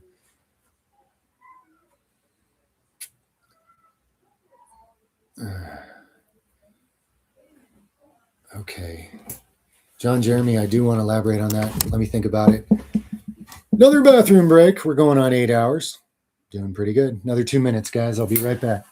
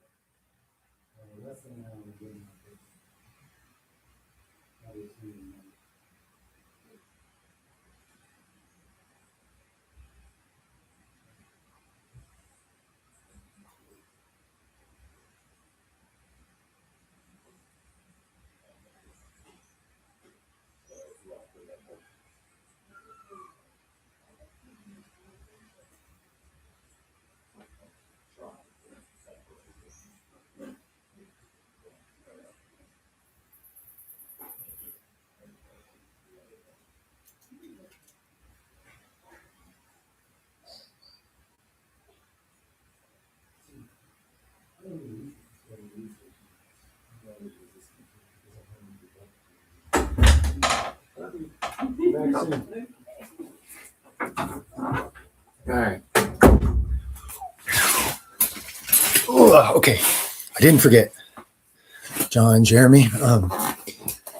So, I only recently started researching some things about empaths, narcissists, common patterns, because I hadn't really dealt with the main root issues in my own life. And I was always resistant. I was like, oh, I'm an empath. Oh, God, it sucks. I don't want to be that. And I would just go distract myself with other things. But I finally made some breakthrough this year. And then I actually got a little bit interested to do some researching. And believe it or not, they've actually proven that in the nervous system in the brain of empaths is very different. There's a bunch of stuff going on that isn't going on with people that are not empaths. And so to try to help you identify it, I'll try to see if that's really what's going on. Unfortunately, I only really got focused on this topic recently. I don't have the vast background in this that I do in some things. So I'm a little bit of a noob here myself But having made some breakthroughs, I suppose I should do my best. So if you've, okay, here's some things you might have noticed. When people come to you, could be a friend, could be relative, could be random person, and they start telling you things about their life, the way you listen to them and the way you see them and the way you understand them, have you noticed people get real clingy, real fast? And every single one of them, not every single one, because some have some character that would prevent them from doing this, but have you had a whole lot of people that got like really clingy and possessive of you because you're the only person that ever really saw them? And unfortunately, they won't even let you have any time with anybody else after a while, and it gets very draining. And as far as the thing in crowds, I go into a crowded room, and as clear as I was before I got there, I don't even know what I'm doing after a while. I don't even know why I'm there. I am so confused by all the unresolved things. Like, I know tensions between people that don't even know tension between each other. I know that I know fake smiles when I see them, and I know what the person's really up to. I know who's sincere and who's not. I know when people are lying. I know when people are just telling me what I want to hear because they think it's working on my ego so they can get something out of me. And these are just shallow examples. I mean, I'm picking up on so many layers of things. I can do what people call a psychic reading and tell somebody something about something that happened with some family member that they're like, dude. And I didn't do it because a ghost told me in most cases. I did it because I can read things from inside the person's nervous system so accurately that it freaks me out. I don't even know how I do it. It turns out that that's a form of advanced being an empath condition, whatever that is. So it's almost like there's not a picture like a wiring harness in a vehicle. And yours doesn't have any plastic covering. The wires are exposed. So they are interacting with electrical or information coming off of others' nervous systems. And you're also given areas of your brain to help you interpret and understand what a lot of these things mean that are incredibly draining because it's an energy intensive process. This is why all true empaths need time alone to heal. You need to get rebalanced by the creator's energy and away from everybody else's chaos. And empaths, real ones, tend to have this tendency to always be a rag for everybody and just give everything till they can't. And they're malfunctioning to the point where they're becoming mean or shut down or whatever it is. Because for some reason, we think that if we just give infinity to everybody, even if they don't use it well or abuse us, it's going to magically fix things, which of course it doesn't. So if you find out you have this kind of exposed nervous system that's actually absorbing, that's what you do. That's what's different. You don't just notice stuff from people, you absorb it. I have spent long periods of my life, longer than I would care to mention, living out other people's ambitions that they didn't have the courage to do, and I did, only to find out way later that it wasn't even me who wanted to do it. Okay? That's crazy. So if you're in denial and you're an empath, you'll probably end up spending long chapters of your life living other people's karma or unresolved baggage or whatever it is, which you thought was a good thing. Turns out it's not, because even though your intentions were noble, you prevented them from carrying the weight of their own issues, so they didn't grow. And you weren't even being yourself, so you didn't grow. That's crazy, right? Those are some of the pitfalls and patterns. And I am not an expert yet on this, okay? That's just some of the stuff I've figured out so far. So just watch yourself, watch for those patterns and experiences. True empaths feel much better when they finally get that solitude. You never feel alone. You feel more the presence of the creator healing you. And then your friends are mad because they're like, why did you ignore me for so long? And I'm like, dude, I wasn't ignoring you at all. You could have just called or came over. I'm not blocking you out. Yeah, well, what's wrong with you? You're so antisocial. You didn't blah, blah, blah. And it's like, look, man, if you need me so bad, just come over. But don't show up and start harping on me like I'm some bad person, because I didn't realize if a couple weeks passes without you getting a phone call, you assume I'm dissing you or something. I didn't even know that time passed. I was just in a special introverted place of healing that I needed. If you notice these patterns in your life, man, If you can check some of those boxes, getting pretty apparent. It gets pretty apparent. If you can check all those boxes, yeah, there you go. And there's more boxes. Those are just the ones I know of so far that I can look back and go, oh, yeah. Oh, yeah. You mean, like, when did that ever not happen? That's all that's happened in my life. Now that I'm researching, I'm just like, oh, are you kidding me? Why didn't I have the foresight to look in this sooner? But again, regrets don't matter. There was other things I had to learn the hard way. So then when I finally make some breakthroughs with this, some other things would come together. So but I'll do my best to share, guys, as I figure this out more for those it pertains to. But those are the ones I can accurately say for sure. Those are patterns. Now, a person might make a mistake and think, well, I'm exhausted after I hang out in crowds, but kind of look at the situation. Some crowds are just exhausting, even for normal people. I mean, when you're jumping around and singing for 8 hours or something, you might feel tired afterwards, and that is not the same thing. That is not the same thing at all. Another thing is you'll feel like an alien outsider that nobody ever understands, even though you understand everybody else better than they understand themselves. That's another obvious pattern right there. And it's true. They don't understand you, especially the ones that claim they do. And you do understand them more than you're even willing to admit to yourself you do. It's true.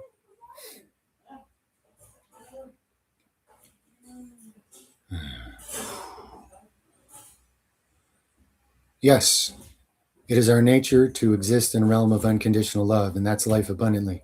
So, of course, you yearn for it, when you enter a place that vastly lacks that level of it. Yes, absolutely, bravado. 100% true.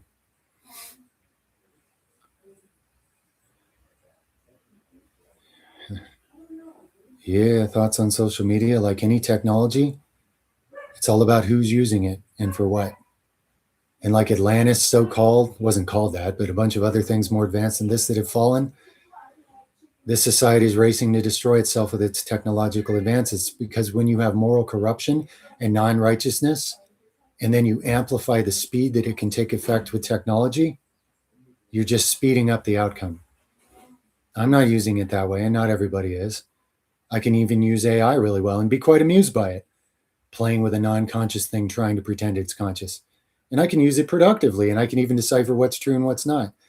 But I'm also aware of the people that programmed it and how they programmed it and how it's limited by their fake knowledge, a lot of it, It doesn't become, oh, it's so mysterious and powerful. Tell me about my soul, non-living machine. I can't understand stuff like that. So I'm here to make fun of it for everyone's benefit, right?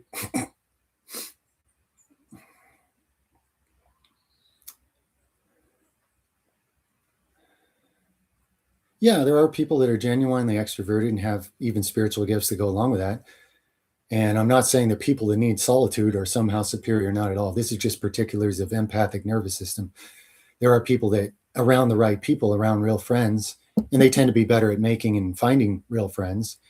They do heal if they're, in like positive group environments. So yes, that's a real thing too. And there's nothing better or worse about being introverted or extroverted. We're all both anyway. It's just like which direction is your circuitry flowing more on that circuit is basically it,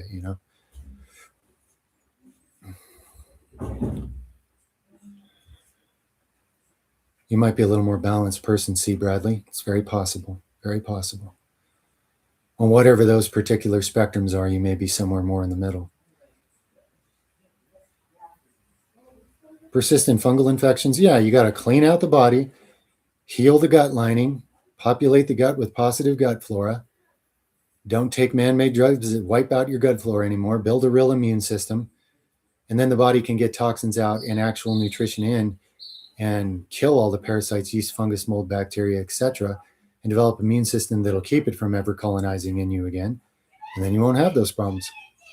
Health Topics playlist, my friend. It addresses that and so many things that bottleneck in to the focused topics that are on the Health Topics playlist.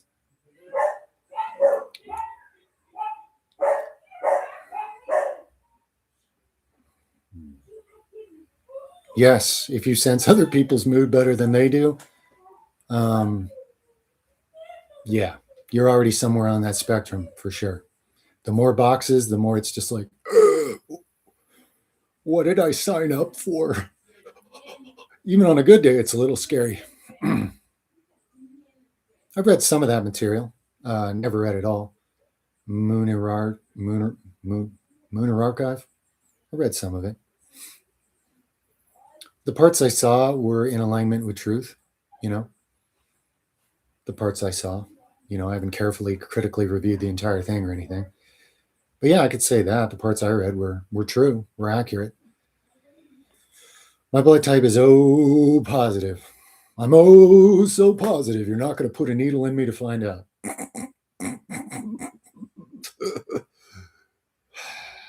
Sorry. Not really.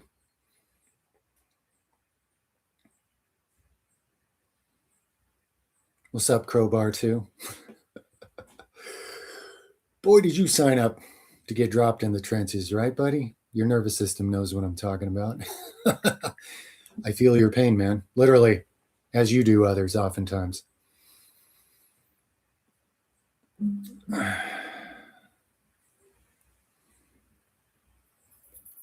Butyrate. I forgot what that is. I don't have book recommendations except for the Essene Gospel of Peace, the Gospel of the Holy 12, Book of the Natsarim, the Gospel of Thomas, and the Gospel of Mary. As for reading material, if I was to recommend any to anyone, in a generic overall what's of most value sense, that's what I would offer. Now, many people won't appreciate it or believe it, but some of you will, and you'll find it priceless. It's meant for those with the eyes to hear and ears to see, so I got to throw it out there. Scatter them seeds and see where they grow, right? You had a friend who said you were angry when he was angry. Yeah, that's kind of the opposite of perception, isn't it? People that constantly project all their own crap onto somebody else because they've never dealt with any of it and they've gone so far from it that now they're just going to lie to themselves all the way to the grave. Not necessarily. People do have free will and can change, and I hope that person does. But that's pretty big lack of awareness, and it's super common. It's so weird, the stuff, like if you stick yourself on social media in the public eye, the stuff that gets projected onto you, I learned to quit arguing with it because it's pointless, but it's really weird, the stuff people will project onto you. And they're telling you everything about themselves. I don't even have to read them with my nervous system from here to there to just let them tell me about themselves with the ridiculous stuff that they say about me when they don't know me or anything about me. They see a picture on a screen, that's it. And they're just telling me all this stuff about themselves, you know? It's pretty wild. And I'm like, hey, you're not paying me to be your counselor. You don't need to tell me all your dirty baggage, you know? But for some reason, people just do.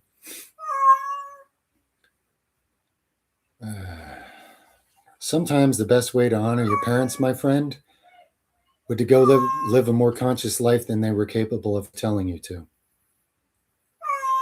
Because what is honor? Is honor doing what people say? Or is honor actually learning from their mistakes and doing better? Maybe we need to redefine honor, right? Okay. Tally's in here whining. Should I let her out? I'll come get her. Okay. Tally, come here, honey. Come here. Come here, sweetheart. Come here, baby. What's going on? What's my little fish face doing, huh? Yeah. It's my little princessa. What you whining about? Hello. Hello, I'm a cuddly tabby. I love tons of heavy petting physical affection, and I love to smack all the other cats. And I'm not the most popular, but Daddy loves me.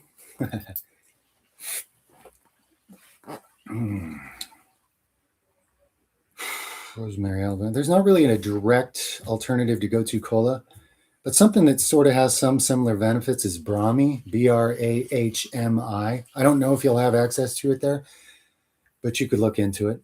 That's another really good herb that ends up upgrading some of the same systems and consciousness level, even helping the brain hemispheres communicate with each other over time. If taken over a great deal of time, the subtle, slow adjustments lead that way with both of those herbs.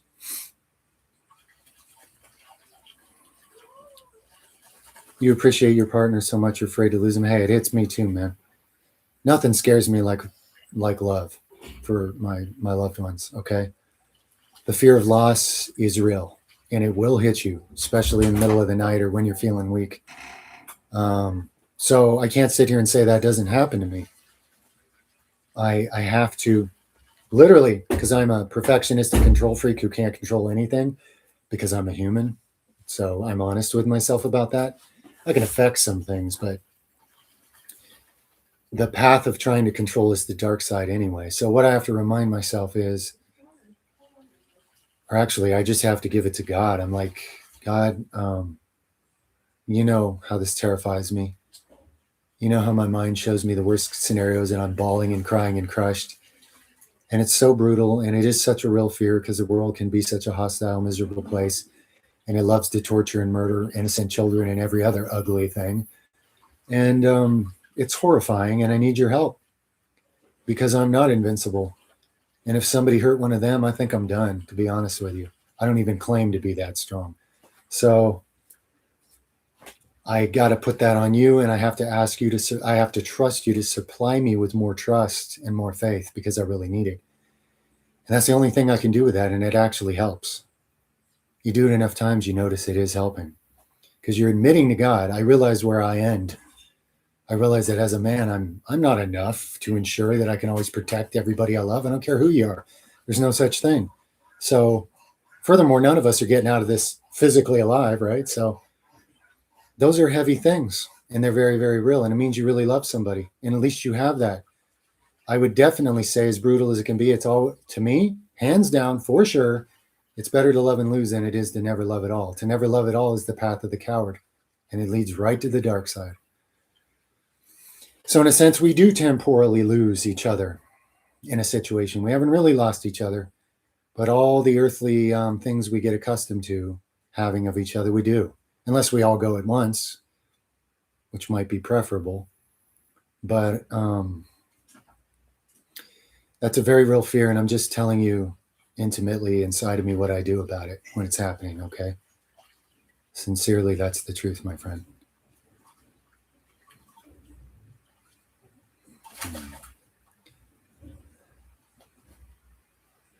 Oh, the tooth salve thing. You can still use that other stuff without it, and that formula will still have positive effects, just so you know. And a person could put some comfrey in it, although if you read online, they're going to demonize it and make you think your liver is going to fall out your butt if you do. So I'm not telling anybody to do that.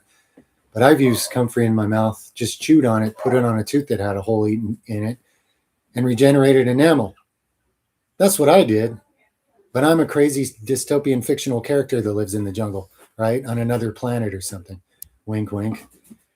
Comfrey's heavily demonized. And I don't want to hear 900 people coming to me, but bro, but it says this, you know, so I'm just putting it out there now. Comfrey is heavily demonized, but I'm not the only one. And there's people that have supposedly completely regenerated teeth, just holding comfrey paste in their mouth for long periods of time. All I did was chew up a raw leaf and just keep it on the tooth that had a hole in it. It only took a couple days and the pain went away. I did it for a few more weeks and that pain's never come back. It actually helped me add some enamel. But I can't recommend it or put it on a video without 9,000 people taking offense to it. Do-gooders coming along telling me I'm promoting poison and I ought to do what my doctor says, but I am doing what my doctor says because my doctor is the creator. And the only one that works on me is me for 27 years now with the guidance of the creator. So I am doing what my doctor says. But anyway, people can't understand that. I understand. I understand that they can't understand, but there you go. Comfrey would actually be a stronger tooth enamel regenerator than Gotu Cola. But there's going to be a lot more things trying to tell you you're crazy and bad and you're going to hurt yourself if you do it. Fair warning. Do I buy into that? No. I've drank blenders full of comfrey for long periods at a time. And as far as I can tell, nothing bad happened to me. I don't do it anymore. But I've read large scale, experiments on animals that were fed nothing but comfrey and crops and sadly dissected and all their organs looked at. And I have enough information to know that any tiny amount of comfrey I might have ingested is definitely not hurting me. And it's incredible at topically causing regeneration of connective tissue. That's a gem y'all get on this live stream that I probably won't make a video about because here comes a bunch of do-gooders and PhDs telling me how stupid I am, even though they can't heal anybody. And I've grown tired of those games a long time ago. And I've seen countless miracles that I'm not even allowed to talk about. That's how fair the narrative is, guys. Predator, one of my favorite movies. They're never going to beat that movie. If it bleeds, we can kill it.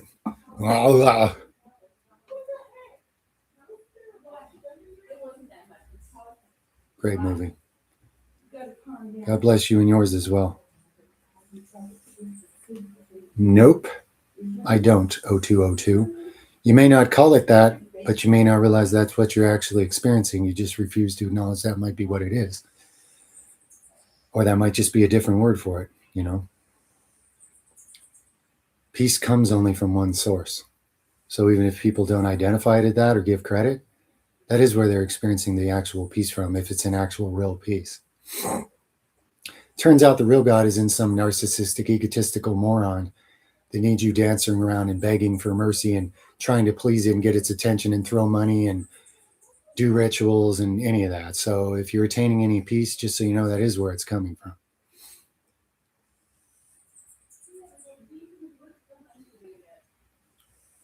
Yeah, there's like even garlic's an insect repellent, but it's also a people and society repellent because people are full of bugs and their bugs hate the garlic and they cause people to be very hostile towards you if you smell like it.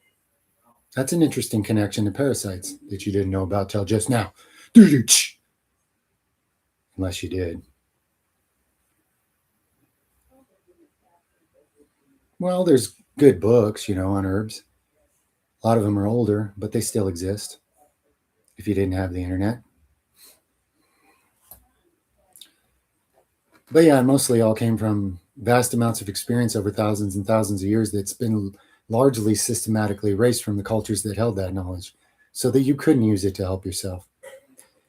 The interesting thing is it exists in what some call the Akashic records. And if you get to a point where you tap into certain spiritual truths, if you're meant to tap into that particular kind of knowledge, you'll be given insights and directions on where to look for more understanding. And that's one of those things I happen to be, I've been given a lot of insights into, and also guided on how to research to add to those insights.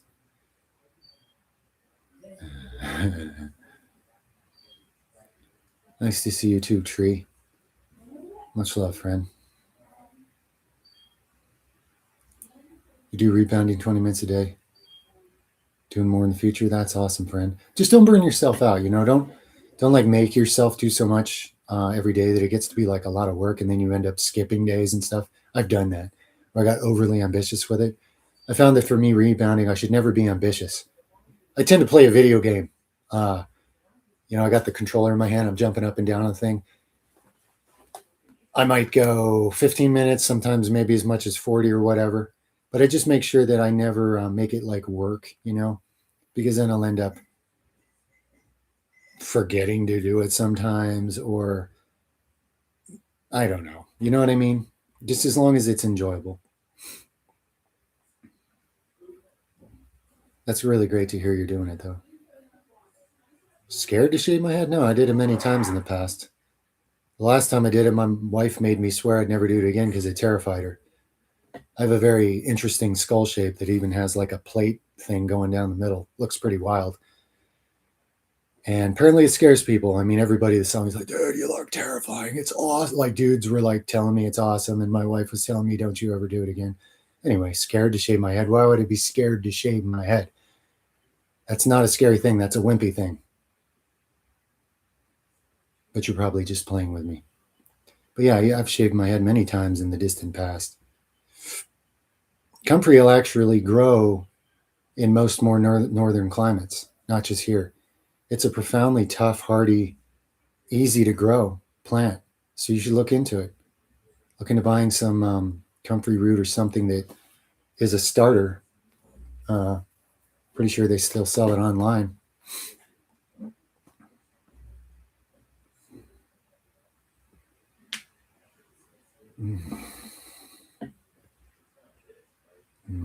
If immigrants are destroying your country, what do you do? If immigrants are destroying your country, chances are your country's already destroyed. And that's why it's inviting all the immigrants in. What do you do?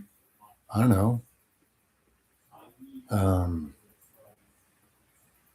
If immigrants were actually destroying, in my definition, where I live, I'd live somewhere else. That's what I'd do. I've left a lot of things behind that other people destroyed. Great things, or they could have been. Leaving a location, not that big of a deal to me.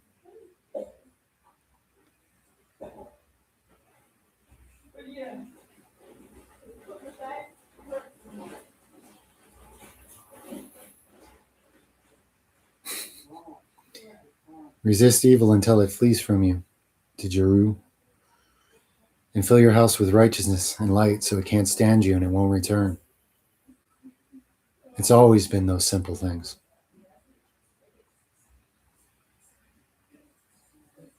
Simple but not easy, by the way. I'm not trying to make it sound small. No. Spiritual battle is what this life is largely about. So simple doesn't mean easy, but it is simple. The truth is simple. So if people make it sound complicated and confusing, it's because they're not coming from truth.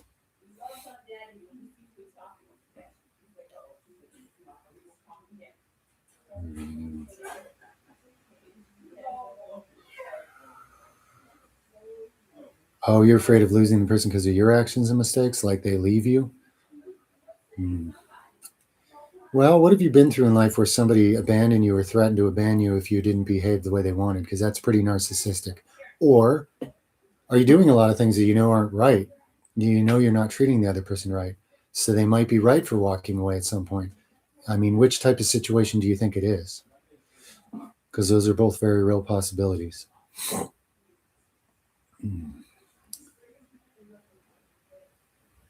Well, to forgive yourself, just treat yourself the way you would want to treat others. No, because maybe you wouldn't. How do you forgive yourself? Well, cast aside the silly ego's pride where it thinks, oh, I'm better than that. I should have done better than that. How did I make that mistake? Dude, we all make a ton of mistakes. You can't fall in mud and not be muddy. You know what I mean? So when you have a little more clear understanding, not to make such a big prideful deal out about the fact that you made a mistake. I mean, come on. Because once you do that, you're locked in a prison of pride. And all you do is lie and cheat, try to manipulate and control from your mind, which means you're making even more mistakes. Forgive yourself because it's the right thing to do. How are you supposed to grow and move forward and do better if you chain yourself to a mistake that you weren't conscious enough to avoid anyway? And what, just abandon yourself there? Like, you piece of crap, you stay in this little hell forever. I mean, sadly, you can do that to yourself, but I don't advise it. Forgive yourself because it's productive. All you can do with a mistake is just be more clear. Whoa, that woke me up. I'm not doing that again. That's awareness. That's growth. That's a good thing. Thank you for the $2, my friend. Really appreciate it. Really do. Or the €2, I guess that is. Or maybe that's something else. Anyway, thank you. Thank you very much for the support. I ate a lot and need to go to sleep. How do I digest my food faster? You'd have to throw a bunch of digestive enzymes down your throat if you had them on hand. Otherwise, you're in for one of them nights, buddy. I've stretched my gut and went to bed in pain and not slept many times. I know your pain. Yeah, a short walk might help. There you go. See? Others are being supportive and helpful. That's awesome. It's probably better than my answer.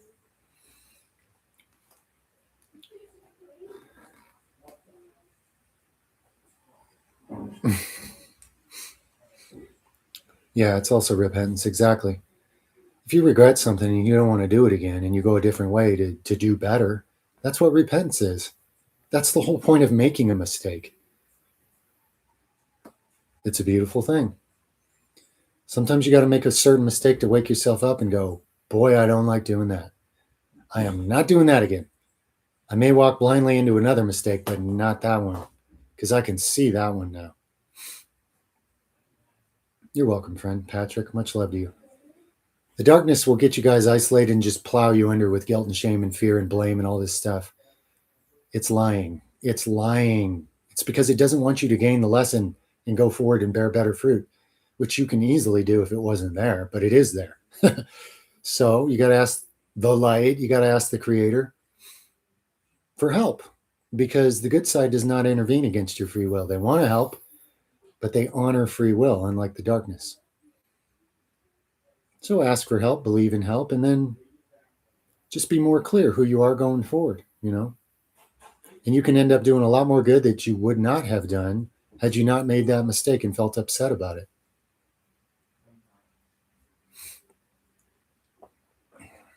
Anybody that tries to use your mistake against you to hold you down is spiritually sick, okay? They're working for the darkness. Now, sometimes the individual that you did hurt, they might not be over it. I'm not saying that about them. They may still just be hurting. They may lash out and overflow, and I'm not talking about them. But if somebody else keeps track of your supposed mistakes in life and uses them to manipulate you, no matter who it is, you should definitely shake the dust off your feet and leave them behind you. Get behind me and stay behind me, Satan. Forget about it. Forget about you. I'm done with that. I will not feed it.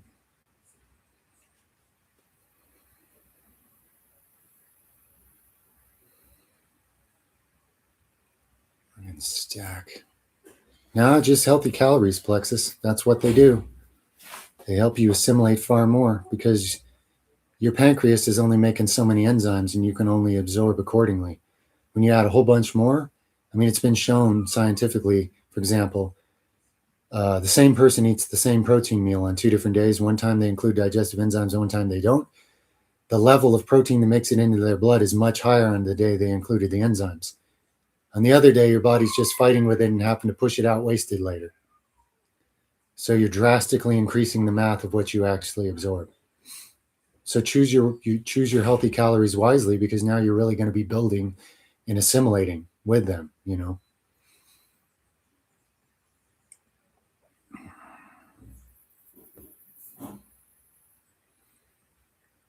How does God be all good if the darkness endures? Well, things deep in the dark may say they're not part of God. I'm a demon, I'm not God, I was never, but they're lying and they're wrong and they are part of it. They're living non-truth. They're living non-truth. They're living death. They're living misery and distortion. They still come from the same creator. No matter how much they want to fight it, they're just plain wrong, and that's why you can't win. You're gonna choose to have a beef with the infinite thing just because you don't understand it fully, and you're gonna fight it as hard as possible to your own detriment and anybody you can take with you. You still exist, but I do believe it is actually possible for a soul to go so far in unrepentance and purposeful, dedicated evil that it actually can be eventually destroyed completely. The energy won't be destroyed, but that individuation can be destroyed eventually. If it's finally achieved a level of negative, ignorant hostility that it's literally impossible for it to ever repent, it will be brought to a final end at some point, and that energy will be remade into something better. But most of the things that exist in the dark, as depraved as they are, as much as if you encountered them, you would swear it's impossible. Believe it or not, there is a chance. The power of God, if anything wants to repent, no matter how far gone it is, the power of God is greater than any evil, and anything can be redeemed and repaired. But these things in the dark still have their free will. People, things, you generally kind of descend below anything that should really be called people if you've been there too long. But anyway, it's a little hard to understand how you can exist so far from the light of truth. But also remember, this is why they're feeding on you. They have to get some kind of life essence from somewhere. They're not doing it because they're fun and cool and big and tough bullies. They're doing it because they have to. And it's all they can get. And they can only get what you give them. Without that, they'd have to either repent or be destroyed. There's nothing left to take from.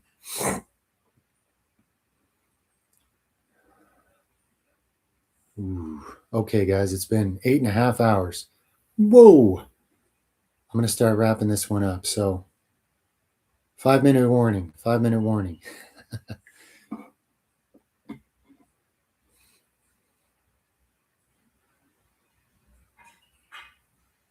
What would I do if Yeshua knocked on my door in the flesh? Well, I'd certainly open it.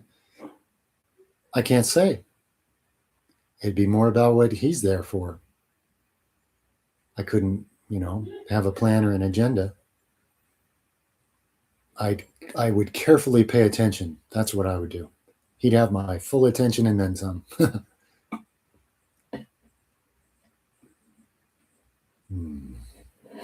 Fear empowers the evil. It makes you ignorant to what you need to do to protect yourself, guide yourself, and be on the right path to avoid the worst of it. Fear is feeding the evil. Fear is deception. Fear is a lie. It comes from the evil one. Or the evil ones. It's many. But anyway, how to deal with the fear? Well, start thanking God for an infinite supply of peace beyond understanding, even if you don't feel it yet. And keep thanking for enhanced trust and faith in that peace beyond understanding until you start to feel it and believe it. Because right now you're probably feeding negative thought loops that are making it easier for darkness and negative things to get even more of a hold of fear. So start feeding what you want to grow and start starving what you want to die. You're very welcome. Panagio 6424. You're very welcome. Much love, friend. It's an honor. No, we don't live inside an ice wall. But anyway, if you think you do, that's fine. Couldn't care less, honestly. You're very welcome, friend. Yeah, and inversion therapy has some real benefits for sure. If you got time for it and enjoy doing it, absolutely. It's a nice therapy. Plenty of benefits to it. You're very welcome, guys. You're all very welcome, and I really mean it sincerely. You know, time flies because I really care about these interactions with you guys. I don't feel like I just sat here 8.5 hours. When I go look at the clock and the fact that the day's gone, I'll notice. But yeah, it's like a time warp. Yeah.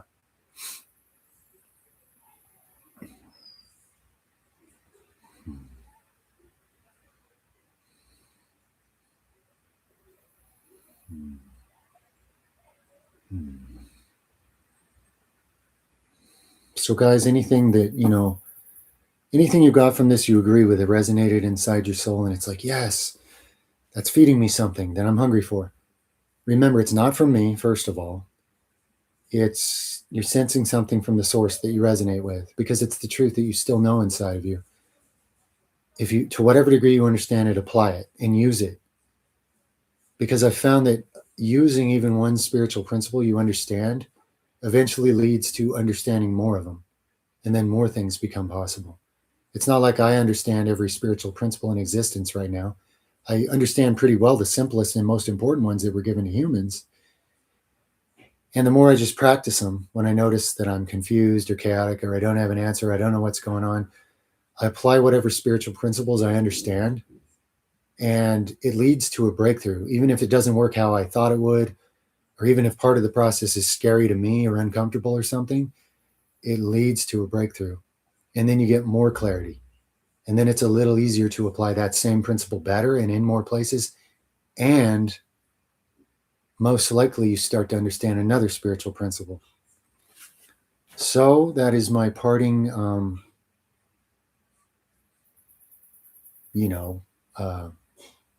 don't want to say wish for you, but like that's where my heart's at for you guys on that. And until next time, which I have no idea when it'll be. Could be soon, could be far. I don't know. Life throws me a lot of curveballs and I just do my best with it. But this has been great, and I really appreciate catching up with you guys in this way. And to those who missed it, it is recorded, and I was on all day, so many people had a chance. I'll try to announce an upcoming live stream sooner to give more days of notice when I can, guys, accurately. But yeah, much love to everyone. Love and respect and gratitude for the support and for the interaction. It's very healthy and good for me also. And, guys, try to picture a utopian kingdom where there is no hierarchy, none. The Essenes knew this. I know this in my heart. There is no somebody above someone else. When we're ready to all be enough, when we're ready to all be the light in our own completely unique individual way, and we realize there's room for all that to be infinitely special and important and no reason for comparisons anymore or anything, then we're really getting somewhere. I guess that's my parting thought. Love you guys. Over and out for now.